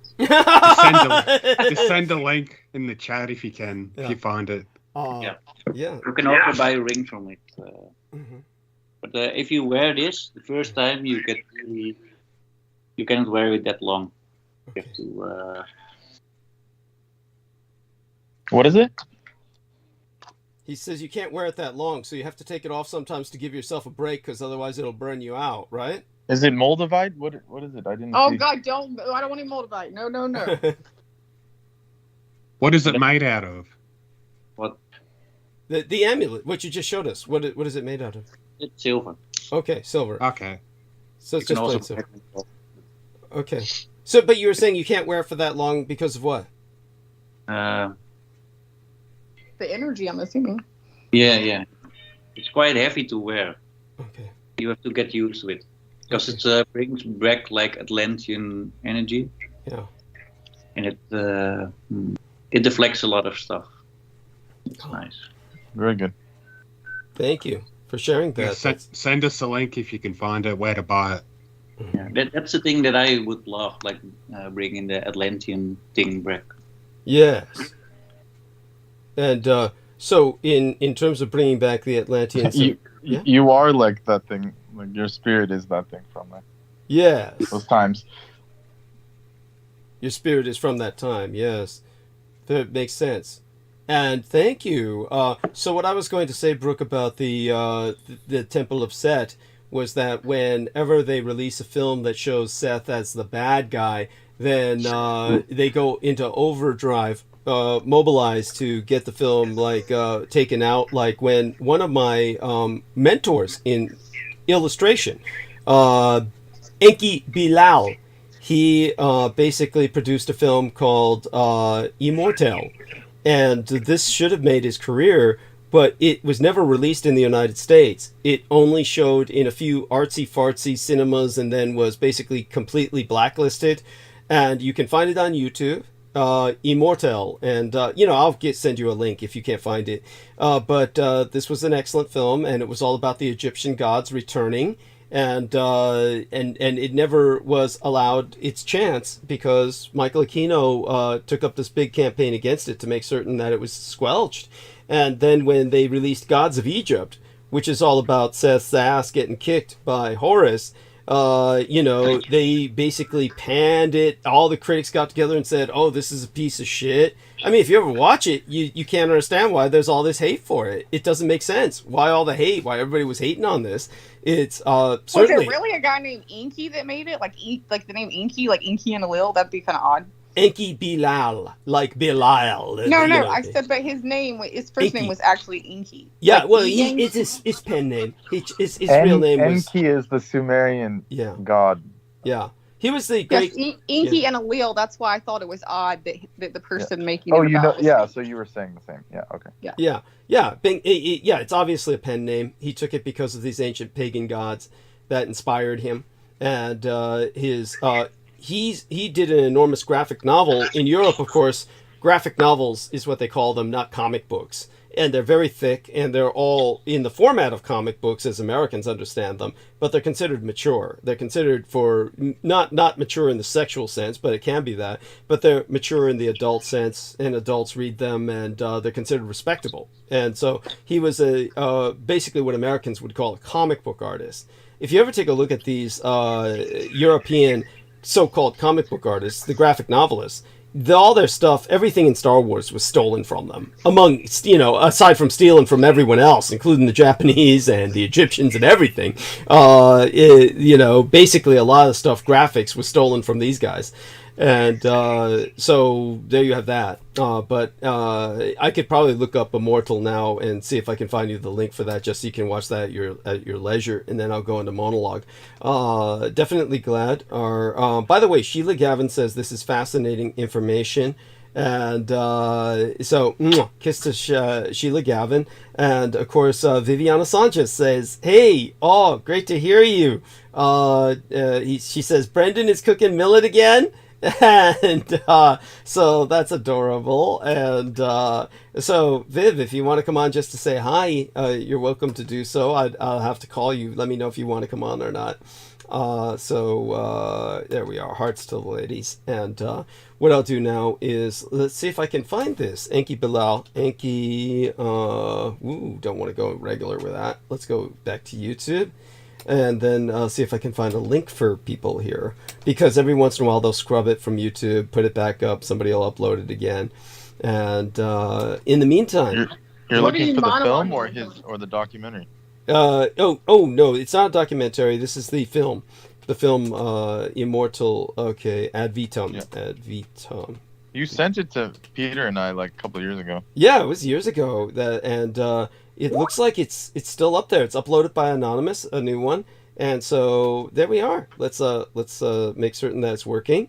All right. It looks like it's here. So let me get the link here, and I'll give it to you all in privately and in the and I'll put it in for the public as well. Let's put it into the live stream, and then I'll give it to everybody privately and in our phone conversational text here. First I'll put it here, and Nemo's already given us something, what he's wearing. And so how do you oh well, I'm glad you get access to this sort of thing, Nemo. It's amazing that you have that. What do you guys do? How do I what? Sorry.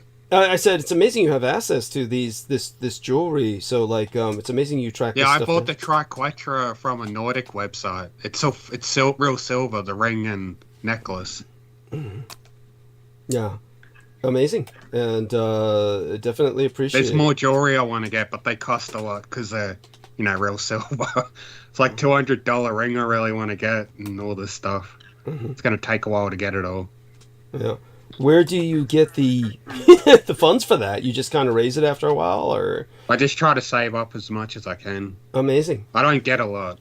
Mm-hmm. And okay, so yeah, those are looking pretty solid. Some solid pieces. Yeah.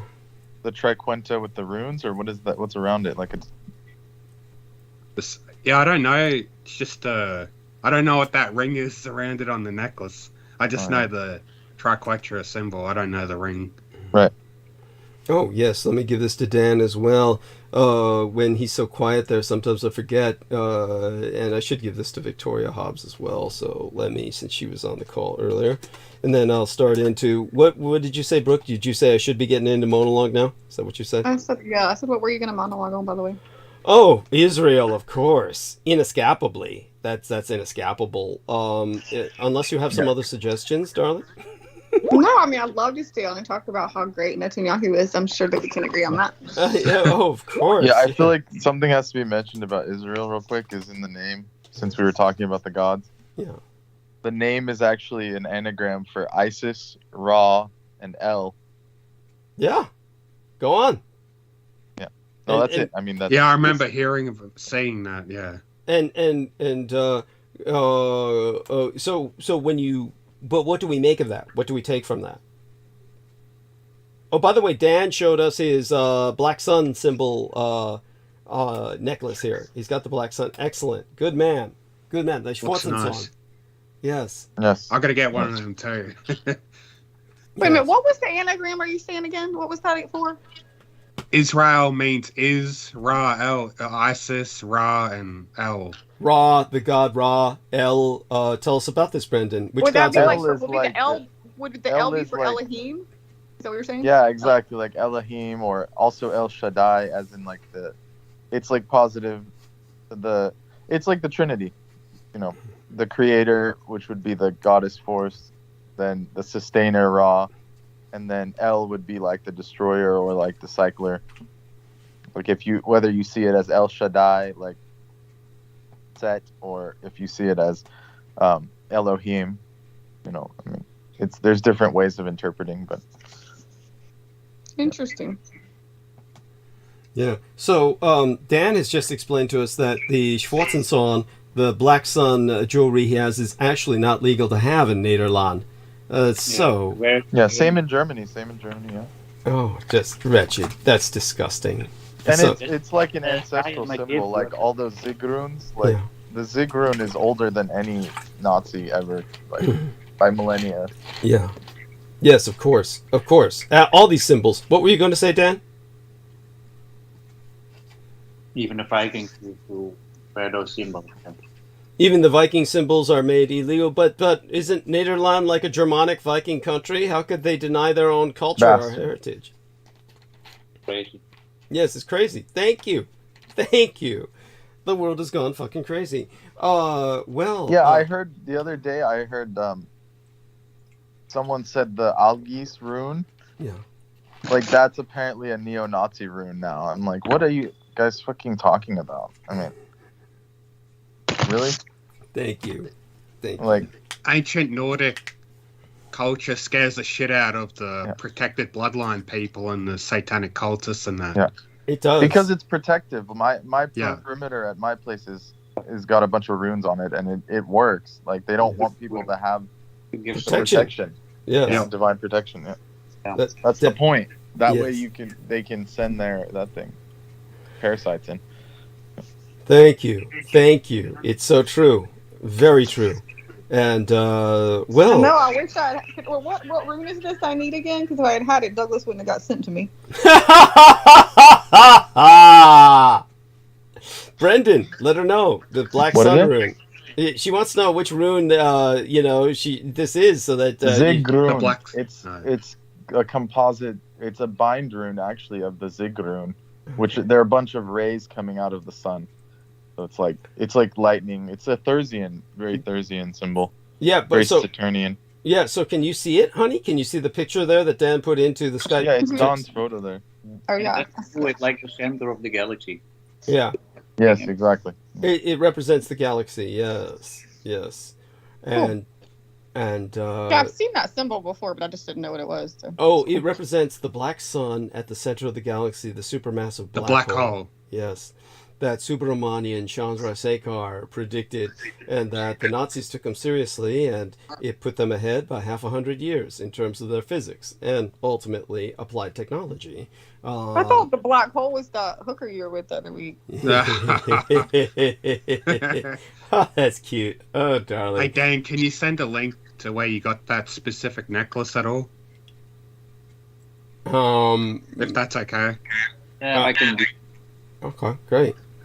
Great. So you're all communicating on this, and so, honey, were you able to review what I said about, your question about a safe place to live? Were you able to review that from our latest episode before tonight?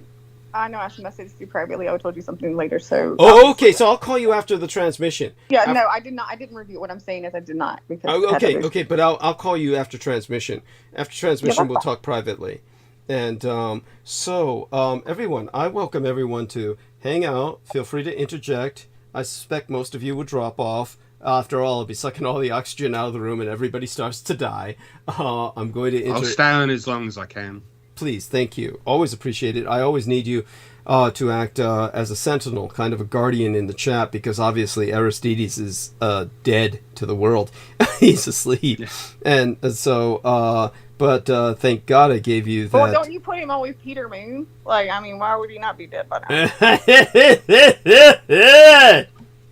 I mean, just because it's been a long time. Nothing about Peter. Just 'cause it's been a long time. Yeah, what was it I was going to say about that? There was something that was funny as hell when it came to, at any rate, I'll remember it later, perhaps. But poor Peter, I threw him off his game tonight. When I had to go out and go I came home late today. So I had to, go out during the show to grab the water before the corner store closes. But, once I came back, then he kind of didn't come back after that. He kind of faded, and then Brendan took over. It was, I've never seen him really do that. It was, so there you go with that. By the way, Don says the Atlantean thing is called Atlantis Ring Pendant, Atlantis Ring / Pendant. So that's curious. Nice. Well, I look forward to your review of the INT'L film, honey, the Ad Vitam. Certainly when, our dear Amanda Ute reviewed it, she felt very akin to the character, really related to the main character. Perhaps you will as well. What happened to her life after? Because, I mean, there's been a lot of things you tell me, and I wish I didn't know, and things just get worse in my life. So, I don't know. Is this going to be something, like, did she watch it and be like, I feel akin, and then later on, like, her fucking house burned down or something? No. I mean, it's not a film which has any negative baggage that will haunt you. No, really. It's just when you. Yeah. I'll watch it. Yeah, I'll watch it. Okay. Yeah, thank you. And so Nemo's asking the name of the blue rock, and that, of course, is the Tekalit blue that comes from the snails. The what is that mollusk of the millennium? I'm forgetting the name of it. Honestly, after I spent years talking to Peter Moon about it, then I forget the name of it now consciously. My sanity tried to protect. They consider it, like, I've heard that before, they're like God's blue or like heavenly, like a special, I don't know. Yeah, it comes from this mollusk that it stinks. Basically, in order to get this blue, these people have to kill the snails, and each snail they kill, they get a drop. So that means that they have to kill thousands of these snails, and then the reek of the dead snails is so horrific that the Jewish guys who were involved in this trade were essentially solo the rest of their lives. Nobody would cohabitate with them. Are we sure this is good? Because this sounds like something that someone from the Church of Set would do. Like, let's go kill a bunch of things. We get one drop, so we'll kill 5 billion. And we'll all stink. And it'll be great. It's and as Don says, yeah, go on. You know what? Like, it's really hard to get like the real stuff. No shit. Yeah, go on. Yeah. But like the ceremonial thing, they kept that going. And what they used was wreckage ground blue, but that just things to whiten your clothes. Yeah, thank you. In other words, the blue was so valuable, so rare, that they only like tainted or tinged, kind of edged the clothes with it so people could recognize the person wearing it, like almost like a stripes on a military uniform to imply rank. And this is like I think Brooke and Brendan and Nemo, maybe getting a little piece of this would be very protective to them. Yes, it's a reminder of God in the sense that the seas and the sky are both blue, but you can't contain them. If you try to scoop up the sea with a jar, all you're going to see is clear liquid. Try to scoop up some of the sky with a jar, all you'll see is clear air.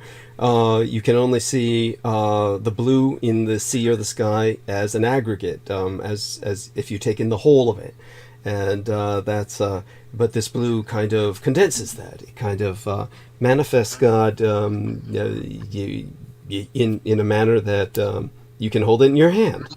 Did you know the color blue was not referenced like in a certain year, like in so much historical literature? It was the color blue was never referenced. Interesting. Yeah, I'm not surprised. Yeah, we had to learn about this. I have a different interpretation of it. It's not that they couldn't see blue or it wasn't referenced. It's that they didn't have a terminology. A word for it, yeah. Sorry to interrupt, but From what I see, Tekalit is ancient Hebrew for blue-violet, used in modern Hebrew with the meaning of light blue. Mm-hmm. Yeah. Jews believe the importance of Tekalit is the color of thread is blue rather than it being necessarily a specific dye. Well, at any rate, I don't know. Here's what I think. I think two things. You're right. Brendan is always right, obviously, again. And I do agree with him on the fact that a lot of that, when they didn't mention blue, they're saying it's because if you don't have a word for something, they say there's like so much the percentage of the population sees colors, just like you have colorblind people, they can't see certain colors. shades of them. So you have people that can see more, but they don't realize that they're seeing more because they don't have words for it, right? Because there's not a word for it. They can differentiate on like all these greens that maybe we can't, or the average person can't. And so that's, I think, where that came from. But the second thing I wanted to say about that blue dye mollusk stuff is I think it sounds like a good trip for Brendan Zoget to go on diving for some mollusk, and I think he should bring us some dieback himself. I mean, that sounds They're like not one of your native to my region. But Doug, I actually found a way to get caught. Apparently it's Ethiopian. Okay. Great. So I know some people at the Ethiopian shop. I'm gonna go talk to them about it. Fabulous. Is there any shop you don't know someone out that's like some weird shop? Or are you going to speak Ethiopian to them? Yeah, they should be all right. Yeah. Oh, that's awesome. I don't know what the fuck cod is, but I'm happy for y'all. It's like a stimulant. Basically, everybody in Eastern Africa, especially Northeastern Africa, the Horn of Africa region, and all its environs, everybody's on it. And they're on it like every day. It's like the way you put oregano on your pizza, they sprinkle it on their pizza. Food they eat, they make tea out of it, they smoke it. This goes to show physiologically, of course, that races are different and they handle elements differently. The blacks in Africa are on this stuff all day, every day, but if whites or other cultures try it for too long, you'll get paranoid. You'll get paranoid on it. Of course, some might argue that this is why this is why there's a lot of war or violence in Africa, but it's not really the feeling you get when everybody's on. It's how they keep active. Like, this is their caffeine. But other races, it's more like a true stimulant. It really is a big hit in terms of, it'd be like kind of like our man Brendan with his with his, what do we call it? Yerba mate, which is, here we are, the origins of the long blue thread on the ditsit, the reason, there we are, thank you. Okay, so Trey. I love y'all. Have a good night. Love you, Brooke. I'll call you after transmission. Yeah, y'all have a great night. It's good to talk to everybody. Yes, we love you. Thank you, honey. Okay. Cut's grown in Southeast Asia as well. It's a herb, apparently. Yeah, by the way, Troy is typing. So Troy is either joining us or he's like, okay, I'm not quite sure. We'll find out, I guess, because wonder what he's doing up. Oh, maybe he's just got up to go to work. It'd be so much easier if people just jump on the call. They spend so much time typing. I want to give thanks to our wonderful friend in United Germany, Andrei Nemerzyski. Andrei Nemerzyski contributed 100 United States dollars. What a wonderful individual. And, it's just so good to have this kind of moral support. Let's see if we have any other people who have contributed after him this long night. Sheila Govan says, good night to Brooke. Yes, thank you, honey. You're an angel. And I'm saying it to Sheila Gavin as well as our dear Brooke. Let me see now. See if there's any other. Okay, no, it doesn't look like there's any other new contributions coming in. That's fine. We will now start with, now that I've given him some credit, I'm just going to go into the zone. I'm going to enter the zone. Before I do so, do any of you gentlemen want to say good morning to our listeners? Good morning to our listeners before you kind of, retreat into the background to interject with. Staying on sound. Excellent. Yes, good morning and good evening. I shall retreat. Okay, we love you. Take care of yourself. Much appreciation. Have a good one, Brandon. Yes. Without you tonight, without speaking you with you all, and Dawn, gratitude, Dawn, for the info. Yeah. And yes, all right. Yeah, without you, this wouldn't have been possible tonight. Yeah. So. Me? Yeah, you. This wouldn't have been possible tonight without you, because you helped us.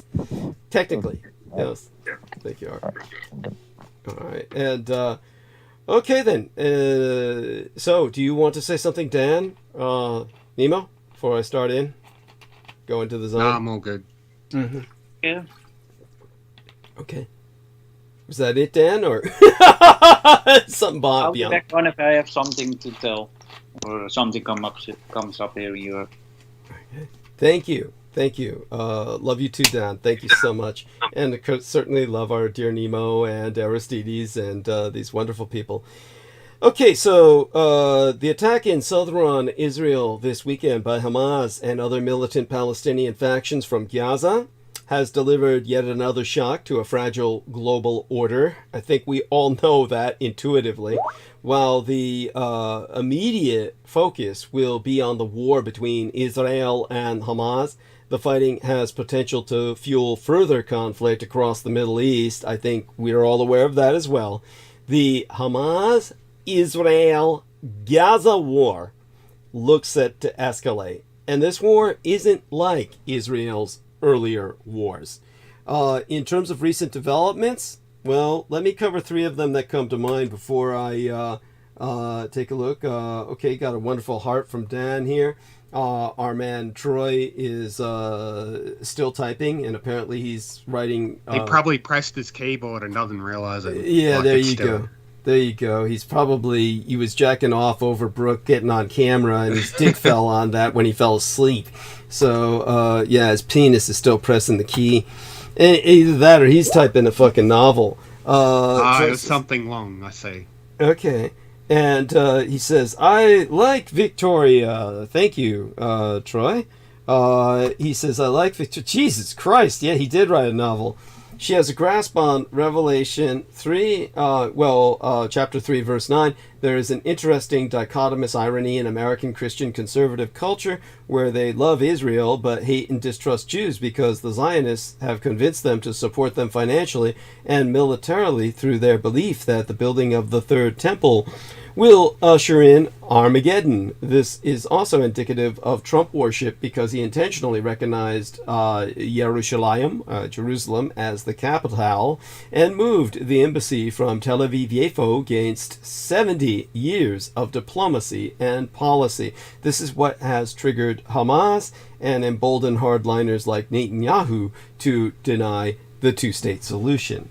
Okay, thank you, Troy. You know, you could easily come on and say that as well. There's no one stopping you. You are connected to the call. All you need to do is jump on bandwidth.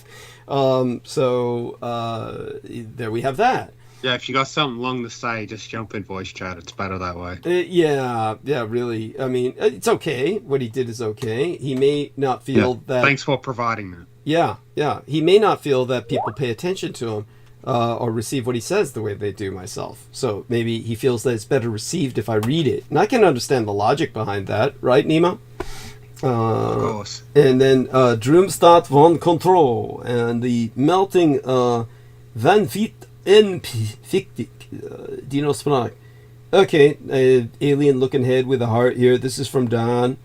Dan is presumably going to give us his reason for sending this rather confusing image. Somebody thumbed it. Nemo gave it an up thumb. Is this because you know what this is? No, I'm just doing it out of niceness. Okay. He's simply acknowledging it, and there we are. Okay, with that, I'll try and pick up my train of thought. So the three things I can think of that are the most recent developments that that were, shall we say, branded my consciousness. Well, first off, according to Israel, Hamas and other militant groups in the Gaza hold about 150 soldiers and civilians hostage. Next, humanitarian groups have pleaded for the creation of corridors to get aid into Gaza, warning that hospitals overwhelmed with wounded people were running out of supplies. Israel has also stopped all entry of food, fuel, and medicine into Gaza, which I think is a crime against humanity in and of itself. When war breaks out, as it has 4 times since the Hamas militant group seized power, circa 2007, the year my late and sainted sire, my legal patron, my father, George Joseph Henry Dietrich, died. Even United Nations facilities that are supposed to be safe zones risk becoming engulfed in the fighting. The United Nations said that an aerostrike directly hit one of its shelters Sunday and damaged 5 other schools turned shelters on Monday, meaning that the Israelis have targeted schools specifically. There has been no immediate word of casualties. And thirdly, tertiarily, what comes to my mind with this war, which has claimed at least 2,100 lives on both sides thus far, I'm sure it's far greater than that by now and going up by the minute, is expected to escalate, with new exchanges of fire over Israel's northern borders with militants in Lebanon, and Suraya, Syria, on Tuesday, but yesterday, at this point, perhaps the day before yesterday, at any rate, they're all pointing to the risk of an expanded regional conflict, which could very well turn into a world war. We can only hope. As everyone has said, I am not wise to say things like that. Obviously, I'm the last person on earth who wants that sort of thing to happen. But, change has to come at some point. By the way, our man Dan says, I will talk about this book in the future. It's about how people are being controlled. Great writer. This book just got released. Okay, thank you. And, all right, just checking everything around me is, let's see if this is up to... Brooke is typing something. Is she really? Okay, and in the meantime, till she gets it, let me know when she's finished, or I'll get a notification probably. At any rate, it is always fraught to wade into the Israel-Palestine conflict, now turned into a hot war with Hamas in and around Gaza. I am about to do so help me God. What we already know has changed forever. Brooke Gibson says, kills me when you look at the numbers Israel killed. Yes, I understand. Thank you. Let me heart that. And also let me give our man a thumbs up about his new book. And let's see if I can check into the numbers. Okay, number people Israel killed. Israel killed. Hamas conflict. Latest Israel people. Yeah. Okay. We're entering the 6th day, which gives resonance of the 6-day war. I see over 3,000, 3,600 around that. Holy shit. Yeah, holy shit. 3,600. Yeah. That's just from one source. Okay. According to United Nations, roughly 6,400 Palestinians and 300 Israelis have been killed. Oh, that's since 2008, sorry. I was about to say. Yeah. Okay, yeah. But recently, just from a different source, 3,600. Yeah. Definitely, okay, 3,600. Probably that's Palestinians alone. We know, like I said, there's a smaller number in Israel. Anyhow, as Israelis were wrapping up the 7-day-long Jewish festival of Sukkot on Saturday, sirens began echoing across the country just before dawn, and citizens soon realized it was not a false alarm. A full-fledged, quote-unquote, surprise attack was being waged from the air, sea, and ground by hordes of Hamas militants. This is something that led, of course, to the photographic image you see embedded in thumbnail of live stream from the episode before tonight's. The transmission, our latest transmission before tonight's transmission, you see my son and I at the estate looking on a widescreen television as Israel gets, well, nuked, essentially. Call it terror nuked, if you will. And we're both looking at it with a sense of, as I said, I'm not going to lie, a sense of satisfaction of watching karma blow back. At the same time, the horror, as I explained, is that it's the good Jews that are getting killed, the liberal, progressive, coexistence, and peace Jews that the Israeli Special Forces are specifically wiping out. Our man Troy says, I'm just tired. Woke up to take a piss.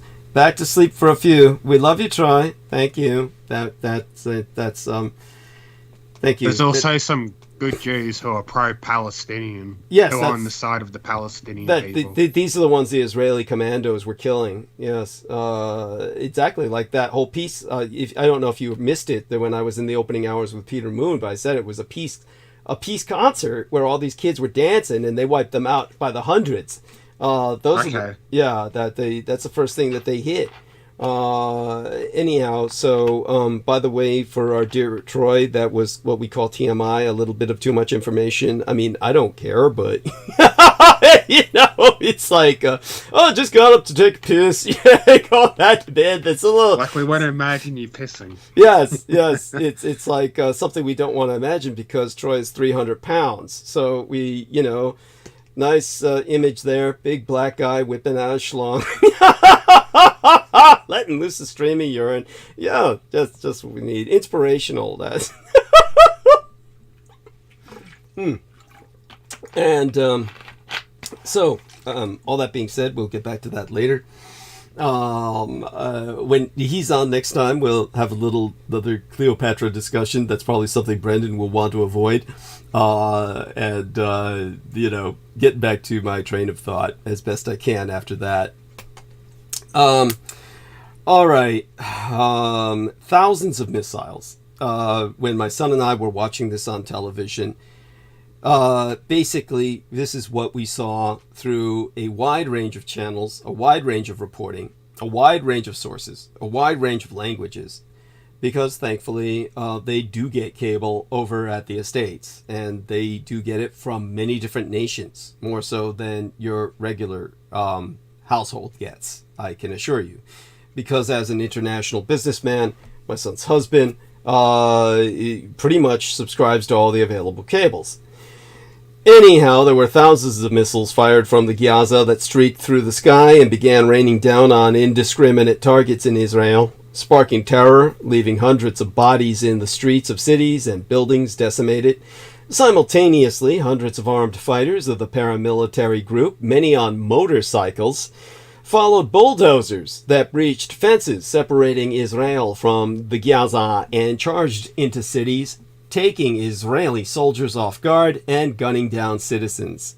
The Blitzkrieg, the lightning-quick, multi-pronged ambush, also included dozens of Hamas militants in motorboats, storming Israeli beaches and engaging in fierce firefights with Israeli forces.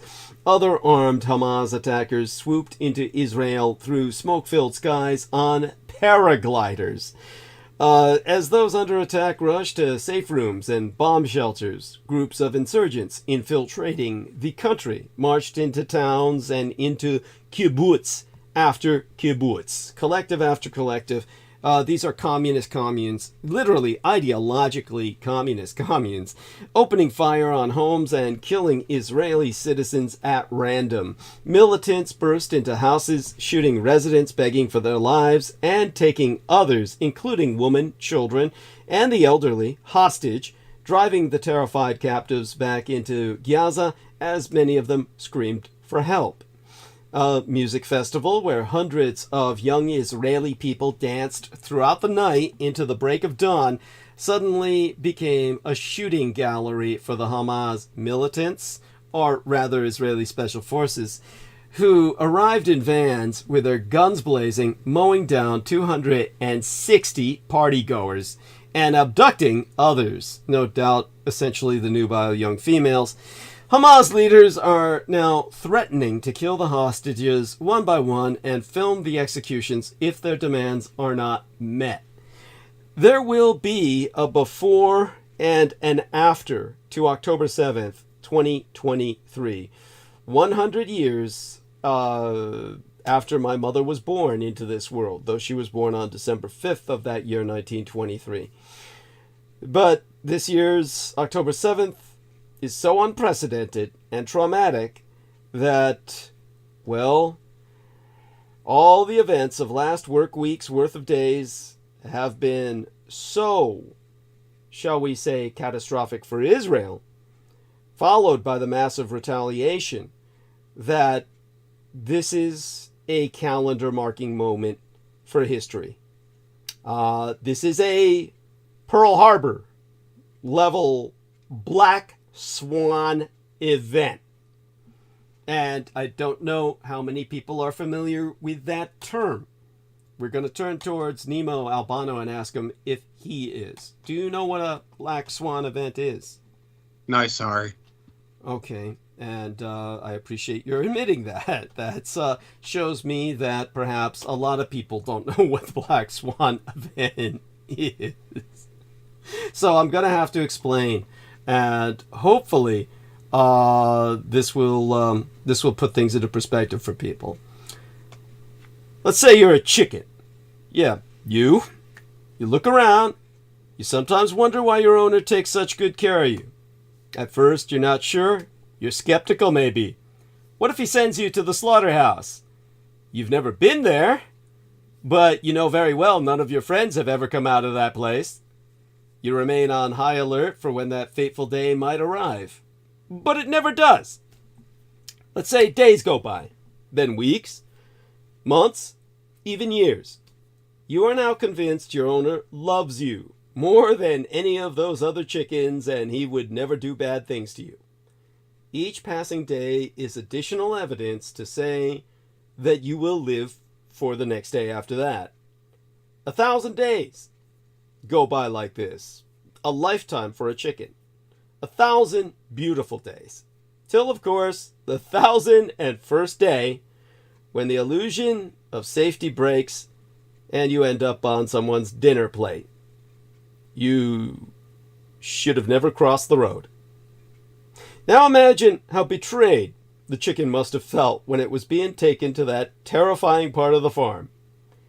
Given the 1,000 days worth of evidence, the chicken's trust in its owner was ironically at its highest level when it was eventually slaughtered. Perhaps it wasn't so foolish to believe that it was special or unique. Maybe it would have at least been spared the feelings of betrayal. That one final day completely changed the outlook of the chicken's life, as it was about to end. That one piece of evidence outweighed the previous 1,000 days, and it's not even a contest. This is something known as a Black Swan event. A single event or observation that often comes as a surprise with disproportionate consequences, radically changing our outlook about something. People used to think that swans could only be white until they saw a black swan, which reshaped the way people thought about what is out there. So, a man named Nazim Nicholas Taleb wrote a book that was titled The Black Swan, subtitled The Impact of the Highly Improbable, to study this very phenomenon and shine light on how vulnerable we are to black swans, and how we are only becoming increasingly more vulnerable with each and every passing day.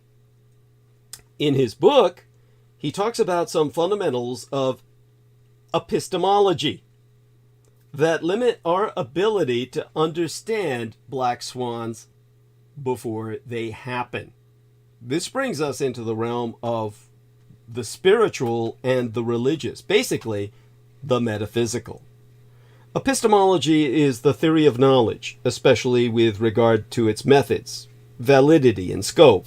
Epistemology is the investigation of what distinguishes justified belief from mere opinion.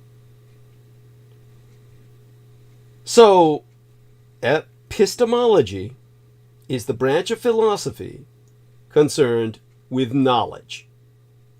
Epistemologists study the nature, origin, and scope of knowledge.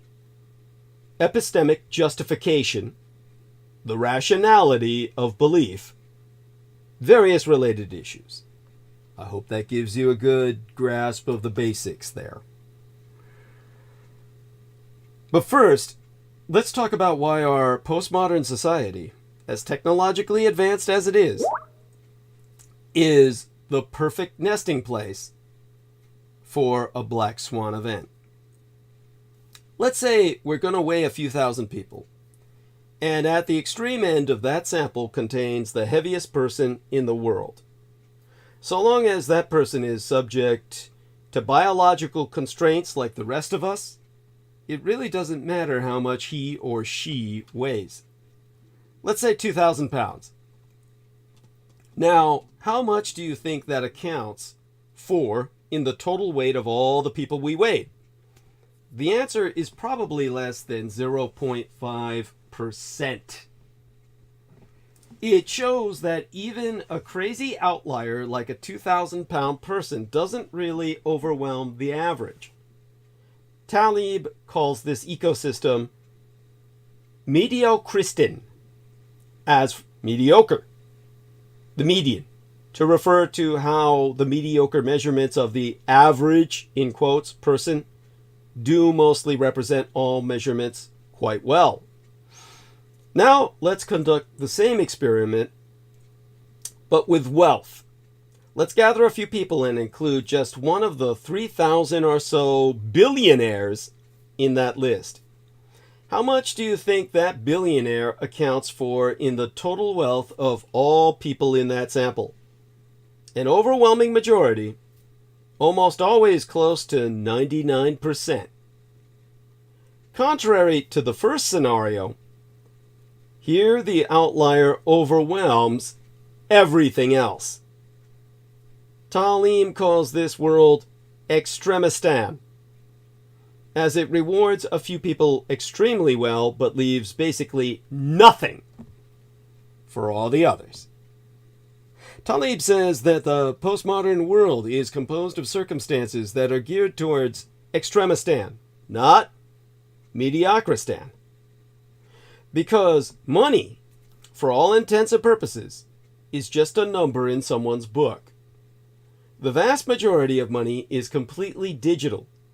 It is not subject to physics laws or biology to constrain it to minimal variance.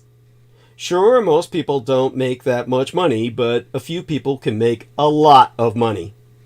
Similarly, if you want to consider musicians, most musicians don't sell that many albums, but a few artists sell quite a few.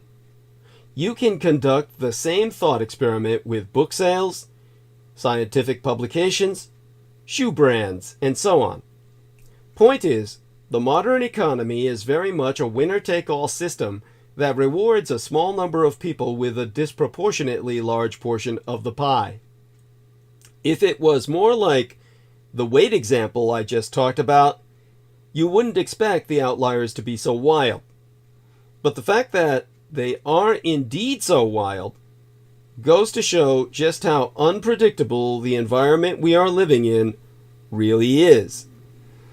The forecasts we take for granted today often fail to take into account the true nature of this unpredictability, these black swan events. You might be inclined to say that, no, these billionaires put the work in, day out, and therefore they can enjoy the fruits of their labor. Indeed, most of them probably worked really hard. Some of their innovations might later pave the way for a better future for all of us. I am not discounting that. However, the system is not rewarding them proportionately. More importantly, it's hard to say how much their efforts, or how much of their efforts, are the fruits of their labor and how much of it is due to pure chance. If you were to run a few simulations with extremistan-type circumstances, you would inevitably have a few Jeff Bezos, like outliers. We may be biased into thinking that we understand what causes Bezos-like outliers in our society. You know, the usual. Think out of the box. Start a revolutionary company. Work extremely hard for a few years, and then smell the roses. Happily ever after. We have all read the autobiographies. We have all watched the documentaries. However, when was the last time you read about a person who did all of those things and failed? When was the last time you saw shelves of books about people who failed? Chances are, never. Because these stories just never really make it. There is an epistemic bias in all of this. So as Talib sayest, and I quotest he, now take a look at the cemetery. It is quite difficult to do so because people who fail don't seem to write memoirs.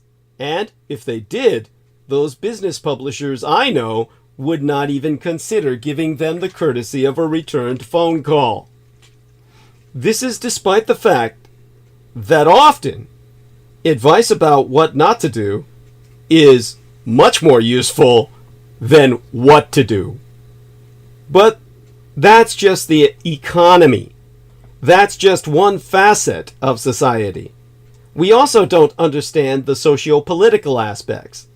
Take 9/11, for example, which is certainly a black swan event. After it happened, you had tons of experts come out and say that they had known for years that it was about to happen. Well, why the hell didn't they say anything? This retrospective distortion of the understanding of a problem is but one of the hallmarks of a black swan event. None of them really knew. If they did, cockpit doors would have been bulletproof long ago. Pocket knives would never have been allowed onto cabins. And the TSA would have been invented much earlier. But these things were all only instituted after 9/11. If you were to suggest such policies in 1991, for example, you would probably not be taken too seriously, or would be shown a spreadsheet that suggested airlines don't have the money for bulletproof doors. Thankfully, the likelihood of a 9/11 style event is much lower now than it used to be. Countries around the world are more prepared, more vigilant. However, that also makes these precautions somewhat lose their relevance. Yuval Noah Harari, in his book titled Homo Deus, as in Homo God, Homo Deus, cites a paradox about knowledge. He says, knowledge that does not change behavior is useless, but knowledge that changes behavior loses its relevance. Loses its relevance is what I'm trying to say.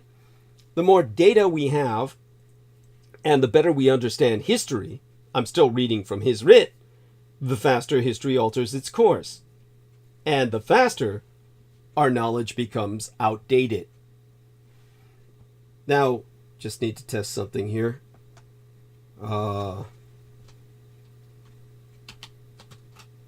Okay.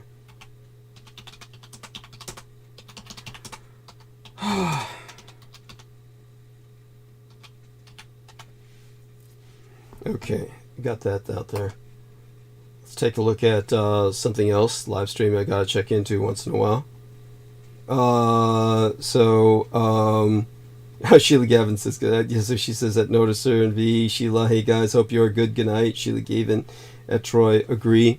Okay, good. And our numbers are up too. I want you all to continue hearing me while I shuffle around a bit. You're going to hear me actually do a Black Swan event right here, right now, by taking a look around for purposes of maintaining myself through the rest of the monologue. Let me take a look at some of the controls here. Okay. We are on. Unbelievable. You have no idea how cold it gets in San Francisco. I have my electric blanket on, and it feels like nothing. It feels like nothing is on. That's had to check to make sure it's on because this is the inferior version that was purchased for me. And it has controls at the back ass end, the foot of the bed. So I have to actually check around, shuffle around for making certain that it's on. All right, so that being confirmed, and I feel a sense of confidence that I can survive the rest of the night. Back to the train of thought. I would say that despite the measures we've all taken for a Black Swan event like 9/11, that does nothing to improve our odds against any future Black Swan. If anything, it lures us into a false sense of security and, in fact, worsens our chances of coping with the impacts of the next highly improbable event. We tend to convince ourselves that we understand risks once we have understood a game of dice or blackjack. However, trying to approximate the risks in real life with the same methods used in a closed-loop artificial game is simply oversimplification, a mistake we commit every day. This, as Talib calls it, is the ludic fantasy, or ludich. We learn simple games and immediately conclude that the stock market works the same way, even though one of these things lives in mediocristan and the other lives in extremistan. If the markets were well understood, do you think something like GameStop or AMC would ever have been allowed to happen? Sure, short squeezing is not a particularly new phenomenon, and yet even a non-Black Swan event such as this one left even the smartest hedge fund managers scratching their heads and practically chasing bankruptcy. This false sense of understanding makes Black Swans that much more dangerous. There are other reasons why we are increasingly more vulnerable to Black Swans. Talib has concluded that whereas in the past, people might be studying different kinds of literature and diving deep into a locally developed set of ideas, today, arguably, the most read book is Harry Potter. That's, of course, not to say Harry Potter is a bad book or anything, but it goes to show that we are much less in tune with each other's ideas, for better or for worse. For the most part, everyone is dealing with generally the same ideas. That, coupled with the rising complexity and reach of technology, means when something fails, it fails for more people than ever before. Like when people found out that the authoress of Harry Potter was a real asshole. And then people everywhere have to learn to either love the art while rejecting the artist, or basically drop the art and say, I don't like Harry Potter anymore. The choice is yours. Okay, such having been emphasized. Talib cited that the Pakistani government tried to shut down YouTube in Pakistan. It ended up shutting down YouTube worldwide. We don't understand these things. That's just one way for technology to fail, but it goes to show just how interconnected things are. And while that is often touted as a plus, given sufficiently poor luck, that can really spell doom for us all. Okay, there we are. Just wanted to make sure of that before I continued on with my monologue, confirming some things with some people in text.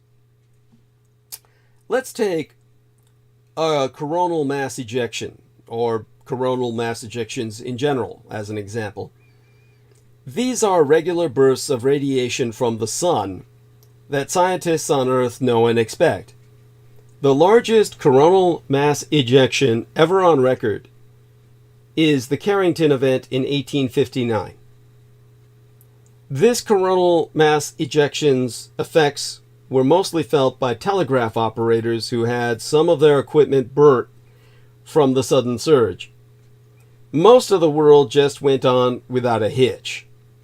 On the other hand, if a Carrington-class event were to occur today, with all the grids, electric cars, and equipment that we now have, the damages would be in the trillions of dollars, to say the least, and repair could take decades, if at all possible.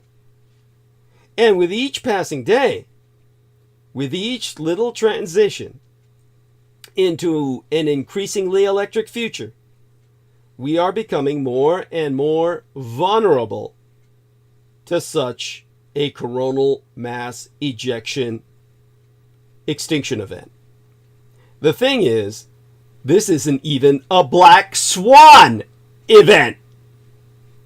Because in 2012, the likelihood of a Carrington event through the next decade thereafter, through to 2022, which just ended yesteryear, was calculated to be around 12%. And yet, despite that high probability, we are not at all prepared for any such event. At all.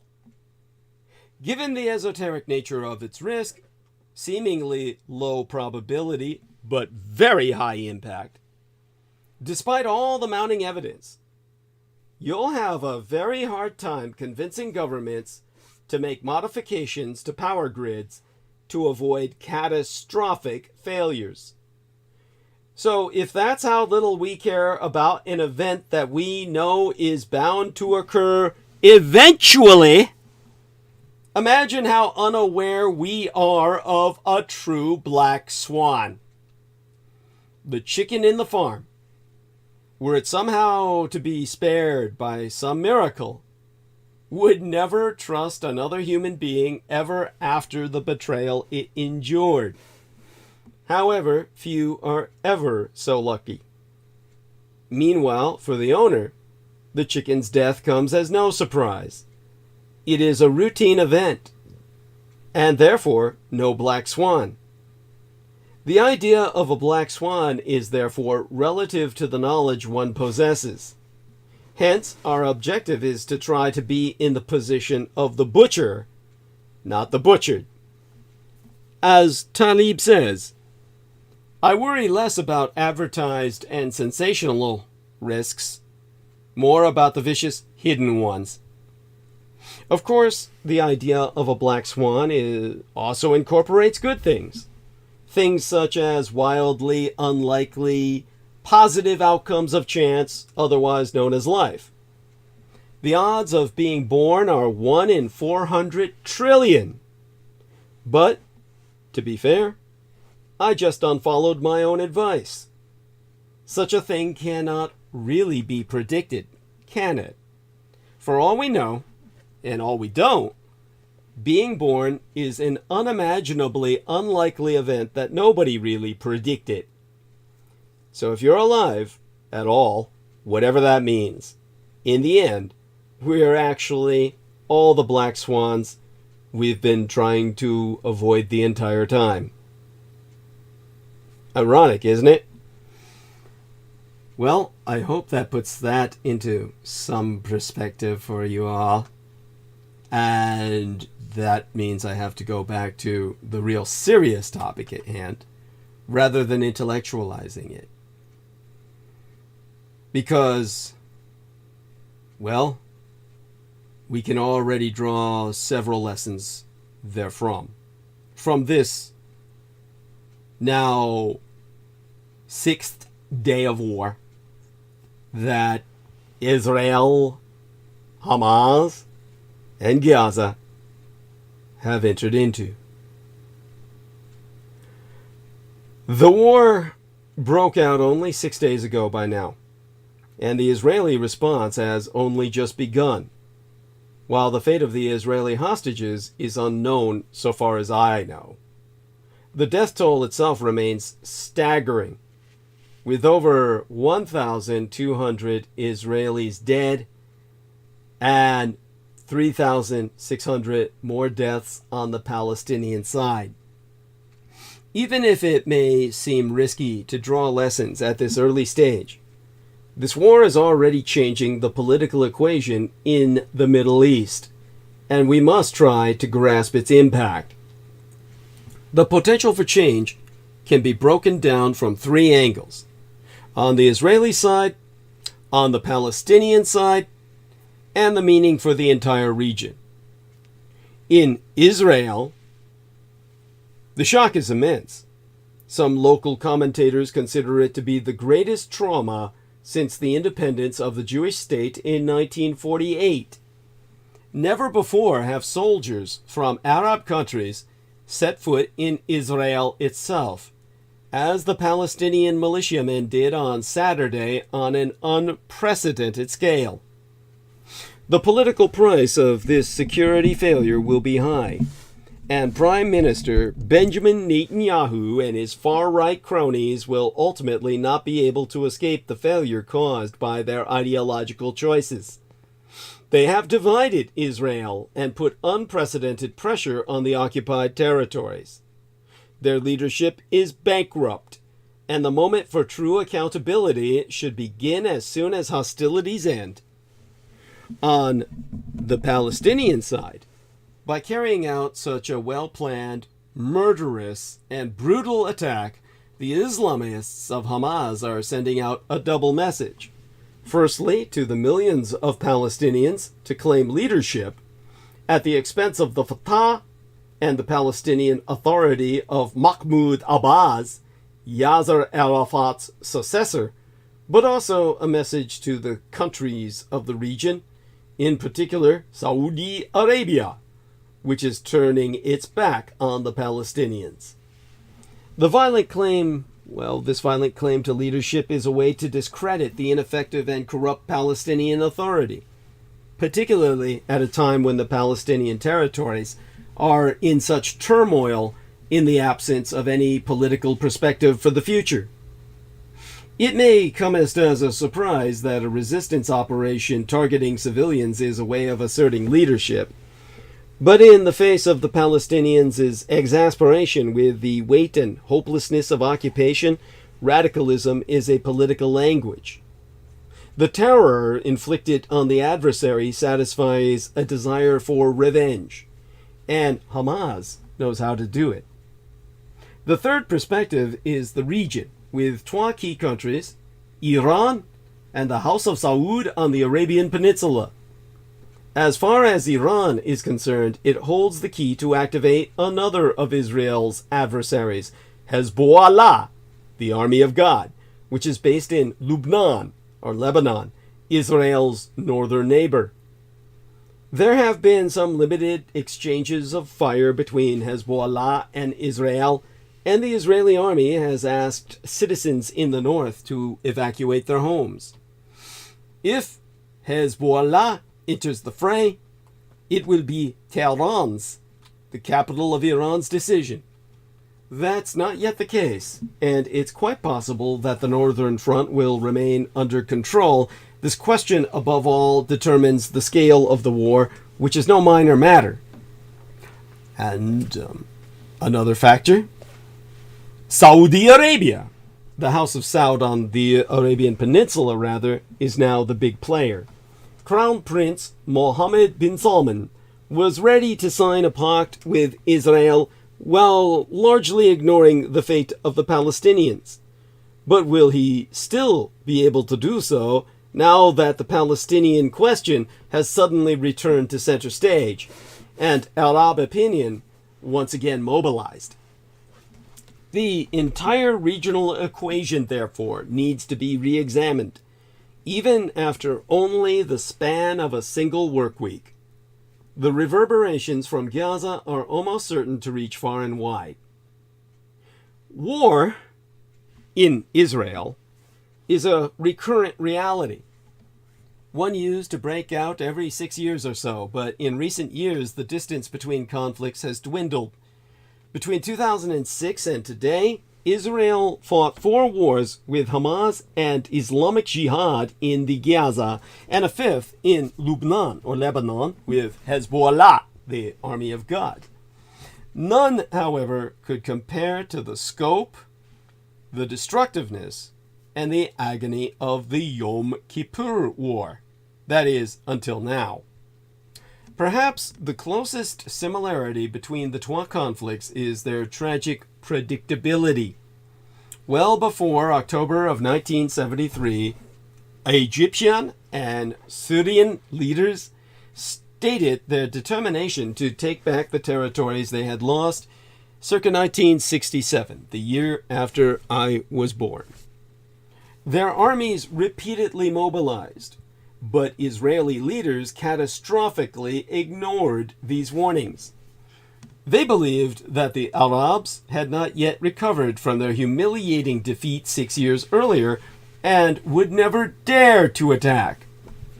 Similarly, before Saturday's assault, the heads of Hamas regularly broadcast their ideological and theological commitment to Israel's destruction. They repeatedly boasted about their preparations for a major offensive. But like their predecessors circa 1973, Israel's current leaders were lulled into thinking that Hamas and Islamic Jihad were deterred by the IDF, the Israeli Defense Forces' overwhelming firepower and technological know-how, and were less interested in war than in improving Gazans' quality of life. Ha ha ha ha! Though much remains unknown about what, if any, specific warning Israel received prior to this attack, their lack of preparedness this time was equally egregious.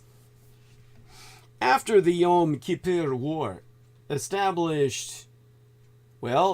established the Agranat Commission to investigate its many failures and assign blame, which fell mainly on the military for failing to anticipate the Egypto-Syrian attack. But the public held politicians responsible as well and forced resignations. The current war will no doubt yield a similar investigation, and its findings are sure to be monumental. Multiple resignations will likely ensue. The comparisons only go so far, however. Militarily, these 12 wars already look very different. The Yom Kippur War began with a massive conventional attack by the Egyptian and Syrian armies against Israeli forces in the Sinai Desert and the Golan Heights. The war was fought far from Israeli population centers with very few civilian casualties. The current war began not with thousands of enemy planes and tanks, but with waves of militiamen carrying automatic rifles and grenades. The fighting raged in Israeli cities and towns and on farms. Many hundreds of citizens, civilians, including women, children, the aged, have been killed, maimed, or crippled in a matter of days. Israeli neighborhoods have been targeted by thousands of militia rockets. Both Egyptus and Syria, Egypt and Syria neighbor Israel, and in 1973 directly threatened its borders. Today, those borders are threatened by militia groups financed and trained by Israel itself. The main threat to Israel is, however, promoted by the Netanyahu-run media as no longer Arab, but Iranian. The reality is, the major threat is Netanyahu. Financially and tactically, Iran backs Hamas and Islamic Jihad, and Iran has a pressing interest in war. The Ayatollahs saw an Israel deeply divided over the government's proposed judicial reform, where Air Force pilots and other reservists opposed to that overhaul had been refusing to report for duty. Iranian rulers also saw an America desperate to avoid further foreign entanglements, and a Western world reluctant to stand by Israel's extreme right-wing coalition. But the Iranians are also afraid. They fear an impending peace treaty between Israel and the House of Saud on the Arabian Peninsula and its promise of Saudi nuclearization. Looking at America's political polls, These rulers fear the return to the White House of Donald Trump, who canceled the nuclear deal pact that President Barack Obama had negotiated with Iran, and that President Joseph Biden promised to revive. Trump, who ordered the assassination of the Quds Force commander Qasem Soleimani in 2020, would be willing to bomb Iranian nuclear facilities, or so the Ayatollahs believe. What better way for Iran to take advantage of these opportunities and allay these fears than by triggering a destabilizing Middle East war? The Yom Kippur War ended with an astonishing military victory for Israel, its forces totally surrounding those of Egypt and its artillery well within range of Damascus, the capital of Syria. Nonetheless, the price for Israel was excruciating. 2,656 Israeli soldiers killed. The current war has already claimed some 1,200 Israeli lives and will surely take more as the conflict continues. Victory, even if definable, would be Pyrrhic. The 1973 war created the conditions for negotiations between Egypt and Israel and led 6 years later to the Camp David Accords. But Egypt's president at the time, Anwar Sadat, sought peace. Hamas's leaders seek genocide. This war will at best conclude with Hamas's uprooting from Gaza and almost certainly its leaders' deaths. Mostly so they can't reveal they're being paid, funded, sponsored altogether by the Israeli government itself. The Yom Kippur War had a profound impact on Israeli society and politics. The Israeli people's trust in their leaders, their relationship with the state, whether rooted in Judaism or democracy, and their attitudes toward peace itself were irrevocably altered. The Peace Now movement, dedicated to ceding territory for treaties, and the Bloc of the Faithful, utterly opposed to such concessions, both emerged in the the war's aftermath. The current conflict, too, is certain to have a tectonic effect, further shaking Israelis' confidence in the government and perhaps even the army, and making them either more opposed to or more desperate for peace. The war, some Israelis will say, occurred because of the absence of a two-state solution. Most others, however, will argue that such a solution would result in Hamas ruling not only the Gaza but also the West Bank. They warned that the next war would be truly existential. Of course, the conclusion of this war could still be far off, with an Israeli ground incursion into Gaza most certain to be launched, well, almost certain. It's difficult to imagine Hamas in the West Bank, Hezbollah in Lebanon, and even radicalized Israeli Arabs remaining passive. A regional war in which militants fire tens of thousands of rockets at Israel and Israeli forces fight on multiple fronts is a very real possibility. Iran might also expect the chaos to further enrich its uranium stockpile and rush to make nuclear bombs. October 7th of 2023, like October 6th in 1973, was only the beginning. This brings us back across the Atlantic to our own House Speaker election. Because As the war rages, it also put a harsh spotlight on a leaderless United States House of Representatives. Far-right Republicans who ousted their own leader, Kevin McCarthy, for avoiding a government shutdown will likely be key players in choosing between two strident reactionaries. Number 2 House Republican Steve Scalise of Louisiana and Jim Jordan of Ohio in a vote, well, that was supposed to take place today. By all estimates, the Russell collaborationist Red Republican Insurgent Party isn't much closer on making a decision, or certainly wasn't much closer this morning. When last I checked into it, I got so frustrated with constantly seeing the black tar baby, I had to get out of that garden. And told the Mrs. and Mrs. with all their pots and pans that I was relocating. Now,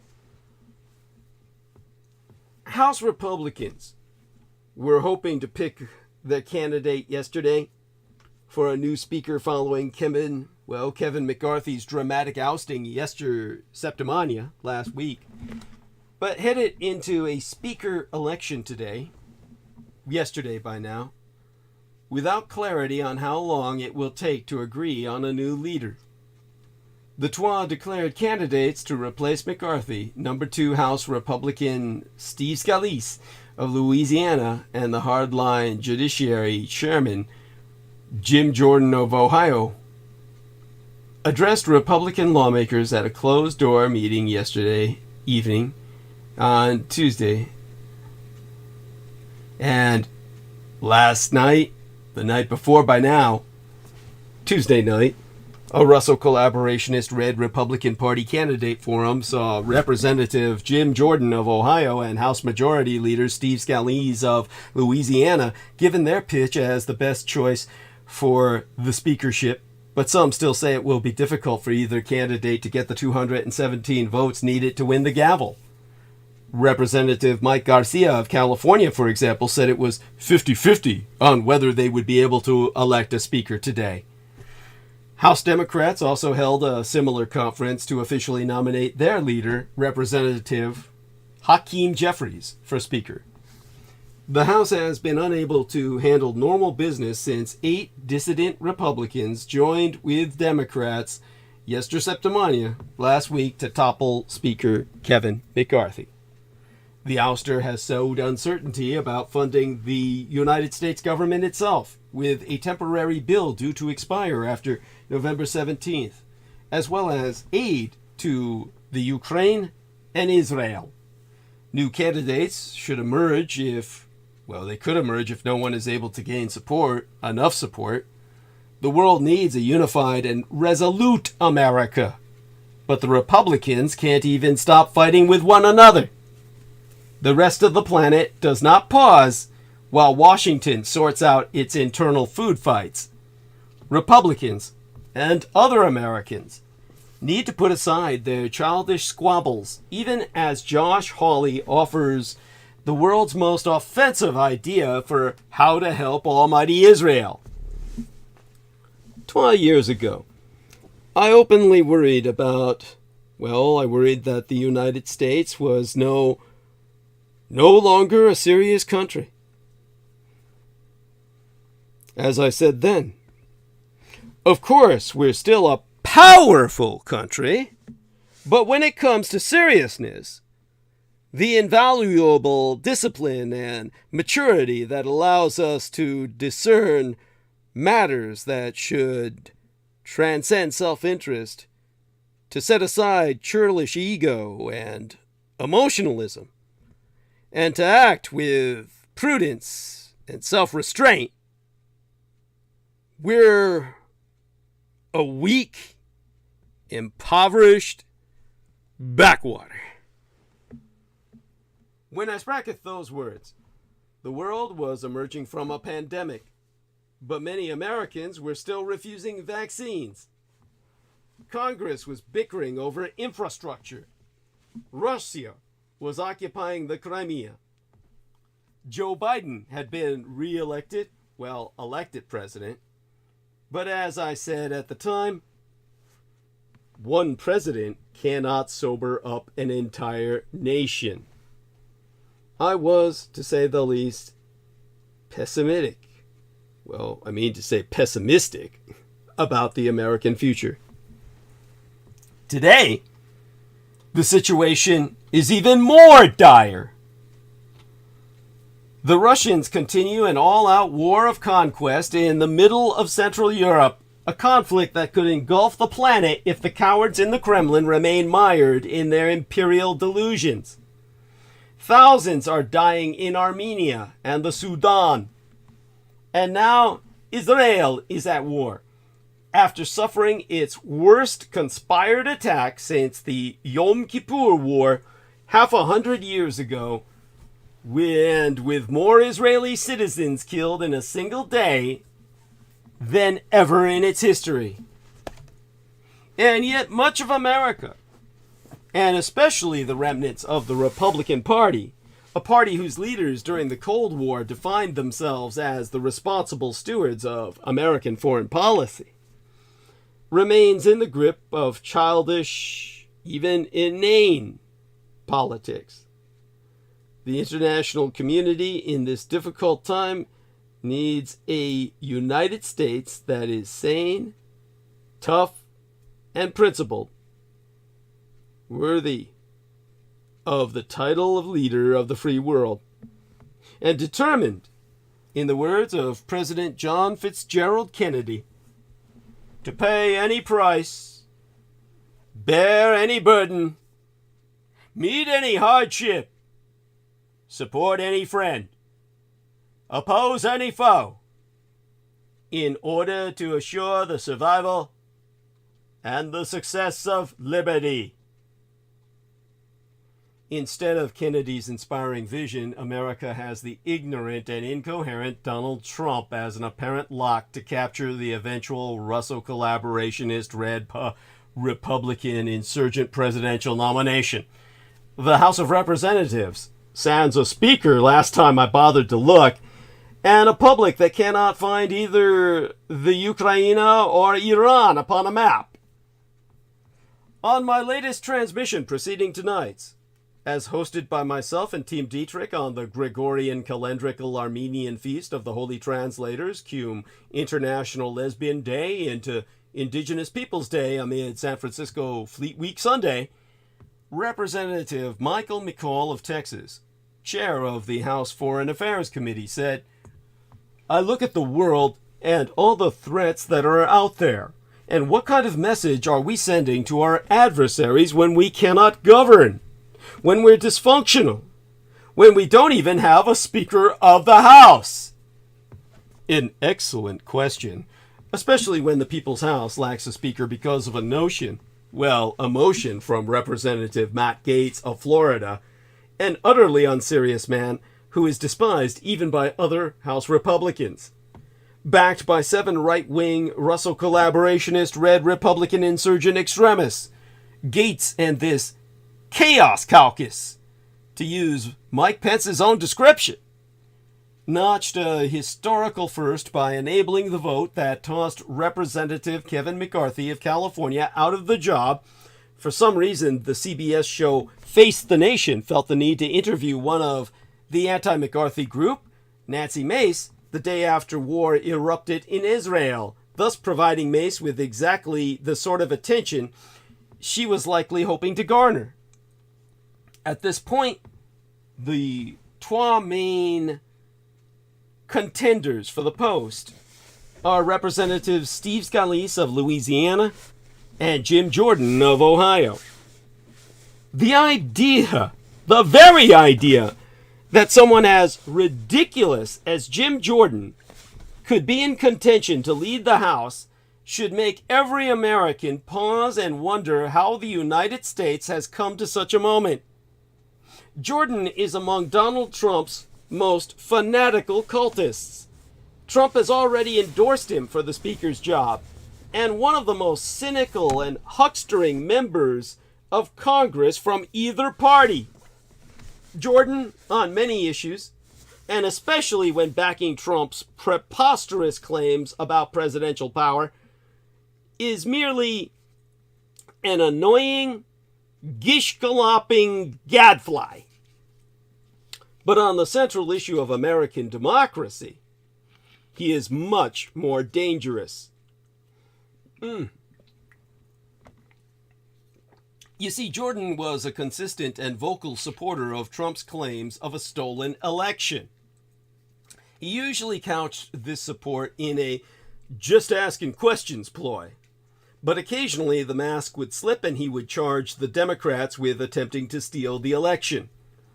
As Thomas Joscelyn, one of the authors of the House's January 6th committee report, told CNN, Jim Jordan was deeply involved in Donald Trump's anti-democratic efforts to overturn the 2020 presidential election. Jordan refused to cooperate with the committee and defied its subpoena. This last weekend, Jordan threatened another attempt to shut down the government, this time over immigration policies. But more to the point, how can the United States respond as one nation to the various crises around the world when the Speaker of the House is an election denier spewing conspiracy theories about the current president? This is the man who could be wielding the Speaker's gavel when Congress receives the electoral votes in the 2024 election? Scalise, the current majority leader, is as close to a normal candidate as the Republicans can produce, and he is likely in the lead for the job. That's the good news. The bad news is that normal in this context means that Scalise is just another mainstream Russo collaborationist, red Republican insurgent party figure calling for defunding 87,000 new IRS agents, establishing a committee on the weaponization of the federal government against citizens, and holding woke prosecutors accountable. The situation is no better over in the usually more staid and thoughtful American Senate. As conflicts erupt around the world, hundreds of military promotions, including the Chief of Naval Operations and many other senior appointments, remain frozen. They are being held up by Tommy Tuberville, a former Alabama college football coach, who thinks United States service people should be denied access to abortion and decries what he thinks is too much wokeness in the military. Woke is now Republican speak for anyone who isn't an obvious bigot. Meanwhile, the United States has been unable to send ambassadors to several nations, in part because of the irresponsible holds placed by irresponsible senators. Senator J.D. Vance of Ohio, like Tuberville, appears to have held up posts over wokeness, while Senator Rand Paul of Kentucky has blocked appointments over his unhinged insistence on seeing what he thinks are nefarious United States government documents regarding the coronavirus's origins. But the day before yesterday by now, Republican Senator Josh Hawley started up offering the world's most harebrained pitch on how to help Israel. Simply redirect funds from Ukraine to Israel in a juvenile attempt to turn the war in Israel into yet another Russo collaborationist red Republican insurgent weapon against American support for the Ukraine. Senator Josh Hawley of Missouri opened our work week on Monday by posting to X, formerly known as Twitter, saying, Israel is facing an existential threat. Any funding for Ukraine should be redirected to Israel immediately, thereby abusing the tragedy there to further his own political agenda of defunding American aid to the Ukraine. Sure, why not just take the money from an American ally in the middle of a war?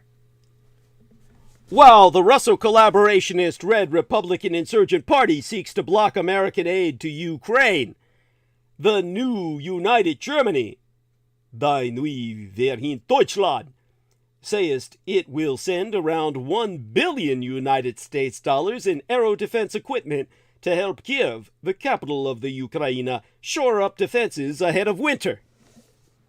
Meanwhile, the revanchist revisionist Russian Empire's bid to join the top human rights body at the United Nations was defeated yet again. Then fighting broke out on Saturday when Hamas launched a deadly surprise attack on Israel, killing over 1,200 Israelis. The Israeli government has responded by declaring a total siege of Gaza, home to 12 million Palestinians and what has been universally described as the world's largest open-air prison camp. About 770 Palestinians have already been killed in retribution, and the death toll is expected to keep rising exponentially. Of course, 770 was the number that was on the widescreen when my son and I were drinking tea, as you see in the photographic image embedded in thumbnail of livestream from our episode before tonight's. At this point, the number dead is 3,600, which is something like, 3 times the number of Israelis killed already.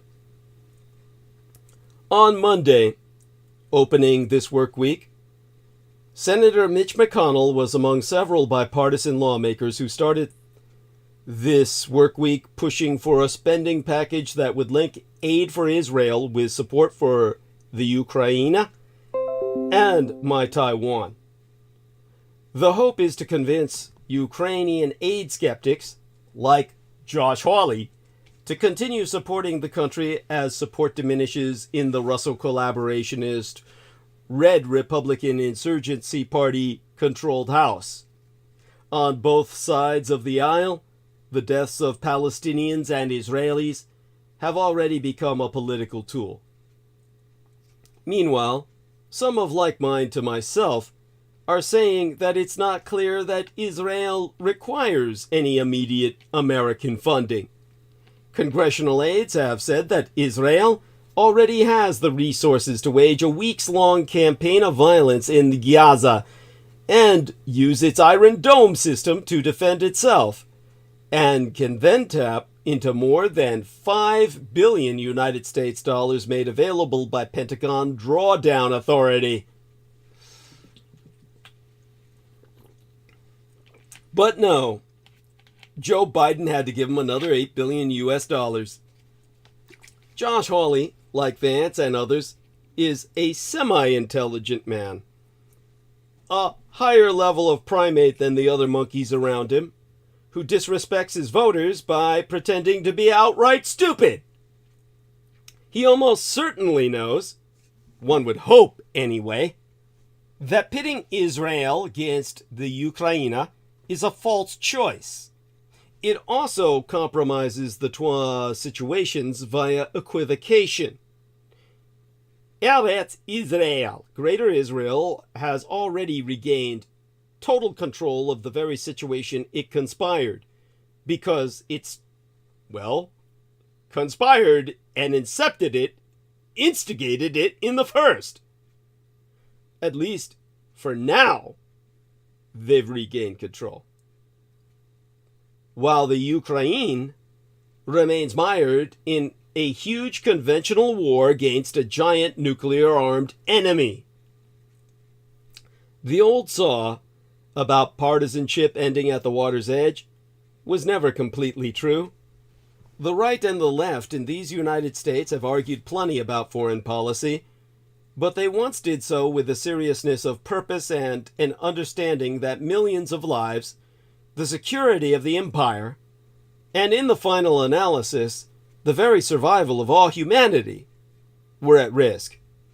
If any adults remain in the Russell collaborationist Red Republican Insurgent Party, they need to get control of their party and get to work.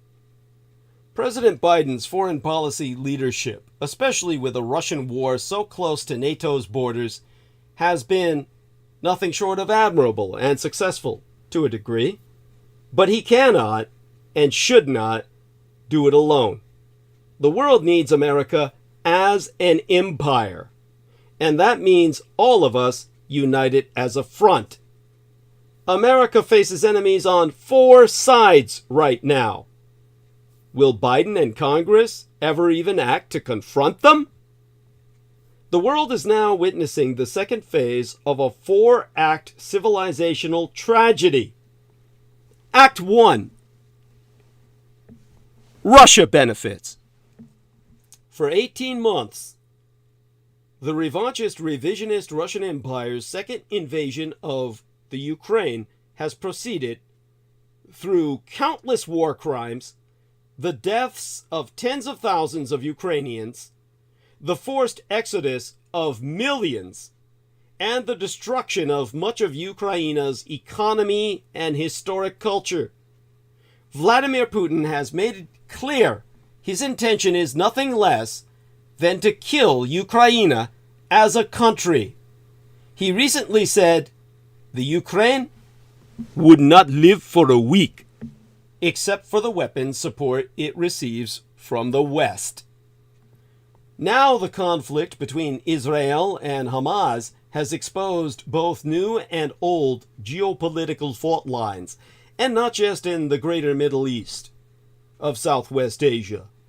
Already, the combined death toll after a few days of conflict has reportedly surpassed 4,800. We're going close to 5,000 dead as Israel prepares for a likely ground invasion of the Gaza Strip.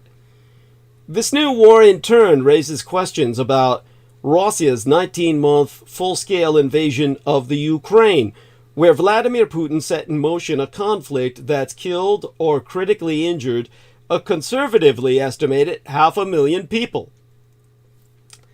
Greater Israel's request for additional United States military aid may divert Washington weapons and focus from the Ukraine, all while oil's rising price bolsters Russia's war economy, as the Israelis no doubt conspire for their Russian ally.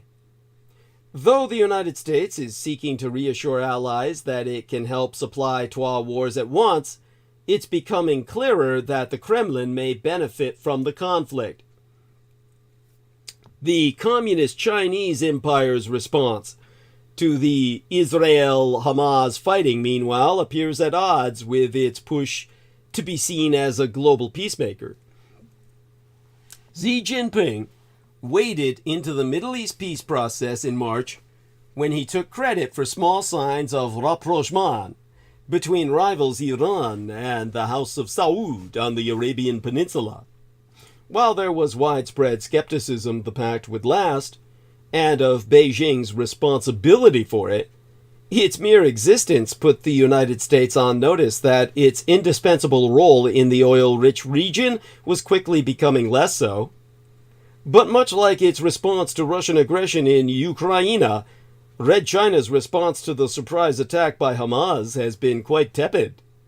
The war also deals a blow to Saudi Arabia's Crown Prince Mohammed bin Salman's purported vision of a Middle East that placed shared economic benefits at its heart, including an historic alliance with Eretz or Greater Israel. He appears to already be tempering that enthusiasm for a deal with Israel by returning to the kingdom's emphasis on the rights of Palestinians in the occupied territories. Act 2.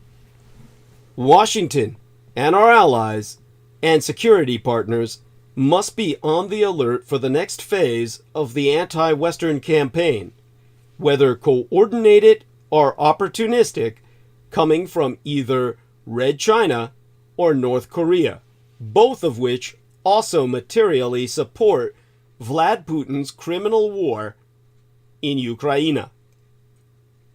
In January of 2022, as American intelligence was predicting Putin's invasion of the Ukraine, President Joe Biden agreed, alluding to Russia's massing of troops on the Ukraine's border and nationalistic rhetoric falsely claiming ownership of Ukraine.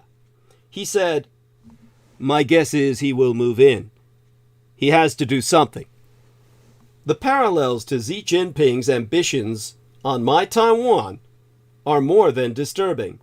For the past 3 years, Red China has dramatically expanded its aggressive naval and aero actions round My Taiwan, rehearsing its plan to force the democratic Taiwanese people to submit to communist Chinese dictatorial rule.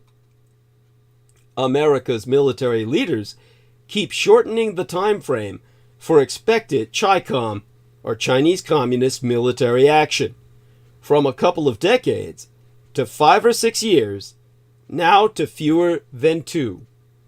The window may be closing even faster for forms of aggression below the level of a full-scale invasion, such as a blockade or seizure of one or more of Taiwan's 100 smaller islands. Similarly, Biden's initial comments on a possible American response to a Russian attack on Ukraine betray a concerning instinct that does not bode well for My Taiwan. It depends on what it does. It's one thing if it's a minor incursion and we end up having to fight about what to do and not to do. Despite the United States security guarantee President William Jefferson Clinton gavest to the Ukraine in 1994, the Obama-Biden administration did nothing when Putin invaded Ukraine the first time in 2014. This time, Biden not only told Putin he would not send ground troops to help Ukraine defend itself, he also refused to establish a no-fly zone because he said, "Russia defied it. That's World War III!" Putin more than welcomed Washington's self-deterrence. If the Chinese communists invade Taiwan's Quemoy or other outlying islands, would Biden consider that a minor incursion, not worth risking world war? And if the Communist Chinese Empire then island hops close to My Taiwan, the way its aerocraft provocatively cross the de facto median line in the Taiwan Strait and enter Taiwan's Aerocraft Defense Identification Zone, the ADIZ, ADIZ, will Biden consider sending American ships and planes to help My Taiwan, or would that be deemed provocative and risk further CHICOM escalation? The test of a genuine security commitment is not the initial proportional response to aggression, but the second, overwhelming one. If the aggressor understands that certainty before continuing, it is called deterrence, not war provocation. Biden's 4 impromptu responses to journalists' questions indicated he would intervene. He would intervene to defend My Taiwan. Each comment was explained by administration officials as saying nothing new. But previous administrations, going back to Clinton's, said, "We don't know what we would do. It would depend on the circumstances," an expression of strategic ambiguity quite different from Biden's stated clarity. Xi Jinping is undoubtedly weighing those internal inconsistencies in the context of Biden's handling of Afghanistan and the Ukraine, and his shifting foreign policy positions over the years. He said in 2019 he wished he had voted as a senator for the first Persian Gulf War and against the second, instead of doing the reverse on both. Xi Jinping will also note that, even in peacetime, no president since George W. Bush in 2007, the year my legal father was murdered, has been willing to allow a United States naval carrier battle group to transit the Taiwan Strait. International waters through which the Trump and Biden administrations have periodically deployed smaller combatants singly or in pairs. Robert O'Brien, who served as National Security Advisor under Donald Trump, spraketh to a group of Asia scholars last week and expressed approval of such an operation. To quote his T, "I see no reason why that should not be done." Act 3. Perhaps the wildest of the wild cards in the autocratic anti-Western quadrilateral, call it quad evil, to distinguish it from the American Japanese Empire, Australasia, or Australia, India quad, is North Korea under the regime of Kim Jong-un. The Kim family dictator has not been getting much attention from Washington under Biden. It is a sharp contrast to the intense personal focus of Donald Trump, ranging from maximum pressure and blood-curdling threats of total destruction to falling in love, and complete exoneration for Pyongyang's, the capital of North Korea's, torture and murder of American student Otto Warmbier. Kim could remind Biden that he is still around and still matters by launching ballistic missiles dangerously close to any American ally or detonating a nuclear weapon, taking some provocative action against the territory or assets of South Korea or even the Empire of Japan, or even doing or saying something inflammatory against Ukraine or my Taiwan. Finally, the longest and most complicated act of them all. By the way, taking a look at Resurgam75 in the chat saying everything's being driven down the plug hole by design. In my opinion, it feels like we're being broken down problem, reaction, solution style. Well, there's going to be blowback. There's already blowback. There's going to be more blowback than expected. This is probably going to go off the rails. Basically, with Act 4, hubris has met nemesis in Israel. Netanyahu can no longer lead Israel because the blame for Hamas's surprise attack lies squarely on Prime Minister Benjamin Netanyahu. There is nothing surprising about Hamas's operation. The Israeli authorities seem to have been caught off guard by Hamas's Operation Al-Aqsa Flood on Saturday. Besides launching rocket fire, the Palestinian faction also sent its fighters from the Gaza Strip into southern Israel, where they attacked military targets and briefly took control of some Israeli settlements.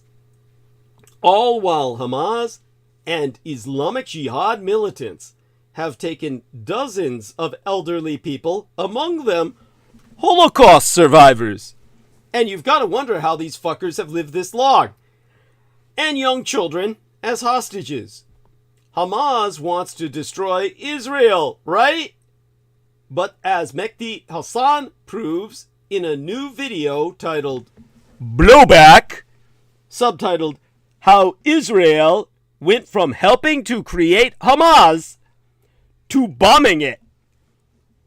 Israeli officials admit they helped establish the group Hamas. Indeed, Israel is funding Hamas via crypto amid salvos of missiles from Lebanon. That's a different country from where Hamas comes from, in case people out there are too ignorant to know that. Lebanon has Hezbollah, the Army of God. They were the Intifada country that the Israelis were fucking over. So, let me enter this into our chat. Review this at your leisure, but don't do it right now. Listen to me right now. But here is proof that Hamas is Israeli. Now, Hezbollah, the Iran-funded group that operates from Lebanon, has expressed solidarity with Hamas and fired several rockets at Israel in such solidarity, an expression of such solidarity. Israel said an anti-tank missile fired from Lebanon hit one of its military posts near the border, news that saw investors seek haven assets, well, haven assets like United States treasuries. Tensions in the region have soared since Hamas attacked Israel on Saturday, and Israel responded by striking the Gaza, with the combined death toll now over 4,800. At least 1,200 people were killed in Israel in Hamas's October 7th onslaught when armed militants poured over the border into Israel itself, raiding homes, rampaging through communities, and taking as many as 150 hostages back to the Gaza. In retaliation for the atrocities, Israeli jets have been pounding Gaza, the densely inhabited coastal strip that Hamas controls, with hundreds of aerostrikes, reducing neighborhoods to rubble. Officials say a complete siege has trapped residents, cutting them off from food, electricity, and resources, a genocidal act. Many survivors are in critical condition and struggling with an overwhelming emotional toll as a humanitarian crisis swiftly unfolds in region. Some say a ground invasion of Gaza by Israel is all but inevitable after Prime Minister Benjamin Netanyahu promised that what we will do to our enemies in the coming days will reverberate with them for generations. But a seemingly imminent Israeli ground invasion of the Gaza Strip would be complicated by Gaza's dense population, its complex underground network of tunnels, and the danger it would pose to the hostages. Any ground invasion will threaten to spark another intifada, raise the risk of other armed groups joining this conflict, and force Israel to choose among unattractive options for potentially reoccupying the territory. It would also threaten Israel's normalization with the House of Saud on the Arabian Peninsula, trigger anti-Israeli unrest in other regional countries, and inevitably spark a refugee crisis in Egypt. The focus now turns to Egyptus, which borders Gaza to the south. Egypt is trying to avert a mass exodus from the Gaza into the Sinai Peninsula after Israeli bombardment halted crossings at the main exit point from the Palestinian enclave. The Rafah border between Gaza and Egypt, the only possible escape for the 2.3 million Palestinian residents, remained closed as of yesterday morning. Wednesday morning still feels like today to me. The rest of the densely populated strip of land is surrounded by the sea and by Israel. According to the Egyptian media, Madam Asler, there are several key questions facing Egypt right now. The first involves the possibility of tens of thousands of refugees flowing out of the Gaza, and Israeli Prime Minister Benjamin Netanyahu calling on residents of the enclave to leave if they wanted to survive ahead of an expected ground invasion and continued aerostrikes. The second question concerns Egypt's ability to take a lead role in diplomatic mediation between Israel and the Hamas leaders in the Gaza.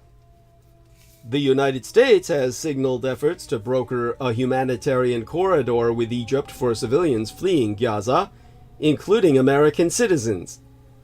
Cairo, that's the capital of Egypt, officials have indicated that they are willing for the Rafah crossing to be opened to allow supplies to enter Gaza rather than a mass exodus of civilians in the other direction who could wind up as refugees in Egypt itself. on October 9th. But 48 hours ago, Israel's chief military spokesperson said the Israel Defense Forces, the IDF, had called up a record 300,000 reservists, including key units needed for a ground invasion, and is going on the offensive. These actions set the stage for a likely Israeli ground invasion of the Gaza Strip in retaliation for the attacks that Gaza-based Palestinian militant group Hamas began on October 7th. Through an invasion, Israel hopes to degrade Hamas's military infrastructure and ability to carry out future attacks, as well as rescue hostages when possible. The same day, citing 3 Israeli and United States sources, Axios reported that Israeli Prime Minister Benjamin Netanyahu told United States President Joseph Biden during a call on October 8th that we have to go in, seeming to imply that a ground invasion is all but assured. Already, Israeli authorities have ordered a complete siege of the Strip to cut off supplies of electricity, food, fuel, water, and all other goods and services to its approximately 2.3 million inhabitants. Again, a case of genocide, if ever there was one.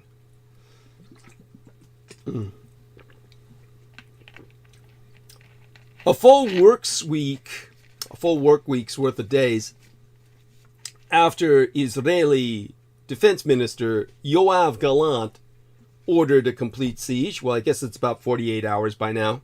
The war started a full work week ago, but was only 2 days ago that Gallant ordered the siege operation of Gaza, halting all the supplies of electricity, food, water, and fuel to the Palestinian enclave. The humanitarian situation is already dire. Locals are facing both shortages and also Israel's ramping up of aerostrikes. The Israelis say they're killing them to put them out of their misery, so they won't starve to death. That's really big of the Jews.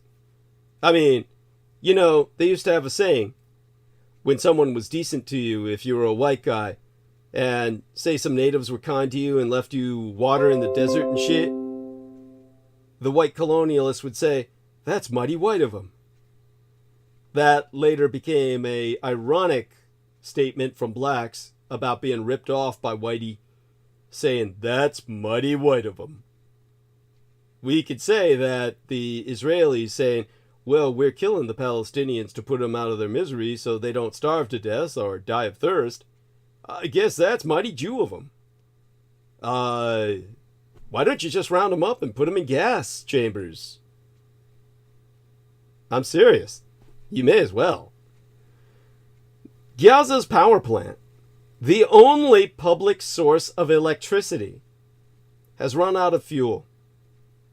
That's what the head of the Gaza Power Authority, Gal al-Ishmael, told CNN yesterday, by now, but still this morning to myself. The United Nations Relief and Works Agency said late Monday it has been forced to close all 14 of its food distribution centers in Gaza, with about 80% of people in the Gaza relying on humanitarian aid even before the latest attack on Saturday. Meaning that, well, the people of Gaza, with 80% of their population already reliant on humanitarian aid before this war began, well, basically they're all going to die. But if the Israelis kill almost 3 million people, I guess it's a good thing, because the killers are Jews and they're God's people and they're entitled to kill whoever they want, just like they did in the Bible, just like they killed everyone in Canaan to take all the land. It really is something you really have to question in terms of your belief system. Is this your God? Well, the God of the Jews is certainly not your God if you're a Christian.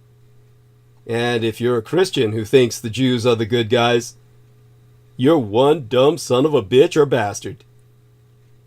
But it does beg the question, all this poverty in the Gaza, where did Hamas get its money in the first? The attacks launched by Hamas against Israel leveraged modern technology, rockets, drones, and paragliders, not to mention mobile phone cameras and internet connections to broadcast it all to the world. Where did the money for all this come from? Cryptocurrency, at least in part.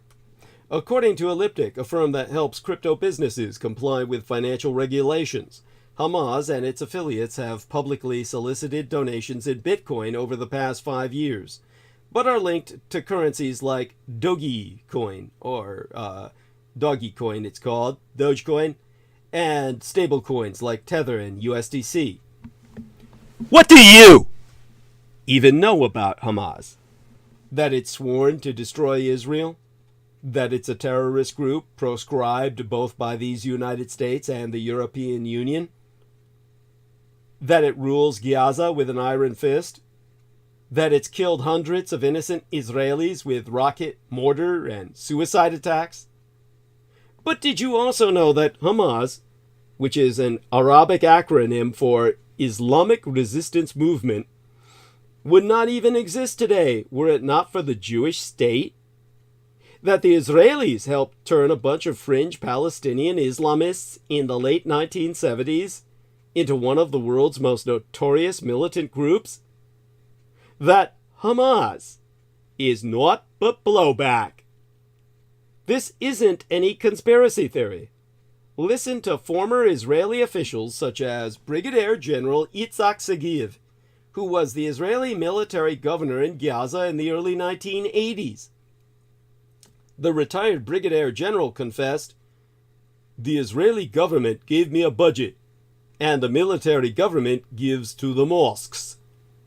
Segev later told a New York Times reporter that he had helped finance the Palestinian Islamist movement as a counterweight to the secularists and leftists of the PLO, the Palestinian Liberation Organization, and the Fatah Party led by Yasser Arafat, who himself referred to Hamas as a creature of Israel.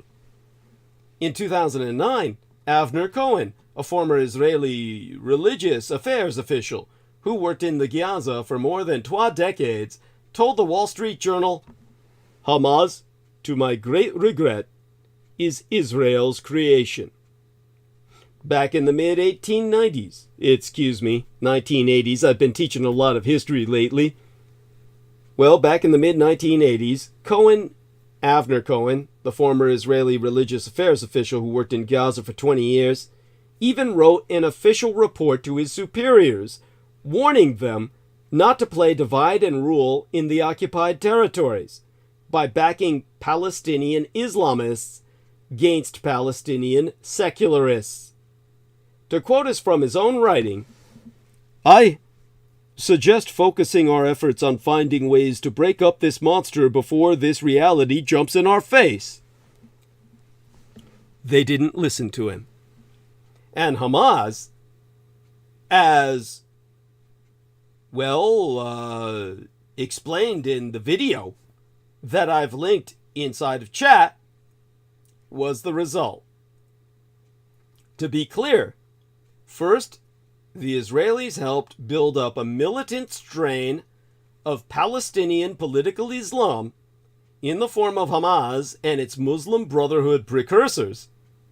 Then the Israelis switched tack and tried to bomb, besiege, and blockade it out of existence.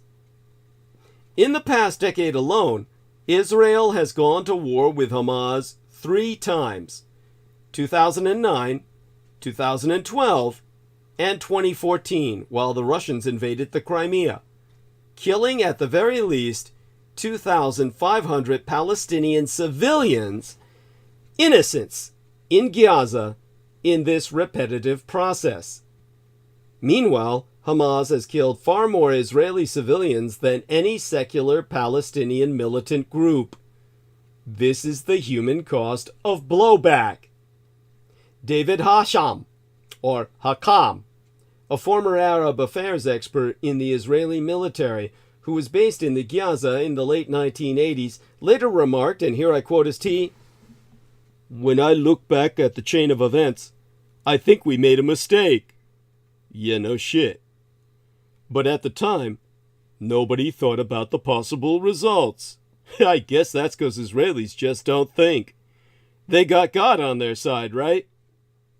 And so, who needs to think? They never do they? After all, they got Americans that'll do anything they fucking say. Sooner or later, Israeli Prime Minister Benjamin Netanyahu's destructive political magic, which has kept him in power for 15 years, was bound to usher in a major tragedy. A year ago, he formed the most radical and incompetent government in Israel's history. That's why I couldn't believe Peter Moon was saying, well, their government's more functional than ours. Don't bet on it, Pete. Don't worry, Netanyahu assured his critics. I have 2 hands firmly on the steering wheel. But by ruling out any political process in Palestine and boldly asserting that the Jewish people have an exclusive and inalienable right to all parts of the land of Israel, Prime Minister Benjamin Netanyahu's fanatical government made bloodshed inevitable. But that doesn't explain Israel's failure to prevent Hamas from attacking. Now the militia group Hamas, which has repeatedly rejected international proposals to declare its national sovereignty over a two-state solution, or under a two-state solution, rather, demonstrated its own commitment to destroy what was once touted as a vibrant democracy, the nation of Israel itself. Operation Al-Aqsa Flood was provoked by Israeli aggression and occupation. It is an act of resistance. Over the Jewish holiday weekend, it escalated its usual deadly but limited paramilitary attacks to a level just short of a full-scale invasion and occupation, massacring hundreds of Israelis and taking hundreds more soldiers and civilians hostage. Admittedly, blood flowed in Palestine even when peace seekers such as Yitzhak Rabin and Ehud Barak were in office. But Netanyahu recklessly invited violence by paying his coalition partners any price for their support. He let them grab Palestinian lands, expand illegal settlements, scorn all Muslim sensibilities regarding the sacred mosques on the Temple Mount, and promote suicidal delusions about the reconstruction of the biblical temple in Yerushalayim, Jerusalem, in itself a recipe for what could be the mother of all Muslim jihads. Meanwhile, the Yahoo also sidelined the more moderate Palestinian leadership of Mahmoud Abbas in the West Bank, effectively beefing up the radical Hamas in the Gaza. According to Netanyahu's twisted logic, strong Islamist rule in Gaza would be the ultimate argument against a political solution in Palestine. By rewarding the extremists and castigating the moderates, Netanyahu believed that he, unlike the soft leftists, had finally found the solution to the Palestine conflict. The Abraham Accords, which normalized Israel's relations with 4 Arab states, and will probably soon include Saudi Arabia, blinded him to the Palestinian volcano beneath his feet. But in the ruthless, barbaric massacre of Israeli civilians in the villages surrounding the Gaza, Netanyahu's hubris met its nemesis in the form of Hamas's savagery.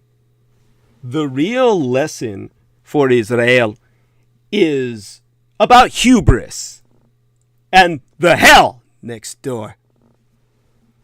Blaming intelligence and military failure for the October 7th assault diverts attention from Israel's real weakness, a distracted and divisive political leadership that ignored the fact that people just a few miles across the border are confined in a living hell.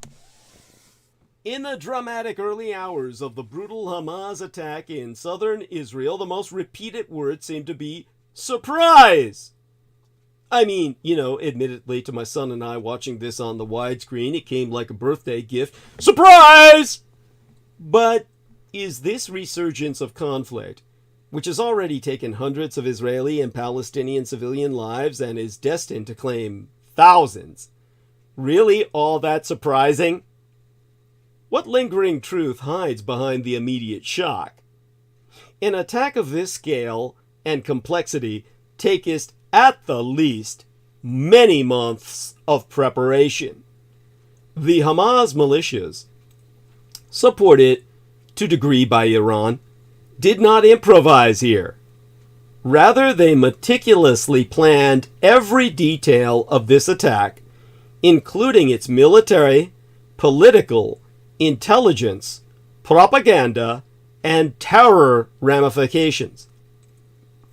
They managed to do this despite Israel boasting some of the world's most advanced technological surveillance tools, the services of political informants, a complete blockade of Gaza, where 2.3 million Palestinians have been living in an open-air prison since 2005, and collaboration with Arab countries, starting with Egypt, the Kingdom of Jordan, and the United Arab Emirates.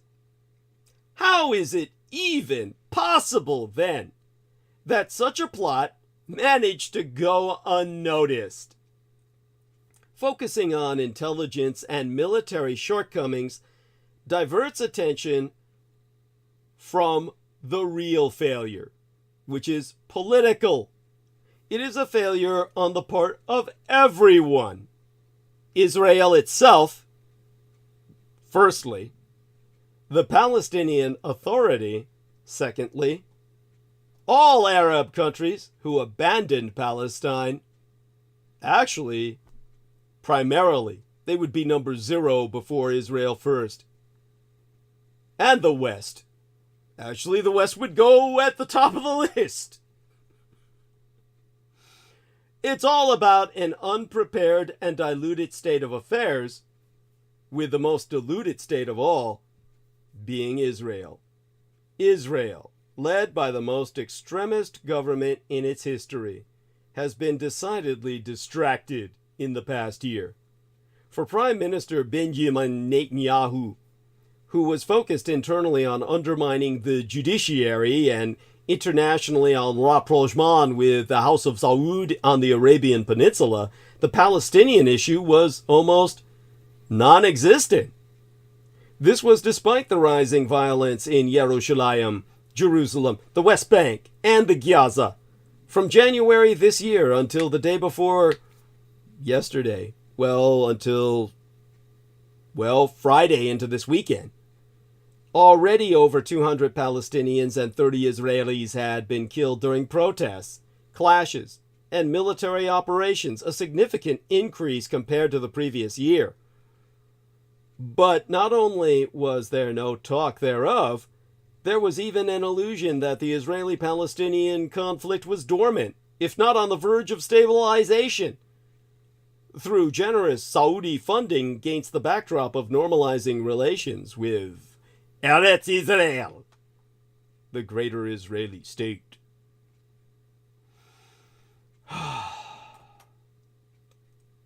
This state of affairs demonstrates the unpreparedness of a government and a state deluded that overwhelming force, assisted by the subservience of a morally and financially corrupt Palestinian Authority, which has for years acted as Israel's armed wing in the West Bank, would be sufficient to erase the memory of the trampled rights of the Palestinians themselves.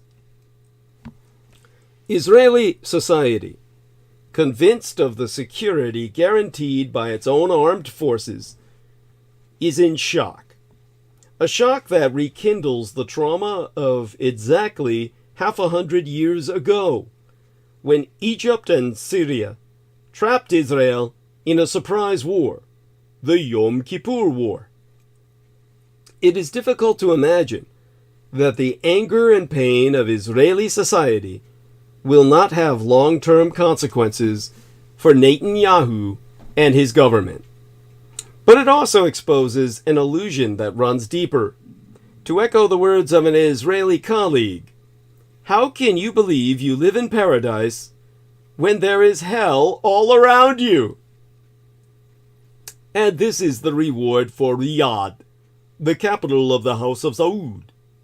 To be fair, wild delusion is not exclusive to Israel and its government, but also stretches to all the Arab countries. For months, news coming out of the Middle East has been dominated by the negotiations for the normalization of Israel-Saudi Arabia relations, mediated by these United States. In turn, Riyadh would be rewarded with an enhanced security partnership similar to what Israel has enjoyed for decades. I guess this means we'd start making them effectively the 52nd state of the United States, Israel being the 51st.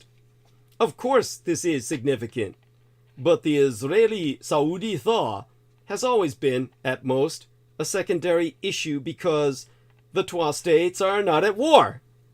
The real knots in the Middle East concern ongoing conflicts, starting with the mother of all evils, the Israel-Palestine conflict. Moving on to Lebanon and Syria, well, the Israeli-Palestinian conflict moving on to Lebanon and Syria, and ultimately to the giant issue involving Iran.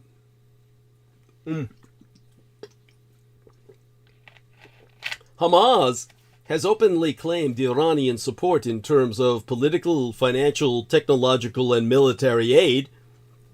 Tehran, capital of Iran, has a clear interest in sabotaging any deal between Israel and Saudi Arabia, which would have slowed down or even compromised its own rapprochement with Riyadh, capital of the House of Saud, established last spring with the restoration of diplomatic relations between the two main Gulf rivals. But instead of healing the Middle East's open wounds, all the media attention, as well as all the political, economic, and security capital, were abused to put a Band-Aid where there was no wound. Thus was born the naivete that the region's real problems would remain dormant. This is what brings us to the hypocrisy of the West. Responsibility for this failure lies not only with the Middle East, but also with the West. Just 8 days agone, 9 or 10 by now, Jake Sullivan, the National Security Advisor of the Biden administration, had declared that the Middle East had not experienced such a peaceful period in decades.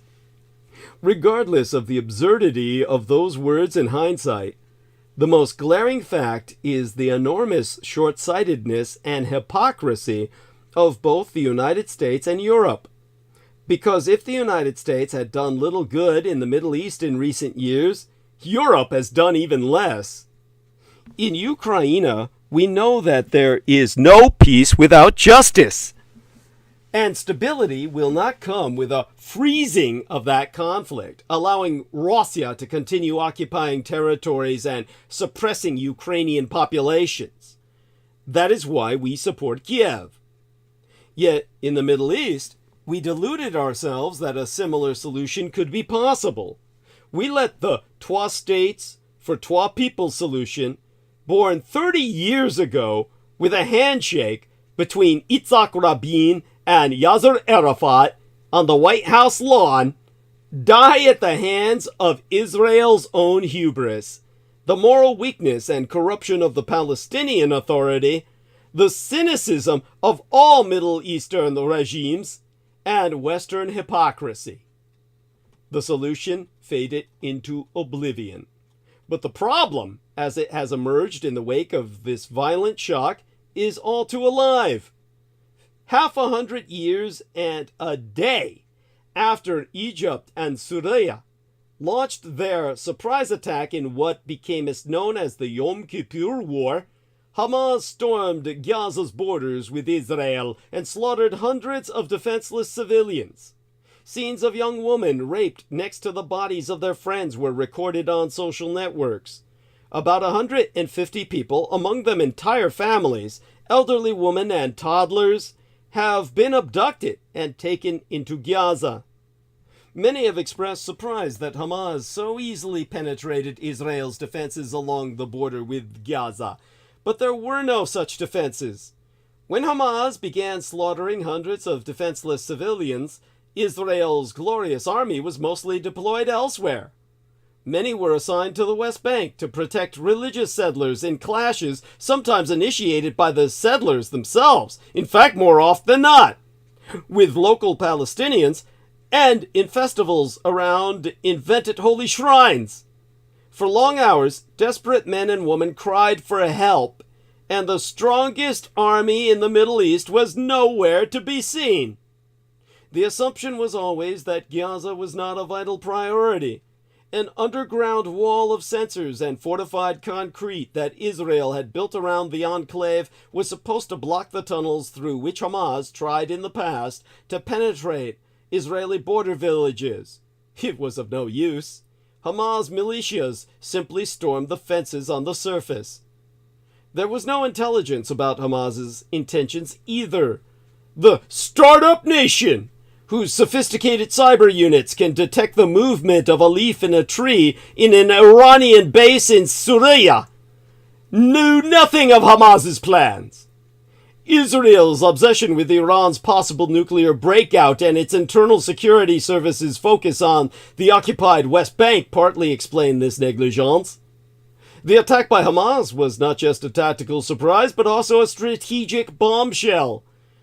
This was apparent in the group's calculated decision not to participate in any of the clashes of the last 12 years between Israel and Islamic Jihad, another militant group in the Gaza. Hamas was creating the impression that it was becoming a government more interested in meeting its people's material needs than in, presumably, an effective armed resistance. And the Israelis believed what they wanted to believe, that subsidies from Qatar and their own gestures would dissuade Hamas from future military adventures. And now what? Restore deterrence? How exactly? Self-punishment in the form of a renewed occupation of Gaza? A land invasion is difficult to imagine. The atrocious level of destruction and casualties this would entail is one reason, with the many Israeli hostages now in Gaza providing additional insurance. The risk of Hezbollah opening an additional front from Lebanon in the north is another. Hezbollah's capabilities dwarf those of Hamas, and a 12-front war, with Iran possibly backing Israel's foes, is an apocalyptic scenario. This is exactly why United States President Joseph Biden warned Israel's enemies not to exploit the crises. To drive home the point, Biden has ordered the United States Navy's newest and most advanced aerocraft carrier to the Eastern Mediterranean. But then, when has the Israel-Palestine conflict ever responded to Cartesian logic? We learned from von Clausewitz that war is supposed to make sense in the context of a political objective. Hamas's current war has such objectives: securing its hegemony in the Palestinian national movement, freeing its men from Israeli prisons by trading hostages for them, and preventing Palestine's plight from being forsaken by the Arab brethren in their rush to normalize relations with the Jewish state. For Netanyahu's government, however, this is a purely reactive war, with no political objective, beyond that of reaching a pause until the next round of hostilities. A country that did not hold accountable its leaders for an outcome like what has played out in the horrific scenes around Gaza would lose its claim to being a genuine democracy. But Netanyahu's machine of poisonous political disinformation is already at work disseminating a conspiracy theory according to which leftist army officers were responsible for the negligence that led to this dirty war. No one should be surprised that Netanyahu would resort to the infamous stab-in-the-back narrative, a conspiracy theory popularly presumed to have been peddled by the Nazis in the 1920s and 1930s. Alas, how else could the postmodern Israeli insider-in-chief Bibi the Netanyahu explain his treasonous conspiracy? By the way, Nemo, come on to say good day. Yeah, good morning, good day, good night to everybody. Please support Douglas any way you can. Send donations towards him via PayPal and buy his books on Amazon. You have a good one, Douglas. Take it easy. Bless you, dear Nemo. We love you dearly. Sleep well, get some rest, and hopefully we'll be speaking again on Sunday. Yes. Goodbye, everybody. Yes. Okay, we're going to be continuing on the call with Aristides. Nemo has left the call, but Aristides, of course, is maintaining call. Thank God. And that's always much appreciated. That way I can, in some ways confirm that I'm active. Taking a look at the chat. Let me go back there for a second. Make certain everything is still ongoing. Great. El Nemo left another entry. We have an hour and a half left, and I'll do my best to do justice to the subject. Anyhow, as you all know, some have called Hamas's attack a colossal failure of the Israeli military and intelligence apparatus. Others, mostly diplomats and political leaders from the West and beyond, have labeled it an unprovoked terrorist act, while insisting that Israel has the right to defend itself. But nothing about this operation is surprising or unprovoked. Neither is it just the result of gaps in Israeli security measures. It is a response that is to be expected from the Palestinian people, who have faced Israeli settler colonial rule and occupation for decades. International law states that it is prohibited for any military occupation, however temporary. United Nations General Assembly Resolution 37/43 also reaffirms that people struggling for independence and liberation from colonial rule have the right to do so using all available means, including armed struggle. In other words, Operation Al-Aqsa Flood is part of the armed Palestinian struggle provoked by the Israeli occupation and colonialism. It is also not surprising that the Palestinian armed factions rely on asymmetric tactics and stealth. That is because they are up against one of the most sophisticated and well-funded armed forces in the world. That the operation was launched from Gaza is also not surprising. The late Palestinian-American scholar Edward Said once called Gaza the essential core of the Palestinian struggle. It is an impoverished, congested place inhabited largely by Palestinian refugees expelled from their homes during Al-Nakba, the Great Catastrophe of 1948. It previously gave birth to the First Intifada and has been hosting the bulk of the Palestinian armed resistance over the past few decades. Gaza has also been under debilitating siege for 16 years, which has taken a heavy toll on its people, but has failed to destroy their will to resist.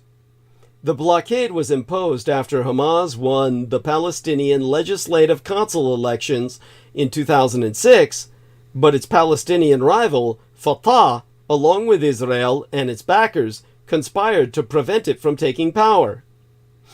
After several months of fighting, Hamas was able to take full control of the Gaza in June of 2007, after my late and sainted sire's death, my legal father's passing, for which Israel and its partners decided to collectively punish the Palestinians living there.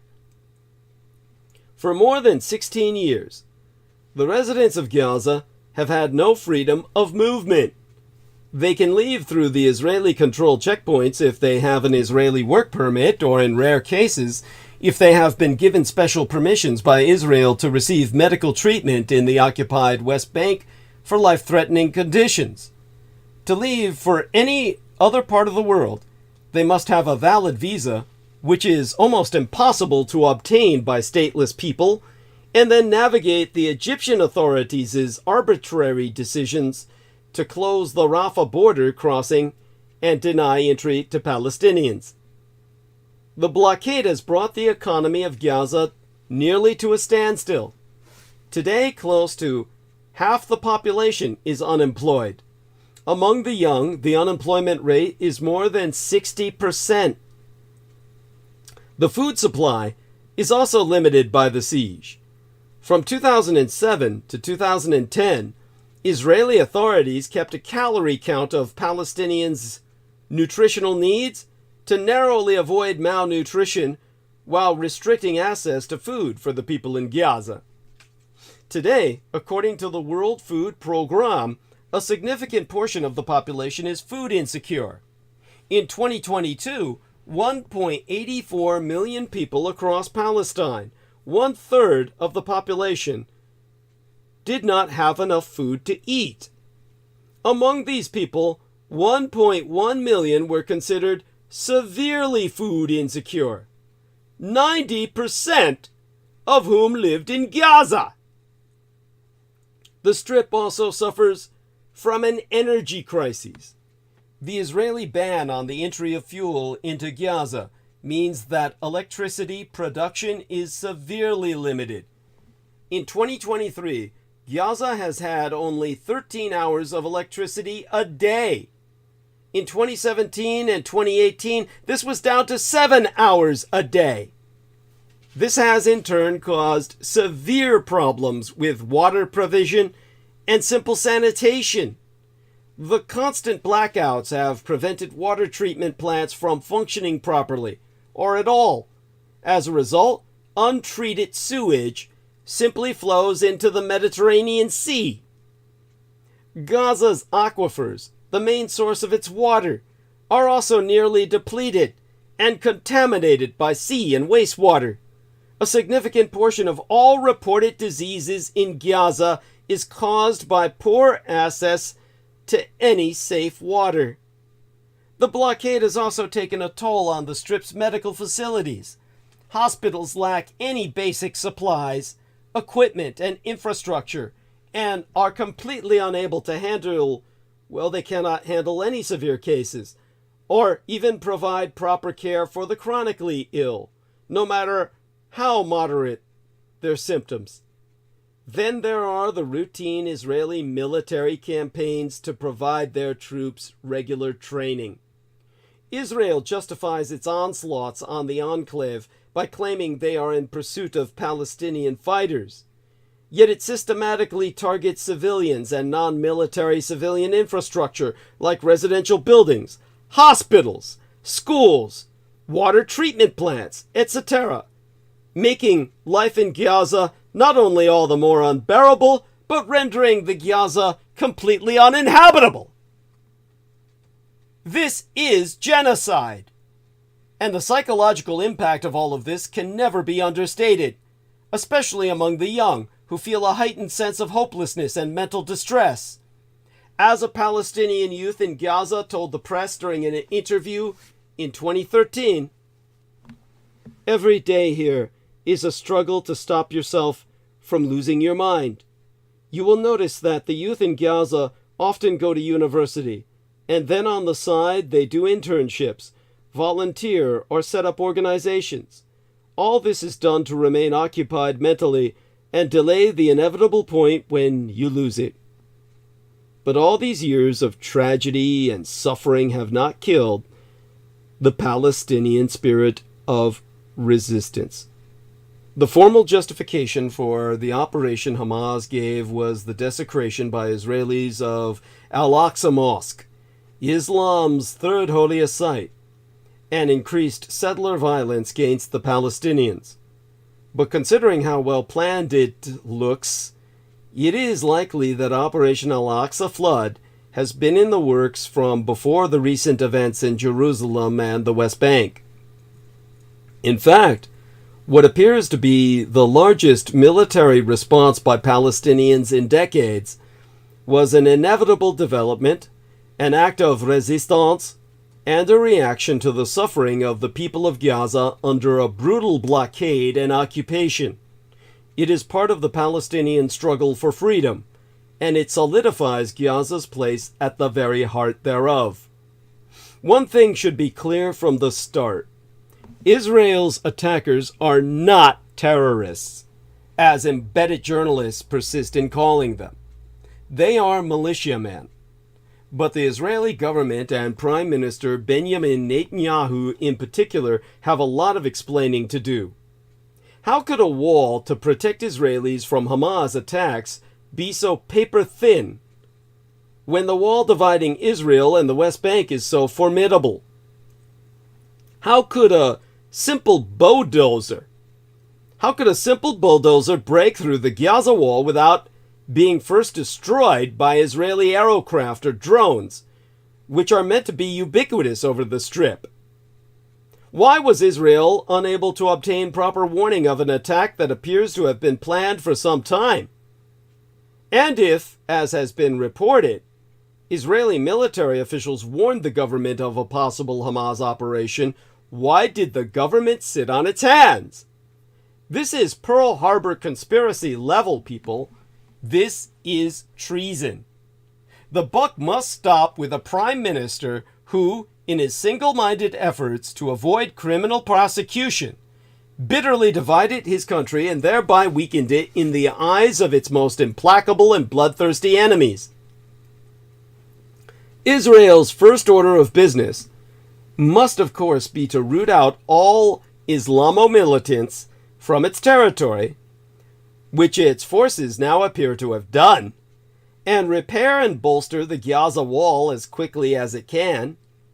It must then stop at nothing to extract the hostages from their enemy's grip, and it must relentlessly pursue Hamas and Islamic Jihad leadership while making every possible effort to avoid affecting civilians, in what, in sterile military terms, is called collateral damage. But achieving these objectives is only part of what Israel must do now.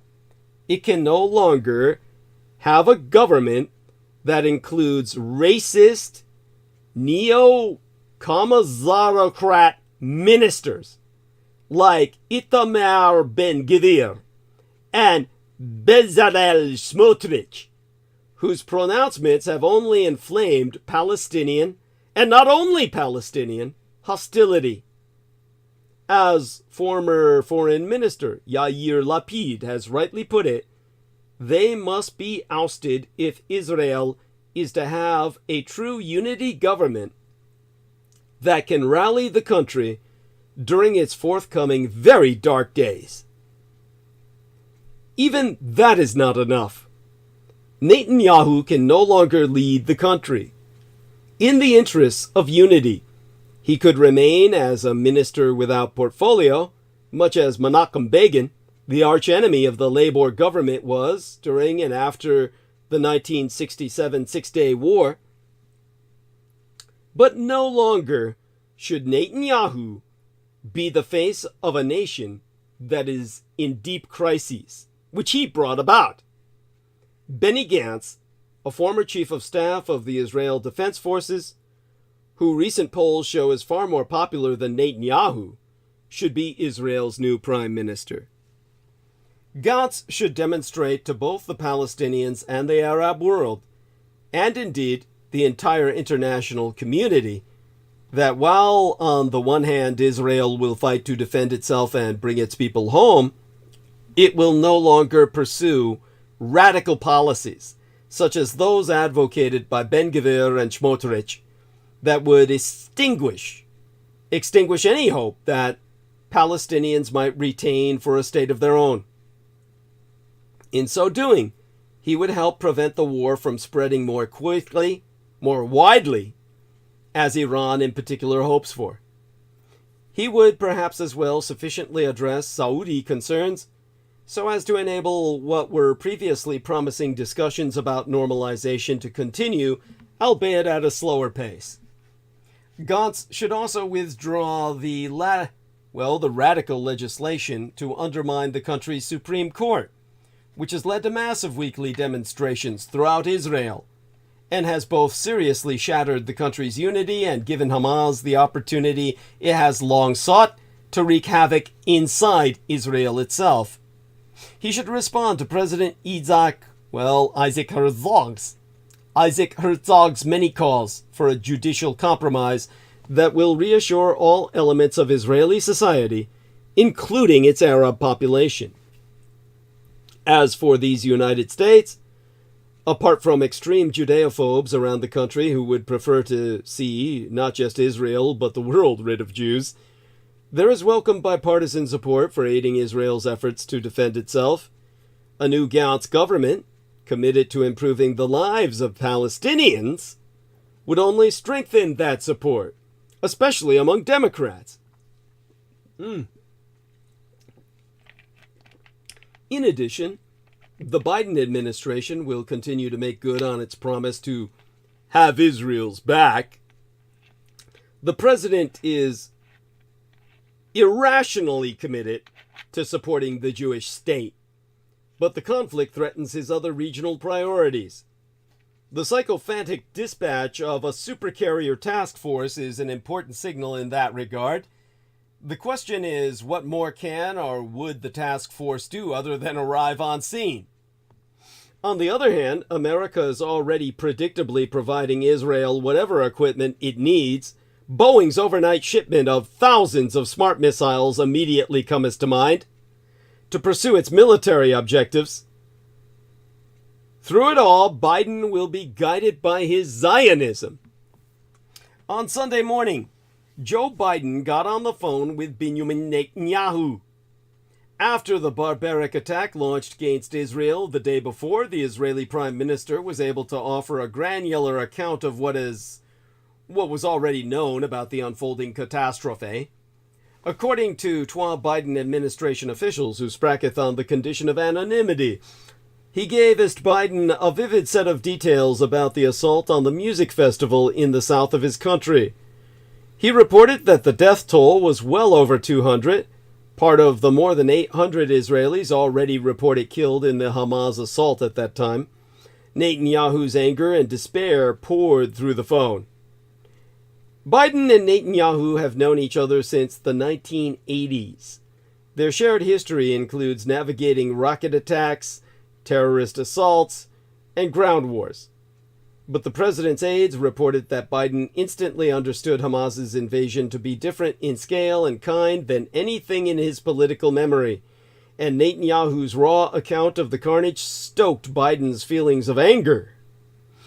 Back in May of 2021, when Israel retaliated against a Hamas fusillade by pounding Gaza, Biden quickly began privately outlining his strategy for arriving at a ceasefire. That's not the case this time. His aides say that he is well aware that the coming Israeli offensive could take us months.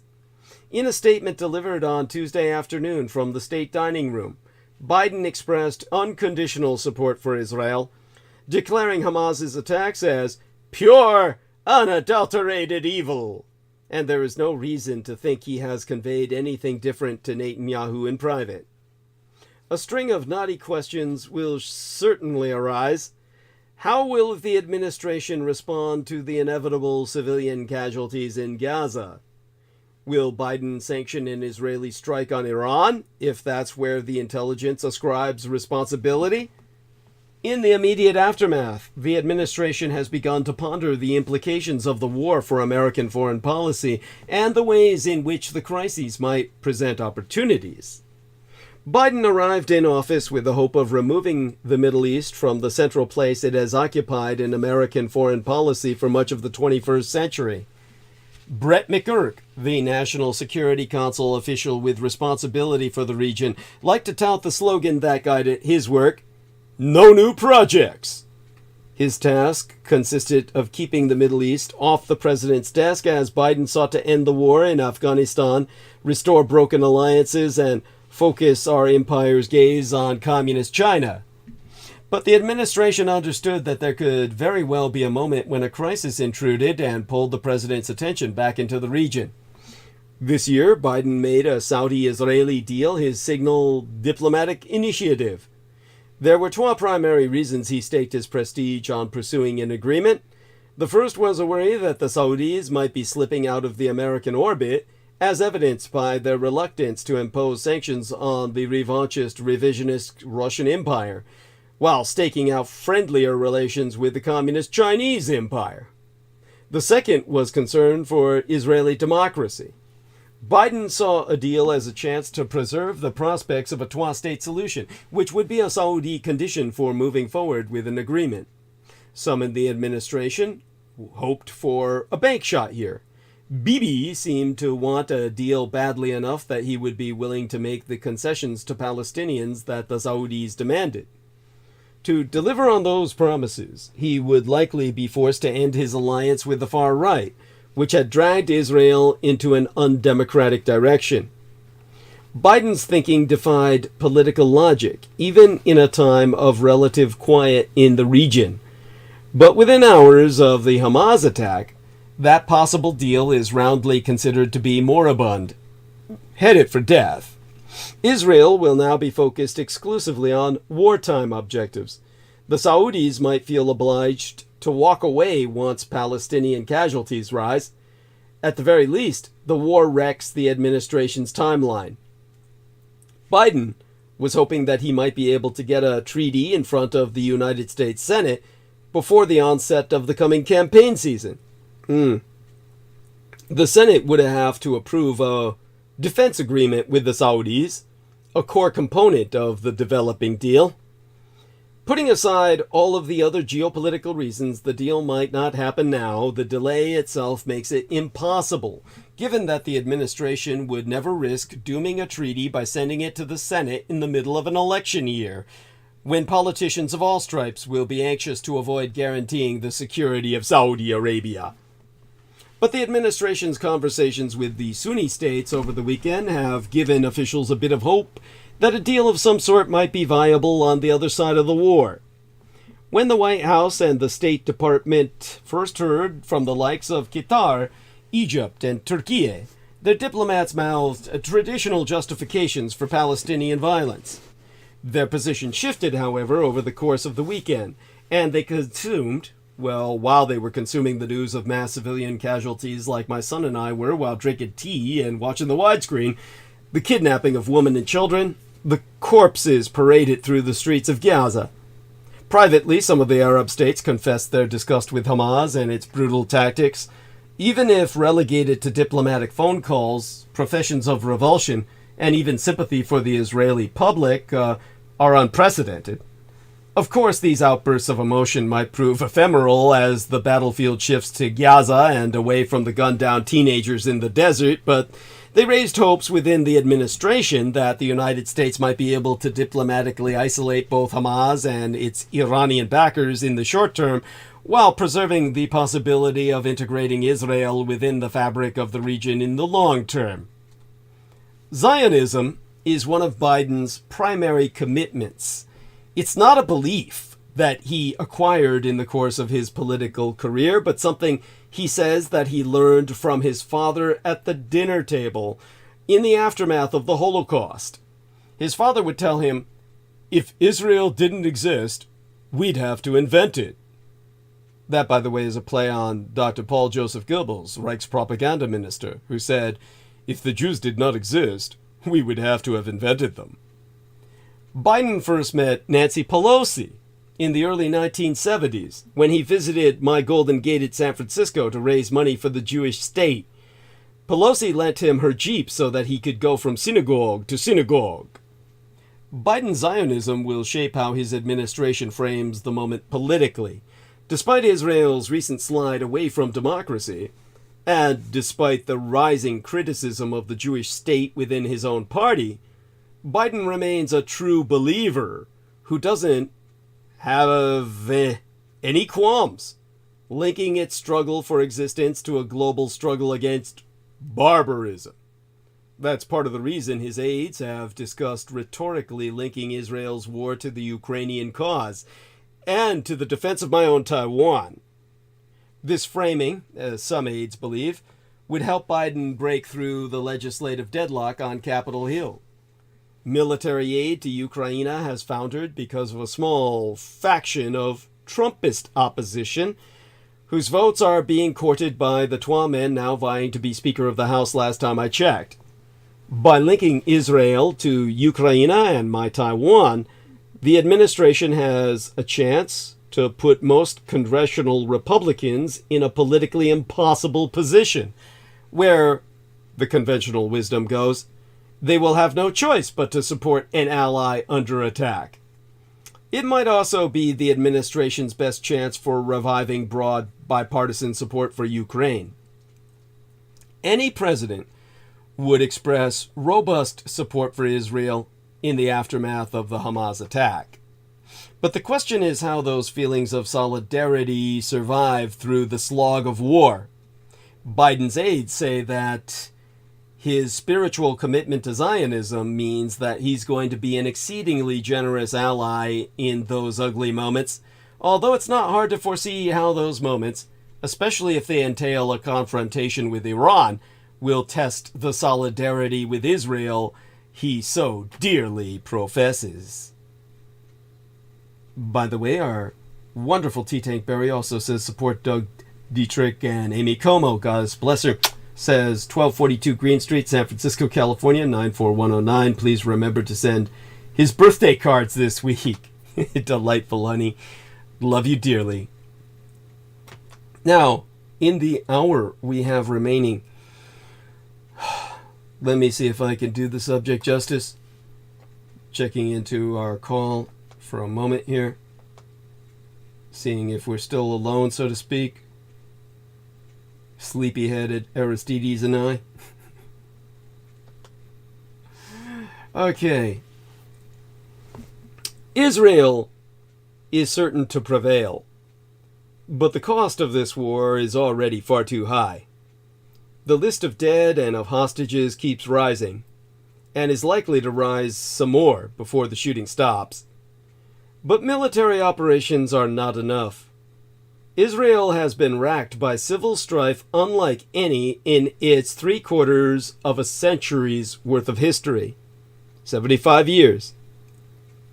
And that can only end with urgent political change and the departure from the top of the man behind that strife, Benjamin Netanyahu. In a sane universe, Biden would convince all four of these dictators in the counter-quadrilateral, Putin, Xi, Kim, and Yahoo, that America has the means and the will to defeat their aggressive maneuvers. As the record proves, weakness toward any invites adventurism by all. When the fighting ends, negotiations for an exchange of hostages and prisoners are inevitable. Possibly the clearly ineffective blockade on Gaza should be lifted. In any case, a different question will remain: whether the barbarity that the Hamas militias displayed in the killing fields round Gaza is the right path to Palestinian redemption. Their moment of supposed glory will live in infamy for many years to come. Hamas learned all the wrong lessons from the revanchist, revisionist Russian Empire. This isn't about who is right and wrong and whose historical claim/grievance take as precedence to have more merit.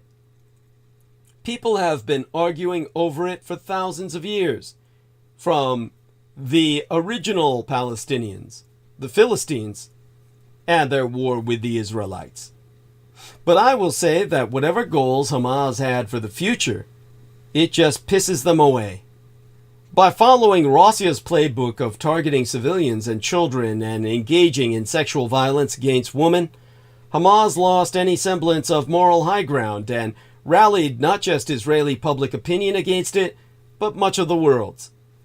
The atrocities Hamas gleefully committed against Israeli civilians last Saturday were perhaps the worst I've seen in the last 20 years, and that includes my daily diet of Russian atrocities in Ukraine. It might have been worse than what we saw in Bucha early in the war. I will try and provide a partial recap without providing links. You can go find them yourself if you really need to see such barbarism. But here's the memories I have from what I saw through what the Blood Boys dug up while I was on a site the estate. A man in a car getting his throat slit. The Hamas militiaman hops off as the car then rolls down with the lifeless civilian at the wheel. A young woman killed, then stripped and paraded around dancing militants. Originally identified as an Israeli citizen, she might actually be a German tourist attending a music festival. A lot of really stupid, I have to say it, really stupidly misguided Germans go to Israel all the time to show that they're not Holocaust deniers and shit. Then there were 4 elderly citizens killed at a bus stop. Militants gleefully kicking and walking on a civilian corpse. Dozens or more civilians kidnapped. The video of a woman being dragged away bleeding from an area that suggests sexual violence. A young girl crying over her dead sister, murdered by Hamas in front of her at their home. Israeli children being abused in captivity, admittedly no worse than what the Israelis have done forever by now to Palestinian kids. There were a lot more than I've just related, but the tweets I had bookmarked for myself, well, during the weekend by the Blood Boys for hosting tonight's transmission have all since been removed for graphic content. And quite frankly, I would rather not remember the exact details anymore. This butchery against civilians is terrorism, plain and simple. Hamas struck Israeli military positions, even used Ukrainian war-style drone warfare to destroy equipment via drone-dropped explosives. In a war, that's all fair. It's a problem in the broader sense of the ongoing conflict, but war is war. But directly targeting civilians is not a military operation, it is a terrorist one. And the joyful celebration around that death goes beyond even Russia's savagery in Ukraine. Russia may murder civilians and feel justified in doing so. They may even celebrate those murders, but I haven't seen them express joy over it all. This is a thoughtful thread I'm sourcing for the moment by conflict reporter Oz Keterji, currently covering the war in the Ukraine. He spent years covering the Palestinian conflict as well. Here's what he has to say. Strategically speaking, Gazans want the Israeli blockade of Gaza lifted, and Palestinians in general want statehood, an end to the occupation, an end to Israeli military and settler violence. Hard to see how today's attacks advance these causes beyond revenge. The Israeli military response is going to be heavy, and will disproportionately affect civilians, as any military action in densely populated urban centers always does. Furthermore, it will be supported by a unified population and sympathetic international community. It's hard to come to any other conclusion that this new and bloody chapter in the Israel-Palestine conflict will achieve anything other than a disastrous loss of life and further entrenching the conflict for future generations. So Katerji concludes that trying to judge the escalation by its objective seems futile. Hard to imagine a world in which Hamas doesn't fully understand how weak their hand is and how badly Gaza will suffer as a consequence. Yet they took the decision to do this regardless. Lots of people, Gazans in particular, are already dying in the Israeli response, and Israeli public opinion and much of the world is 100% unified on Israel's right to defend itself. Had Hamas focused its actions against strictly Israeli military positions, it would have still enjoyed huge success. Dozens of Israeli pieces of equipment were destroyed, several soldiers taken captive, good for prisoner exchanges, and entire military outposts, Israeli military outposts, were overrun. Instead, Hamas literally murdered their own friends, all of which proves this was guided by Israeli special forces. Now, some may argue that murdering natural allies at a music festival attended by young Israelis will make zero difference in the end, that a solution to the problem was forever distant. But it matters. It literally does. You win by making friends and allies. Katzman's academic work was on the damage the Israeli far right was doing to the country. That festival was literally a peace festival, with lovely idealistic kids dedicated to finding a harmonious way forward. Now, his death will further radicalize that far right. If a solution once seemed remote, it is now non-existent. It's telling how muted international support has been in response to Hamas's terrorism. Iran was overjoyed, of course, and Russian state propaganda was quite happy as well, I assure you. But much of the Muslim world was far more muted. Disappointingly so, I must say. Egypt, which has its own blockade of Gaza to contain Hamas extremists, called for exercising maximum restraint and avoiding exposing civilians to further danger, literally blaming both sides. Hezbollah, which operates out of southern Lebanon, launched a single rocket at Israel, taken as a sign of solidarity but not a willingness to actively join the war. Morocco expressed deep concern at the deterioration of the situation and the outbreak of military action in the Gaza Strip and condemns attacks against civilians wherever they may be. Qatar blamed Israel for the violence, but called on both sides to exercise restraint. Their fear being that Israel would use the Hamas attacks to launch a disproportionate reaction in Gaza, which of course it will. The United Arab Emirates, which normalized relations with Israel in 2020, called for the exercise of maximum restraint and an immediate ceasefire to avoid serious repercussions. The UAE, United Arab Emirates, has expressed its sincere condolences to all the victims of the recent crises. Now, Peter Moon's in the house, but I'll wrap this up as best I can.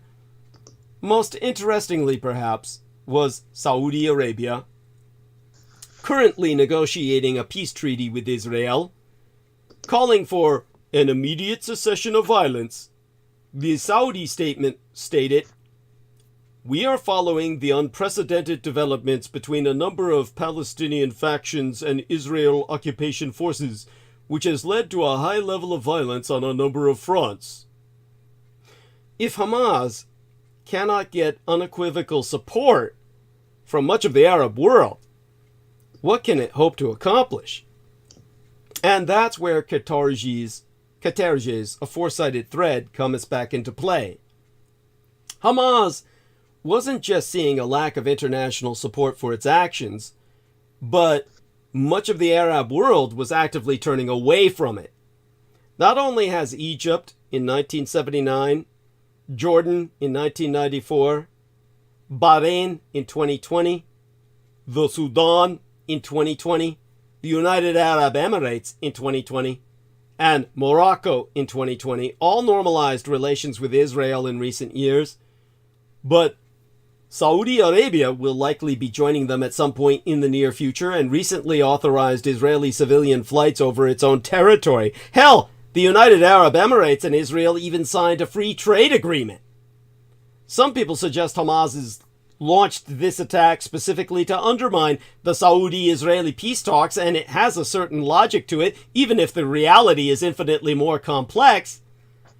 But murdering civilians, filming it, and releasing videos of them joyfully dancing around the corpses of civilians or abusing women and children is winning them nothing of value. And this is where Hamas learned all the wrong lessons from the motherless fucking Russians. It's not a secret that Hamas and the revanchist Russian Empire have been making kissy faces at each other for some time. I'm going to put that link both here in the text and, of course, in the chat for our listeners and, of course, those participating in our call. By the way, Diane Hillis-Buchberger says, restrain me on restraint. Welcome aboard, honey. I'm so glad you're here. This is so fucking fucked. I am, trying to access this link, and it's too big. It's too fucking big for the chat to take. That really fucking pisses me off. that really fucking pisses me off. Goddamn Twitter. Let's see if I can find this, and if I can't, we'll have to provide the link sometime soon, but just take my word for it. Here we are. I finally got it. This should work, okay? And let's test it out. And I want to thank Peter Moon for his patience. As a matter of fact, Peter, you may as well begin to I have a stunning announcement. Oh, great. Share it. That you're going to go off on, and I want you to go off on it. I really don't have much to say. Okay. Because I turned on the TV to hopes of listening to you. Yeah. And it went to channel 12, and they were just about to have a news conference with Netanyahu and Secretary of State Blinken. Mm-hmm. And they said, okay. And then they're waiting, and it's the preamble. So I said, well, I should listen to this news conference. And the rhetoric of, then I think I went to Fox News, and the rhetoric of Fox, who's very pro-Israel, et cetera, of course, was kind of pendulum backing to the Palestinian issue, saying, oh, well, maybe they're going to do a deal here because it was just so much problems to go in, and they've cut off electricity to Gaza, or they're going to cut it off. And they cut it off. Go on. Yeah. Well, it might be too extreme. In other words, there might be some, I guess what you call mollifying of the, reducing the drama and trauma, because it's a bit much. Mm-hmm. Of course, they did well, and then when they gave the news conference finally, but I was surprised at the softening rhetoric towards and mention of the Palestinian issue. And it was almost sympathy by default. Interesting. Because they were acknowledging that there's really an issue with the Palestinians and trying to delineate that from, Hamas. And it was very interesting because I didn't think the rhetoric would pop up this fast. Now, what was particularly disturbing about him, and then the Secretary of State echoed his words, was the cartoon-like characterization of the atrocities, which you were just mentioning as well. Yeah. But I'm saying the atrocities that they were describing made no logical sense whatsoever, even to the point where it sounded like it didn't sound real. Thank you. It becomes literally unbelievable. Go on. Well, yeah, and I say, boy, it sounds like they're pressing it, because how do you impinge this upon the consciousness? How can you impinge this whole diatribe of stuff? Now, it's just very hard to fathom what they were actually talking, that this stuff was real. Now, you were alluding to the fact that the Blood Boys dug up stuff which indicated that these atrocities did happen. Not necessarily pointing the finger at exactly who did them. Thank you. but whoever did them, it's brutal and it makes no sense. And if it's like if the well, it makes sense if there's Israeli special forces trying to encourage outrage with all the world and their. Yeah, this is facts of Kino. Yeah. It's like Edomite behavior. So whether it's Hezbollah or Israel special forces, it's definitely Edomite behavior. So, like, what's the difference? Yes. Now, this is what, and when Netanyahu said this, I said I did a double take. But then when they reviewed what he said, they issued it as a talking point. Netanyahu says Hamas, and this is where I expect you to go off. Hamas is ISIS. Yeah, go on. Holy shit. Well, that's what he said. Yeah. Now, why did he say that? It's almost if he's saying, come and get me. Yeah. It's like, that's not, and he says, just like we crushed ISIS, we're going to crush Hamas. Well, if you crushed ISIS and ISIS is Hamas, doesn't make any sense. Thank you. Thank you. But maybe you should review this in the context of ISIS, in the context of who ISIS is and how they would relate to Hamas. And this is Bibi Netanyahu's own statement. It's not something I made up. I don't think, for his own best interest, I don't think he should have said it. Yes, that's right. Thank you. I agree. I honestly, right now, I'm just left kind of just so thrown off by the ridiculous parallel that I'm left speechless concerning addressing it. It's more like somebody saying something like, the communists are Republican. It'd be like that. It's you say something that is, shall we say, just throws the mind into kind of like a headspin. By the way, as a matter of fact, what I will do instead for the moment is, so I don't forget, bring it to your attention that Dan Vandermeulen from Nederland entered a statement into the text box right now here on Skype. I hope you see it. He's a big fan of yours. I believe he's read all of your books. He says, but especially Synchronicity and the Seventh Seal. So he says, I really love your books, Peter. Synchronicity and the Seventh Seal was amazing. I am 37 years old, and this is the first book I have read that made so much sense of things that I have lived through. And knowing that I'm not alone in such affairs is so great. So you've got a real fan here. Dan, you're welcome to come on the call to say hello to Peter personally. By all means, feel free to just jump back on bandwidth. You have the opportunity to do that. And of course, these were the young men that you heard speaking the other day that you found interesting. Okay. Now I know who he is. Okay, great. Yeah. Well, thank you. Yeah. I don't know how all that applies, but it's great, amazing. Thank you. It's quite a mouthful. Yeah. There. Yeah. Because that book is so complex. I can't begin to wonder how anybody could have lived through all that, but good. I'm glad it helped him. Yes, thank you. And he was talking, of course, to the German guy who contributed $100. And so my thanks, of course, to Andrei Nemerzyzinski. Hopefully he hears that as well. And I'm left kind of speechless with this ISIS comparison, though. When you speak of what it does now drag out of my mind, because we have to remember I was kind of decompressing from everything that I was enjoying at the Estates, coming home to basically provide what coherent or cogent or sober, I use that in humor, there's an irony in that term, sober analysis I could provide. I'm beginning to see now what Peter is alluding at. Okay, believe it, it took minutes.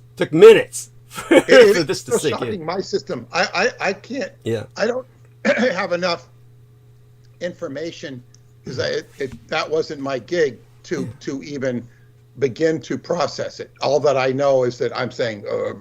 But I get it now. Now I get it. With just several minutes in, I'm beginning to get it. Basically, of course, for those of you who don't remember the story and those of you who do, it's always important to reiterate these facts. Never forget the fact that ISIS is an American mercenary organization that contracts with the United States government. They have offices that are in the Ronald Reagan building in Washington, D.C.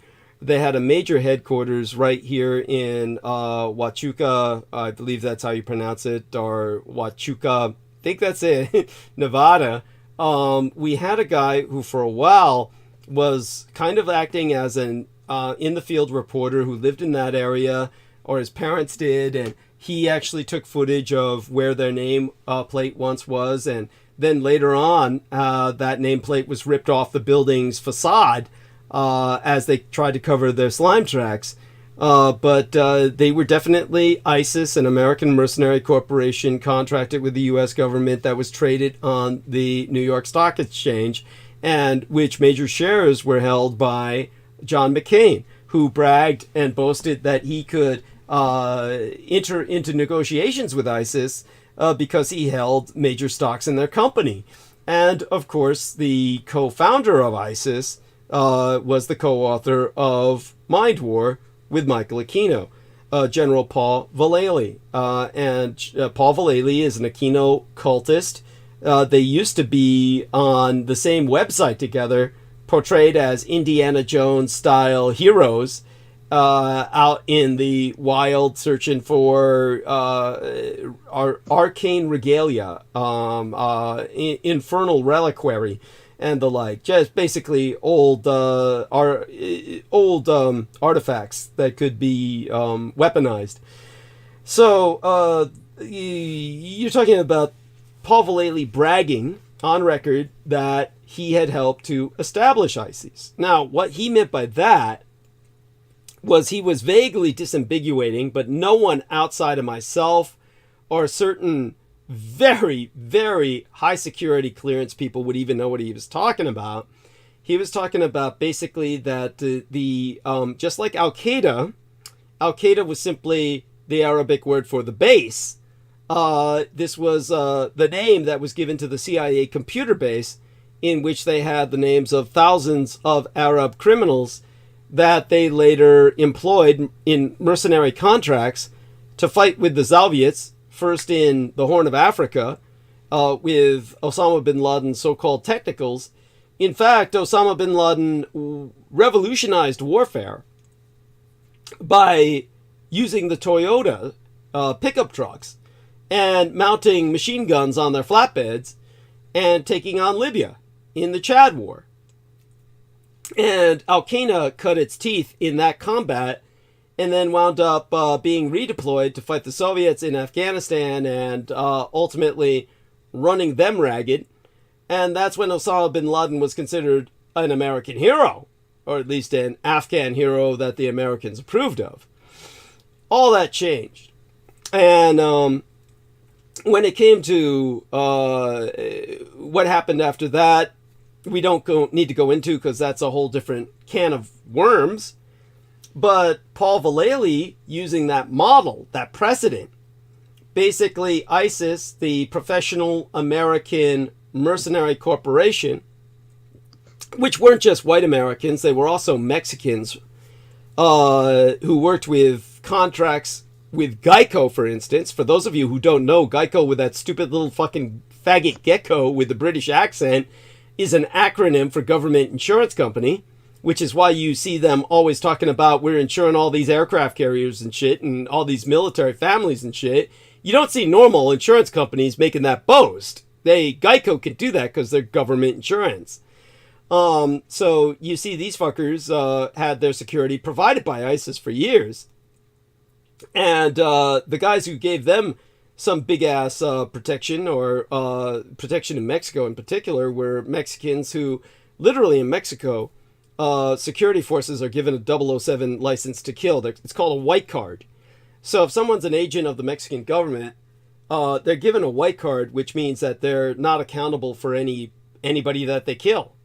And so when it comes to what these guys were capable of when working for ISIS in contract with Geico, they were licensed literally to kill to defend the people who contracted them for security, which is a great advantage for anybody.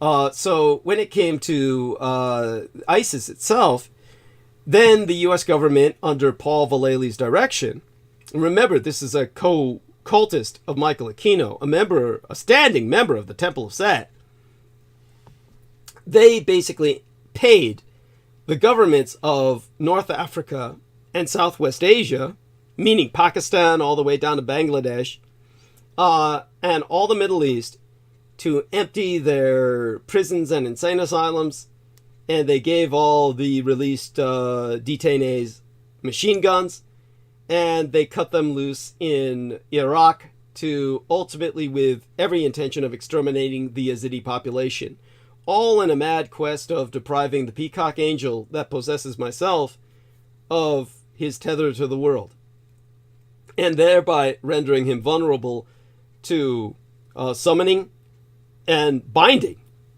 like one of the anti-gods, thereby adding a further control to the world, a control of the world and the metaphysical world beyond our world, to the Edomites. Well, now with what's going on with Netanyahu saying, well, Hamas is ISIS and will be destroyed like ISIS. Well, what we can say is that this is a bizarre parallel to be drawn. I think all it really does is it exposes Netanyahu himself as the true Edomite. That's true. The problem with all of this is it's hard to explain. Thank you. That's the big challenge, but it can be explained, and it takes, time to unravel. And it's so damn complicated. He might not even really understand it himself. If he did, he wouldn't have said it. Thank you. Thank you. I mean, you're right on. Yeah, you've taken the words right out of my mouth. Go on. And this is the problem of the 12th house is one's own self-undoing. Yes. And he's been, under a lot of pressure, threat, under a considerable amount of threat, politically and criminally. He's been criminally accused and I think even found guilty, if I'm not mistaken. Yeah, I would use the term exposed myself. Yeah, come on. Yeah. So he's, he's got his hands full.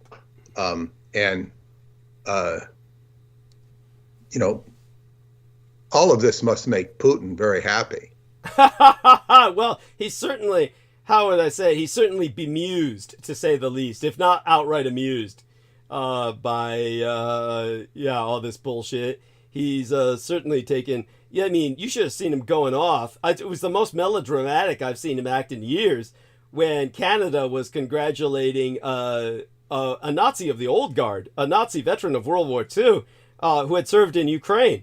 And Canada, said, here's one of the original people fighting the Russians in Ukraine, and they gave him like a round of applause, and the Canadian government and Zelensky, of course, joined in that.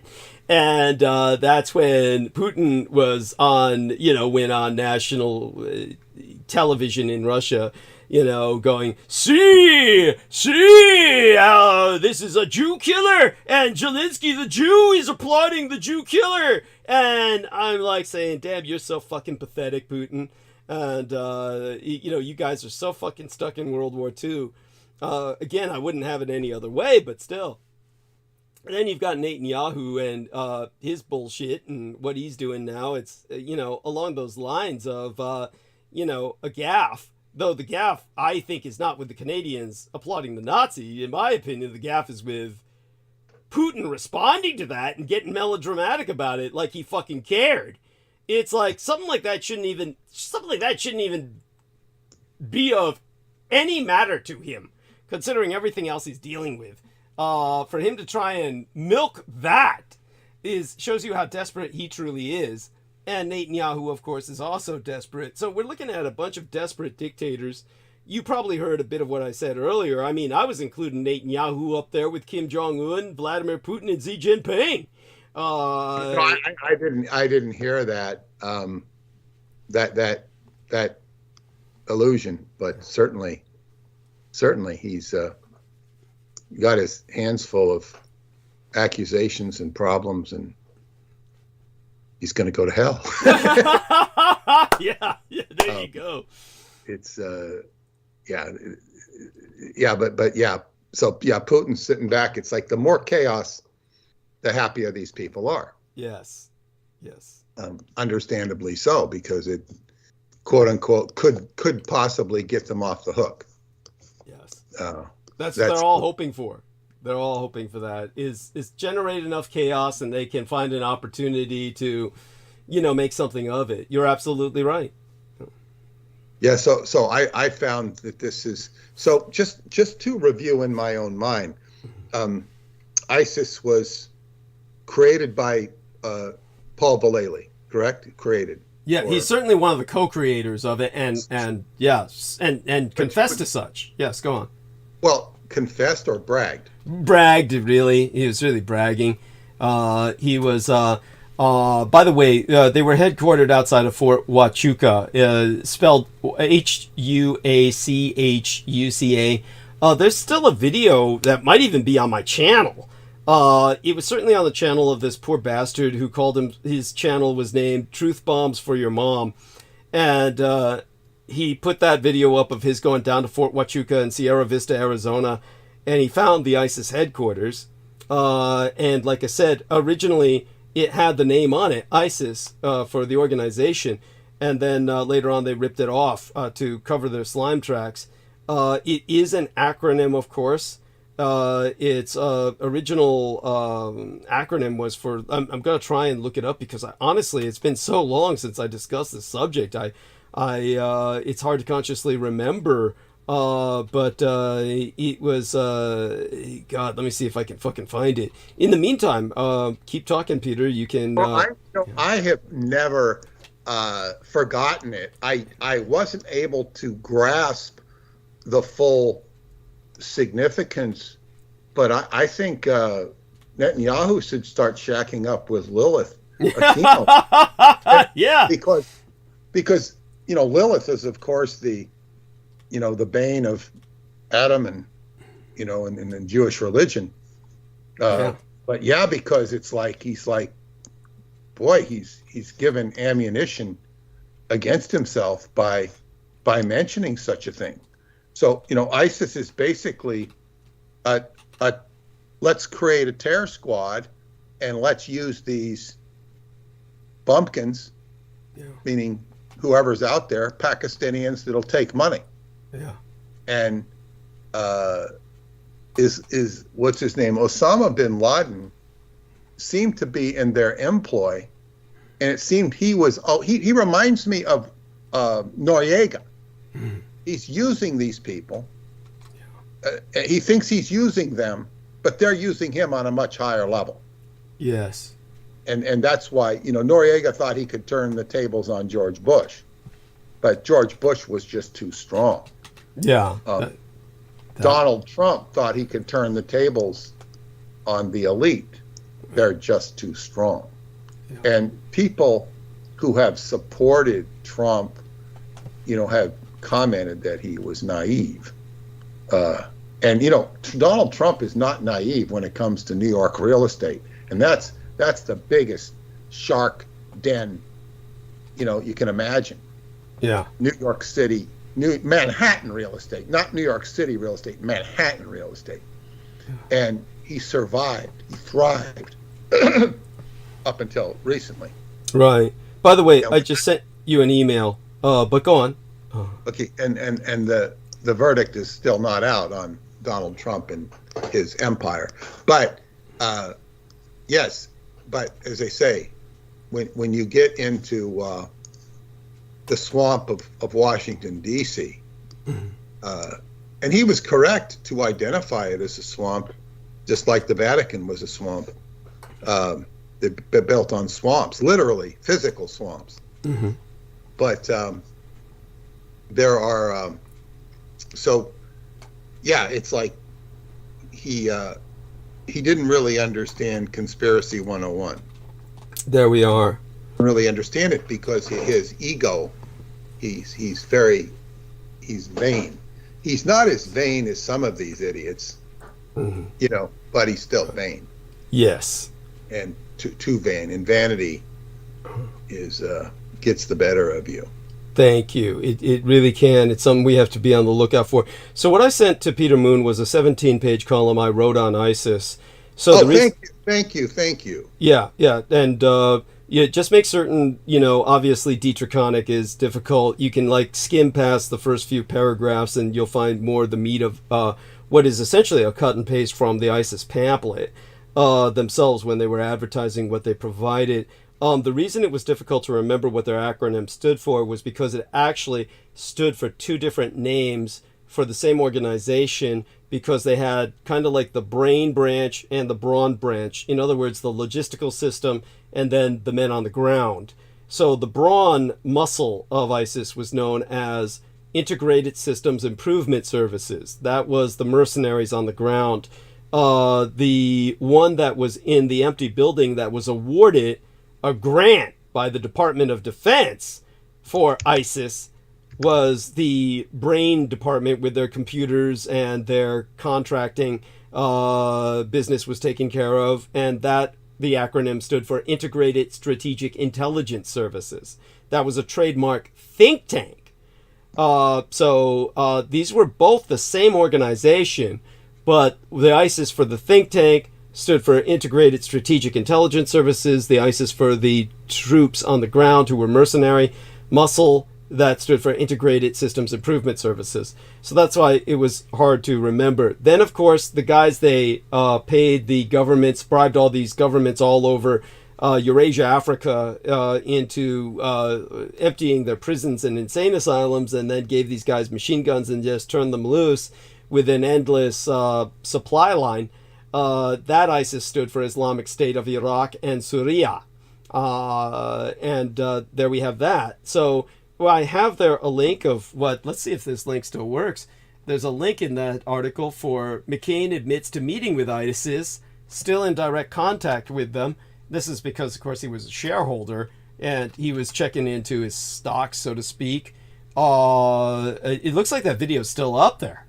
So that video is still up there. Let me see the one with Paul Vallely. Let me see if we can find that. Here we are, Vallely. The problem is, how do I spell that fucker's name? Vallely, Paul. Let me see. Look up Paul. Paul. Yeah, there we are. Paul E. Vallely, retired. Here we are. He openly admits. Okay, let's see if this is still goes anywhere. This was countercurrentnews.com, and it was This was it was basically General openly admits he helped build ISIS. We helped build ISIS. This was from Paul Vallely. I'm certain that here's what I'll put into the countercurrent news. Oh, here we are. This. Thank God. Okay, this is. Let's see if this works. I'm going to put this up here, and since we brought this up, I figure I ought to be sticking these into the. Wait, and send it to me. Send it the link. Yeah, unfortunately, the link's been scrubbed. Man, they scrubbed that. They scrubbed that one, but it was here was the link for what it's worth. I'll just put this in the chat room. So I'll put this in the text box right here. There's nothing to be gotten from there, but as you can see, what it says, you can see the link's original title, and the link's original title there was U.S. General openly admits we helped build ISIS. And now, of course, when you click on that, well, you can't click on it because it doesn't go anywhere. You'd have to cut and paste it, and then it doesn't take you anywhere. So it's where it took me was to a very foreign site. And Diane Hillis Buchberger says, thanks. You and Peter are a good balance at providing truth. Thank you, honey. But you'll find in the column some other, let me see, we can probably still find that by looking up the title. And maybe you can find somebody else who may have posted something. So let me go back to the, as for the other link, the one with Doofus McCain, let me get that to you. McCain, here we are, McCain, and I'll get you that link specifically. McCain, that's more near the top. Curious here is why he would admit. Yeah, that article says admit. Yeah. I thought he was bragging, but he's admitting, which is why would anybody even? He was bragging. He was bragging. Yeah. It was definitely that. So here's the link that taunting. You know, you can get penalized in the National Football League for taunting. You know, he was taunting. Yes. that's what it feels like in a Aquino-esque taunt. Oh, definitely. It's definitely, and so I don't know enough about his personality. You probably did you know him at all personally? Not very well, and I would say barely, just barely. He was just someone who was very much kind of an asshole who was a cultist of Aquino's. He was. I think I might have spoken to him a few times, but his personality was. Let's just say I had enough of a wall up there where there wasn't much that really stuck with me. He was just one of these people that, our man Aquino, and I say that, perversely when I say our man Aquino, he just becomes after a while a kind of fixture in our lives simply because he played such a large role in them, however negative. Basically, he was someone who had charisma. He was charming. He was at least intelligent conversation. But you can't, I noticed that the site that the link took me to with the Vallely thing that got scrubbed was a Turkish site. Looks like a Turkish soccer site. I'm going to now enter the how would I say it? I'm going to enter the link by taking off all of the dashes, the hyphens, and that way it'll simply be its title, and we might be able to find something on the search engine through the simple title without the linkage kind of a bullshit that turns it into. If somebody's good at using the Wayback Machine, they could get at this. Yeah, certainly that would be appreciated. So here I'm going to press a button. Let's see now, and see what comes up. U.S. General openly admits we helped build ISIS. You know what? His name would help, wouldn't it? Let me put that in there. In the meantime, he was just a creep. And he became kind of a celebrity in his own right, especially after the death of Aquino. And he began to write books and get them published. So, he had the whole pundit thing going. He actually became, I think, one of these talking heads for Fox News for a while, at least. And till they found out who he really was. Yeah, maybe. And until then, at least. So what I'm seeing now here is basically when I enter General Paul Vallely, U.S. General openly admits we helped build ISIS, what I get is some bullshit on YouTube where Paul Vallely discusses the threat to America from ISIS. Okay, so that's obviously not going to help us. That's just bullshit. That's their repackaging. That's repackaging. And let me see if I can see something. U.S. General, I'm gonna try a bit and see if I can find something else, but let me see now. What was the Countercurrents News is what I think it was called. Countercurrentnews.com. Let me see if that website is still up. First, Countercurrent News. It was called countercurrentnews.com, where they originally had that. And it goes to a Turkish sports site. It's like, dude, they scrubbed that. Man, they scrubbed that. That's pissy. That's really pissy. Let me see. Statement by General Thomas McInerney, co-author with Paul Vallely. Let me see if I can get that. General Thomas McInerney. And let me see. Maybe I can find something through him. Well, while you do that, let me comment on the prospect here we're talking about is that ISIS is this terrorist organization that was definitely stirring up chaos and I'm sure plenty of people were able to figure out how to profit off of that financially. But what they were really doing was they were targeting the Yazidi. Yes, and here I've got it. I found it. Okay, here we are. So this individual was the co-author with Paul Vallely. I don't know if you can see that link. This guy was the co-author with Paul Vallely of various books. And I will put this in your private link as well here. He is coming up as you. Well, when you access the link, you'll see. I'll see if our chat can hold it. Sometimes these longer links, the chat can't hold it. But I'll put that in there for in case it does. Diane Hillis Buchberger says, yeah, these boys are pissy. Yes, they can't aim and they get it. Yeah, the link is too long to enter into the chat room, so I'll take one particular video and see if that can be put into the chat room.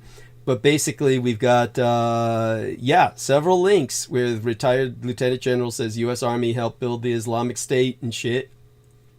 And this link that you just gave was not Vallely. It was somebody else saying it too. It's General McInerney, but he's the guy who co-authored multiple books with Paul Vallely. So he was a fellow cultist with Paul Vallely and Michael Aquino. This General McInerney, he was a fellow cultist. Right. Yeah, and not important who said it is that it was said at all. Yes. And the fact that they're, it's. I'm very curious in the context of which they are admitting it. I'm very curious about that. This one's a good link. This one's a good link, and you'll see why as soon as I give it to you. And I'll put this in the chat room. It obviously speaks volumes. And at least this, you also get a photograph, which you don't often get of these boys. So here's for Peter. Let's get this here. And basically, the first thing you'll notice is you get this photograph. Retired Lieutenant General admits U.S. helped build Islamic State. Then when you click on that, it says, here's the video. And then it's a Fox video. And it says this video is no longer available. So Fox, this alone points to Fox, scrubbing it. So that alone shows something. But there are videos still up on YouTube that in which this guy is accessible. I will put those links to those videos as well. There are quite a few links. Yeah. To Thomas McInerney saying this. McInerney. Yeah. And thank goodness. So let's get this there for people. Okay, that link took. Now I'll put up the link to the other YouTube video. Cool. Okay. So there we have evidence, and I can't believe that we actually were able to find it. Here, there's more and more information coming out suggesting that Islamic State is a little puppet for the U.S.'s geopolitical interests, and this was shown on Fox News, and then and then it's video and available. So it's like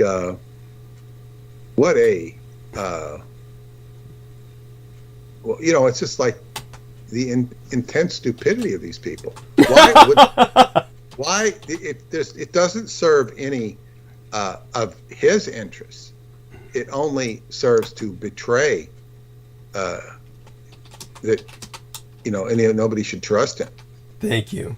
It's like, I guess they become immune and they don't see their own kryptonite. They're so intoxicated with the overconfidence of immunity. They feel that they're, as you said, they feel immune to any repercussions. So here's a video that works. Look at this. Look, if you connect on that video, you're going to want to cry. This is some girl who I vaguely know. I just how would I say it? This just tangentially know this person. Heidi H. Yeah. And I don't know her like as a friend. I know of her and may have spoken to her once or twice.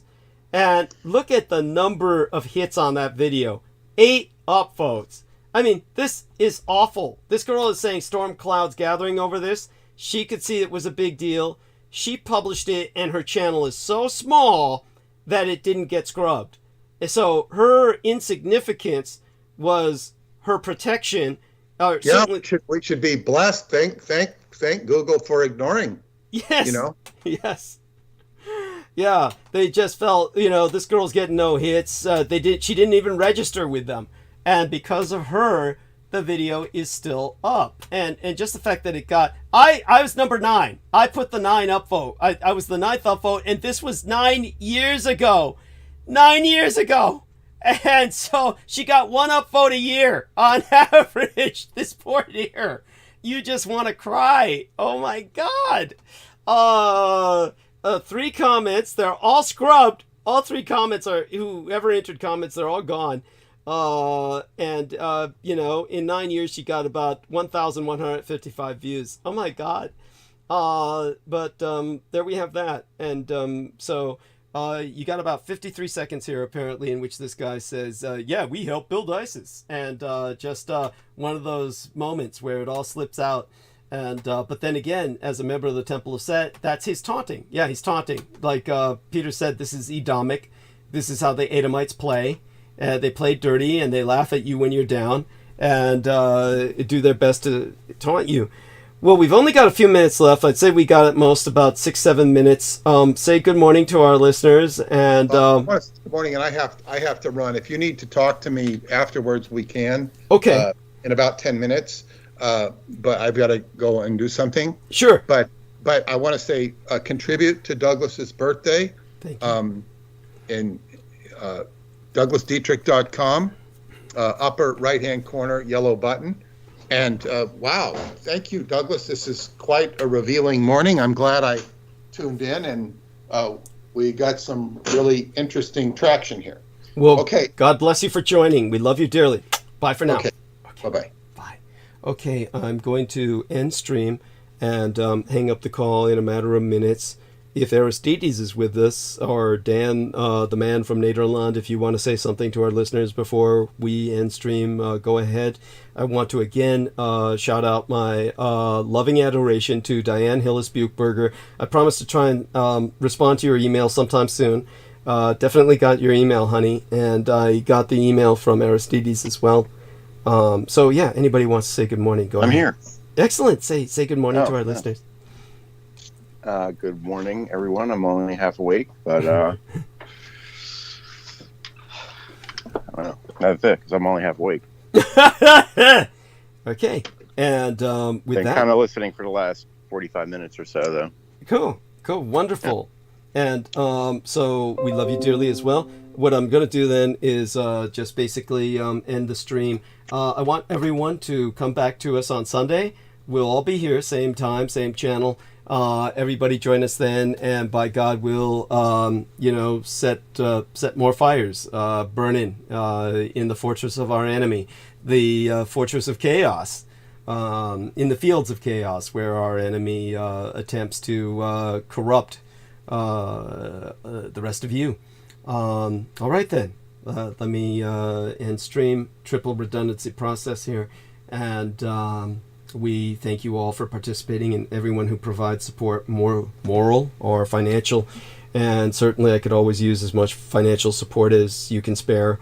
Also water, potable water that you can send, whichever you feel would be a contribution. The physical mailing address is provided right there by our lovely Amy Como. Goddess bless her. Okay, we're going to end stream for now.